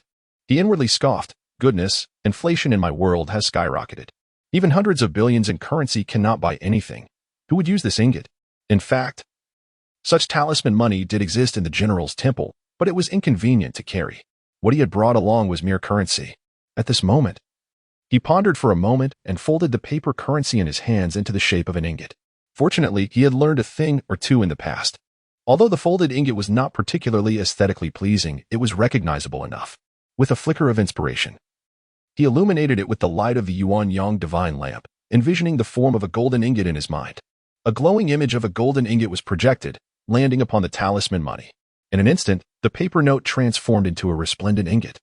The ghostly emissary's face lit up with joy, exclaiming praises. "Well done. You, practitioner, are indeed generous. Rest assured, you may refine your talismans here. The area within 30 miles is under my jurisdiction. No spirits or monsters shall dare to trouble you." Tang Chongqing exhaled softly. "Thank you, esteemed emissary." The ingot he had conjured was enormous, likely the size of a basin. The emissary embraced it with both hands, grinning from ear to ear. After all, this talisman money had been refined by the ancestors of the general's temple and had been worshipped on the incense altar for centuries, with an unbroken lineage of offerings. The talisman money already possessed considerable magical power. Tang Chongqing merely altered its appearance with his visualization. He did not possess the formidable magical prowess to create such a massive ingot. The emissary, elated with the benefit he had received, offered a few more compliments to Tang Chongqing and turned to leave. Suddenly, he recalled something and tossed down a gourd, saying, "Almost forgot. If you wish to refine that ghostly entity, I happen to have a gourd of 7 absolute essence to give you." Seeing that he had already received many benefits from Tang Chongqing, the emissary felt somewhat obliged to leave behind a token of goodwill before departing. Although this so-called 7 absolute essence was insignificant to the ghostly soldiers, Tang Chongqing picked up the gourd. It felt icy to the touch, and in an instant, a wave of chilling energy surged into his heart, rendering him nearly frozen. "Indeed, it is the water of the Yin River," Tang Chongqing murmured to himself. After all, he was a practitioner with heritage, despite the differing terminologies between their worlds. Yet he still recognized what this substance truly was. In fact, referring to this river of shadow as the 7 absolute would be even more apt. Common mortals harbor 7 emotions and 6 desires, while spirits are burdened with grievances, resentment, and the stains of ignorance. Thus, practitioners utilize purifying waters to cleanse these resentments, allowing wandering souls to find solace. It is said that in the realm of shadows, there exists a natural river that can wash away the sins and ignorance of spirits, alleviating their grievances and anger. Such phenomena are not uncommon in the path of the departed. Indeed, there are often those with great powers who venture deep into the shadow realm to fetch this water for various purposes. However, after the great calamity, the sects of cultivation have scattered like stars in the night sky. The deities of the underworld, including the city gods and ghostly officials, have likely not escaped unscathed. At least, the temple of the general has not been seen for decades. It is no wonder that he could not recall this ghostly messenger while cultivating in these mountains. At this moment, having obtained this gourd of the seven absolute, Tang Chongqing felt a surge of joy. With this, he had saved himself more than 10 days of effort. To say that is an understatement. Even if Tang Chongqing were to toil for over a month, he might not be able to accumulate such an abundance of purifying water. In his elation, he poured the icy essence of the seven absolute onto the two altars. The mother and child spirits within the two altars struggled even more fiercely. Yet most of their accumulated resentment had already been cleansed by the purifying waters.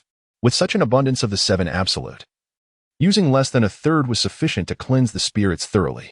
At this moment, releasing the golden pagoda revealed two small white figures embracing one another. Seemingly overwhelmed with joy, they were no longer the frenzied apparitions they once were. With their grievances washed away, only faint white silhouettes remained. Tang Chongqing nodded, contemplating how those who resort to dark rituals to forge spirits are truly heartless. 100 deaths would be no more than they deserve. He thought further. To save a person is to see it through to the end. To accompany a Buddha is to escort him to the West. Having cleansed the grievances of this pair, he decided to assist them further. The fragrant clouds congealed into dew, cascading with clarity. The celestial source's mysterious waves nurtured the realm of the dead. The filth of the corpse lay tranquil, and the dust of karma was instantly cleared. Stains of sin were washed away, and the dust of countless eons was purified, swiftly, as if commanded by a decree. This is the incantation of spirit source irrigation. Initially, it merely utilized pure water to cleanse the grievances of malevolent spirits. However, the spirit source irrigation is distinct in its essence, as its name implies. It serves to replenish the power of these spirit souls. Originally, these spirits drew strength from their resentment, and with the cleansing of that resentment, their souls would weaken, like fragile wisps dispersing in the wind, returning to the realm of wild spirits. Yet now, Tang Chongqing employs this technique to strengthen their souls. Such a spell is immensely more challenging than mere purification. Without the, Tang Chongqing would undoubtedly be incapable of performing it. At this moment, however, he held a mouthful of pure water, which transformed into a sweet dew of spiritual essence in the sanctum of his heart and mind. As he exhaled, this nectar of spirit essence cascaded over the mother and child's ethereal forms. Their previously indistinct figures suddenly coalesced, no longer on the brink of dissolution. Though their features remained obscured, they clasped hands and bowed in gratitude to Tang Chongqing. He sighed deeply, acknowledging, "My powers are limited.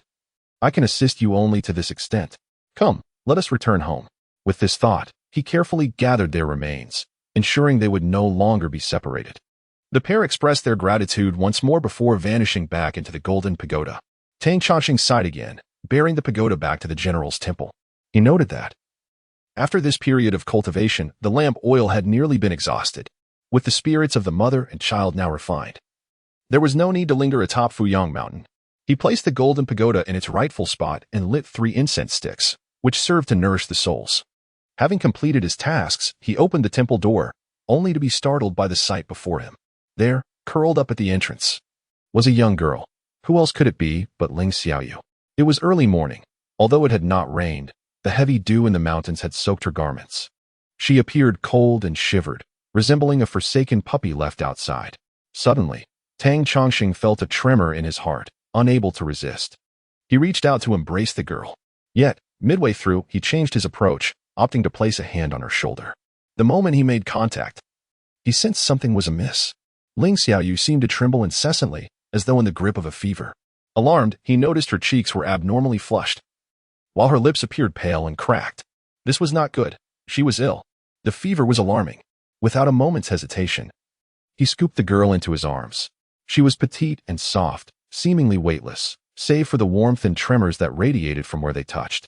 "You reckless girl. What brings you to the temple door at such an hour?" Tang Chongqing nearly sighed heavenward in exasperation. Fortunately, although the general's temple was not renowned for its medical prowess, however, treating this ailment is not particularly significant. After a flurry of activity, Ling Xiaoyu's fever finally subsided, allowing her to drift into a deep slumber. Tang Chongsheng, on the other hand, found himself drenched in sweat.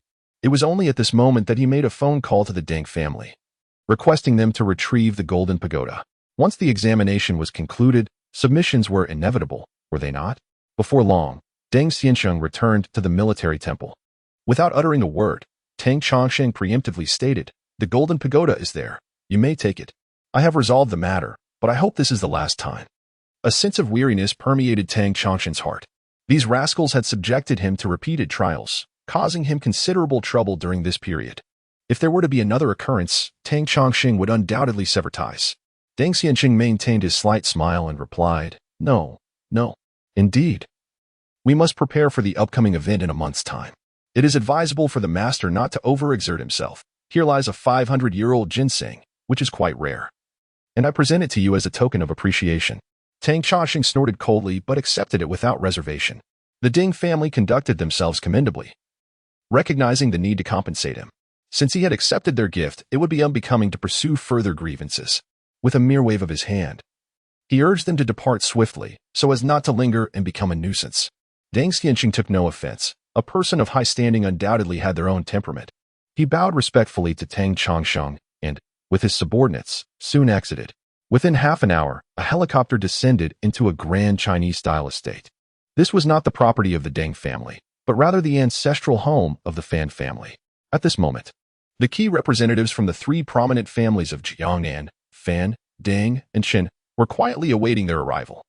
Upon seeing Deng Xianqing return with the Golden Pagoda and enter the living room, Fan Jifeng spoke up. "Master He, we kindly request your assistance in this matter." Master He responded courteously, refraining from any presumption. The doors and windows of the entire living room were promptly sealed, and black cloths were drawn to block out the sunlight. Within, talismans ignited, effectively keeping the solar energy at bay. This meticulous arrangement alone was enough to demonstrate Master He's exceptional skills. This concerns the malevolent spirits refined by the renowned sorcerer Ma Da, and I have entrusted them to the military temple's master for assistance in their subjugation. As a means of testing. While we are all aware of the circumstances, Deng Xianqing reiterated the details. Let us not waste further words. Let us observe the prowess of this military temple master. Master He, please proceed. Upon hearing this, Master He did not hesitate and approached to unveil the lid of the Golden Pagoda. A slight commotion arose within the living room. Although everyone was aware of the purpose of their gathering, many were witnessing a ghost for the first time, eliciting a mix of excitement and unease. Fear not. For Master He presides here, there shall be no unforeseen incidents. As the conversation unfolded, two wisps of white vapor suddenly emerged from the jar, coalescing into two figures. One large and one small, tightly entwined in an embrace, visibly trembling. A wave of astonishment rippled through the air, as A.M. of fear, shock, and curiosity permeated the atmosphere. The Master He merely cast a glance and began to smile wryly. Indeed, the Master Tang of the General Temple was formidable. In just a mere 4 days, he had completely refined the resentful energy of the malevolent spirits. Impressive, indeed. Initially, Master He, though modest, harbored a sliver of ambition. What if Master Tang was unable to succeed? Would that not pave the way for him to take Master Tang's place in presiding over the affairs? However, upon witnessing the mother and child spirits devoid of any lingering resentment, a pang of realization struck him. His hopes were dashed. A true expert can discern the truth with a mere gesture. For the onlookers from the three families, it was merely a spectacle. Yet for Master He, it revealed far more. In just 4 short days, the cleansing of such formidable mother and child spirits was no trivial feat. It required a level of mastery akin to crafting a spiritual platform. It is no simple matter to maintain the divine heart of the spiritual platform, consistently ignited and luminous, allowing one to cast spells with such efficacy in such a brief time. In this era, achieving the spiritual platform was akin to reaching a mythical realm. Master He had devoted over 30 years to his cultivation and encountered fortuitous events, yet he remained far from that pinnacle. At that moment, he felt an overwhelming sense of awe and trepidation towards Master Tang. The General Temple was indeed a prestigious lineage from the lower river. It was beyond the reach of a solitary practitioner like him. It seemed prudent to refrain from involving himself in this matter, lest he provoke misunderstandings with the General Temple.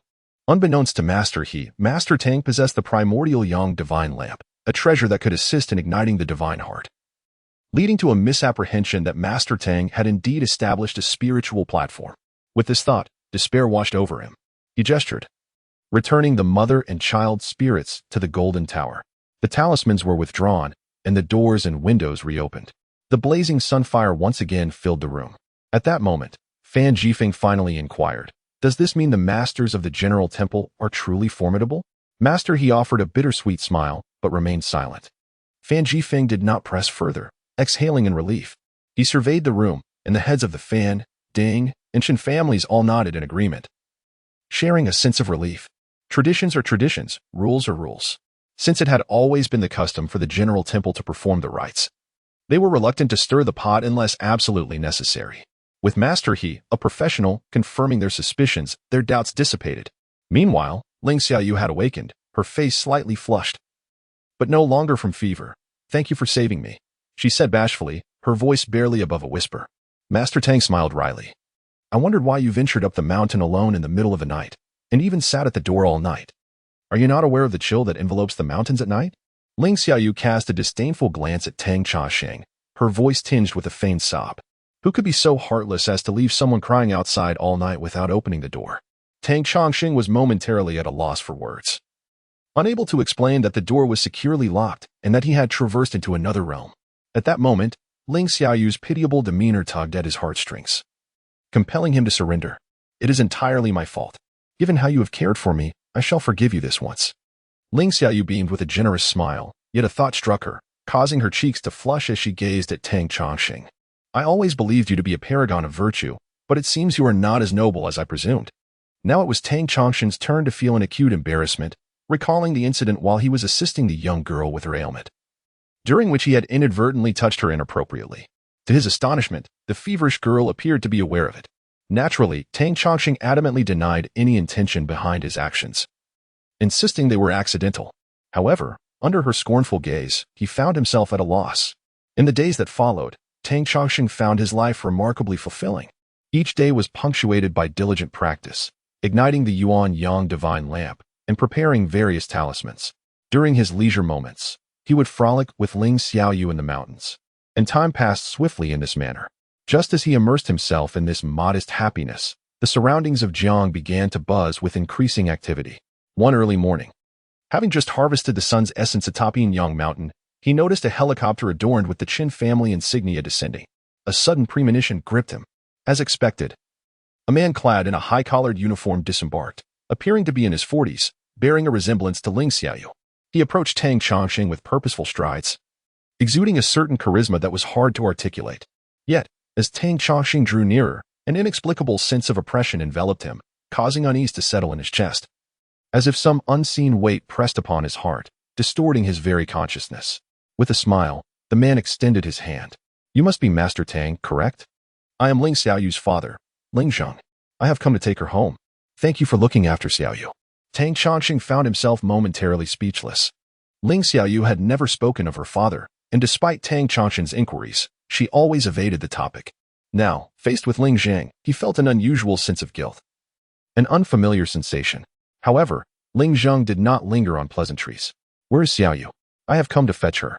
Despite his gentle smile, there lay an undeniable authority in his tone, making it clear that Ling Zheng, while outwardly amiable, possessed an unyielding character. At that moment, Ling Xiaoyu, having heard the commotion outside, emerged to investigate. Upon encountering Ling Zheng, her complexion unexpectedly turned slightly pale. Subsequently, Ling Zheng approached and exchanged a few words with Ling Xiaoyu. The father and daughter soon found themselves embroiled in a heated argument. As their voices escalated, a sharp slap resounded, striking Ling Xiaoyu across the face. Tang Chongqing's expression darkened instantly, and he strode over. Initially, he hesitated, feeling a twinge of guilt for having taken the daughter of another. However, upon witnessing the imprint of 5 fingers on Ling Xiaoyu's delicate face, his heart ached profoundly. He approached with purpose, and in that moment, Ling Xiaoyu cried out and buried herself in his embrace, her warm body trembling violently, clearly overwhelmed with emotion. This scene caused Ling Zheng's countenance to darken slightly as he admonished, "Come back with me. I want to go back." Ling Xiaoyu shouted defiantly. Even Tang Chongqing could not have anticipated that this seemingly obedient girl possessed such a rebellious spirit. Ling Zheng took a deep breath, about to articulate his thoughts when a subordinate whispered something in his ear. Ling Zheng's expression shifted subtly as he cast a lingering glance at Tang Chongqing and remarked with a smile, "Master Tang, I apologize for the spectacle. Children can be quite disobedient and often enjoy causing a little family discord. Please persuade her to return home soon. We must depart." As Ling Zheng and his entourage prepared to leave, Tang Chongsheng called out from behind, "It seems Xiao Yu is no longer a child. Is she? She is already 20. Ling Zheng paused momentarily but said nothing further, boarding the helicopter and swiftly departing. At that moment, Tang Chongsheng finally released a sigh of relief, realizing that his shoulder had become completely soaked with the tears Ling Xiaoyu had shed. "What happened?" he asked gently. "He hit me." Ling Xiaoyu sobbed, her tears flowing freely as she stammered, "Mom is gone, and now he dares to hit me after finding a vixen." Once again, it was a familial issue. Tang Chongsheng felt a twinge of empathy but was not particularly surprised. Ling Jing exuded an aura of dominance. One could discern the formidable willpower of a so-called successful individual merely by observing his gaze. Such individuals are often challenging to engage with, especially within the confines of family dynamics. Ling Xiaoyu bit her lower lip in silence before suddenly declaring, "My father wants me to study abroad." Tang Chongsheng replied, taken aback. "Study abroad?" "Yes, at Tang Weilon Fortress University," Ling Xiaoyu murmured, lowering her gaze. "Congratulations, congratulations. That is the #1 university in the world. It seems that only the most exceptional students gain admission." Tang Chongsheng remarked thoughtfully, momentarily at a loss for words. Tang Weilon Fortress University is renowned as the oldest and largest institution of higher learning globally, admitting only the elite among the elite. However, upon hearing that Ling Xiaoyu would be attending school there, his brief moment of tender reflection felt abruptly doused with cold water. He lived alone atop the mountain, long accustomed to its desolation. Suddenly, a girl burst in like a whirlwind, leaving only a fleeting trace before drifting away once more, which left Tang Chongsheng feeling quite unsettled. It matters little. These are mere trifles, and only cultivation holds true significance, he mused. Lost in his thoughts, he suddenly felt a tickling sensation by his ear. Ling Xiaoyu leaned in and whispered, "You naughty boy, didn't you sneak a touch last time?" "That was an accident," he replied. "So, do you wish to touch now?" She teased. "What is there to touch? Just a bony frame, no bigger than a bun," Tang Chongsheng scoffed. Yet, before he realized it, her hand was upon her soft bosom. In that moment, he felt a rush and instinctively wanted to withdraw his hand. But the girl leaned in closer, her delicate lips boldly pressing against his. At that instant, Tang Chongsheng was consumed by a mix of indignation and disbelief. Damn it, I've been caught off guard. Soon, he discovered that though the girl was full of fervor, she was blissfully ignorant of the complexities involved. As he took the lead, extending his tongue into her petite mouth, Ling Xiaoyu froze, her expression one of sheer terror. However, she quickly melted into his ardor.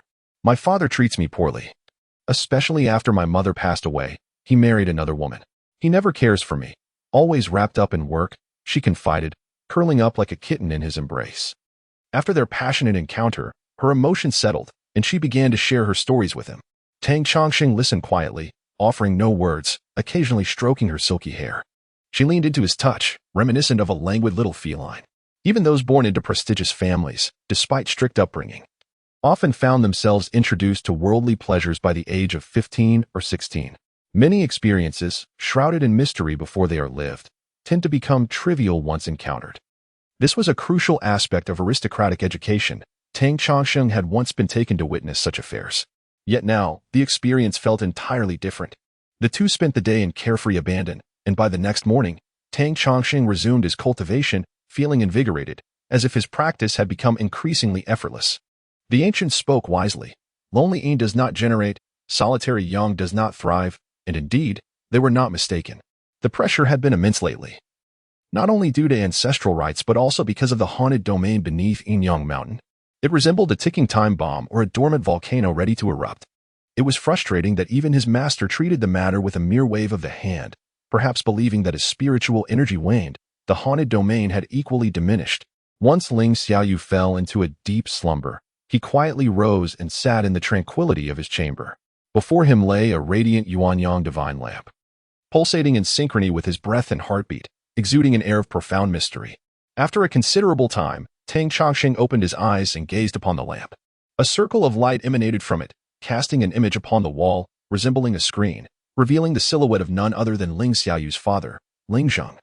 At that moment, the illumination showcased Ling Zheng's head and shoulders, aglow with 3 flames, particularly a wispy white vapor gathering above his head, drifting like an official seal. The aura of authority. This is indeed the aura of authority, Tang Chongsheng murmured, lost in contemplation. Ever since their initial encounter, he had sensed an overwhelming pressure from Ling Zhong, an unsettling feeling that lingered. Now, as he revisited that moment through the power of the Yuanyang divine lamp, he began to unravel the mysteries of that day. A hint of revelation emerged. A sly smile crept upon Tang Chongsheng's lips. Who dares claim that Ling Zhong is merely an inconspicuous minor official? This is at least the fortune of a provincial governor. Then, with a wave of his hand, the projected scene transformed, revealing another vision. It was the realm of spirits, shrouded in a chilling mist. Shadows flitted about, either engaged in battle or aimlessly wandering. Thankfully, not all spirits in this domain were malevolent. There existed wild spirits and vengeful souls. This was encouraging news. However, there was also ominous intelligence. Through Tang Chongsheng's recent inquiries, he inadvertently discovered several formidable entities, cloaked in dark mist, exuding a terrifying aura. These were likely powerful malevolent spirits, if not outright evil ones. Never mind. Tang Chongsheng inhaled deeply, resolving to focus all his efforts on preparing for the ancestral rites. The day of the rituals was drawing ever closer. The following morning, Tang Chongsheng absorbed the essence of the sun. Although the spiritual energy in this realm was feeble, it was better than none. As he prepared to cook breakfast, he noticed Ling Xiaoyu emerging, her hair tousled and her demeanor dazed. Upon spotting him, she let out a startled exclamation, quickly covering her face like a shy rabbit and retreating. In a mere moment, she reappeared, now composed and dressed, even having applied a touch of makeup. Observing Tang Chongsheng bustling in the kitchen, she appeared somewhat disheartened. I had intended to rise early to prepare breakfast myself. Tang Chongsheng chuckled inwardly. His own sleep had been scant. Ever since the illumination of the heavenly heart, he experienced what could be described as a dreamless slumber, requiring merely 3 to 4 hours of sleep each night. How could this be compared to an ordinary person's needs? He smiled and said, "Please wait a moment. A delightful breakfast will be ready shortly." By the time Ling Xiaoyu settled at the table, a sumptuous breakfast was served. Fragrant congee made from glutinous rice, several slices of bread, fried eggs, and a delectable assortment of pickled vegetables comprised a harmonious fusion of Eastern and Western breakfast delights, all beautifully prepared. Ling Xiaoyu savored her meal, listening to Tang Chongsheng boast with exaggerated flair about his culinary prowess, her smile radiant. In truth, Tang Chongsheng's cooking was merely passable. Compared to Ling Xiaoyu, his skills were like the heavens to the earth. Their affectionate banter extended their breakfast to nearly 2 hours. It was during this leisurely time that a visitor ascended the mountain, delivering an invitation directly into Tang Chongsheng's hands. The letter, penned by the esteemed head of the Deng family, Deng Weiming, requested a meeting. The tone was exceedingly courteous. However, Tang Chongsheng dared not exhibit even a hint of indifference. Deng Weiming was the current patriarch of the Deng family, a man whose youth was marked by military service and participation in the historic Battle of Changshan Island. He was a figure of extraordinary experience and, in these peaceful times, his presence was ever more remarkable. Though he no longer took an active role in family affairs, his influence among the 3 families remained significantly esteemed. "Shall we go?" Ling Xiaoyu inquired softly. "Of course. Why would we not? The elder has extended an invitation. We, as juniors, could never afford to be disrespectful." Tang Chongsheng replied with a smile. "You shall accompany me." "Ah?" Ling Xiaoyu pondered for a moment before cheerfully agreeing. This marked Tang Chongsheng's first earnest visit to the Deng family's ancestral home. With nothing else to occupy their time, they set out simply and directly to the Deng estate. Unlike the intricately designed traditional gardens of the Fan family, the Deng residence exuded an air of antiquity and solemnity, lined with neatly trimmed cypress trees, each one ancient and robust. A white-walled, black-tiled manor stood amidst this, presenting a somewhat austere symmetry. It was no wonder the Deng family had long been renowned in military circles, Tang Chongsheng mused as he surveyed his surroundings. The layout of the estate resembled that of a military encampment. Given such an arrangement, the feng shui need not be scrutinized further. Yet, he could faintly perceive a gentle mist emanating from the estate, not overpowering but suggestive of enduring prosperity. This observation prompted Tang Chongsheng to silently commend the craftsmanship of the estate's original designer. In the realm of feng shui, rapidity and excess are to be avoided. It is the subtlety and continuity that signify true principles.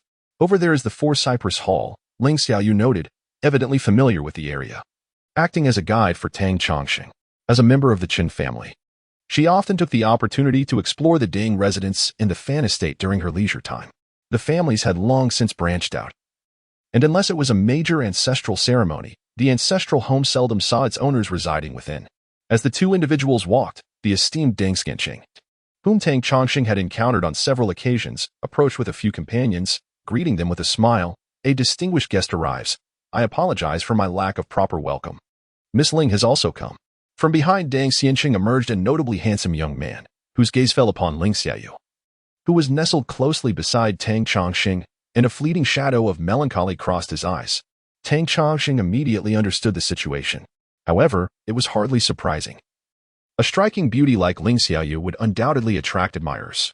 "Hello, Darren," Ling Xiaoyu said shyly, casting a glance at Tang Chongqing as she greeted him. The young man, Dang Darren, revealed a deeper agony in his eyes as he looked at Tang Chongqing, subtly hinting at hostility. Tang Chongqing merely responded with a calm smile. Why would he concern himself with such a brash youth? Deng Xianqing cleared his throat and commanded, "You lot, hurry and pay your respects to Master Tang." The Ding family upheld strict traditions, and upon his directive, the younger members of the family dutifully bowed. Even Dang Darren, at that moment, dared only to bow in silence, refraining from uttering another word. "The old master is waiting inside. Master Tang, please," Deng Xianqing said with a smile. "After you," replied Tang Chongqing with a slight smile, offering a gentle pat on Ling Xiaoyu's hand before proceeding towards the Four Cypress Hall. The elder initially intended to greet them personally, however. He had recently injured his foot and requested that the master not take offense, Deng Xianqing explained with a smile. Tang Chongqing repeatedly expressed that it was no trouble, acknowledging that the elder was of an age where such ailments were commonplace. Moreover, given the venerable age and stature of elder Deng Weiming, it was entirely reasonable for him not to come out to welcome Tang Chongqing. Upon entering the Four Cypress Hall, Tang Chongqing spotted an elderly gentleman, sprightly yet with white hair, being assisted to stand at the entrance to greet them. The old man is no longer in his prime. He might break a bone just by taking a few steps. "Please, Master Tang, do not hold it against him." Tang Chongqing offered a slight bow, feeling no need for arrogance in the presence of such an elder. Suddenly, he heard someone interject, "Is it not said that Master Tang possesses extraordinary abilities, capable of performing feats beyond comprehension? Surely, with but a talisman, he could remedy Elder Deng's injury." The speaker was none other than Ling Zhang, who approached with a smile, standing behind Deng Weiming and feigning intent to assist him. Deng Weiming's expression darkened slightly, yet he refrained from expressing his ire, recognizing Ling Zhang's distinguished status. However, Tang Chongqing chuckled. The use of talismans is merely a temporary solution. It can, in fact, deplete one's vitality. The elder's injury is not severe. It is best to focus on rest and recuperation. This was the honest truth. Yet, upon hearing this, including Ling Zhang and Dang Darren, many displayed clear skepticism, their eyes betraying a hint of disdain. However, they regarded Tang Chongqing as a mere charlatan, lacking genuine skill and relying solely on his eloquence. Yet, Tang Chongqing remained unperturbed, even whispering to Ling Xiaoyu, who was visibly agitated, to show them a taste of true strength, but his words went unheard. Hearing this, Deng Weiming laughed heartily, unoffended, and remarked, indeed, I am quite old and cannot endure much turmoil. Governing a great nation is akin to cooking small fish. The same principle applies to one's health." Tang Chongqing replied with a smile, wise and discerning as ever, "Old sir." This further provoked Deng Weiming's laughter, leaving the younger members of the Deng family puzzled as to what Tang Chongqing had said that resonated so profoundly with the elder, prompting his repeated mirth. In truth, Tang Chongqing was quite astonished by Deng Weiming's demeanor. He was thoroughly weary of the incessant probing by the three families. With the ancestral rites looming just over 10 days away, did they truly wish to test him once more? This was the first thought that crossed Tang Chongqing's mind upon receiving the invitation, and he felt a surge of indignation. He had previously warned Deng Xianqing. However, unbeknownst to others, Deng Weiming was continuously extending goodwill. Ling Zhang maintained his unyielding smile, akin to a chiseled visage, seemingly unfazed by Deng Weiming's remarks, appearing as though he had not heard a word. This level of composure left Tang Chongqing in admiration. No wonder this individual managed to hold such esteemed positions. Tang Chongqing silently praised his somewhat distant father-in-law, who was evidently no ordinary man. Yet, it appeared that deep down, this father-in-law had likely developed a profound resentment towards him, as he had not once cast a glance in his direction throughout their encounter. Contemplating this, Tang Chongqing stepped forward and greeted Uncle Ling. Ling Jing scoffed, refusing to even glance at Tang Chongqing. His gaze, however, fixated angrily on his daughter, who was closely beside Tang Chongqing. Despite receiving no acknowledgement for his greeting, Tang Chongqing remained undaunted, gently patting the tear-streaked face of Ling Xiaoyu. He then turned to Deng Weiming with a smile, inquiring, "Old sir, what urgent matters have prompted your invitation?" Deng Weiming sighed deeply. "These young ones from my family possess some potential. I had intended to invite a master to meet everyone and share a meal together." Tang Chongqing chuckled. "So, does the old sir wish to send me away now?" Deng Weiming laughed heartily. "How could that be? Please, stay. Rest for a while. The banquet will be prepared shortly." Maintaining good relations with the Fan, Deng, and Qin families was not only essential for them, but also for the military temple. Even in ancient times, when the military temple held absolute power, it still required the support of external forces. Apart from the spiritual aspect, the other three elements, partners, wealth, and land, depended on the sustenance provided by these external influences. Engaging in jovial conversation, Tang Chongqing and Deng Weiming made their way to the living room. Along the way, Tang Chongqing inquired about the events of the Longshanxi battle, which undeniably delighted Deng Weiming. The Battle of Longshanxi can be regarded as the most splendid victory of the current era, fundamentally altering the global landscape and heralding the resplendent resurgence of the illustrious dynasty. This monumental event is etched in the annals of history. Even in a place as humble as Xiajiang, it stands as a legend among legends, particularly decades later, as the old and weary fade away. Encountering an elder who once participated in that maritime conflict and can recount the tale has become exceedingly rare. Undoubtedly, this moment also represents one of the proudest achievements of Deng Weiming's life, and as he speaks, his face radiates with joy. However, many of the younger members of the Deng family have grown weary of hearing these stories countless times since childhood and exhibit no interest whatsoever. This is especially true for Deng Dirun, who watches with envy as Ling Xiaoyu nestles beside Tang Chongqing, resembling a docile bird. The flames of jealousy in his heart blaze ever more fiercely. At this juncture, he can no longer contain himself and sneers. He is merely a charlatan seeking fame. Let him show his true skills if he possesses any. This is a direct insult to Tang Chongqing, implying he lacks genuine ability and has been evading responsibilities despite being summoned to treat Deng Weiming's injuries. "Impudent!" Deng Weiming thundered. "Who permitted you to speak so brazenly here? Return to your quarters at once. You are not to step out until the ancestral rites commence. Should you dare utter another word of nonsense, you shall be barred from participating in the ancestral ceremony." Deng Dirun's face turned ashen. To be excluded from the ancestral rites would be akin to expulsion from the family.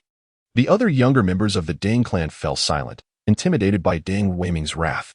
Yet they too felt a pang of sympathy for the unfortunate rabbit that perished alongside the fox. However, Tang Chongqing chuckled. Now, elder.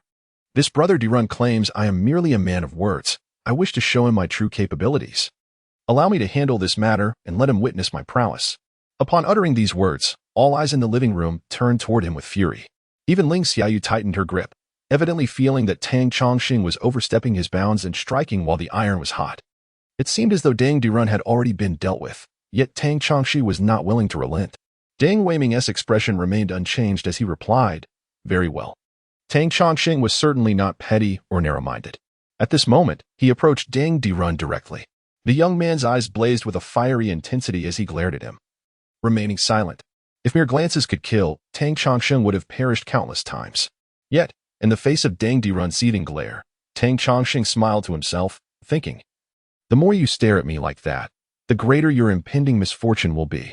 He was not one to harbor a narrow heart, but he was certainly not one to allow insults to pass unchallenged. Suddenly, he struck with lightning speed, followed by a piercing scream. A gaping wound, nearly a foot long, appeared on Deng Dirun's left arm, blood gushing forth uncontrollably. The living room erupted into chaos, with some unable to suppress their outrage, hurling curses. Yet, Tang Chongqing remained indifferent. Raising his gaze, notably, Deng Weiming, the elder, remained unflappable, his eyelids not even fluttering in response. Deng Xianqing furrowed his brow slightly, although he uttered no words. Discontent was evident upon his countenance. In contrast, Ling Zheng's eyes sparkled with curiosity as he scrutinized Tang Chongqing from head to toe, setting aside any dissatisfaction he may have harbored towards him. As for Ling Xiaoyu, she appeared notably anxious, even contemplating approaching Tang Chongqing to stand by his side. Tang Chongqing sighed inwardly but discreetly gestured to Ling Xiaoyu, urging her to remain calm.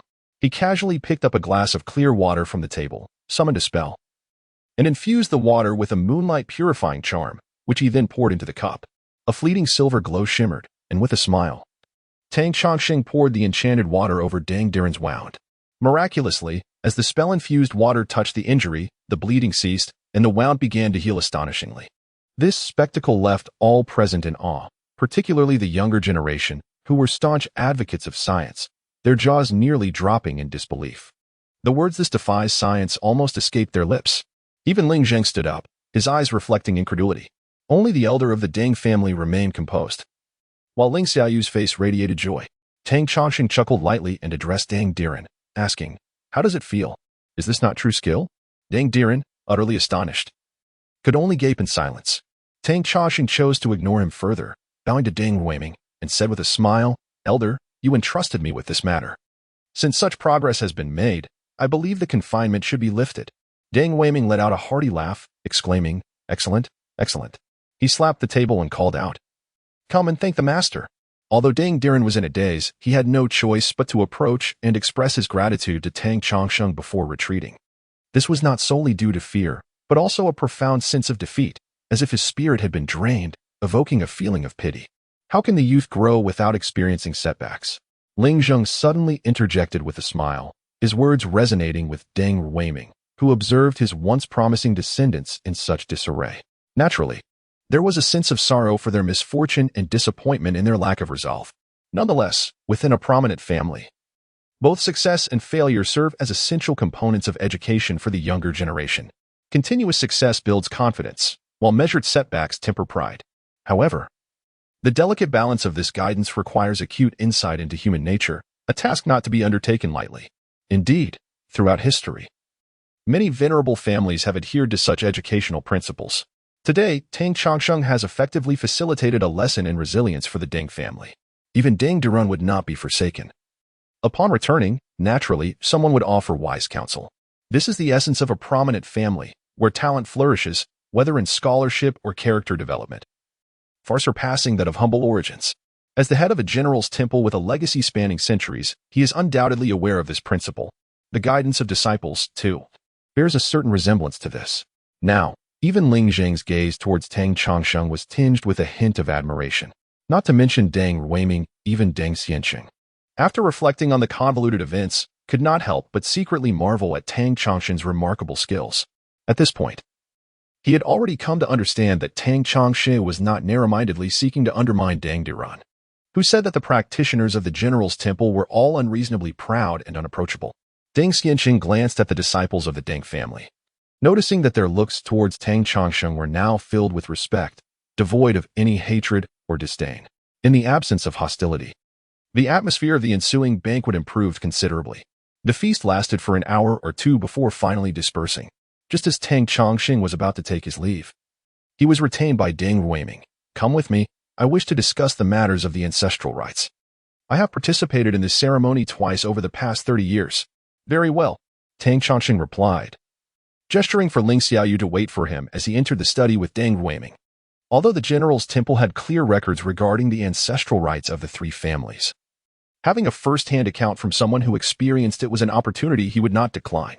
As Tang Chongqing and Dang Weiming entered the study, Ling Xiaoyu sat alone on the living room sofa, somewhat lost in thought.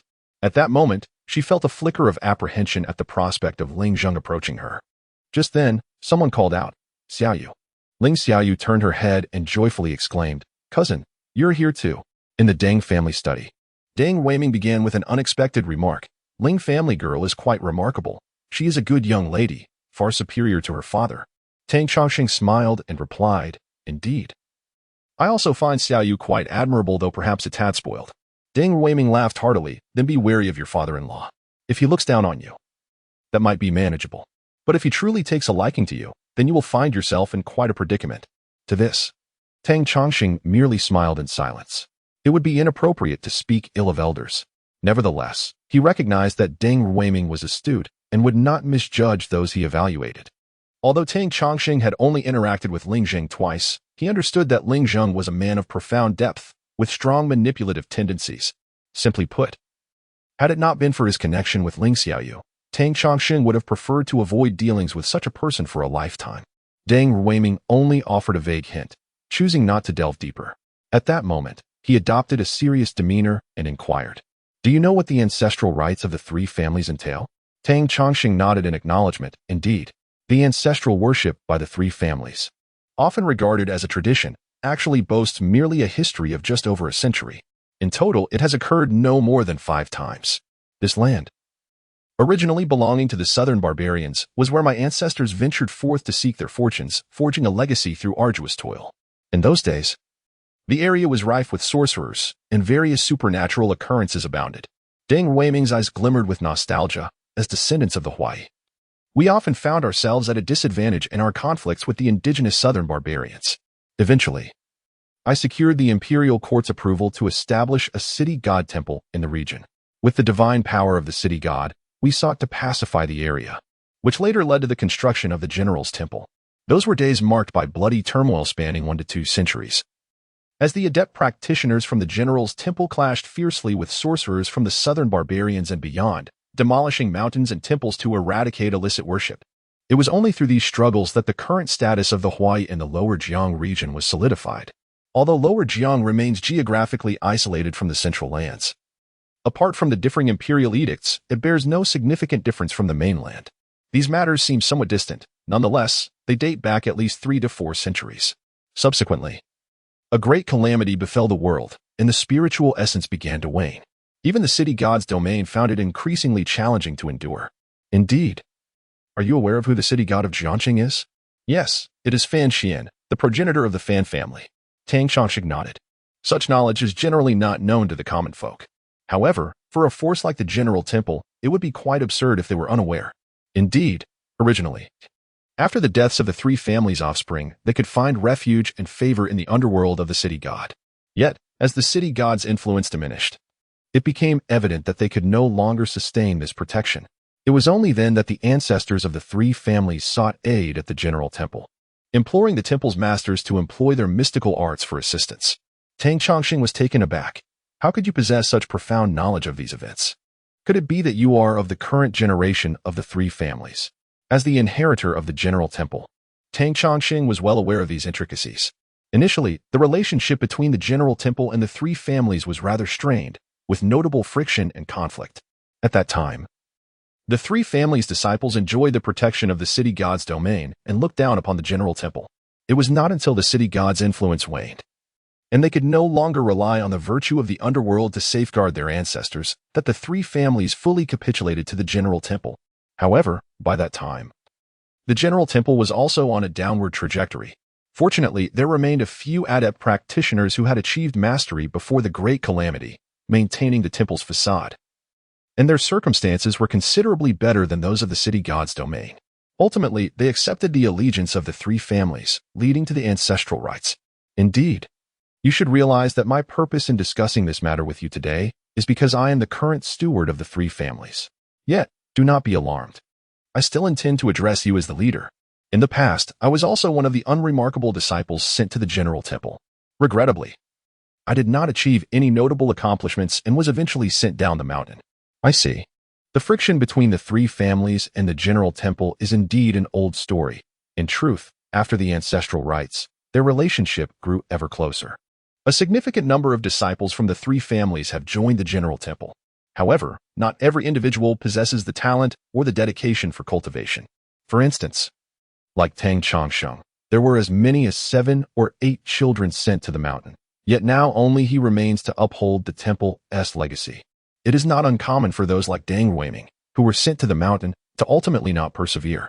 Nevertheless, the discussion of this lineage naturally fosters a sense of intimacy between the two parties. Deng Ruiming sighed. By the time I ascended the mountain, it was said that cultivation had become exceedingly arduous. Little did I expect that decades later, someone like you would ignite the heavenly heart and uphold the temple's legacy. Truly, you are a prodigious talent. Tang Chongqing felt a sense of humility. Had he not utilized the secret key passed down through his sect to traverse to the celestial realm, it is likely he would not have been able to ignite the heavenly heart at this moment. Fortunately, Deng Ruiming casually remarked, adding that the founder of the General Temple foresaw the increasing difficulties in cultivation in the future. Hence, the requirements for the presiding deity's powers were not particularly stringent. As long as one could unlock the Wanjin wall, that would suffice. The Wanjin wall. Tang Chongqing nodded slightly, expressing that it was not a significant issue. In the absence of the Yuanyang divine lamp, accessing the so-called Wanjin wall might have posed some challenges. However, with the assistance of the Yuanyang divine lamp, the task became considerably simpler. Moreover, the most crucial point was that there was still ample time before the ancestral worship ceremony. And with the abundant spiritual energy from the celestial realm, Tang Chongqing naturally believed that his cultivation progress would soar exponentially. He was confident that by the time of the ancestral worship, his cultivation would have ascended to a higher level. At that point, presiding over the ceremony would be even more effortless. After leaving Deng Weiming's study, Tang Chongqing felt a slight surge of spirit. Resolving the ancestral worship matter sooner rather than later would be beneficial. The prolonged delay had hindered his ability to focus on his cultivation. Once this matter was settled, he intended to retreat in the celestial realm for 6 months to a year, as he needed to master the foundational aspects of the Jiuyo Tianqin method. With this thought in mind, he felt a sense of lightness. Yet, at that moment, someone intercepted him. "Are you Master Tang? I wish to speak with you." It was Dr. Chen, and he wondered what she wanted. The person in front of him was none other than Ling Xiaoyu's cousin, the Dr. Chen Xin, who had previously met Tang Chongqing. At this moment, Tang Chongqing suddenly recalled that just as he was about to leave the study, Deng Weiming had called out to him with one final remark. "I heard that Ling Jing is here with the intention of running for the position of governor of Jiang." This revelation did not surprise Tang Chongqing. He had suspected as much when he first observed Ling Jing's air of authority. The political atmosphere of the governor's office indeed held a semblance of possibility for such an election. This was also one of the reasons why Tang Chongqing did not perceive Ling Zheng as a significant obstacle in his relationship with Ling Xiaoyu. Individuals like Ling Zheng were exceedingly pragmatic. Tang Chongqing believed that if Ling Zheng sought to compete for the governorship with his assistance, his odds would increase significantly by at least 2 or 3-fold. This would be sufficient to persuade Ling Zheng to acquiesce to his relationship with Ling Xiaoyu. As Chen Xin halted him, he pondered what she might be scheming. "Mr. Tang, I hope you will support Xiaoyu in pursuing her education. You must understand how crucial the opportunity at Weilon Fortress University is." Tang Chongqing nodded, fully aware of the university's significance. "I understand, and I will encourage Xiaoyu to attend." Upon hearing his words, Chen Xion's expression relaxed somewhat, and she developed a degree of fondness for him. She feared that Tang Chongqing might be too selfish, unwilling to let Ling Xiaoyu seize such a wonderful opportunity. Even more concerning was that women often experience a decline in rationality when deeply infatuated. If Tang Chongqing were to genuinely prevent Ling Xiaoyu from going, she might very well decide against it. With an air of confidence, remarked, "Micro Blue Fortress University? It's not too far. I can certainly visit Xiaoyu. I refuse to believe that after 2 years of university, she could forget me." Chen Xin sighed in relief and replied, "It's wonderful that you think this way. I will also speak to Xiaoyu." As they conversed, a girl with reddened eyes emerged. It was Ling Xiaoyu. She looked at Chen Xin with a pitiful expression and called out, "Sister." Then she turned to gaze at Tang Chongqing, who already began to chuckle. "It's merely attending school. It's not a matter of life and death. A flight of several hours and I will be there to see you." Ling Xiaoyu exclaimed joyfully, "Master, you are truly kind." It had been a long time since she had called him that. Tang Chongqing felt a warmth in his heart, determined to ensure that she would call him master in more intimate settings next time. Observing her exuberance, it was clear she held aspirations for her studies at the university. Chen Xin shook her head, acknowledging that such matters between young men and women were beyond her control, and she had no intention of interfering. As long as her little cousin did not miss out on a significant opportunity, that was enough for her. Tang Chongqing shook his head in amusement. As the fateful day approached, he found himself increasingly occupied. There were numerous tasks at hand, leaving little time to spend with Ling Xiaoyu. Particularly in the week leading up to the event, he, as the host, would need to commence a period of fasting and purification. During this time, he was to abstain not only from romantic entanglements but even from meat, subsisting solely on a vegetarian diet. This week was crucial for him to achieve a complete mental and physical cleansing. As his master had once said, for a practitioner, the affairs of love and desire are indeed beautiful landscapes along the path of life. One should neither forcefully pursue nor vehemently resist them. If one travels solely to reach a destination while ignoring the beauty along the way, how dull it would be. Conversely, if one lingers too long at the sights, forgetting the journey's purpose, it becomes quite foolish. For Tang Chongqing, it was no different. "Wait a bit longer, sister. Can I go to school after the ancestral rites are completed?" Ling Xiaoyu pleaded, clinging to Chen Xian's arm. All right. But you must leave the mountain and not stay here any longer. Chen Xian playfully pinched Ling Xiaoyu's nose. Why not? Is it because of my father and the others? Before she could finish, Tang Chongqing chuckled. It's not convenient for you to stay here. Before the ancestral rites, I must fast and purify myself. If you remain in the temple, the three families might become quite uneasy. Ling Xiaoyu's face flushed, but she understood his meaning and stuck out her tongue playfully. I think you should go report to school first. At most, I will come find you in 6 months, to prevent you from being distracted in your cultivation. Tang Chongqing said with a smile. Ling Xiaoyu's face flushed crimson as she fiercely pounded Tang Chongqing with her fists. This girl truly had a fierce side, causing Tang Chongqing to grimace in pain. After sending the two sisters away, Tang Chongqing breathed a sigh of relief. Everything seemed to have reached a temporary conclusion.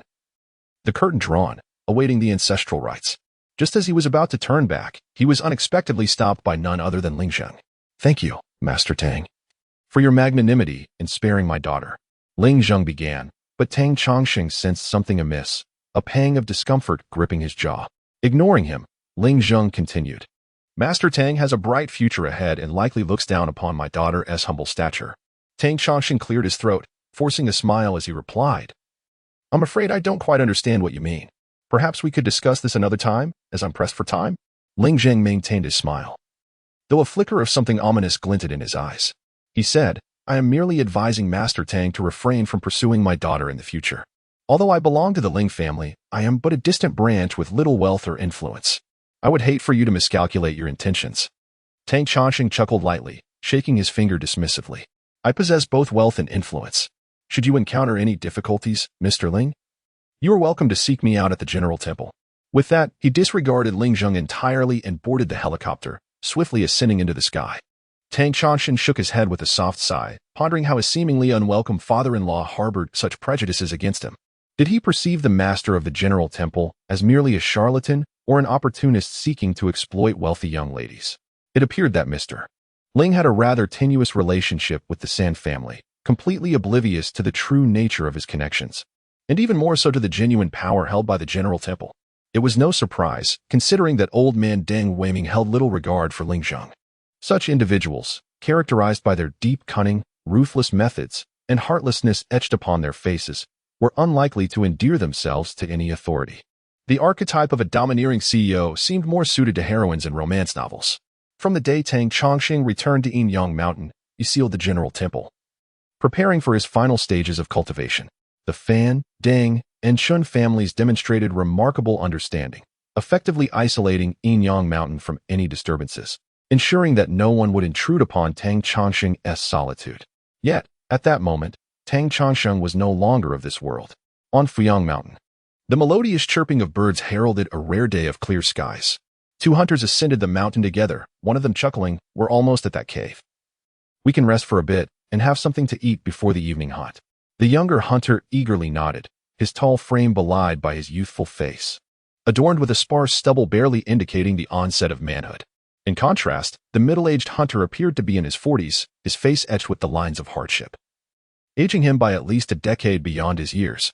However, at this moment, those who ventured into the mountains to hunt were not ordinary farmers seeking to supplement their household income, but rather true professional hunters. The two of them remained taciturn yet moved with remarkable agility, traversing the rugged terrain as if it were mere flat ground, until they swiftly arrived at what they referred to as the cave. Upon entering the cave, they were taken aback. The interior was adorned with an array of cured meats, game, and even several barrels of rice and flour stacked high. The sight left both of them utterly astonished. Goodness, how much could all this be worth? While such mountain cabins and caves typically served as resting places for those who ascended the hills, containing a modest supply of provisions for passing travelers, the quantity here was certainly beyond what one might expect. What lay within this cave could sustain a family for a year or two. There are words here, the young hunter remarked, having spent 2 years studying at the village's private school, enough to be literate.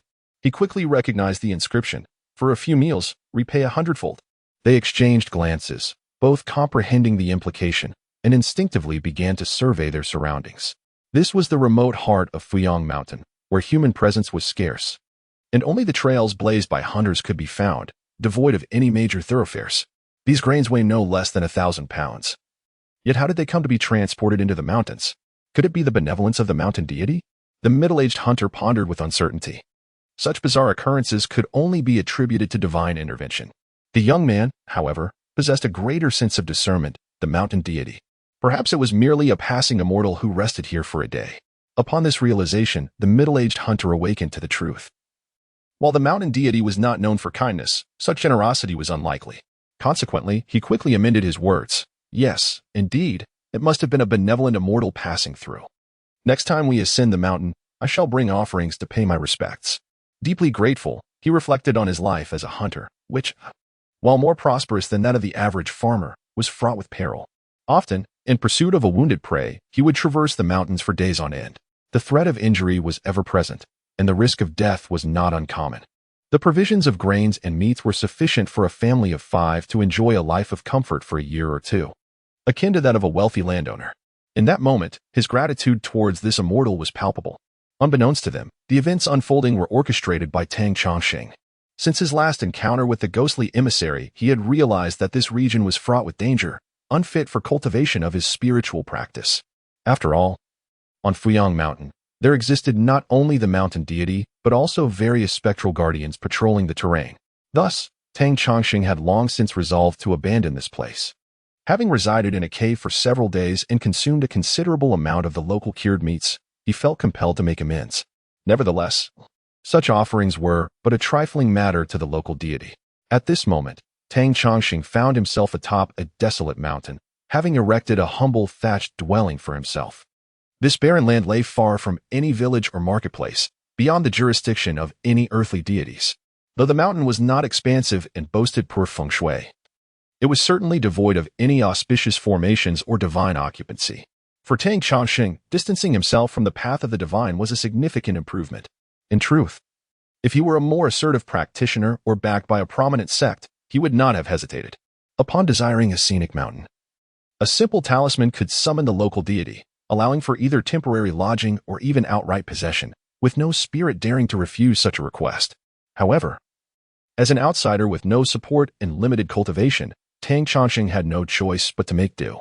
Fortunately, within this celestial realm, the spiritual energy surpassed that of his original world by dozens or even hundreds of times.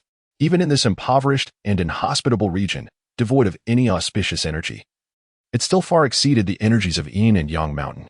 Now, after a mere 7 days had swiftly passed, Tang Chongqing felt that his arduous practice had elevated his vitality to its zenith. As for any potential breakthroughs, such achievements were not to be expected within such a short span. The Yuan-Yang divine lamp flickered brightly, and the newly filled oil exuded a subtle, indescribable fragrance that invigorated the mind. Traditionally, the oil used in temples to honor deities and Buddhas was this very essence, signifying its distinction from other oils. In reality, it was crafted from sesame, exuding a fragrant aroma that was essentially sesame oil. Once ignited, the scent intensified, rich yet not overwhelming. A beam of light pierced through the half-closed curtains of Tang Chongqing's eyes, illuminating his consciousness and enhancing his inner light. This illumination further brightened his heart, extending towards a hidden cavity within his being. The sensation was akin to a vehicle cruising through a desolate, pitch-black tunnel with its headlights aglow. Only as the light from his heart illuminated the darkness did faint traces begin to emerge. However, due to the surrounding obscurity, clarity was only achieved in the areas touched by the light, much like driving at night, where visibility is confined to the reach of the headlights. Suddenly, within the illuminated area, a shadow flickered, seemingly heralding a swirling mist that lunged forward. With a jolt, the Yuan-Yang divine lamp trembled, producing a spark that nearly extinguished the flame. Tang Chongqing let out a muffled groan, blood already seeping from his nostrils. The 9 celestial heart method was indeed no simple feat. His current practice felt rather strenuous, even with the assistance of the Yuan-Yang divine lamp. Yet, he did not express disappointment, for he understood that an opportunity awaited him, an occasion to cultivate the 9 celestial heart method, the ancestral rites of the 3 families. At that moment, his peripheral vision caught a glimpse of several faint silhouettes, igniting a surge of realization within him. However, before he could fully comprehend, those shadows leaped into the flame, causing it to burn even brighter. Judging by the time, based on experience, he knew that a full reservoir of lamp oil would last for 2 to 3 hours. In ancient times, this equated to just over an hour before needing a refill. It seemed the time was indeed nigh, for the oil in the lamp had long been consumed. As he approached to inspect, A wave of astonishment washed over him. The fragrant oil had burned away completely, and the wick was gone. Yet, a small flame, no larger than a soybean, continued to flicker with brightness. What could be the cause? How could it shine without fuel? Tang Chongsheng murmured to himself. Just then, another shadow emerged from the wall of the thatched cottage illuminated by the lamp. This time, he discerned clearly. It was an elderly figure, clad in white linen. With a vacant expression, a chill ran down Tang Chongsheng's spine, prompting him to instinctively step back. Upon reflection, he realized this was merely a wandering spirit, hardly a source of fear. Yet, he observed as the shadow seemed to dissolve into the light, merging directly with the flame, which expanded slightly, shining even more brightly. What was happening? Could it be? Tang Chongsheng speculated, though he was hesitant to draw conclusions. After a lengthy pause, another indistinct figure joined the flame. Could it be that this lamp burned souls as fuel to emit light? He recalled that such a detail was absent from the texts. It is said that the oil of the Yin-Yang divine lamp is, in fact, a manifestation of incense and the power of devotion. The so-called scented oil is merely a substitute. Just as deities require offerings of incense, it is ultimately the faith and intention that matter, while the smoke from the burning candles serves merely as a byproduct. Indeed, the soul and spirit of a person are inextricably linked, and intention arises from the spirit. If the power of incense can serve as fuel for the lamp to incinerate these spectral entities, what significance does it hold? Yet, a chilling sensation suddenly surged within his heart. Chapter 74, The Ghostly Messenger? Such a treasure must not be used lightly, nor should it be seen by others. The righteous path of cultivation often emphasizes the importance of leaving some mysteries unsolved, rarely causing others to lose their very souls. Even the various sects that employ spells to subdue spirits primarily engage in negotiation, expulsion, and suppression. The path of slaughtering souls has become increasingly rare in modern times, likely due to the growing difficulties on the path of cultivation and the declining abilities of practitioners. However, to casually extinguish a soul or use the essence of spirits as fuel for the Yin-Yang divine lamp is undeniably a nefarious act, far too malevolent. No wonder this detail is absent from Master L's scriptures. Tang Chongsheng murmured to himself. Instinctively, he waved his hand and extinguished the Yin-Yang divine lamp. Stepping outside the thatched cottage, he felt a slight tingle at the back of his head.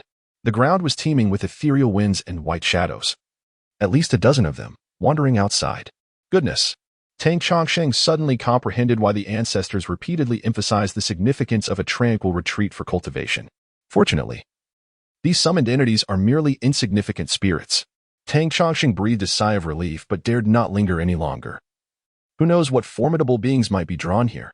Even if it were merely another ghostly messenger like last time, he would be in grave trouble. At this moment, he muttered to himself, before returning to Yin-Yang Mountain, I should seek out that ghostly messenger first. The 7 absolute treasures are indeed remarkable. And Tang Chongsheng yearned to engage with this messenger to glean further insights. After all, the divine path in his realm has long since crumbled. Despite the numerous records within the general temple, he hastily made his way towards Yin-Yang Mountain, a picturesque yet gentle ascent, spanning merely over 100 miles. However, Tang Chongsheng recalled that the ghostly messenger had mentioned his patrol area extended only 30 miles. Thus, as night fell, he returned to the vicinity of the cave. Using a bowl of rice, he lit a stick of incense and patiently awaited the arrival of the messenger. After nearly an hour of waiting, a gust of cold wind suddenly swept in, howling towards him. Tang Chongsheng could not help but shake his head. It seemed this ghostly messenger was indeed neglecting his duties. Otherwise, he would not have allowed the ruckus created by the vengeful spirit that Tang had painstakingly refined over several days to go unnoticed until now. As the wind subsided, the ghostly messenger emerged from the swirling darkness, gazing at Tang Chongsheng with a mix of surprise and suspicion. It's you? What do you want? I have already spent the money. Upon hearing this, Tang Chongsheng couldn't help but chuckle through his tears. My dear brother, the ghostly envoy has misunderstood. I merely seek your esteemed guidance on certain matters, and thus I have prepared a modest feast. As he spoke, Tang Chongsheng waved his hand, and to everyone's astonishment, the humble bowl of uncooked rice transformed into a lavish banquet, complete with fish and meat, adorned with no fewer than 7 or 8 bowls and dishes. The ghostly envoy, upon witnessing this spectacle, was filled with delight and bowed to Tang Chongsheng, exclaiming, I am truly fortunate to have such a brother. You sorcerers possess remarkable skills, able to bestow such offerings. You are far superior to us wandering spirits who merely feast on the wind and dew. Tang Chongsheng merely smiled and responded, Oh, Not at all. My dear brother serves under the mountain deity, and your future is undoubtedly bright. Come, let us partake. The ghostly envoy, already salivating, wasted no time and declared, Brother, I shall not stand on ceremony. He then ravenously seized a plump chicken, devouring it with grease dripping from his chin, and poured wine directly into his mouth from the jug, resembling a famished ghost returned to life. As he feasted, he lamented the hardships faced by spirits such as himself. Throughout the year, they enjoyed scarcely 2 or 3 meals, and were forced to wander the mountains each night. Truly, it was not a life befitting a ghost. Tang Chongsheng listened attentively, offering the occasional compliment that struck a chord with the ghostly envoy. Before long, the envoy relaxed his guard, and under Tang Chongsheng's subtle guidance, divulged all that piqued his interest. At that moment, Tang Chongsheng suddenly recalled something and inquired, My dear brother, I have heard that there exists a Yin-Yang Temple in Susu City. The temple's master, Master Lu, is said to possess celestial powers and welcomes newcomers. Is this true? The ghostly envoy chuckled derisively. You are fortunate to have encountered me. If you were to seek refuge with Master Lu, it would be a grave mistake. Why so? Tang Chongsheng asked, intrigued. Master Lu has fallen afoul of the law and is being pursued by Lord Wu. The entire Yin-Yang Temple has been raided. If you were unaware and ventured to Susu City in search of the temple, you would surely find yourself apprehended. Tang Chongsheng was fully aware of the situation. He had even assisted in burying Master Lu's remains. However, he suddenly pondered that Master Lu's bones now rested in Yin-Yang Mountain, and Lord Wu's troops were unaware of the mountain deity's whereabouts. Thus, Tang Chongsheng tactfully probed further. Nodding earnestly, he replied, Indeed, indeed. I am grateful for your wise counsel. Dear brother, thanks to you, I have avoided a dire fate. Let us raise our cups once more. The ghostly envoy, puffed with pride, felt that this information was invaluable to Tang Chongsheng and drank heartily. After much inquiry, it became evident that the mountain deity of Fuyang was oblivious to the matter of Master Lu's burial. However, the pressing question remained, where had Master Lu's soul departed to? Could it be that upon his ascension, he had simply vanished? At that time, Tang Chongsheng had not given such matters much thought. He then proceeded to ask further questions regarding the spirits of the underworld. Yet, it is somewhat related to the ancestral rites I am to preside over. As I gathered information, a vague understanding began to form in Tang Chongsheng's mind regarding this ancestral ceremony. At this moment, the banquet lay in disarray, and the ghostly envoy, having feasted to his heart's content, staggered away. After a few steps, he suddenly turned back and said with a smile, My dear brother, since we have shared this encounter, should you wish to cultivate here, it would be wise to abandon Yin-Yang Mountain. Allow me to share with you a splendid location, perfectly suited for your practice. However, it does come with certain dangers. Oh, pray, do tell, elder brother. Tang Chongsheng, having already cast aside his moral integrity, was indifferent to losing a bit more. Descending from here, travel south for over 30 miles, and you will find a desolate temple, once a place of great fortune. It has fallen into misfortune due to unknown circumstances, leading to the demise of its deity. Now, it is occupied by a mere wild spirit. If you manage to expel it, it could serve as an excellent venue for your cultivation. A wild spirit? Ah, so it is akin to a rustic deity. In truth, they are merely specters, having secured a modicum of incense and spiritual energy, occupying temples to deceive the populace and extort offerings. Such wild spirits, if fortune favors them, might continue to thrive, and perhaps one day they could ascend to true divinity. Yet, most of these spirits are ephemeral, either eradicated by passing masters or their schemes are too rudimentary, or they exploit the people excessively, leading to their eventual demise. It is somewhat reminiscent of ancient bandits who claimed dominion over the mountains. The fortunate ones might even find favor with the court and gain official titles, while the unfortunate, well, their fate is all too predictable. However, how many of these bandits are truly blessed with such fortune? Tang Chongsheng felt a stirring in his heart. If I wish to cultivate here long term, this could indeed be a suitable place. He then broke into a wry smile. With his meager skills, the thought of vanquishing that wild spirit seemed utterly foolish. Though referred to disdainfully as a wild spirit, it still bore the title of deity, indicating a level of cultivation surpassing that of a mere malevolent ghost. Tang Chongsheng would be utterly mad to seek out that malevolent spirit for a confrontation. He would likely be devoured whole. Moreover, his foundation was not established here. Contemplating this, Tang Chongsheng sighed. Thank you for the information, elder brother, but I must attend to my own sect. I am merely temporarily sojourning here. One must not lose face, after all. Tang Chongsheng felt somewhat embarrassed to admit he was incapable of confronting it, thus opting out of the fray. After all, Despite the familiarity of addressing this ghostly envoy as elder brother and dear brother, they were ultimately just acquaintances brought together by circumstance. Human hearts are still more opaque than the belly, let alone the hearts of spirits. Fabricating a sect was merely a means of self-preservation, ensuring that others did not underestimate him. The ghostly envoy revealed a look of disappointment. If that is the case, so be it. With that, he summoned a gust of chilling wind and vanished in the blink of an eye. Tang Chongsheng observed intently, his eyes flickering with contemplation. Yet he did not linger any longer and retraced his steps. At this moment, the incense had burned down entirely, and the blue smoke dissipated into the night breeze. In recent days, the region of Jiangnan had been bustling with activity. Everywhere is adorned with colorful lanterns, and at every intersection hang banners celebrating the ancestral rites of the three families. The streets are bustling with visitors from afar. Some disciples of the three families traveling from across the globe, while others are honored guests invited to witness the ceremony. However, none of this concerns Tang Chongsheng, who has returned to this world and left Yin-Yang Mountain, now residing in the city god temple of Xiajiang. If the general temple appears as a dilapidated shrine on a desolate mountain, the Xiajiang city god temple is an entirely different spectacle. It stands majestically in the heart of Xiajiang city, occupying over 10 acres of prime land, adorned with glazed tiles that exude grandeur and splendor. Knowing that the city god of Xiajiang is Fan Suan, the founding ancestor of the Fan family, one cannot be surprised by the temple's impressive stature. In truth, although Fan Suan is the city god of Xiajiang, the ancestors of the Ding and Qin families also held divine positions within this temple, enjoying the offerings of incense. Yet, those are matters of the past. Now, as Tang Chongsheng stands within the grand hall, he observes the statues of the city gods and the various deities. All dim and lifeless, having sunk into a slumber akin to the guardian deities worshipped in the general temple. Their current state relies solely on the remnants of incense offerings, barely clinging to existence. In fact, their condition is relatively fortunate.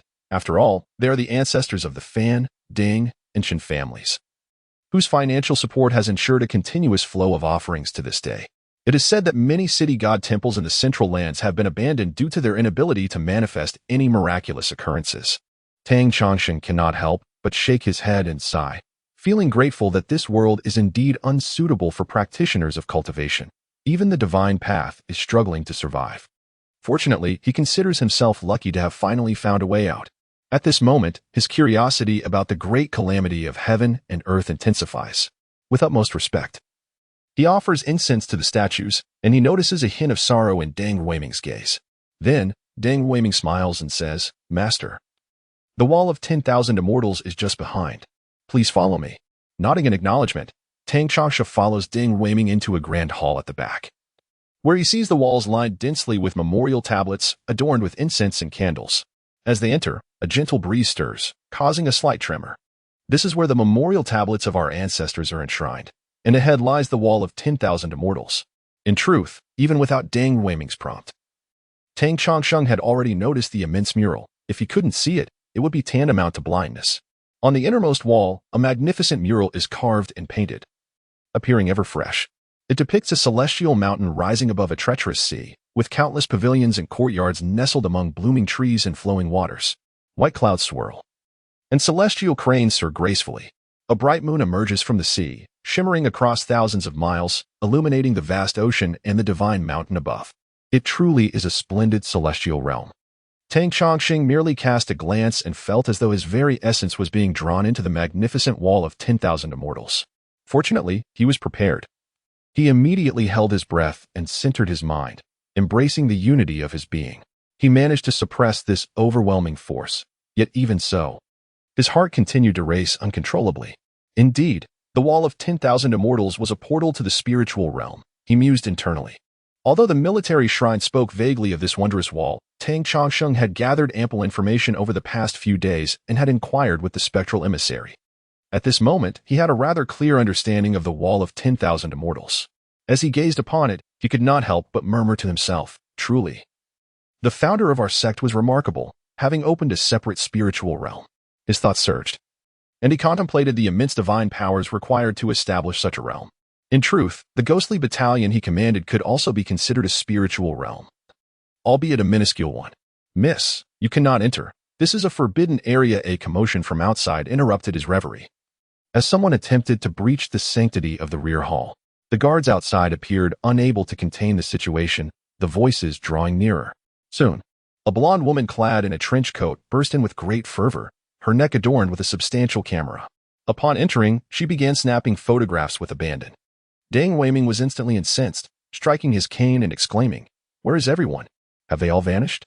Why has someone been allowed to intrude?" At his furious shout, 4 or 5 bodyguards rushed in, encircling the woman, yet they appeared rather apprehensive, hesitant to take action. This scene rendered Deng Weiming increasingly furious. Just as he was about to erupt, someone rushed over and whispered in his ear, "This foreign lady is a journalist, and she's..." Before the sentence could be completed, the elderly man had already been struck, leaving him disoriented. Who cares who she is? She has trespassed into private territory. The leader of the bodyguards, having just been slapped, suddenly understood what to do. The other bodyguards, witnessing their leader being assaulted, quickly grasped the situation. Without hesitation, they seized the journalist's camera and smashed it to the ground, shattering it into pieces. The foreign journalist, a mix of shock and anger, protested, "You can't do this. I am a journalist. I have the right to interview." "Madam, this is private property," Deng Weiming coldly replied. "No one is permitted to intrude without a court search warrant. This is basic knowledge." As he spoke, he made a hand gesture. The dazed leader of the bodyguards, regaining his composure, viciously grabbed the journalist's hair and dragged her out. "You've become a laughingstock." As he watched the journalist being subdued and removed, Deng Weiming remarked to Tang Chongqing.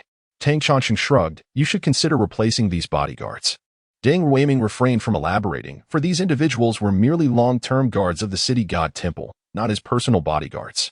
If they had been his personal guards, such a situation would never have occurred. A journalist would not have intruded, taking photographs and disturbing the ancestors' peace. He felt that today's events were already humiliating enough. Deng Weiming, seething with anger, had effectively sentenced these guards to failure. What purpose did such ineptitude serve? For Tang Chongqing, this incident was merely a minor interlude, and he had no intention of meddling in the affairs of the 3 families. He cast a lingering gaze at the Wanxian Wall. For in 2 days he was to preside over a crucial ritual, the opening of the Wanxian Wall, allowing the souls of the deceased disciples from the 3 families to enter. At that moment, Tang Chongqing suddenly recalled something and inquired, "Where has the temple steward gone?" Deng Weiming chuckled, "I am about to take over the role of temple steward." Tang Chongqing nodded, already mentally prepared, having received ample hints from Deng Weiming, who had consistently been the one to engage with him. Within the city god temple, there existed a quiet room prepared for Tang Chongqing, or rather, for the head of the general temple, the master presiding over the ritual.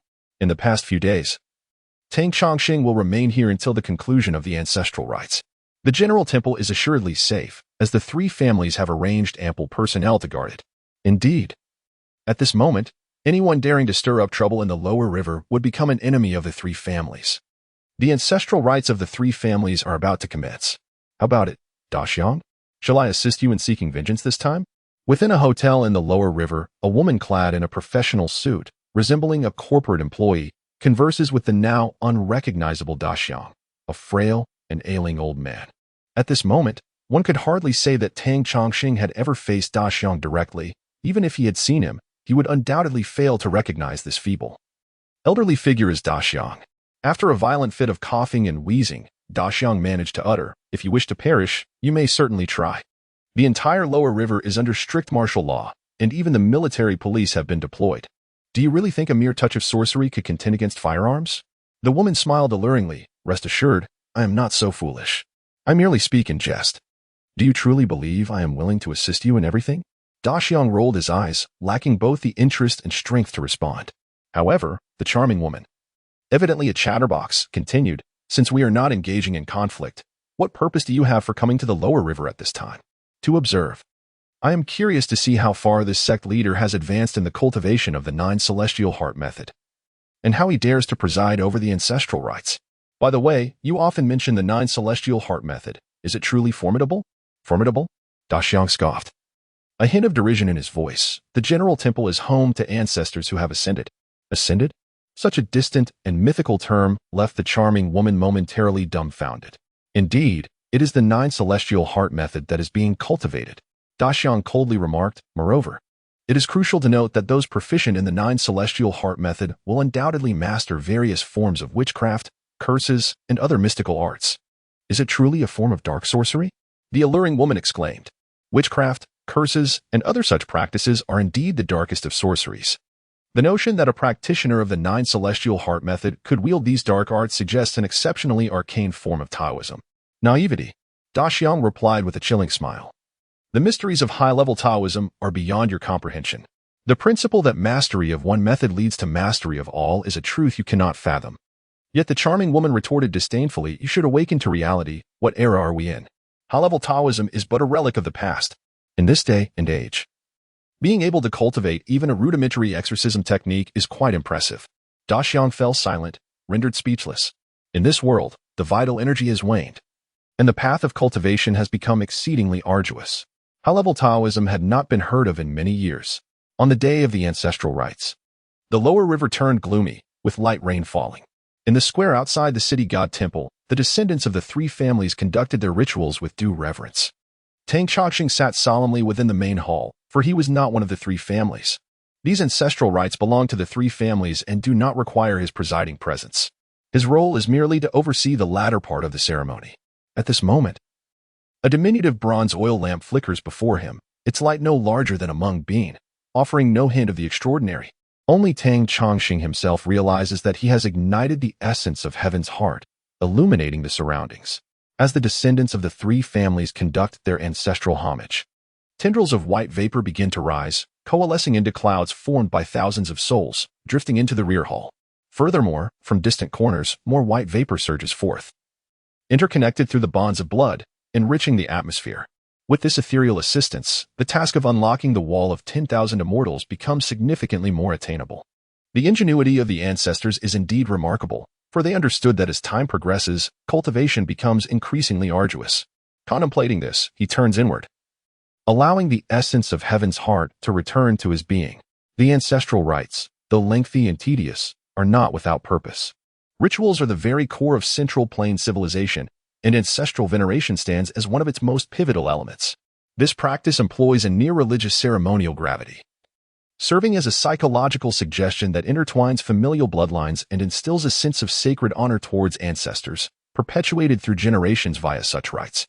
If presided over by a skilled practitioner, the immense willpower generated by thousands during the ceremony could manifest remarkable phenomena. As the wisps of vapor coalesce with his intent, Tang Chongqing draws them towards him, channeling them into the primordial yang lamp. Instantly, the lamp blazes forth, radiating a brilliance far surpassing that of mere oil, illuminating his consciousness with clarity. Indeed, as the Taoist texts left by Master El proclaim, the primordial yang lamp can utilize incense oil as fuel.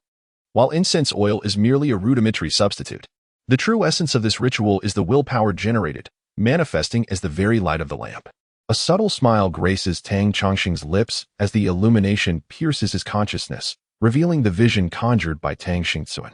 It is an image of a deity, grotesque and fearsome, clad in iron armor, bearing the sun and moon upon its shoulders, wielding a long whip.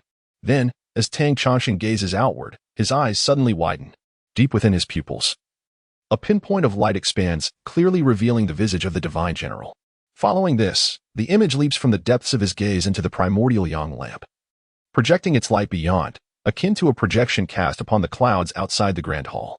A cacophony of murmurs erupts from the previously solemn assembly. Today's ancestral rites of the three families, attended by thousands of their descendants, are further graced by hundreds of guests from various backgrounds and local citizens, creating a scene reminiscent of a festive celebration. Observing the solemn bows of the three family scions, clad in ritual robes, their synchronized movements exude a gravity laced with an ineffable tension. In such an atmosphere, imbued with an overwhelming sense of solemnity, the surrounding throngs of spectators fell into a profound silence, devoid of any clamor. Yet, at that moment, several voices shattered the ceremonial ambience that had been meticulously cultivated. A group of reporters, burdened with cameras, fervently rushed towards the temple of the city god, clamoring, "We are journalists. Who dares to impede our path? Where is our colleague? Lonnie?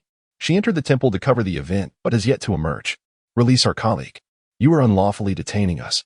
These reporters bore credentials from some of the most renowned news organizations in the world. At that moment, under the scrutiny of countless eyes, they raised their voices, intent on breaching the ranks of the sacrificial procession. A wave of unrest surged through the crowd. More journalists erupted into a frenzy, their cameras aimed at the unfolding spectacle. The police and security personnel, tasked with maintaining order, stood momentarily dumbfounded, unsure of how to respond under such scrutiny.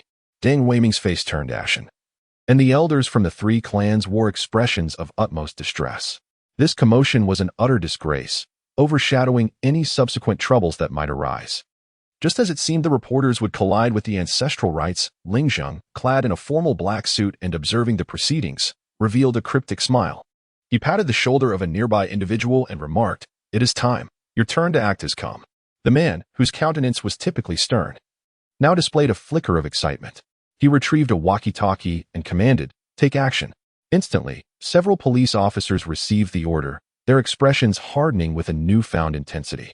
With so many eyes watching and cameras rolling, hesitation loomed over the officers and security personnel who had awaited orders, uncertain of their course of action. Yet, with the command given, the officers advanced resolutely, prepared to subdue the unruly reporters.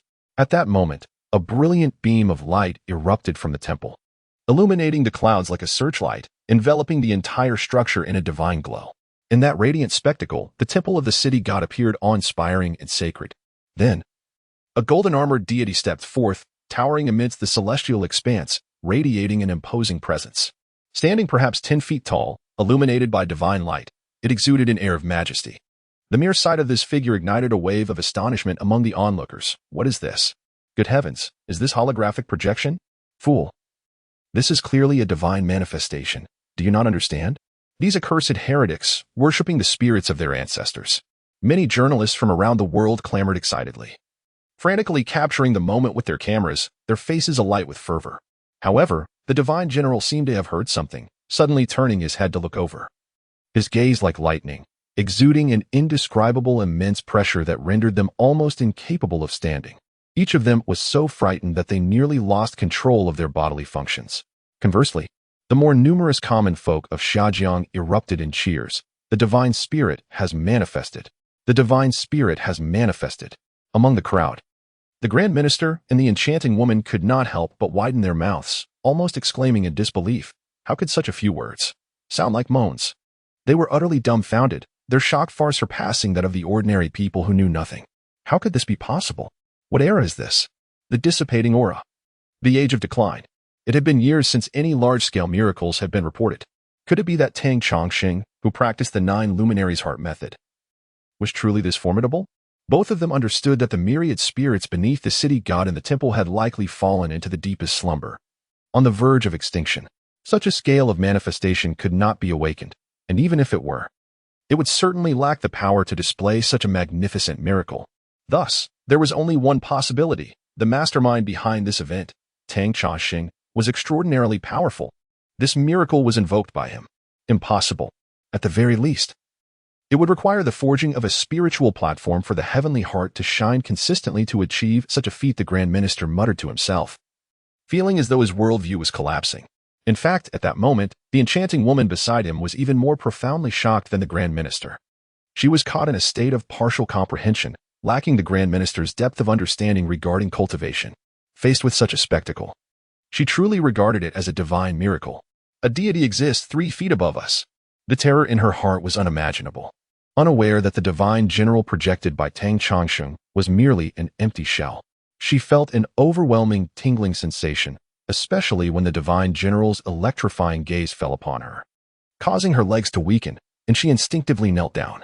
Yet, at that moment, her action appeared anything but out of place, for countless commoners around her had already kneeling. The descendants of the 3 families, too, gazed upward in disbelief, almost unable to accept what they were witnessing. They could only hear the elders' voices resounding. This is an ancestral manifestation, which will bless the descendants of the Fan, Deng, and Shen families, ensuring their prosperity and longevity. The descendants of the 3 families joined in the cheers. Amidst the commotion, a commanding voice called out, "Silence. Maintain decorum. Follow me, kneel. Light incense. Pour offerings. Bow, rise. Bow, rise." Under this direction, the disciples of the 3 families began to offer their prayers in an orderly fashion once more. However, this time, the wishful energy manifesting was tenfold stronger, continuously surging toward the city god temple. As for the reporters who had caused the earlier chaos, they had long since been subdued by the police. At this moment, As everyone is captivated by the miraculous phenomena on display, they are directly drawn away. Tang Chongqing murmured to himself, "This Yin-Yang divine lamp is truly formidable. If only there were sufficient lamp oil, it seems that anything visualized could be projected forth." After a moment of admiration, he forced himself to calm down. Such an opportunity is rare, and today he must. At this instant, Tang Chongqing harnessed the radiant light ignited by these wishes, directing it downward, piercing through the infinite shroud of darkness, landing upon an extraordinarily mysterious aperture. However, within that aperture, dense black mist surged forth, rolling incessantly as if it were tangible, attempting to obstruct the heavenly light from penetrating. Tang Chongqing was no stranger to this scenario. He had encountered such obstructions during his previous meditative practices, each time thwarted by this black mist, unable to allow the celestial light to enter the aperture. Indeed, this was the supreme technique of the General's Temple, only accessible to the sect leaders through the ages, the 9 luminaries' heavenly heart method. Igniting the heavenly heart is merely an introductory step into this profound practice. The true cultivation occurs post-illumination, as the light must penetrate the 9 vital points within the human body, corresponding with the 9 celestial stars, thereby dismantling the barriers between the inner and outer universes, and acquiring unparalleled divine powers. Yet, at present, Tang Chongqing was merely embarking upon the initial practice of the first vital point. Observing the dense, almost tangible black mist swirling restlessly, Tang Chongqing snorted coldly, summoning countless wisps of white energy to flow into the Yin-Yang divine lamp. The lamp's light blazed brilliantly, illuminating the sea of consciousness while piercing downward. Initially, during his cultivation, he could only illuminate a mere trace of the path. Now, the illumination had intensified significantly, akin to replacing a car's headlights with a powerful searchlight. Layer upon layer of mist roiled, as if plunging into a chasm obscured by darkness. Under ordinary circumstances, he would require painstaking effort to gradually penetrate this fog. However, today, he came to support the ancestral rites of 3 families, perfectly seizing this opportunity for cultivation. With the immense wish power generated during the ancestral rites, even if Tang Chongqing merely borrowed an imperceptible fraction of it, it would suffice to help him pierce through the mist. The reason the General's Temple willingly presides over such rituals, aiding the 3 families in maintaining their ancestral spiritual realm, is primarily because they can reap substantial benefits during the ceremonies. Moreover, this is all conducted in broad daylight, or rather, under the auspices of established rules. As the saying goes, the boss cannot dictate whether the chef is overweight, right? At this moment, the lamp's light was undeniably potent, shooting downwards and penetrating layer upon layer of black mist, seemingly on a smooth course to the end.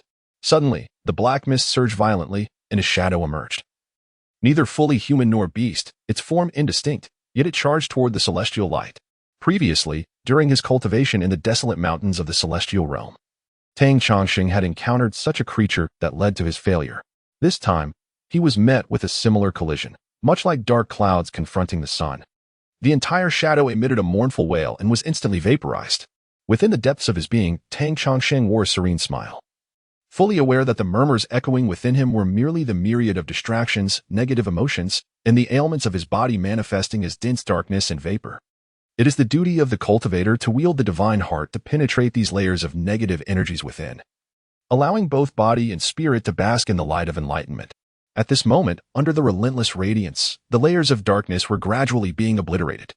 The continuous influx of willpower transformed into the brilliance of the divine heart, rendering the formidable black mists increasingly feeble, ultimately leading them to a desperate final stand. How stubborn! Tang Chongqing murmured to himself, reflecting on how, without the abundant willpower and the power of the Yin-Yang divine lamp, subduing this lurking menace would be a formidable challenge. The light blazed intensely. The brilliance of the divine heart pierced through the last remnants of black fog, momentarily revealing a peculiar aperture. Yet, before he could discern its true form, he caught a fleeting glimpse of a colossal shadow, seemingly slumbering within, exuding layers of thick black vapor. At that moment, the Yin-Yang divine lamp emitted a mournful cry. Alas, I can bear no more. It had endured relentless burning for so long. Though forged from precious metals through secret methods, the prolonged ignition had begun to weaken its structure, showing signs of melting. Simultaneously, a dull ache coursed through Tang Chongqing's consciousness, a consequence of the divine heart being ignited for too long, leaving it nearly depleted. With a soft pop, the Yin-Yang divine lamp extinguished. It appears this is where my endeavors must conclude for today. Tang Chongqing sighed in regret. Though reluctant, he understood that in the realm of cultivation, recklessness was the gravest folly. In that instant, he retracted his hard-ass light, dispelling the willpower, leading to the lamp's sudden extinguishment, plunging the surroundings into a profound darkness. It seemed as though tendrils of black mist enveloped him like a dense fog. Upon closer inspection, however, he realized that these shadows had completely dissipated into the air. A subtle smile graced his lips. Although he had not harnessed the vast willpower from the ancestral rites to decisively subdue the lurking menace and ignite the celestial forces, he had nonetheless gained significant insights and advantages from the experience.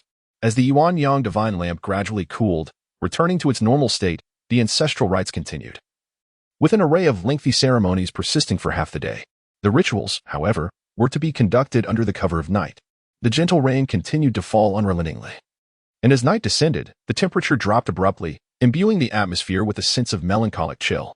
The cacophony of the day has entirely dissipated. Most guests have departed, leaving only a handful who remain to witness the final rites alongside the three families' descendants.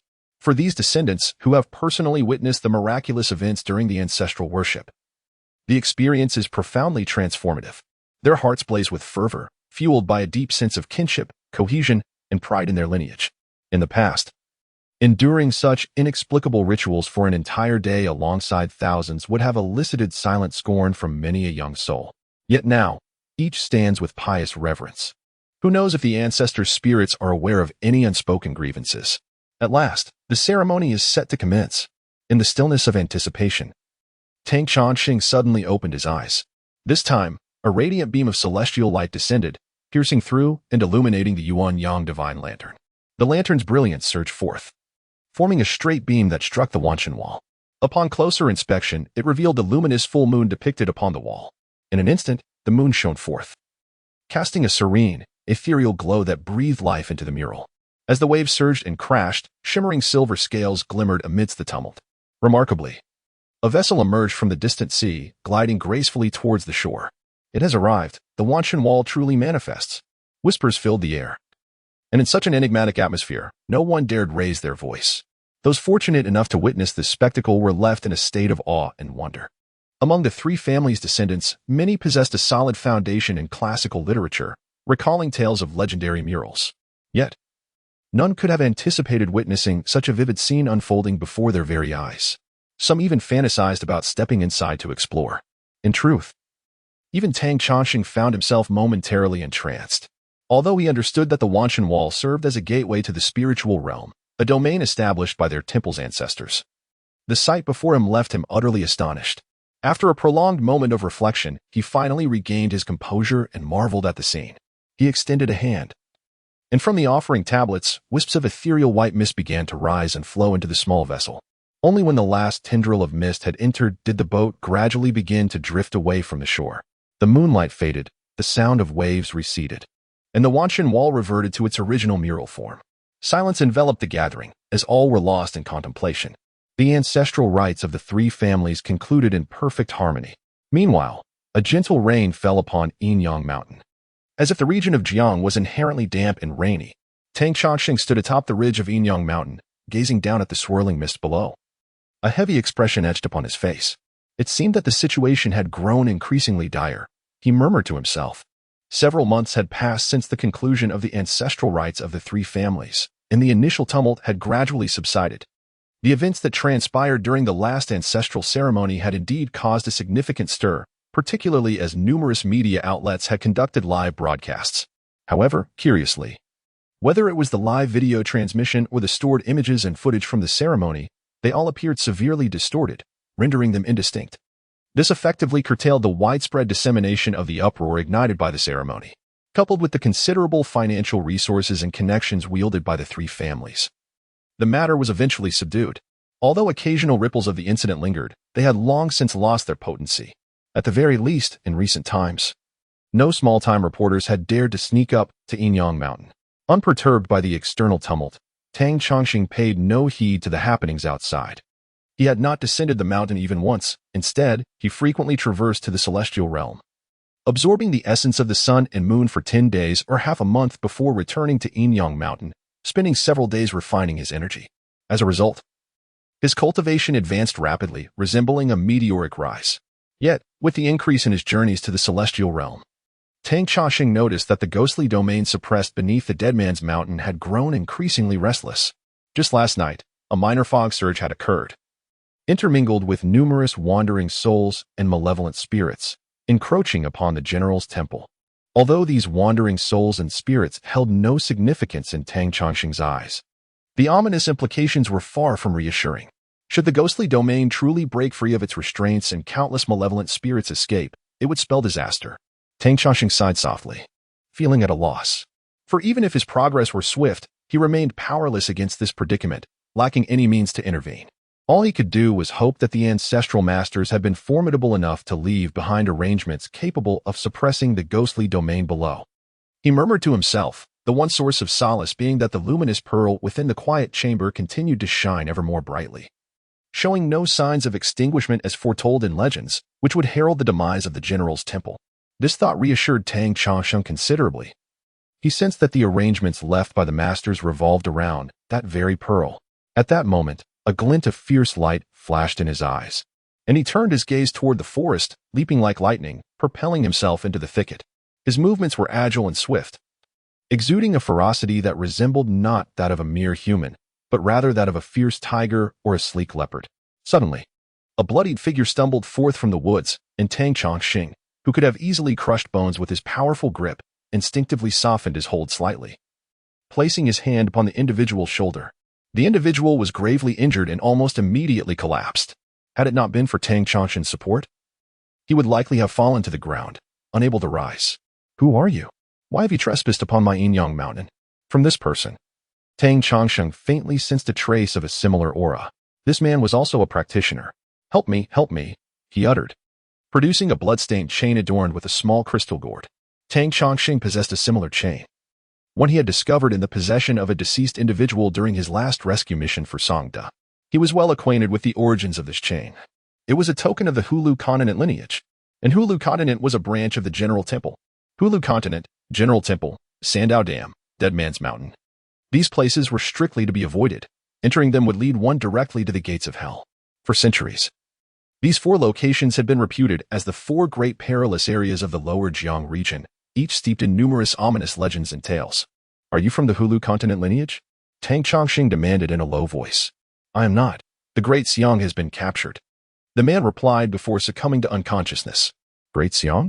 Tang Chongqing vaguely recalled that this individual was the leader, or perhaps the strategist, of the tomb raiders who had previously sought trouble with him. According to Tang Chongqing's understanding of the ancient sect rules, Great Xiang was not a name but rather a title, typically denoting a strategist within sections. It appeared that this Great Xiang was the heir of Hulu Continent, the very troublemaker who had repeatedly sought him out. What had transpired that now brought this matter to his doorstep?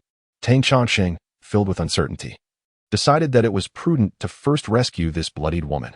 Indeed, she was the alluring figure who had stealthily observed the ancestral ritual alongside Great Xiang. When the enchanting woman regained consciousness, the moment her eyes fluttered open, she beheld Tang Chongqing standing before her with a sardonic smile. A rather sharp knife casually twirled in his hand, exuding a rather uninviting demeanor. A wave of panic surged within her, but she quickly composed herself. "You need not interrogate me. I will answer whatever you ask." "Very well, quite forthright," Tang Chongqing remarked, unsure if it was a compliment. "Now, what is your name, and what brings you here?" "My name is Wu Shuan, the lover and wife of Great Xiang. As for his name, do not ask me. I do not know it. He has never disclosed it." "Excellent, excellent. Now tell me, what is your purpose in seeking me?" Wu Shuan replied, "Great Xiang has been captured. After much contemplation, I realized that you are the only one who can save him, so I came to find you." Tang Chongqing nodded thoughtfully and then posed the final question. "Why should I rescue him? After all, this Great Xiang is a traitor of my general temple." Wu Shulan fell silent, momentarily at a loss, as she had instinctively come to Tang Chongqing for help in her moment of panic. "I do not know. I was merely instructed by the Prime Minister to seek you out, claiming that you could save him, so here I am," Wu Shulan stated. Tang Chongqing listened intently, nodding slowly as he pondered the situation. If a person were to receive such an absurd message that a former enemy, one who had wished for your demise not long ago, was now in peril and sought your assistance, would you offer aid or refuse? Although the Prime Minister did not explicitly state it. After witnessing your profound abilities during the ancestral rites of the three families, It was evident that he had no desire to continue as your adversary. He had already taken me away from Jiang to avoid conflict. Wu Shulan continued. What does this have to do with me? Tang Chongqing responded coolly, though a flicker of interest sparked within him. We have plenty of funds. The general's temple lacks for nothing, he remarked indifferently. This was not an act of bravado. With the support of the three families and the financial strength of the general's temple, it would be absurd to claim a shortage of money. However, I shall return to rescue him. The disciples of the general's temple shall not be subjected to bullying by others. Regardless of the circumstances, there are regulations in place to address such matters. Tang Chongqing stated coldly, the true thoughts within his heart known only to himself. Now tell me, where is the prime minister and who has captured him? Wu Shulan, elated, promptly recounted the entire story and insisted on personally guiding Tang Chongqing to the location. He did not decline her offer, despite her grievous injuries, which were merely gunshot wounds. He had ensured her survival after his intervention. Ignoring her for the moment, Tang Chongqing entered a dimly lit side room, filled with swirling incense smoke, a place dedicated to the worship of the ghostly soldiers. As he stepped inside, several white shadows swirled about, creating a small whirlwind as they turned toward him. Wu Shulan, struggling yet determined, followed him into the room and was taken aback at the sight. Ghostly soldiers, and of the fierce spirit level. No, they are of the Ding class. A faint smile graced Tang Chongqing's lips. Indeed, they are Ding class ghostly soldiers. Since he intended to rescue someone, it was only natural to employ his methods. The enemy possessed firearms. No matter how formidable Tang Chongqing might be, he could not withstand gunfire. Thus, these ghostly soldiers were the optimal choice. At that moment, the four ghostly soldiers, having been venerated for quite some time with offerings and nurtured by the Earth's energy, had recently ascended to the fierce spirit level, known as the Ding-class ghostly soldiers, thanks to Tang Chongqing's adept cultivation. This was one of his greatest achievements during this period of training, and with the opportunity to showcase his prowess before someone knowledgeable, he felt a sense of pride. Humans are not machines, devoid of emotions, desires, and even a hint of vanity. They would be no different from mere plants. Witnessing Wu Shulan's astonished expression brought Tang Chongqing immense satisfaction. The ghostly soldiers radiated white mist, adorned with a faint glow of incense and spiritual energy, yet bore no trace of resentment. Indeed, they are Ding-class ghostly soldiers. Who would have thought that in this era, that could still be cultivated to such a degree? Wu Shulan was utterly astonished. Tang Chongqing wore a faint smile, for the words had struck a chord deep within him. The Yin soldiers of the Taoist sect were indeed distinct from ordinary specters. They could not harbor lingering resentment, perpetually awaiting the opportunity to retaliate against their master. Thus, it was often necessary to cleanse the negative energies, such as resentment and malice, from the spirits, refining them through Taoist rituals. In the flourishing era of antiquity, this was a manageable task, but in today's age, often referred to as the age of decline, even formidable spirits are a rarity, let alone individuals possessing the skills to refine Yin soldiers. In this contemporary era, these lesser Yin soldiers were not only formidable but could easily dominate their surroundings. Moreover, there were as many as 4 of them present. Yet, it seemed that these Yin soldiers were still lacking something. Perhaps they had not been fully refined? Wu Shulan suddenly noticed something and involuntarily spoke out. Tang Chongqing smiled modestly, yet he dismissed her concern, saying, "You are correct. These Yin soldiers are indeed not fully completed." However, he stepped forward with a smile, adding, "They will soon be ready." He ignited the Yuan-Yang divine lamp, its light illuminating the sea of consciousness and instantly brightening Tang Chongqing's own celestial heart. He then opened a bottle of pure ritual water placed on the altar, dipped a willow branch into it, and sprinkled it liberally. Alas, the long night is filled with suffering, and the heat torments in the 3 realms. Fiery breath emerges from the throat, constantly yearning for relief from hunger and thirst. As he sprinkled the sweet dew water, it brought a refreshing coolness. With a second sprinkling of the water of the Dharma realm, the souls were elevated to the great Luo, and with the third sprinkling of the water of compassion, it nourished all. In the midst of this contemplation, a beam of heart light radiated from the Yuan-Yang divine lamp, casting its glow upon the sprinkled pure ritual water. The water immediately began to ripple, transforming into a continuous rain of sweet dew, cascading over the 4 Yin soldiers and bestowing upon them an extraordinary effect. The soldiers, already radiant, were now devoid of any trace of resentment. Yet, they still lacked a certain spirit, which led Wu Shulan to doubt that Tang Chongqing had fully refined these Yin soldiers. In truth, Tang Chongqing had been preparing for this moment, intending to demonstrate his abilities on an auspicious day. Today was fortuitously the day he chose to showcase it before Wu Shulan. Tang Chongsheng was keen to impress, which is why he had brought Wu Shulan to witness these phenomena. His intent was not merely to save people, nor was it limited to the empty words about disciples of his sect. Rather, Tang Chongsheng needed capable individuals with a foundation in cultivation whom he could trust. After all, the General Temple harbored too many secrets that must not be divulged to outsiders. Furthermore, Tang Chongsheng frequently traversed to the celestial realm for training, making it essential to find someone to safeguard his interests. In summary, De Xiang and the woman before him were indeed excellent candidates. As for loyalty, Tang Chongsheng certainly had his means. The pure ritual water transformed into sweet dew, nearly evolving into a gentle rain, showering the Yin soldiers. Suddenly, they exhibited a hint of vitality, opening their mouths to receive the sweet dew and swallowing it down. Tang Chongsheng revealed a trace of delight, while Wu Shulan's expression turned grave to the utmost degree. Though her cultivation was modest, her knowledge was profound. She naturally understood the spell that Tang Chongsheng was currently employing. It was a method to open the throats of the spectral soldiers. Legends assert that ghostly entities are devoid of awareness, lost in a stupor. And even if celestial nectar were placed before them, they would be incapable of partaking.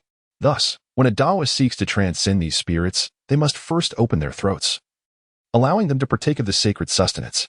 In truth, this legend is a misconception, a distortion wrought by the teachings of Buddhism that muddled the authentic practices of the Taoist path. The reason many feeble spirits cannot consume celestial nectar, even when it is presented, is quite straightforward. Their souls are incomplete. The 3 souls belong to the divine, while the 7 spirits comprise the corporeal essence. This duality symbolizes the human spirit and its intrinsic nature. When the 7 spirits are lacking, various innate abilities are lost. They merely exist as wandering souls, drifting aimlessly, ultimately fading into nothingness. Therefore, the compassionate laws of the Tao require that during the act of transcendence, celestial nectar is employed to restore their souls. Within the Taoist tradition, this method is also referred to as the heavenly physician's complete form technique. And now, what Tang Chongsheng was performing was precisely that. Upon swallowing the celestial nectar, the previously indistinct spectral soldiers began to emanate strands of spiritual light, prostrating themselves in gratitude. "Thank you, Master, for our salvation." Tang Chongsheng merely smiled faintly, remaining silent. He had retrieved several palm-sized pieces of gold leaf from the incense altar, fashioned into garments and weapons. Utilizing the flame of the Yuan-Yang divine lamp, he ignited them, transforming them into vapor that coalesced without dissipating, until he issued a sharp command. Swift. The vapor dispersed, enveloping each spectral soldier within its embrace. After a brief moment, the 4 spectral soldiers reappeared, each having undergone a remarkable transformations. Now adorned in golden armor that radiated a soft glow, wielding similarly luminous golden weapons, they exuded an imposing presence, devoid of any lingering ghostly aura. To an ordinary observer, they could easily be mistaken for celestial warriors, forming shapes. Wu Shulan exclaimed in astonishment, once again taken aback. The previous act of salvation through nectar was astounding. But this was an even greater marvel of transformation. What level of mastery had the head of the General Temple attained? It is essential to recognize that this shaping was not merely dressing the spectral soldiers in charred clothing. This involved the application of the master's magical prowess, transmuting the essence of the spectral soldiers into armor and weapons imbued with power, significantly enhancing their combat capabilities. Tang Chongsheng maintained a modest smile, although inwardly he sighed slightly. The weapons and armor he had shaped, while greatly amplifying the spectral soldier's strength due to his magical influence, paled in comparison to the ghostly artifacts once wielded by the original Ghost General. Those had the capacity to directly affect the material realm, whereas the weaponry he had conjured was far inferior. This was an explanation he chose not to divulge. He then commanded Wu Shulan, bring forth an item from the grand figure. Huh? Wu Shulan was momentarily taken aback, but soon comprehension dawned upon her, and her expression brightened with joy. She is a practitioner, naturally well-prepared, and unexpectedly produced a blood-stained piece of cloth. This is the blood of the great Xiang. Tang Chongsheng did not linger on it, incinerating it immediately, and commanded the 4 ghostly soldiers, "Go forth and rescue this person for me. Should anyone obstruct your path, eliminate them without hesitation." The 4 soldiers knelt in unison, exclaiming, "Yes." They then dashed out of the room, swiftly disappearing from sight. At that moment, Wu Shulan finally comprehended that Tang Chongsheng had no intention of intervening personally. Instead, he dispatched the shadow soldiers. However, with 4 such formidable ghostly soldiers, it seemed likely they would succeed in retrieving the great Xiang. Tang Chongqing settled into a meditative posture, silent and motionless, attentively observing the movements of the four soldiers. Wu Shulan, hesitant to intrude, obediently sat down beside him, not daring to utter a word, even holding her breath for fear of disturbing Tang Chongqing. Originally, Tang Chongqing could have manifested the actions of the four soldiers entirely, utilizing the power of the Yuan-Yang divine lamp to project their movements for Wu Shulan to witness. However, having already demonstrated sufficient prowess today to instill awe, he was reluctant to reveal all his capabilities, primarily due to the excessive consumption of spiritual energy this would entail. Thus, Tang Chongqing turned inward, allowing the celestial light to illuminate his consciousness, granting him a clear view of the soldiers' every action. At this moment, deep into the night, the four soldiers moved with astonishing speed, having already arrived in Xianjiang City. Even as they passed by pedestrians walking in the dark, the individuals merely felt a sudden chill brush past them. Yet, the speed of the ghostly soldiers was so extraordinary that the unfortunate souls could only shudder momentarily. After that, they would feel nothing further, as the soldiers had already vanished into the distance. Thankfully, these individuals were still in Xianjiang. Tang Chongqing mused inwardly. If they were too far away, the ghostly soldiers would be unable to proceed. Generally speaking, the operational range of such soldiers is limited to a few dozen miles. Beyond that, Tang Chongqing would have to intervene personally. Woof, woof, woof. A cacophony of barking erupted from a villa by the roadside, soon transforming into mournful howls. For ordinary spirits, if they were weak, they might be intimidated by ferocious dogs, causing them to retreat. Thus, in rural areas since ancient times, families have kept dogs not only to guard against thieves but also to deter malevolent spirits. However, for the shadow soldiers refined through the practice of Taoist arts, such intimidation was inconsequential. It was the fierce dogs that were the ones truly intimidated. Before long, the four soldiers arrived at a villa. It was evident that this area housed only the affluent, with each family residing in a standalone villa. Well known as a wealthy district of Xianjiang, the four soldiers lingered momentarily, seemingly cautious, hesitant to intrude recklessly. Notably, a door god was affixed to the entrance of the villa. Although Xianjiang is located in the southern region, traditions are well preserved here. The practice of posting door gods in couplets is not uncommon. The four soldiers circled a few times, growing increasingly wary of Tang Chongqing's command. Without further hesitation, transforming into a shadowy wind, it surged toward the door. With a resounding crash, the door shattered. Yet, being merely an object devoid of any protective charms or blessings, it stood no chance against such spectral warriors, who had already breached the threshold. The villa, evidently long uninhabited, had only received a hasty tidying up in preparation for temporary occupants. Several burly men lay sprawled across the sofas, their thunderous snores echoing through the space. Fortunately, this was not the residence of dignitaries or affluent merchants, whose abodes are typically fortified with various protective talismans and enchanted artifacts, which would have posed a considerable challenge.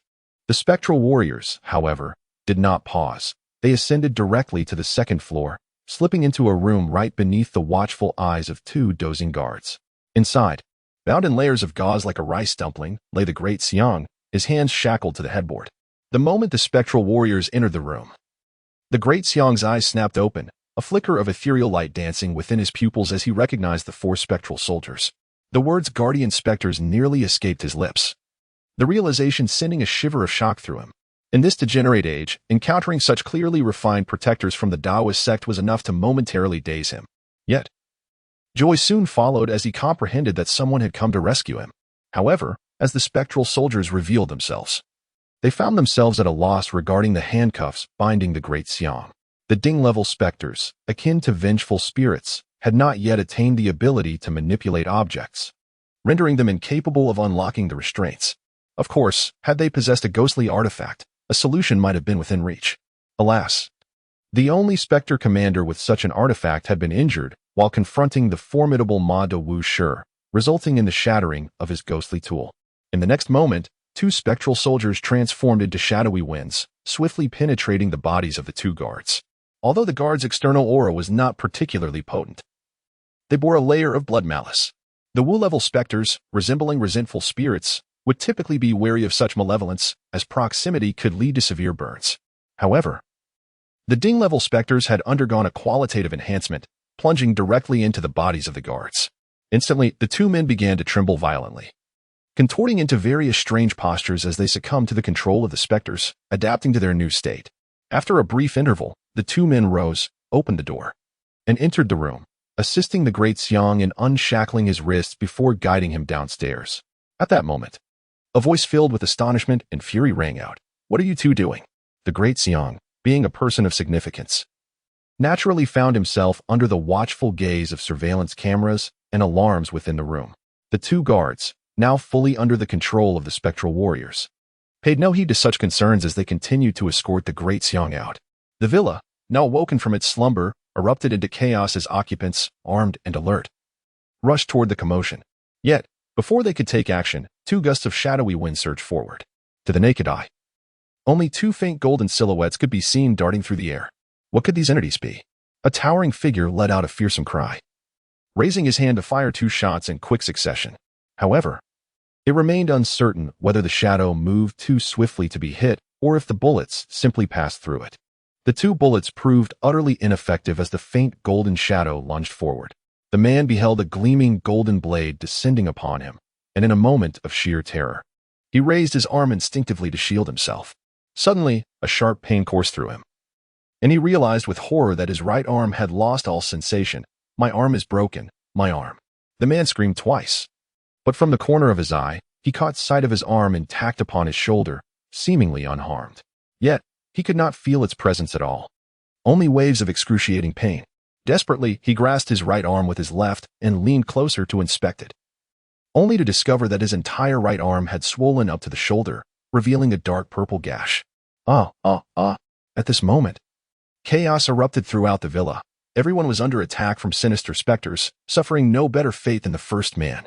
Bullets whizzed through the air, and in a state of shock and terror, everyone instinctively fired wildly, attempting to halt the advance of the two terrifying golden shadows. Yet, it was all in vain, merely resulting in stray bullets that even struck their own comrades. The large man was particularly frightened, shrinking back in fear. In such a hail of gunfire, it was not just him. Even if Tang Chongqing were present, he would seek shelter. It was no jest. The power of bullets was not something ordinary spells could withstand. A mortal body struck by a bullet would suffer injury or even death. The two guards possessed by the specters dutifully stood in front of the large man. And despite the close proximity, bullets that penetrated one body retained substantial lethality, capable of passing through to inflict even greater damage on those behind. Fortunately for the large man, he had the two guards to shield him, allowing him to escape the villa and drive out a vehicle from the garage, speeding away swiftly. The cacophony of gunfire had long shattered the night, awakening countless individuals from their slumber. The next morning, Zhou Xingfa arrived at the general's temple, reporting to Tang Chongqing. The vehicle and other traces left behind have been dealt with, ensuring that no one will uncover them. Tang Chongqing nodded slightly but inquired, "What is the origin of the adversaries?" "They are from that group of tomb raiders." "No, rather, they are smugglers of antiquities, affiliated with those tomb robbers from before. It is said that they possess significant influence and are well known internationally. Rest assured, master, regardless of their origins, once they set foot in my Jiang territory, dragons must coil and tigers must crouch," Zhou Xingfa proclaimed boldly. Tang Chongqing nodded in agreement. Finding the situation consistent with his understanding, it appeared that Wu Shuan had not spoken falsely. In truth, this woman is far easier to deal with than Daxiang, especially given the precarious situation where Daxiang's fate is firmly in his own hands. "And what of the person they apprehended?" Tang Chongqing inquired further. "It appears he is the strategist within their tomb raiding faction, as there were incidents during our last expedition to Xiangjiang, coupled with some other matters that ultimately led to a confrontation between the two parties. Thus, he was seized." Tang Chongqing nodded once more, stating, "I understand. Well done this time. Do exercise caution upon your return." Zhou Xingfa's face lit up with joy, a single commendation almost compelling him to kneel and profess his loyalty. However, Tang Chongqing waved his hand, preparing to send Zhou Xingfa on his way, when he suddenly recalled something and asked, "What of Ling Zhong? He is currently vying for the position of the Xiangjiang governor, but it is said that his circumstances are rather dire. His opponents are significantly stronger, and the three families do not seem to offer him much support. Particularly what?" Tang Chongqing asked with keen interest. "Particularly, this Mr. Ling has a penchant for employing clever tricks. During the last ancestral worship, he was already aware that foreign journalists would cause a ruckus, and thus conspired with a police chief, planning to intervene when the journalists stirred up trouble." "Huh, Tang Chongsheng couldn't help but chuckle, recalling the farce created by those foreign journalists during the ancestral rites. Indeed, as Zhou Xingfa had suggested, his rather indulgent father-in-law has a tendency to engage in such clever antics. Had he reported the situation directly to the three families upon learning of it, they would have surely appreciated it. Moreover, with his familial ties to the Chun family and connections to our side, the three families likely would not support anyone else. Instead, he insisted on orchestrating such a convoluted scheme, waiting for the chaos to escalate before stepping in to claim glory. This is akin to ancient times when cooking pots were valuable. When a pot cracked, one typically sought a potter to repair it rather than replacing it. Yet the potter, lacking integrity, might seize the opportunity to strike the pot a few times, enlarging the crack to extract more payment. Such occurrences would go unnoticed by the homeowner, but should they discover the deceit, their reputation would be tarnished. It is likely that no one would seek the potter's services again. What a needless endeavor! Undoubtedly. The fact that Zhou Xingfa could articulate this indicates that it is no longer a secret. The three families must be aware of it by now. Given their reverence for ancestral rites, the ensuing debacle must have thoroughly displeased them. Lingzheng surely will not enjoy their favor. Human nature truly varies immensely. Tang Chongsheng sighed softly, never expecting that such a clever and astute individual as Ling Xiaoyu could have a father like this. He gestured for Zhou Xingfa to leave. This serves as a lesson for him as well. Once Zhou Xingfa had departed, Tang Chongsheng leisurely returned to the general's temple. Inside the guest room, Wu Shulan was attending to Daxiang. Tang Chongsheng had timed his entry perfectly, for Daxiang was just about to regain consciousness at that moment. Upon seeing Tang Chongsheng, his expression was undeniably complex. After a long pause, he finally spoke. Master Tang saved my life. I wonder how I might repay him? Clever. Tang Chongsheng silently admired this person for his intelligence. Naturally, he understood that Tang Chongsheng would not have acted without reason to save him. What do you believe you ought to do to repay me? Tang Chongsheng remarked with a smile. The man appeared to be well prepared and responded gravely. I shall present Master Tang with a lucrative opportunity. A lucrative opportunity? Tang Chongsheng's mind raced. It surely could not be an ordinary one. Of course not. As cultivators, what use do we have for mere currency? I speak of a path that will truly benefit our cultivation, he clarified. Let me guess, it won't have anything to do with tomb raiding, will it? Tang Chongsheng said, a hint of amusement in his tone. Indeed, the man did not hesitate to admit, stating plainly, it is not merely tomb raiding. Many ancient artifacts conceal magical tools and even treasures. Tang Chongsheng stroked his chin, having just deduced this from the man's words. Upon deeper reflection, it indeed seemed plausible. He interrupted the man, suddenly inquiring, would you like to return to the gates of the general's temple? What? The man was taken aback, disbelief washing over him. Tang Chongsheng's words were nothing short of earth-shattering. With a smile, Tang Chongsheng continued, as the head of the general's temple, a single word from me could bring your sect back under my guidance. This was something the man had never anticipated, and in an instant, his composed demeanor crumbled into chaos. After a long moment, clarity returned to his gaze, only to find Tang Chongsheng regarding him with a knowing smile. Meanwhile, Wu Shulan dared not even breathe, utterly awestruck by Tang Chongsheng's myriad of abilities. Those four lesser spirits were more than enough to subdue both her and the man, leaving them no chance of reprieve. And who could say what other hidden talents Tang Chongsheng possessed? To be honest, my cultivation is quite formidable now. However, having only myself at the general's temple is rather lonely. Both of you could remain there as elders or something similar. The man wrestled with his thoughts, torn between pride and the memory of his sect being expelled from the mountain years ago. Yet, Tang Chongsheng's voice drifted alluringly. I can also guide you in the ways of cultivation. The man hesitated further. Wu Shulan, having lost patience, yanked him from his seat and shouted, you unfortunate fool, what more is there to consider? Master Tang's cultivation is profound. You should feel honored. Tang Chongsheng found the scene amusing as Wu Shulan berated the man, forcing him to kneel and exclaim, disciple pays respects to the master. Excellent, excellent. Tang Chongsheng replied with a smile, it is worth noting that the lineage of Huzhou also falls under the general's temple. To have you return is indeed a fortunate event. This is my gift, one for each of you. This is the Yin Soldier Order. The two immediately recognized it and involuntarily exclaimed, their hands trembling slightly. They had witnessed the formidable prowess of Tang Chongsheng's four Yin soldiers. Now, possessing a Yin Soldier Order would enable them to command a corresponding Yin soldier. In other words, Tang Chongsheng had entrusted them with the control of two Yin soldiers. At that moment, Even Daxiang felt a sense of admiration. Disciple thanks the sect leader. With the Yin soldier order in hand, their hearts were filled with uncontainable joy. In this current era of diminished magic, having the protection and guidance of a master with such profound cultivation as Tang Chongsheng was an invaluable boon. Tang Chongsheng smiled faintly. Do not rush. Have you forgotten the rules? Daxiang is a member of the Hulu province lineage. Do you still remember the primordial life talismans of my general's temple? Upon hearing this, both individuals turned pale. However, since the situation had unfolded to this point, with benefits already acquired, there was no turning back. Moreover, while such demands were somewhat harsh, they were indeed customary.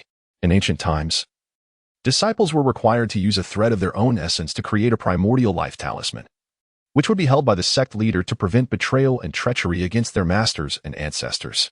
Years ago, the Hulu province lineage had also incurred great costs to extricate themselves during the upheaval of the general's temple. Could it be that this sect leader was so formidable, having cultivated to such an extent? Has the sect leader already mastered the 9 luminaries' heavenly heart method? Daxiang, pale-faced, inquired. What do you think? Tang Chongsheng replied enigmatically. Daxiang gritted his teeth. Given Tang Chongsheng's level of cultivation, what could he possibly say? He then picked up the paper and brush placed before him by Tang Chongsheng, swiftly inscribing his birth details. Afterward, he pricked his finger and murmured, Disciple Qinxiang now returns to the general's temple. From this moment forth, I shall faithfully adhere to the sect's rules, harboring no treachery. Should I violate this, may my heart be invaded by demons, resulting in an untimely death. He then pressed his finger down and respectfully presented the paper inscribed with his birth details to Tang Chongsheng. Tang Chongsheng smiled faintly, yet in an instant, his gaze turned entirely black, as if a mist emanated from the depths of his pupils, cloaking his eyes in darkness. A wisp of faint black smoke escaped from his mouth and nose, twisting and turning in the air, continuously morphing into various forms of dragons, tigers, pigs, dogs, cats, and mice. Eventually, it transformed into a lifelike poisonous snake, which swiftly darted onto the paper inscribed with Chun Xiang's birth details. Meanwhile, Wu Shulan began to tremble slightly. She was not from the Hulu province lineage and had never witnessed such a scene. At that moment, a singular thought lingered in her mind, and she could not help but murmur, 3-corpse worm.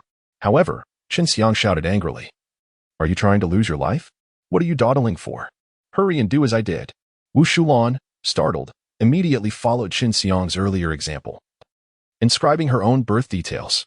She even contemplated writing them incorrectly in secret, but upon witnessing the bizarre spectacle before her, she dared not do so. She could only honestly write it down and then swear her oath, ultimately pressing her fingerprint upon it. At that moment, a wisp of dark energy drifted over, attaching itself to her birth date. It was then that the dark aura in Tang Chongsheng's eyes gradually dissipated, with a mere flick of his hand. The white paper bearing the 2 birth dates was torn in half. Tang Chongsheng carefully set aside one half and returned the other to the 2 individuals, asking, Do you know what to do? We do. At this juncture, Daxiang had resolutely made his decision, unhesitatingly burning his half of the birth date to ashes, swallowing it whole without water. Wu Shulan, feeling a chill run down her spine, had no choice but to follow suit, turning her half of the birth date to ash and consuming it. Only then did Tang Chongsheng reveal a smile, saying, All right, from now on, we are all family.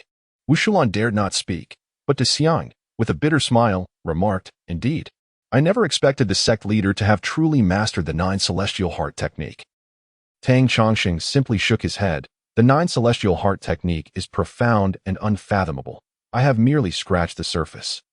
He wished to change the subject and cheerfully stated, Rest assured, the matter of the Yuanming talisman is merely a formality. My general temple is a reputable sect and would not misuse its disciples' Yuanming talismans. Moreover, as you should know, after employing such spells, you need not fear many of the dark arts and curses that lurk in the shadows. This is indeed quite beneficial. Qinxiang nodded, fully aware that Tang Chongsheng was not speaking frivolously but rather stating facts. With the Yuanming talisman in Tang Chongsheng's possession, it was akin to having a fragment of their essence safeguarded by him. Should anyone attempt to cast dark spells upon them, they would find themselves utterly helpless against Tang Chongsheng. To speak rather bluntly, navigating the world of martial arts is fraught with peril, even in the event of their demise. As long as this essence remains, the sect leader could summon their souls and ensure their reincarnation, or even deliver them to the underworld to secure a ghostly position. Such privileges are reserved for true esteemed sects, while binding and controlling disciples is a trivial matter in comparison. Contemplating these thoughts, Chen Xiang and Wu Shulan's expressions brightened considerably. You two should take your time to recuperate. I shall take my leave for now. Farewell, sect leader. Chen Xiang understood that the Yuanming talisman was not yet fully refined, and Tang Chongsheng would need to return to further enhance it by adding charms. Thus he dared not linger.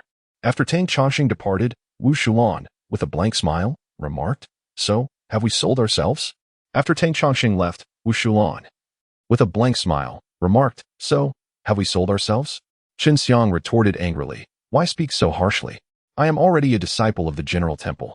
Before he could finish, Wu Shulan grasped his ear and shouted, "Oh, you, De Xiang, have grown quite bold, haven't you? I risked so much to come to the General Temple to save you, and now you start yelling at me? Ah, gently now, gently. My injuries have yet to heal. It hurts, it hurts." Tang Chongsheng chuckled softly at this, recognizing the pretense of the prominent figure. Nevertheless, he thought it prudent to refrain from pressing too hard. After all, everyone harbors their own secrets, and when the time is ripe, he would naturally come forth to share. However, Tang Chongsheng had not forgotten the incident where this very individual had employed the dream suppression technique to clandestinely harm Ling Xiaoyu. What he demonstrated today could be seen as the foundation of that very technique. Wu Shulan was only partially correct. The dark mist he exhaled was not the three-corpse worm, but rather the force of the hidden arrow within. The soul is the essence, while the spirit is the corporeal. The spirit embodies accumulated Yin energy, resembling a specter. It incites excessive desire, causing harm and constriction, favoring impurity over purity. It can animate the dead, leading them towards demise, fostering deceit and lust, compelling one towards malevolence, hastening their end. Thus, the 9 luminaries' heart method corresponds not only to the 9 celestial stars but also to the souls within the body. Only by subduing these 7 spirits can one glimpse the clear and luminous soul, thus attaining longevity. The hidden arrow is precisely the spirit that Tang Chongsheng is currently focused on mastering. The soul belongs to the divine, and the spirit belongs to the body. The hidden arrow is akin to excrement. The essence of a person is refined through beneficial bacteria in the large intestine, transforming waste into vital energy that sustains life. Conversely, the remnants left after absorbing the quintessence of grains become the origin of various toxins within the body. As Elzu famously stated, to avoid death, one must have no excrement in the intestines. There are whispers of a periodic colon cleansing method believed to rejuvenate skin and mitigate aging. Though some argue it may be detrimental to intestinal flora, it is wise to approach such practices with caution. Thus, food serves as a necessary sustenance for life. Yet it also holds the potential to be the root of death. The hidden arrow among the 7 spirits governs these toxins, dependent solely on one's ability to subdue it. The first principle of the 9 luminaries' heart method is to wield the hidden arrow as a scalpel. Though he failed to completely subdue the hidden arrow during the ancestral rites of the 3 families, he had nonetheless managed to partially dominate it, even harnessing a fraction of its power. Yet, he remained unaware of the source of strength employed by Chen Xiang in his dream suppression technique. It seemed improbable that he could command the power of the 7 spirits as Tang Chongsheng did.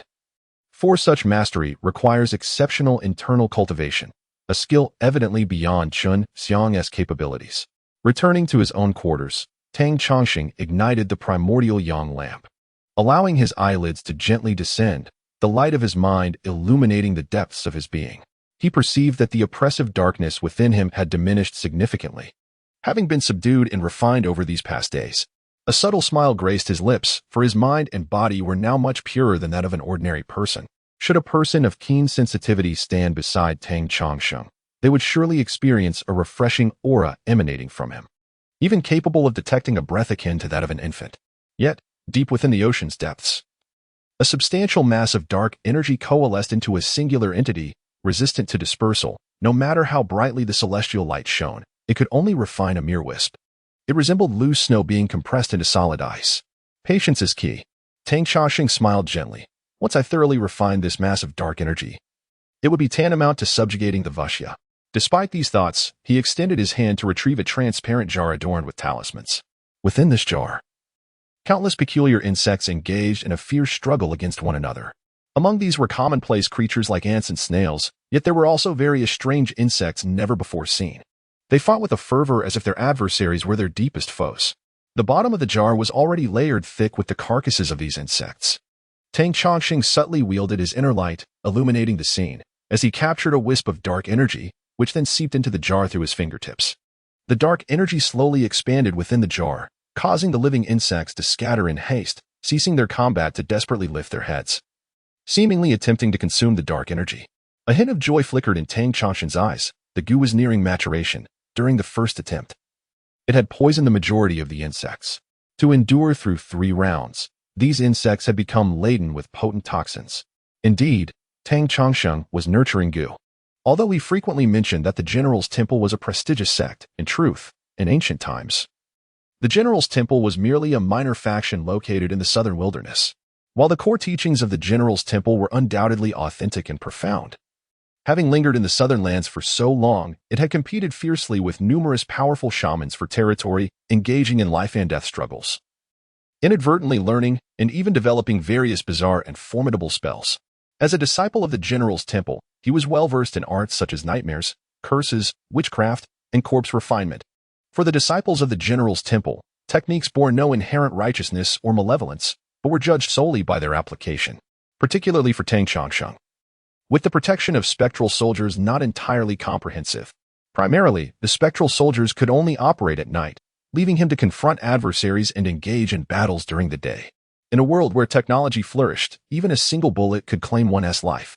Therefore, as a mage, it was prudent to avoid personal involvement whenever possible, and naturally, the more means of self-defense and survival one possessed, the better. This goo insect was yet another safeguard Tang Chongqing had prepared for self-defense. As the dark energy was consumed, the remaining dozen or so insects ceased their struggle. Instead, they began to feast upon the various insect carcasses strewn across the ground, subsequently lying still as if to rest. Only a mere dozen remained. In another round or two, the ultimate victor would emerge. By then, the goo would be created. Reflecting on this, Tang Chongqing felt a touch of nostalgia. He had sought out thousands of insects to engage in combat to cultivate the goo, a process that was anything but easy. Time passed slowly, and Tang Chongqing devoted each day to cultivating and refining the poisonous insects, occasionally practicing spells and preparing the necessary materials without hastening to uncover the secrets of the Grand Minister. The couple gradually acclimated to life at the General Temple, and at the very least, since their arrival, Tang Chongqing's days had become considerably more relaxed. Household chores such as cooking no longer required his direct involvement. After 7 days, one night, the Grand Minister finally knocked on Tang Chongqing's door. "Come in. I have matters to discuss, so I won't open the door for you." Tang Chongqing's voice echoed, prompting the Grand Minister to respectfully enter the room. Just as he was about to greet, "I have met the sect leader." His attention was immediately drawn to the large jar on Tang Chongqing's table. Is the sect leader refining his life-protecting insect? Since Tang Chongqing had not concealed his activities, he evidently had no fear of the Grand Minister's gaze. Hearing his inquiry, he chuckled. "It cannot be considered a life-protecting insect. It is merely an ordinary insect. The quality of this creature is rather lacking." At that moment, the final insect emerged, a large ant, entirely black and roughly the length of a fingertip. Its body exuded a chilling aura, resembling metal in its sheen, and it possessed a pair of short wings, as if it could fly. The Grand Minister's eyes narrowed slightly. This black creature was undoubtedly abnormal and highly venomous. A single bite could likely lead to immediate death, leaving the victim unable to take even 3 steps. At this juncture, as Tang Chongqing opened the jar, the ant affectionately landed on his fingertip, scuttling about in a remarkably affectionate manner. The Grand Minister smiled wryly. To refine an insect to such an extent is a rare achievement for individuals like us. It is sufficient to serve as a life-protecting insect. However, given the sect leader's profound abilities, I assume you regard such an insect with disdain. The life-protecting insect is an immensely important entity, capable of serving as a substitute for one's life. Should one fall victim to an irremediable curse, it can be directly transferred to the life-protecting insect. Of course, these are merely among its various benefits. Insects bred in such a manner typically possess average qualities. More gruesome and nefarious methods of breeding insects, such as using corpses, are merely child's play. I almost forgot to inquire about the insect technique you employed last time. I have never seen such a thing. What manner of insect was it? Tang Chongqing seemed to casually ask, since the Grand Minister had come to seek him out this evening. It was evident he was prepared for a full disclosure. Upon hearing Tang Chongqing's question, he replied candidly, "I am uncertain. That necklace was something I obtained by chance." Obtained by chance? Tang Chongqing expressed mild surprise. My disciple, lacking in virtue, had previously strayed from the path and joined a smuggling gang for artifacts. Tang Chongqing nodded gently, as he was already aware of this matter, since he was not a police officer. The matters prior to the return of the Dissipated sect were naturally beyond Tang Chongqing's concern. With a hint of curiosity, he inquired, "Are there other skilled individuals in your former organization besides yourself?" Dissipated replied with a wry smile, "What does it matter if I am considered skilled? Compared to the sect leader, I fall considerably short. Although our Black Snake gang is not particularly noteworthy, our previous influence is immense, spanning the globe. The antiques we procure today may very well appear in another corner of the world in just a few days." Tang Chongqing was slightly taken aback. If Dissipade's assertions were to be believed, their former power indeed surpassed ordinary expectations. They must possess far-reaching networks worldwide. Moreover, I suspect that the upper echelons of this group are not primarily interested in wealth or artifacts. It seems they are utilizing this channel to scour the world for various extraordinary items. In simpler terms, they seek magical artifacts. What? This was something Tang Chongqing had not anticipated. Indeed, they refer to them as extraordinary items, and they are not only sought after domestically but across the globe as well. Dissipated elaborated. Tang Chongqing fell into contemplation. If this were the case, then the strength of this so-called upper echelon must have exceeded his wildest imagination. It was not merely a matter of mortal power. Furthermore, even if it were solely a mortal enterprise, with such a vast and clandestine smuggling operation, one could only surmise that their underground muscle would be formidable. It must be said that Tang Chongqing harbored considerable apprehension towards modern weaponry. Should he encounter an unfavorable terrain with 2 or 3 gunmen unleashing a barrage of gunfire, even he, the Tang master, would meet his end. The manifestation of Taoist powers is indeed significant, especially for a practitioner of Tang Chongqing's humble caliber.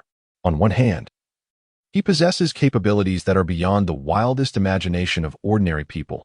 Yet, on the other, he faces the grave threat posed by contemporary arms, leaving him with little recourse. Once, at the General Temple, there was an exceptionally talented ancestor who nearly reached the divine realm, but was struck down by a volley of bullets. Although he vanquished his assailants, he sustained severe injuries and ultimately succumbed, never to ascend to higher levels of cultivation again. Presently, Tang Chongqing remained far from that divine state. However, the potency of modern weaponry far surpassed those archaic firearms of yore. Harboring a degree of trepidation towards the upper echelon of the Black Snake gang, he listened intently to Dissipade's account.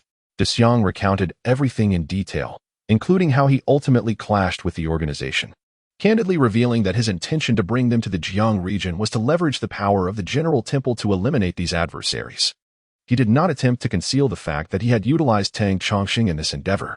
Dissipade was astute, well aware of the adage that a paper cannot contain fire.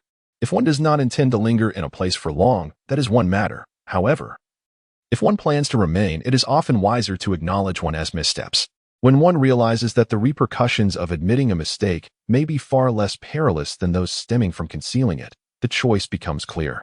Many individuals, in their folly, strive desperately to conceal minor errors, ultimately exacerbating their missteps and leading to their own downfall. In such moments, one must candidly acknowledge their transgressions, accepting the consequences with grace. Yet, Tang Chongqing found himself reluctantly acquiescing, for he was aware that at that time, Daxiang had yet to return to the sect. As the leader of the General's Temple, Tang Chongqing had received a comprehensive elite education from a young age, instilling in him a profound adherence to rules and propriety. Naturally, as a figure of authority and a beneficiary of the established order, his inclination was to uphold the status quo, which inherently favored those in power and afforded them the greatest benefits. To disrupt this equilibrium for trivial gains or other motives would indeed be an act of utter folly. Tang Chongqing held a deep admiration for the saying of the Xiajiang family, "Rules are rules. Rise, you are not at fault. Who could blame you for not having returned to the sect at that time?" he remarked with a subtle smile. Most importantly, he still had use for Daxiang. With a serious demeanor, Daxiang replied, "Yes." He stood. Yet he understood the underlying message from Tang Chongqing. While he could not be held accountable for his actions prior to returning to the sect, adherence to the rules was imperative now that he had rejoined. Any transgression henceforth would bear consequences. With this matter seemingly resolved, Daxiang felt a weight lift from his heart. Reassured that his return to the General's Temple was indeed a wise decision, and that his days there would not be overly burdensome, as Tang Chongqing, the leader, possessed a commendable sense of justice. The unpredictability of authority can be perilous, as it becomes difficult to discern permissible actions. However, with a leader who is just and upholds the rules, one can simply follow the established guidelines. What is the story behind Ling Xiaoyu's necklace? Tang Chongqing inquired once more. At the mention of the necklace, Da Xiang's expression shifted slightly. That does not appear to be an artifact from our land. It seems to be of Western origin. Tang Chongqing mused, stroking his chin. He was not well versed in the intricacies of foreign systems, yet he was curious about Da Xiang's source. Moreover, what prompted you to act against Ling Xiaoyu in the first place? He asked with interest. Upon hearing these two questions, Da Xiang's countenance faltered, his heart racing as he grasped the implications of Tang Chongqing's and Ling Xiaoyu's relationship. This was indeed unfortunate. It is not the mistakes in official matters that induce fear, but rather the potential to offend one's employer in personal affairs. With a mournful expression, Da Xiang confessed. At the time, I was engaged in an external contract, with the employer's target being Miss Ling. A contract? Does the leader not know of the magic web? Da Xiang inquired in astonishment. Magic web? Tang Chongqing quickly grasped the concept, aware that it was challenging to articulate without evidence. However, as Da Xiang connected an external device to his computer, a secret website materialized before them. Is this the magic web? Tang Chongqing stroked his chin, a glimmer of curiosity illuminating his eyes. The level of cultivation in this realm was not particularly high, yet the variety of peculiarities was indeed astonishing. Could this be a fragment of the fabled dark web? His gaze sparkled with intrigue. According to legend, deep within the network lay an even more elusive and imperceptible web, a realm untouched by any search engine. Clearly, this so-called magic web was merely a portion of that vast expanse. Its scale appeared rather modest. Yet it contained an abundance of information pertaining to cultivators. Amidst a task release board, Tang Chongqing effortlessly spotted a mission directed at Ling Xiaoyu. Naturally, the intricate details of the task could only be unveiled upon acceptance. By accessing Da Xiang's account, one could scrutinize the specifics with clarity. Unfortunately, the confidentiality of this magic web was exceedingly stringent. The task publisher remained elusive. Da Xiang wore a grim expression. The recent failure of his mission had cost him 20 points from the magic web. Those 10 points amounted to a staggering 2 million. Wealth aside, the crux lay in the fact that magic web points, despite their monetary value, were exceedingly difficult to acquire. Indeed, even if he were offered 20,000 points now, he would hesitate to undertake any dealings against Ling Xiaoyu. Ah, how intriguing. Tang Chongqing's eyes shimmered with excitement as he perused dozens of various tasks scattered across the globe. Among them was a newly posted task concerning the general's temple. He wondered about the task acceptance rate. Given the apparent low traffic on this magic web, it seemed few would be inclined to accept such missions. High, exceedingly high, Da Xiang replied solemnly. Releasing a task on this board consumes magic web points, which are quite precious. Moreover, the rewards for tasks are substantial, often measured in millions, and frequently tied to cultivation resources. Tang Chongqing stroked his chin, the light in his eyes flickering. So, it stands to reason that soon someone will undertake the mission and come to my Yin-Yang Mountain to scout the situation? Indeed. Look, the task has already been accepted. As the page refreshed, Tang Chongqing was astonished to see that the mission to investigate the general's temple had already been claimed. How fascinating, how fascinating. One could only wonder which formidable force had devised such an intriguing platform. With keen interest, he delved into various sections, discovering a trading area filled with diverse cultivation resources. Offers included a strand of silk goo starting at 30 points. Interested parties were welcome. A request for 10 vials of virgin blood collected on Yin years, Yin days, and Yin hours. A vengeful spirit, lingering for 5 or 6 years, could be refined into a Yin soldier for 50 points. A D-grade cursed stone for 30 points. Tang Chongqing could not help but inquire. What is this point system? The magic web points, Da Xiang explained, are valued at approximately 100,000 each. Tang Chongqing nodded. Having acquired a fundamental understanding of the prices of these commodities, it appears that regardless of the era, cultivation is inextricably linked to wealth, indeed, substantial wealth. And what, pray tell, is this cursed stone? It is essentially a reflective mineral. Da Xiang chuckled bitterly, astonished that some individuals in the West would utilize such a thing to curse others. Upon hearing this, Tang Chongqing slightly nodded, resting his chin on his hand, pondering his initial intention to cultivate the insect before returning to the celestial realm. However, with someone intending to intrude upon the mountain, he had no choice but to remain temporarily. This thought sparked an even greater intrigue regarding the demonic network. Despite the fact that the wares traded here were rather rudimentary, most of which would not capture Tang Chongqing's interest. The demonic network was crucial as it provided a space for communication. He inquired, "How does one apply for an account here?" "You must deposit 1 million into the account and leave an address. They will send the client software to you. However, for safety's sake, it's advisable not to provide any personal account or address information. We have professionals for that. Allow me to handle it," Da Xiang remarked with a grin. Tang Chongqing nodded. Given Da Xiang's confidence, it was likely he would manage it well. Though it was a trivial matter, Tang Chongqing issued a directive, knowing assistance would be readily available. 3 days later, a brand new client software was delivered into Tang Chongqing's hands. However, the anticipated visit from someone to investigate had yet to occur. In fact, when Tang Chongqing registered a new account to check, he was astonished to discover that the task had already been completed. Completed? He smacked his forehead in bewilderment, suddenly questioning his own intelligence. Oftentimes, gathering intelligence does not necessitate a personal visit. The General Temple had been an established force in the Jiang region for centuries. It should not be overly difficult to glean general information. It seems he had indeed fallen into a cognitive trap. Were it himself, being skilled and audacious, he would have chosen to ascend the mountain directly, seeking first-hand information. Yet, others need not adhere to such an approach. Realizing this, Tang Chongqing merely smiled and ceased his foolish waiting.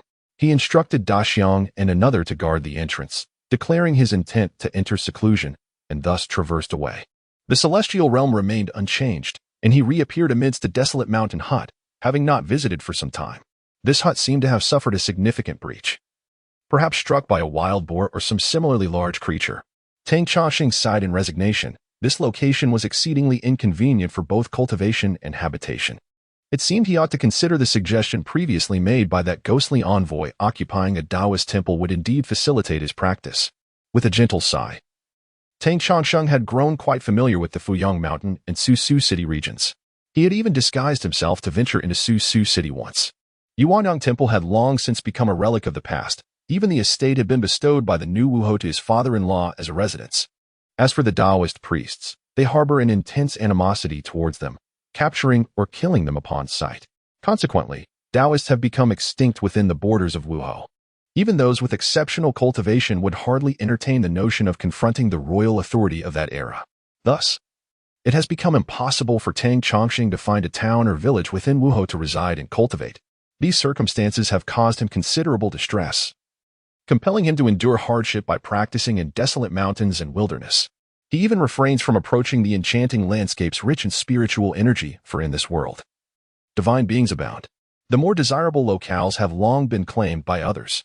At that moment, a plump, colorful cat appeared, moving with surprising lightness. It meowed at Tang Chongqing and even placed a plump chicken on the ground, all the while remaining alert as if it might flee at any moment due to Tang Chongqing's proximity. Goodness, this wild cat is almost transcending. Tang Chongqing chuckled in jest. He was somewhat familiar with this cat, having noticed it during his daily practice with the Yuanyang divine lamp some time ago. Initially unremarkable, the cat gradually drew closer, even shifting the protective barriers Tang Chongqing had set up. It was then that he realized the cat was pilfering his light. More accurately, it seemed to be borrowing light from his Yuanyang divine lamp, as the feline appeared to be equally captivated by its glow. This sight startled Tang Chongqing, leading him to suspect that the creature had become sentient. To his astonishment, since he discovered its thievery, it had taken to visiting daily with a chicken in its mouth, sometimes a wild one, but more often a domesticated one. Ah, so it truly was a chicken thief. No wonder it had grown so round and plump, its fur glistening with health. How did my house become so damaged? Tang Chongqing inquired, pointing at the hole in his thatched roof. He posed the question casually, not expecting an answer from the cat. However, to his surprise, the cat responded by nimbly moving towards a certain direction and meowing twice. Incredible, it actually understands human speech, Tang Chongqing thought, swallowing hard. This celestial realm truly lived up to its reputation, with even cats on the verge of becoming transcendent. With this thought in mind, he followed the cat. He observed that the feline, larger than the average cat, moved with extraordinary grace, navigating steep paths as if treading on level ground. Often, it would pause and glance back at him, as if waiting for him to catch up. This cat has truly become extraordinary, Tang Chongqing mused internally. Just as he contemplated this for what felt like the umpteenth time, the cat suddenly let out a loud cry and darted into the underbrush like lightning. Moments later, a furious roar erupted, and a wild boar charged out, its eyes bloodied and already blinded by the cat's attack. This cat was indeed more formidable than he had imagined. With thoughts swirling in his mind, Tang Chongsheng flicked his robe sleeve, and a soft sword unexpectedly flew from his grasp, transforming into a streak of cold light as it sliced toward the wild boar. Fortunately, this was not the northeast, and the boar was not encased in a thick layer of pine resin and soil armor. Thus, as the blade struck from the side, it immediately inflicted a wound upon the boar's abdomen. In pain, the boar shifted its focus and charged fiercely at Tang Chongsheng, shaking the very ground beneath them, its two tusks gleaming menacingly. In this realm, firearms and electronic devices were rendered useless. For his own protection, he had brought along a soft sword. Upon witnessing the boar's sudden charge, he instinctively dodged aside. In that instant, a flying ant darted into the boar's large nostril. Moments later, before it could escape, the boar collapsed with a thunderous crash, thrashing on the ground before falling still. A flying ant returned to Tang Chongsheng's hand, confirming that the boar had succumbed to the poison. Indeed, he felt a sense of satisfaction in testing the efficacy of the flying ant's venom. Meanwhile, a calico cat approached with an air of confusion, circling the fallen boar twice. This was the first time the cat had ventured so close to Tang Chongsheng, prompting his astonishment as he remarked, "I thought you were a wild cat, only to discover you were a domestic one." He noticed that the cat wore a red ribbon around its neck.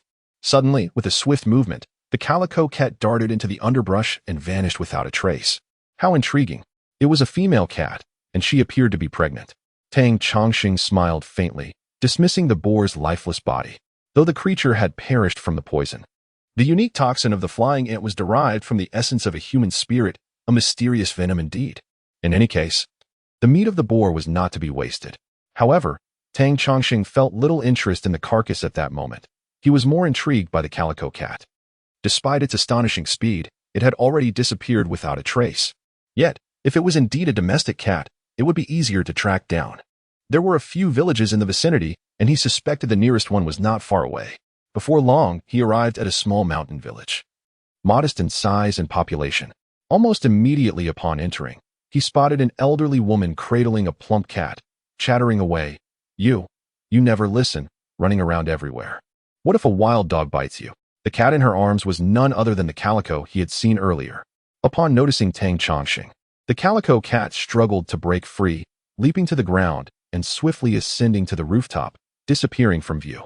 The old woman, upon seeing Tang Chongsheng, appeared taken aback, her murky eyes revealing a hint of surprise as she greeted him. "Esteemed mage, from where do you hail?" It was then that Tang Chongsheng noticed a faint aura of spiritual energy emanating from her.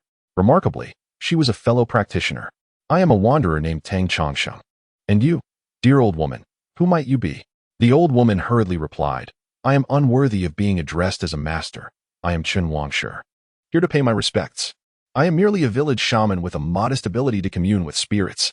Tang Chongsheng smiled at her, recognizing the prevalence of shamans and spirit mediums in such remote villages. Some possess an innate ability to perceive the supernatural, while others suddenly gain such skills following a severe illness. Many variations abound. However, to genuine practitioners, these shamans and mediums, lacking true cultivation, possess limited capabilities derived solely from their natural gifts. Tang Chongsheng chuckled, unconcerned that the villagers might learn of the martial governor's decree to capture Taoist priests. Given the passage of time, there was no need to worry. The crucial point was that news in such small mountain villages was often scarce. Sometimes, even significant events like regime changes remain unknown for decades. Moreover, the local authorities only sent a couple of officials during tax collection, seldom gracing such places with their presence. Noting the old woman's respect, Tang Chongsheng inquired, "Is that cat you have raised?" Chen Wangshi quickly replied, "Oh, has this Ahua offended the master?" Tang Chongsheng reassured her, No, I merely observed that this little creature seems to be with child. I was hoping to acquire one of her kittens." Chen Wangshi sighed in relief, but then chuckled ruefully. Logically, such a trivial matter should not be refused by a master. Yet, Ahua has inexplicably given birth to several stillborns. "Oh, is that so?" Tang Chongsheng prodded, sensing the depth of her affection for the cat. "You need not conceal anything from the master. It has always been this way," she lamented.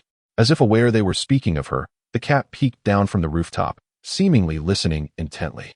Tang Chongsheng pondered for a moment before discerning the cause. "I understand the reason now. Truly? That is wonderful. Please assist my Ahua." If she can give birth to healthy kittens, you may have as many as you wish, Qinhuashe implored. The cat, hearing this, meowed and even leaped down from the roof, displaying her concern for the situation. Tang Chongqing nodded. This matter is quite simple. To him, it seemed the cat had nearly attained a level of sentience. Her vital essence was undoubtedly stronger than that of an ordinary feline. According to the laws of nature, individuals with robust life forces tend to have lower fertility rates, explaining why Ahua had given birth to several stillborns. He elucidated this principle clearly and then produced a vial of elixir, stating, administer one of these pills daily. He removed a single pill, its wax seal releasing a fragrant aroma. The cat meowed, instinctively grasping Tang Chongqing's pant leg and shaking it, evidently sensing the benefits of the elixir. In this regard, many animals possess a sensitivity far exceeding that of humans. For instance, when injured, they often seek out medicinal herbs, and if a pig lacks calcium, it may resort to gnawing on red bricks. However, it is worth noting that in times of scarcity, many children had a penchant for consuming wall plaster, reportedly due to a deficiency of calcium within their bodies. This extraordinary cat, seemingly possessing an uncanny sensitivity to the effects of the medicinal substance, displayed an intense yearning at that moment. Tang Chongqing chided playfully, "You little rascal, are you no longer afraid of me?" The cat, undeterred, clung to Tang Chongqing's trousers, adopting a woeful demeanor and emitting a pitiful wail.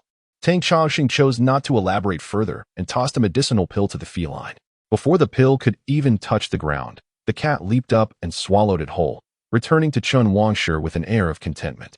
"Thank you, master."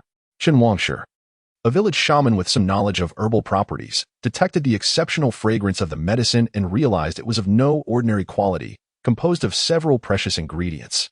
Tang Chongqing smiled and handed the pill over, stating, "This cat is quite wild.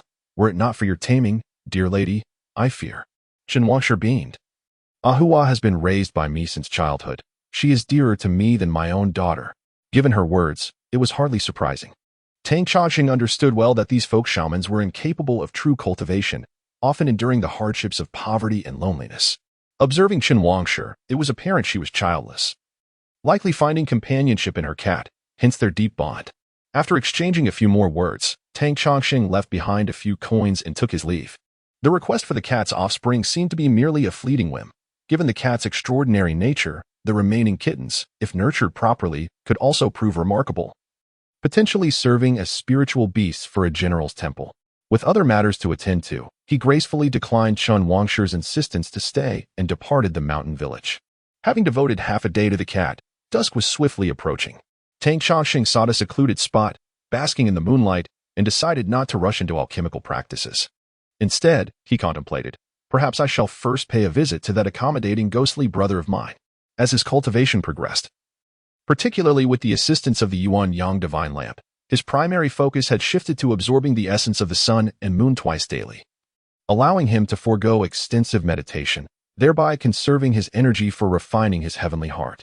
This had greatly aided Tang Chongqing. Otherwise, adhering to his sex traditions would have required him to sacrifice sleep in a relentless struggle against the sleep demon, employing various methods to hone his celestial core, gradually forging a spiritual foundation.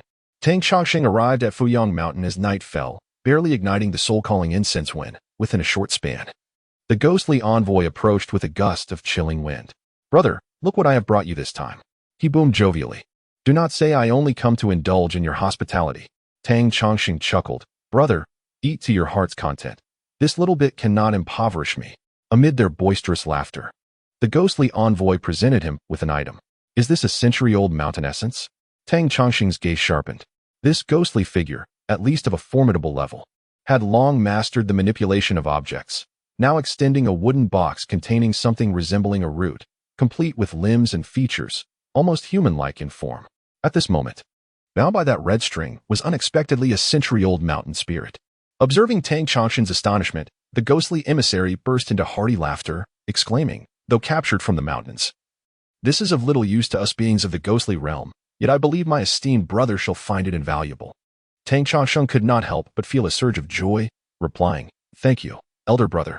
Their acquaintance had spanned a considerable period, fostering a bond that transcended mere camaraderie over wine and meat. Even so, Tang Chongqing did not anticipate that this ghostly emissary would bestow such a precious gift upon him.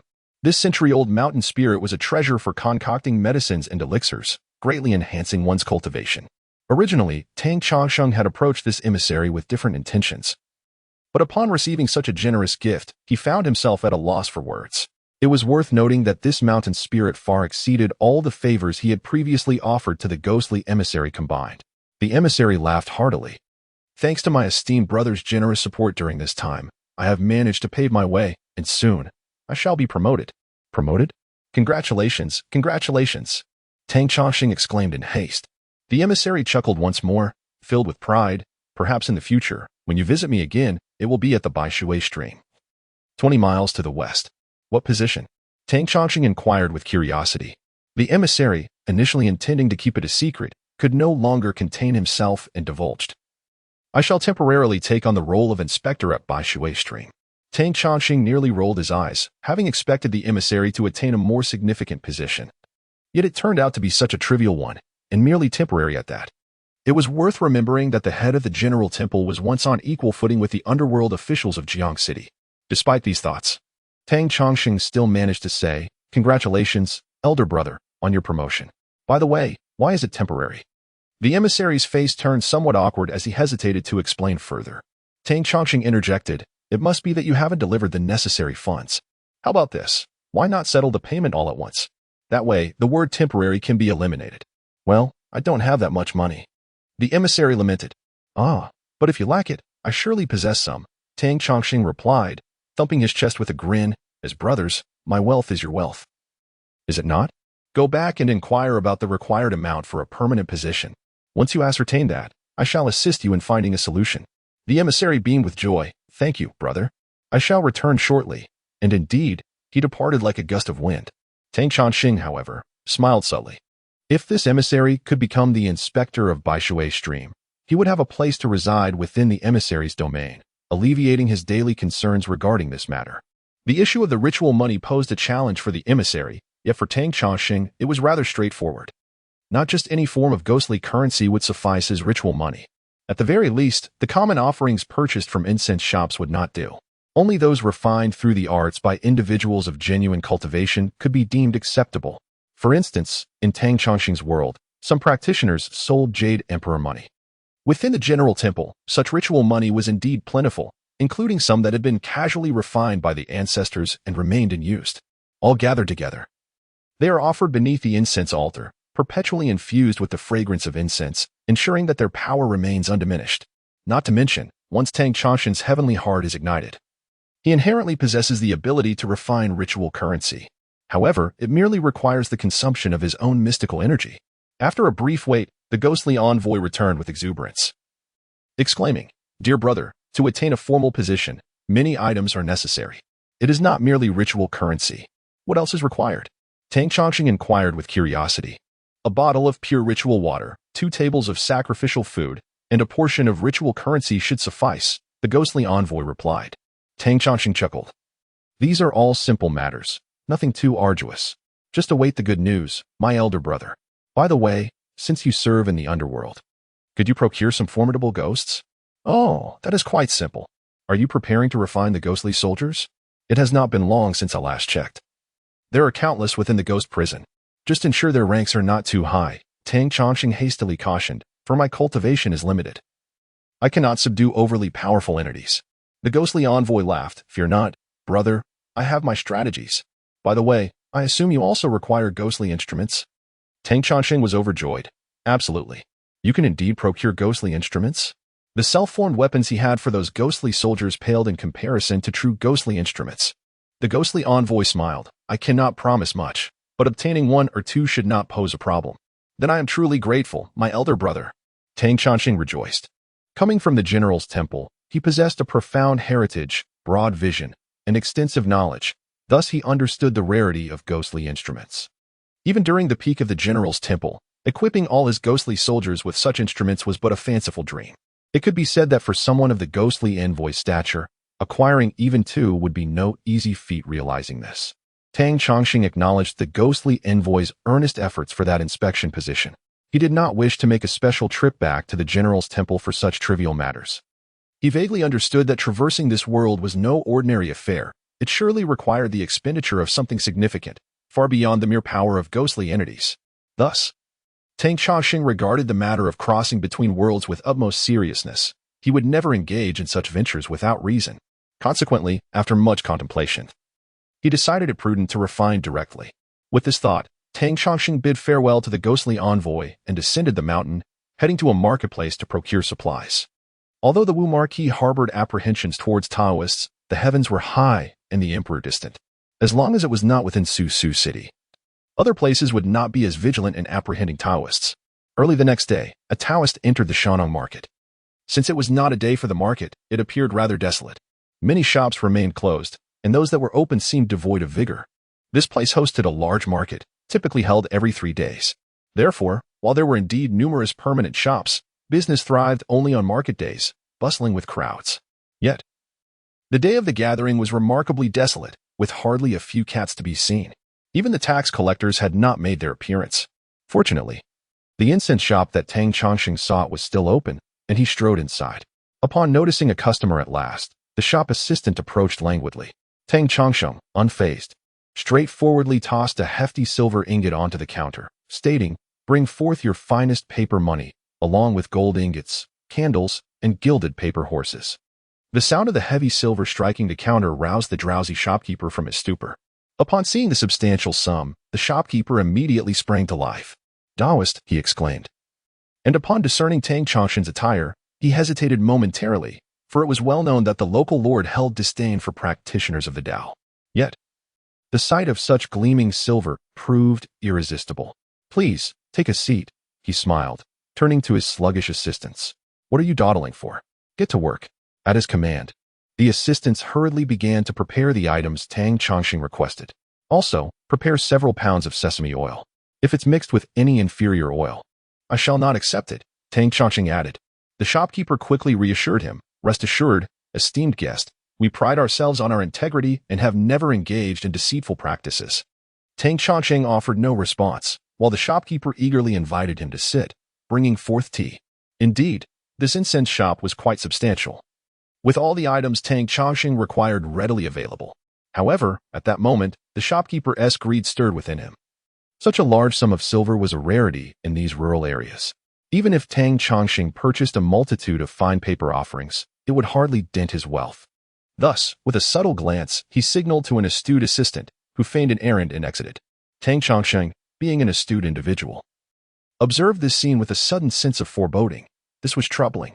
His intention in displaying such a generous amount of silver was to appear affluent and avoid complications. However, he sensed something amiss in the shopkeeper's demeanor. The assistant's hasty departure could very well indicate a report to the authorities or worse, a scheme to plunder his wealth. With these thoughts swirling in his mind, he maintained his composure, crossing his legs and casually sipping the tea offered by the shopkeeper. In truth, the quality of tea in such a rustic establishment was hardly commendable, yet his audacity allowed him to handle the situation with ease. After a leisurely wait, observing the assistant still dawdling, he chuckled lightly. "Shopkeeper, I believe it is time to reconsider your staff. With such sluggishness, how do you expect to conduct business?"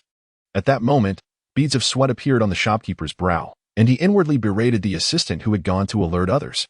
The market was not vast. How could it take so long to summon a few individuals? He feared that if this Taoist were to grow suspicious, it would spell trouble for him. Anxiety coursed through him, and his gaze became increasingly shifty. The fellows lingered, yet they found themselves waiting indefinitely for someone to return. Reluctantly, they prepared the items that Tang Chongqing had requested, while also dawdling to find the change. At this moment, Tang Chongqing took the items and remarked with a smile, "Shopkeeper, as the saying goes, those who aspire to accomplish great deeds must be resolute in their actions. It appears that you shall not achieve anything significant." With that, he laughed heartily 3 times and turned away with an air of nonchalance. The shopkeeper pondered this statement for quite some time, struggling to comprehend its true meaning. It was, in fact, Tang Chongqing mocking him for his cowardice, suggesting that since the deed was done, one should act decisively. If the messenger did not return, they would take matters into their own hands and capture Tang Chongqing themselves. Alas, the shopkeeper was merely an ordinary businessman, typically engaging in petty deceit, such as selling inferior goods and short-changing customers. This time, he had acted out of a sudden impulse, lacking the audacity to entertain such grand schemes. He had never considered such a possibility. Not long after Tang Chongqing departed, someone burst in with great urgency. "Shopkeeper Ho, you must come quickly. That lad in your shop, known as Xiaosheng, has gone into convulsions and is rolling on the ground." "What? Convulsions?" Shopkeeper Ho was instantly taken aback. Xiaosheng has never had such a condition. "Am I to deceive you? Come, see for yourself." The shopkeeper was pulled along, unable to resist, as several other workers followed, eager to witness the commotion. Upon turning a corner, they indeed found Xiaosheng, the very messenger, lying on the ground, frothing at the mouth and convulsing uncontrollably. "What is this?" The shopkeeper hurriedly bent down to inspect him, only to suddenly feel a sharp pain in his leg, as if a bug had bitten him. At that moment, he paid no heed, solely intent on observing the appearance of the young lad, who happened to be his nephew. However, before he could even crouch down, a sudden whirlwind of dizziness overtook him, rendering him powerless as he collapsed to the ground, foaming at the mouth and succumbing to convulsions. The onlookers gasped in shock, exclaiming, "Can epilepsy truly be contagious?" The two companions exchanged glances, their eyes filled with sheer terror. Everyone else appeared to be well. Yet only the shopkeeper Ho and the young man found themselves in such a state. Could it possibly relate to that Taoist priest? Then, a more horrifying thought surged forth. Might we also be in peril? In an instant, the remaining two companions, terrified and trembling, hastily knelt down and cried out, "Spare us." Divine being, it was all the idea of Manager Ho and the young man. We had no part in this. Soon, a legend began to circulate in the bustling market of Shanyang, spreading from all directions. This tale recounted the punishment that befell those consumed by greed. And as the marketplace thronged with people, it swiftly reached the surrounding villages and towns, continuing to be passed down for centuries. The story ultimately imparts a lesson to future generations. One must be honest and upright in life. "I shall provide you with a meal." No. What I mean to say is that one must avoid greed and the desire to harm others. Of course, these events transpired a long time ago. At this moment, Tang Chongqing smiled gently as a tiny black flying ant alighted upon his hand. "Well done," Tang Chongqing praised with a voice of admiration. Yet within the palm of his hand, a trace of dark energy materialized. The ecstatic flying ants eagerly devoured this dark essence. It was only then that Tang Chongqing resumed his journey into the distance. How audacious for a mere mortal to set his sights upon him. Was this not a quest for demise? Although these two shopkeepers are not guilty of a capital crime, they cannot escape the punishment of living with the consequences. The affliction of epilepsy will be sufficient to haunt them for a lifetime. Certainly, if Tang Chongqing desired their lives, it would merely be a fleeting thought. One can only express gratitude that the shopkeeper did not intend to bring matters to a complete end. Had he chosen to turn against him on the spot and sought to apprehend Tang Chongqing for the authorities, it is likely that not a single soul would remain alive in that incense shop. Upon returning to his humble abode, which lay several dozen miles away, it was fortunate that Tang Chongqing had cultivated his skills, allowing him to traverse the distance with remarkable swiftness. Otherwise, such a seemingly trivial journey would have consumed half a day. He lamented the purity of the sesame oil he had just purchased, pondering how much inferior oil might have been adulterated within it. It appears that throughout history, across cultures, unscrupulous merchants have remained an unavoidable reality. Fortunately, aside from the sesame oil, the other offerings, such as paper money, were of decent quality, prompting a nod of approval from Tang Chongqing. As he lit the Yin-Yang divine lamp, his mind conjured vivid images of gold ingots. While ordinary individuals often struggle with concentration, finding it challenging to visualize anything clearly, Tang Chongqing, a practitioner of his caliber, could effortlessly summon forth lifelike images, as if witnessing them firsthand. Following the radiant glow of the Yin-Yang divine lamp, it illuminated the numerous spirit money laid before it.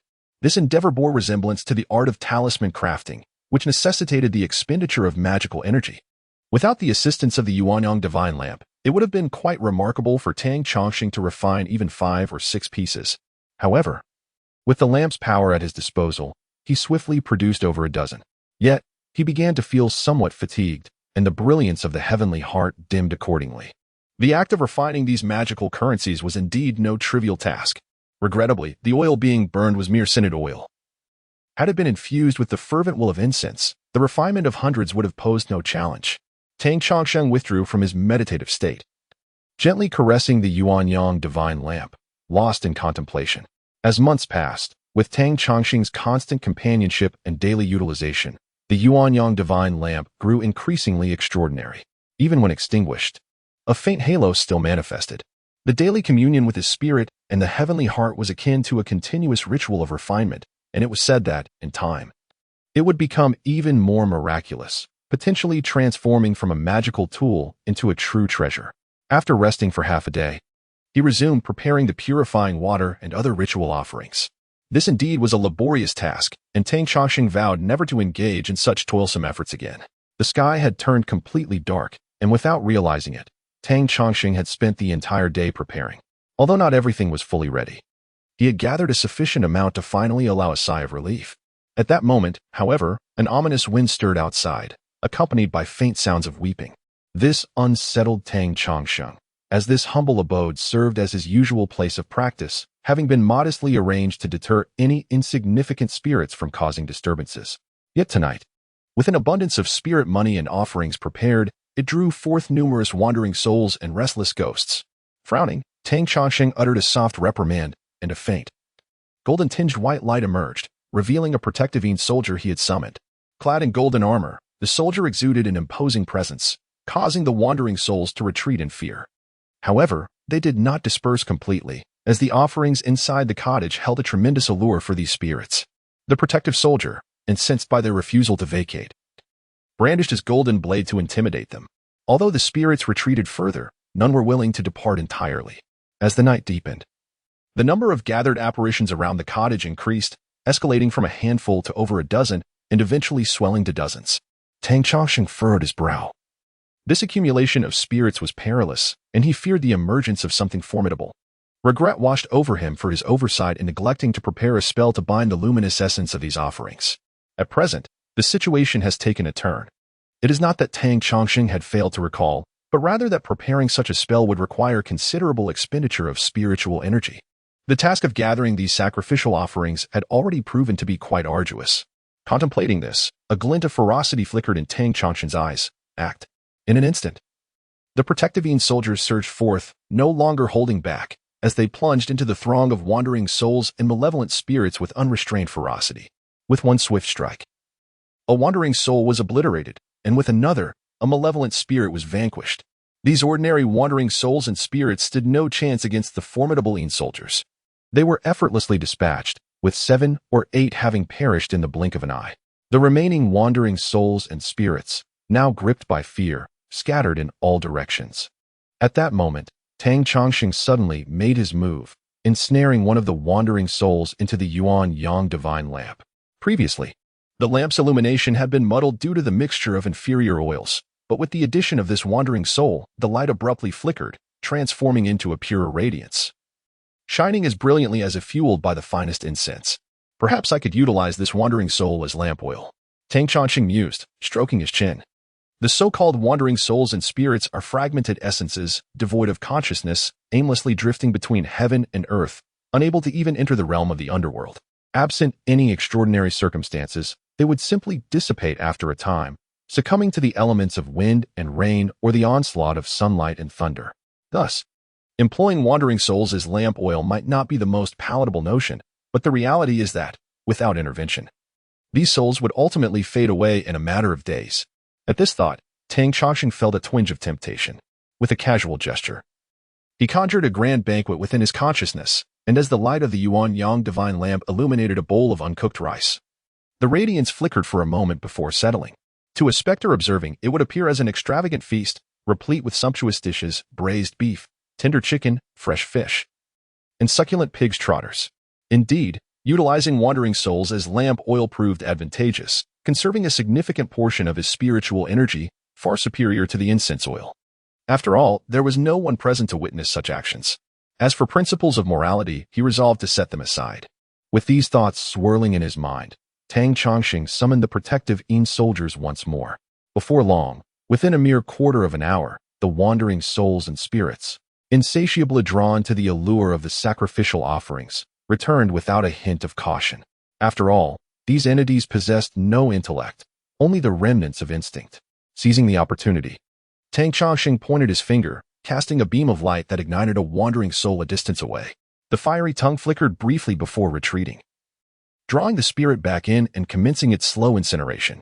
The Yin-Yang divine lamp emitted a gentle crackling sound, releasing a small burst of light, its brilliance intensifying. This evoked in Tang Chongqing a powerful sensation reminiscent of the day when he presided over the ancestral rites of the three families, a feeling of immense capability. As if he were omnipotent. Indeed, it proves to be quite effective. He murmured to himself, casually gesturing, and another table of ritual offerings was prepared and set. At this moment, his task was finally accomplished. The ritual money and offerings required by the ghostly emissaries had been meticulously arranged, undoubtedly saving Tang Chongqing a considerable amount of effort.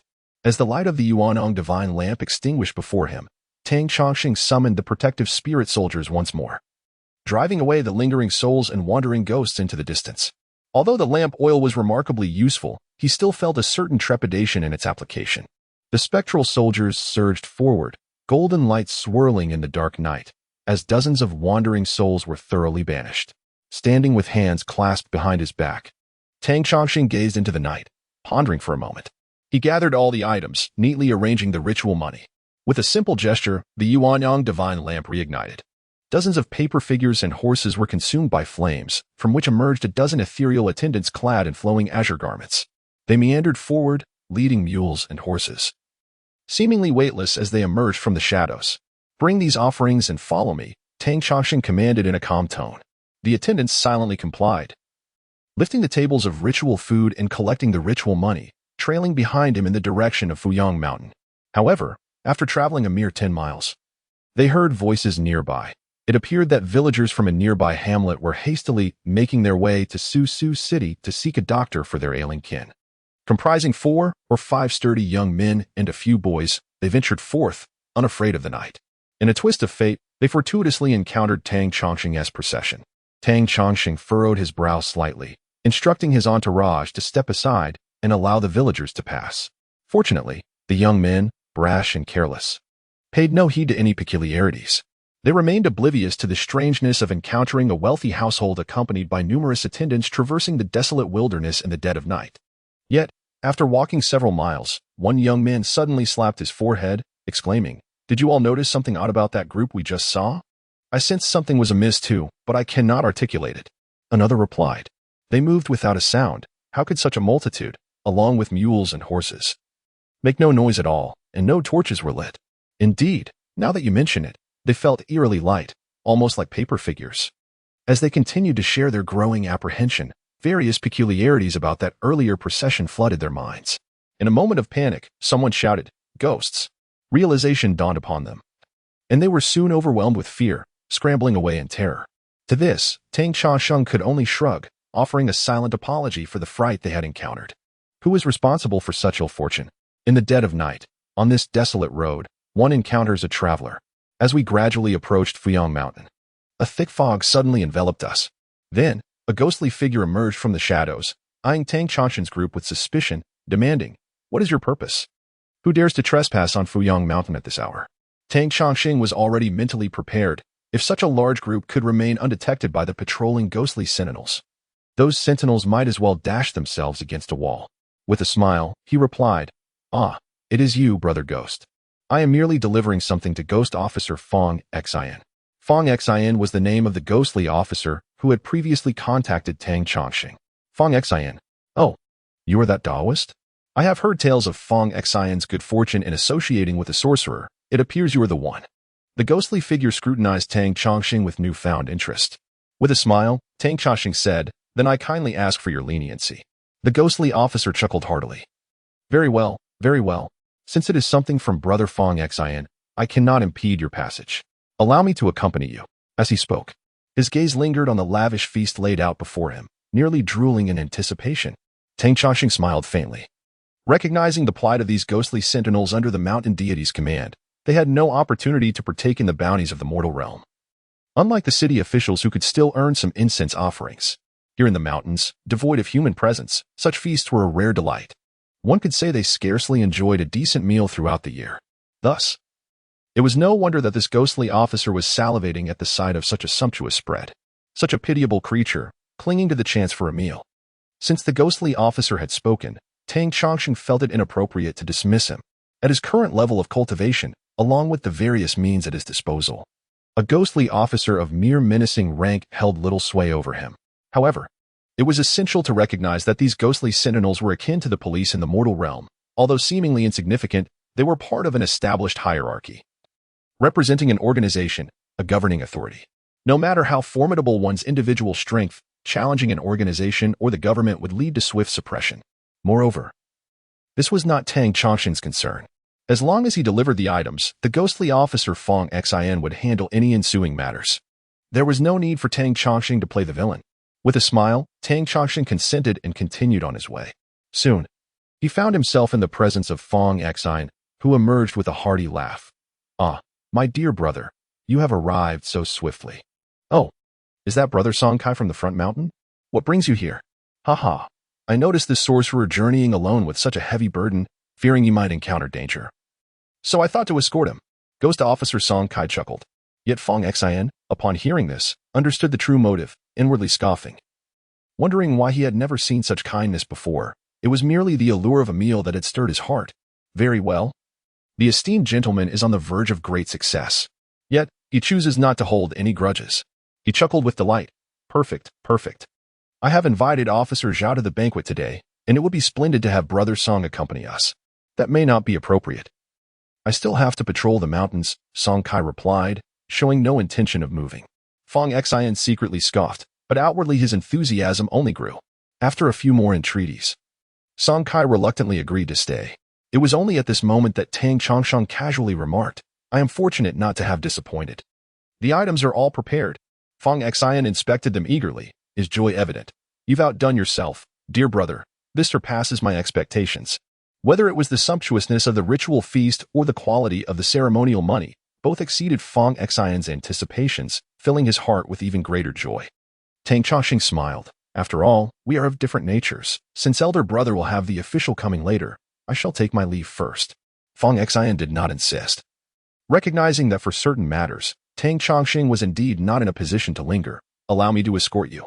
As he walked with Tang Chongqing for a while, he finally produced a bag. "Dear brother, the items you requested are here."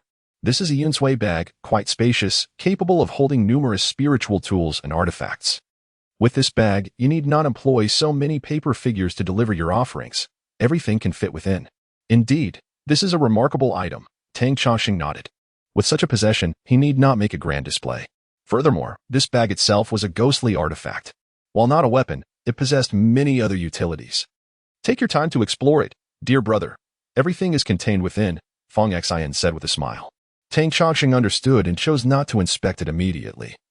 Descending the mountain with a tranquil demeanor, once he had exited the vicinity of Yin-Yang Mountain and ensured no one was following, he found a place to traverse back. The pearl shone brightly, illuminating the quiet chamber. Tang Chongqing gazed at it for a moment, realizing that it was indeed much brighter than before.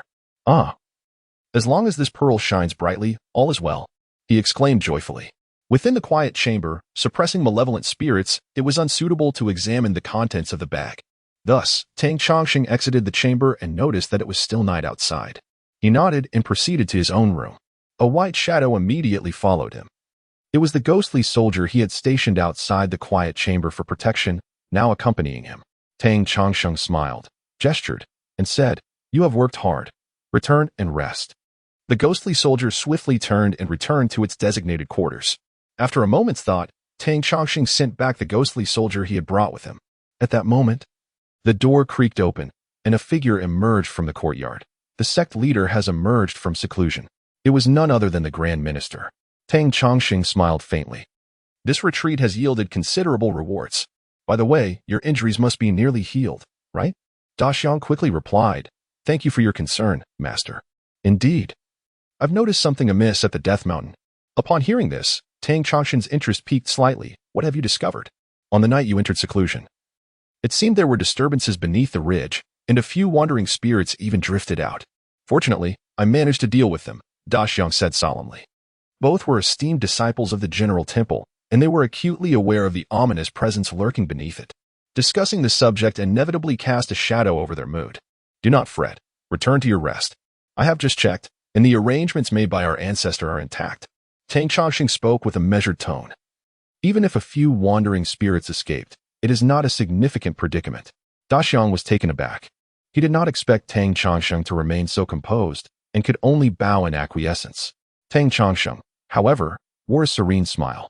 The resources at his disposal far exceeded Da Xiang's imagination, and therefore, his demeanor naturally surpassed Da Xiang's expectations. Most importantly, upon emerging from his secluded chamber, he observed that the luminous pearl not only remained alight but shone even brighter. This indicated that, at the very least, no major calamity was imminent. The entities suppressed beneath Death Mountain would not escape anytime soon. Returning to his chamber, he prepared himself before opening the cloud water pouch. Inside, he indeed found two ghostly artifacts, a short blade and a chain. Both could be considered weapons suitable for equipping his spectral soldiers. Next, he beheld two bound malevolent spirits, ensnared with red ropes akin to Zongzi. Despite their confinement, it was evident they bore immense resentment and a palpable malevolence. Indeed, commendable, Tang Chongqing remarked. Recognizing the high quality of these two spirits, this venture had proven worthwhile. The lingering malevolence they exuded unmistakably suggested they had been heinous individuals in life.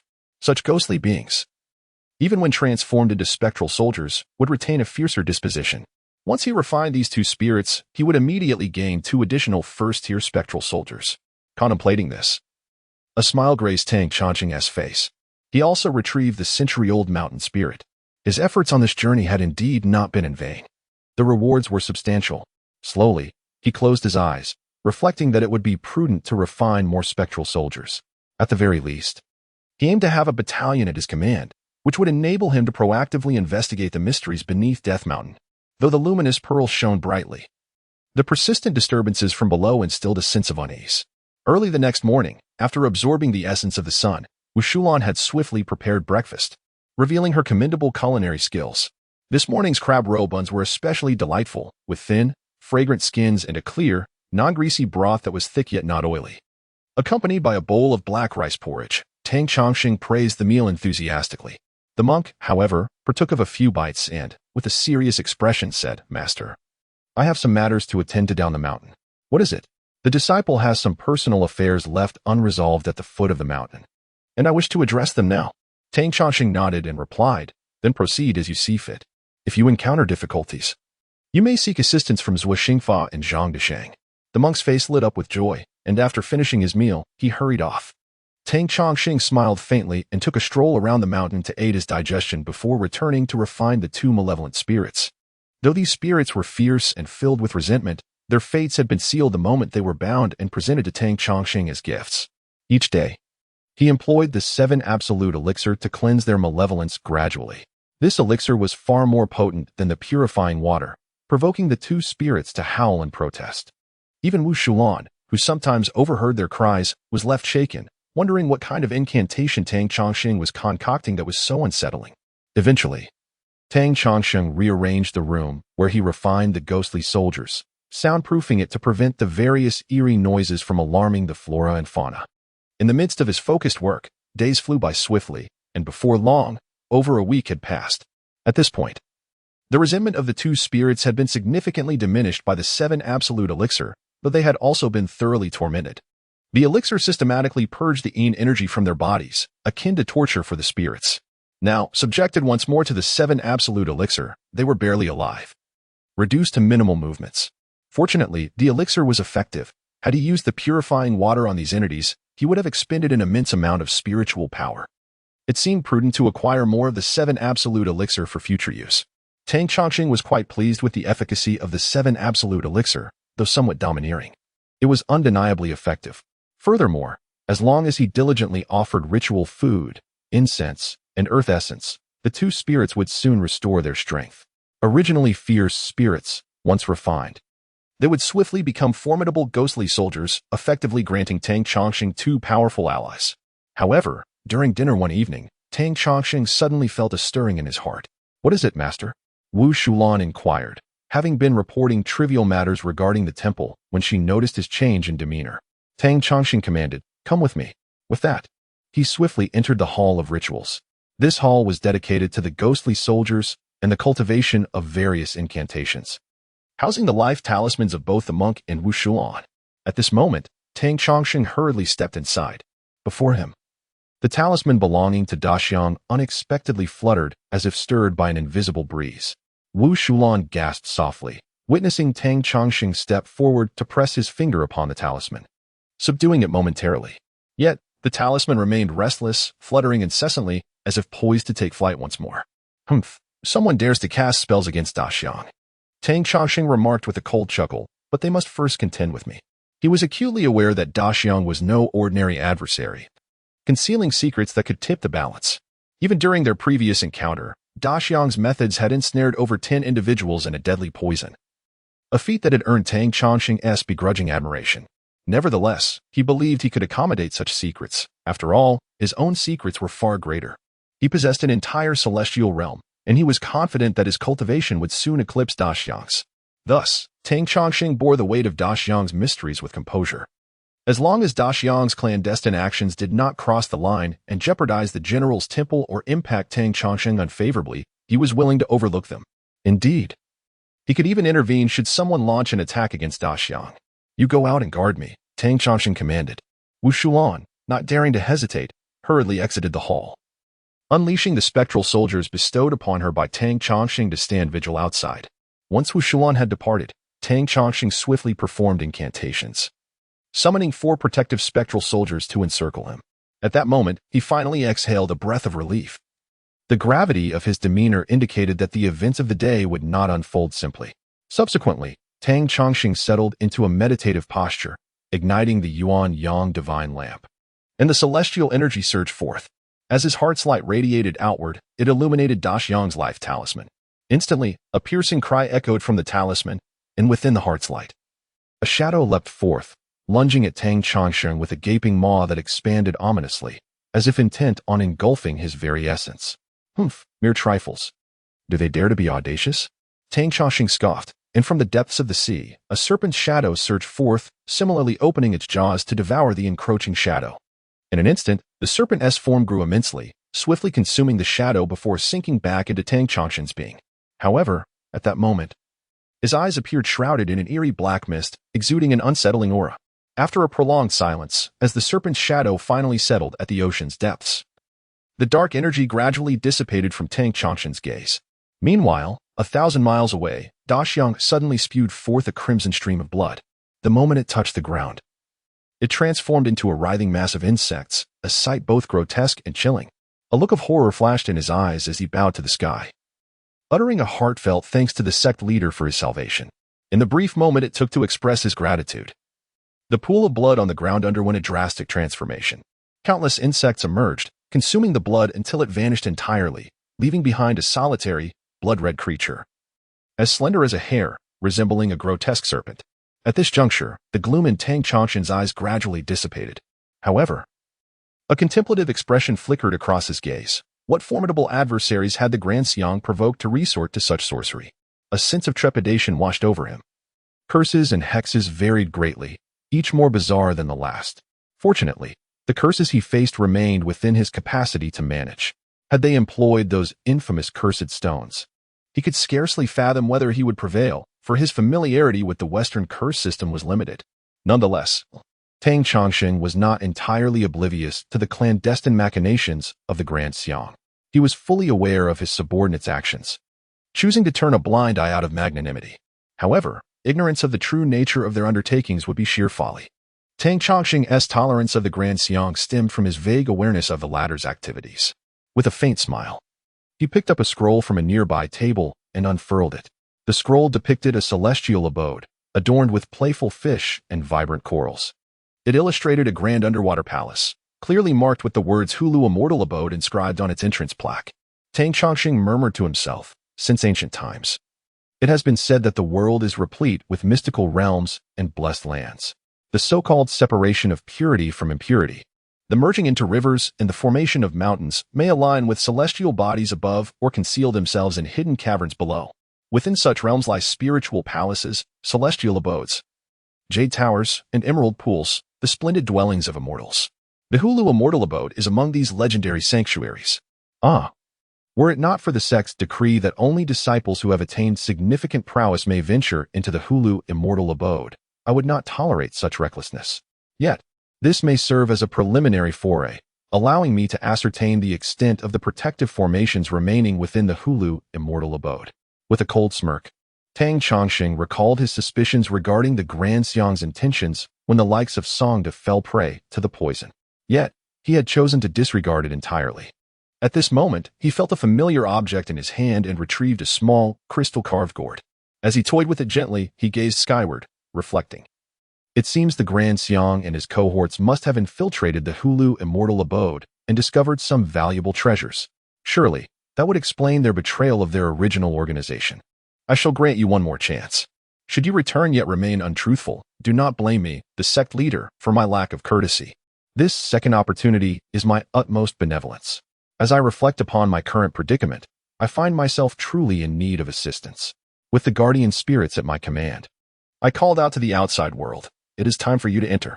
Wu Shulan walked in, her face a portrait of anxiety, and inquired, Master, how fares the situation? With a smile, Tang Chongsheng replied, with my intervention, what is there to fear? Upon hearing this, Wu Shulan's countenance brightened, though internally she sighed, pondering the mysterious endeavors of her late husband. The master has shown them considerable benevolence and endowed with such prowess. One can only hope that her husband does not entertain misguided ambitions. Tang Chongsheng, though somewhat oblivious to Wu Shulan's concerns, could sense her unease. However, his faith in De Xiang surpassed hers, for he regarded De Xiang as an astute individual. The ensuing days unfolded with tranquility, yet De Xiang remained absent. Tang Chongsheng, undeterred, devoted himself to diligent cultivation. At this juncture, Ling Zheng unexpectedly paid a visit. For Tang Chongsheng, this was no surprise. In truth, he had silently shaken his head at Ling Zheng's prolonged delay in seeking him out. Recognizing that Ling Zheng's abilities must be rather lacking if it took him this long to grasp the essence of contending for the position of governor. Clearly, his fortitude was far thinner than one would expect.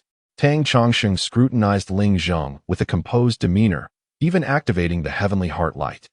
He discerned a faint red aura surrounding Ling Zheng's essence, enveloped by a layer of white light.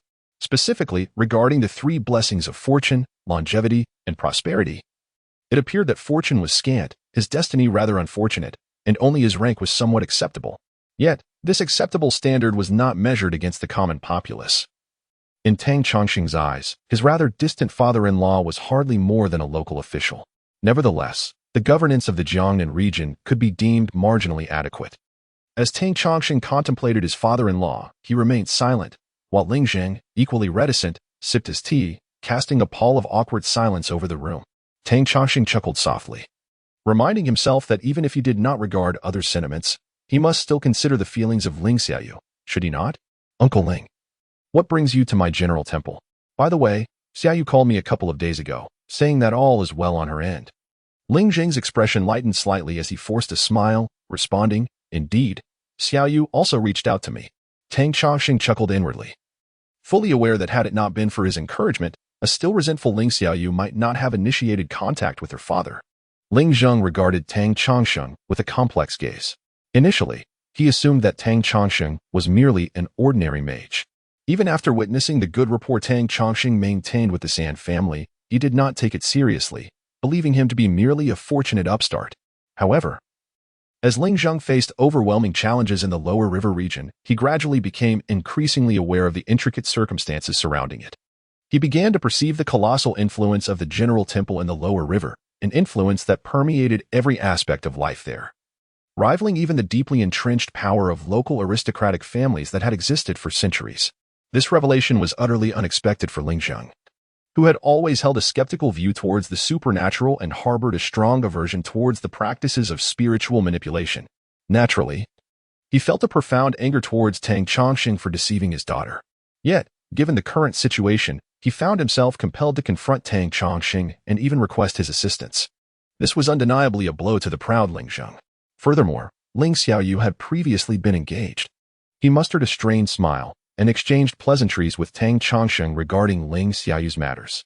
After a moment of hesitation, he finally inquired, What are your thoughts, Master Tang, on the future of the lower river? Tang Chongsheng chuckled inwardly, pleased to finally address the crux of the matter. He replied nonchalantly, The meat-eater deliberates on it. What concern is it of ours? This phrase, derived from the Zhuazhuan, is familiar to those with a modicum of classical education. It implies that those who are not in power should not meddle in governance. Such matters are for officials to consider. Ling Zheng's expression remained unchanged, though he seemed to have anticipated Tang Chongsheng's response. He continued, In today's world, where technology evolves at an astonishing pace and various emerging industries are constantly arising, If the lower river does not keep pace, it will soon fall behind the times. Oh, Tang Chongqing replied nonchalantly. The lower river has never been a particularly economically prosperous place.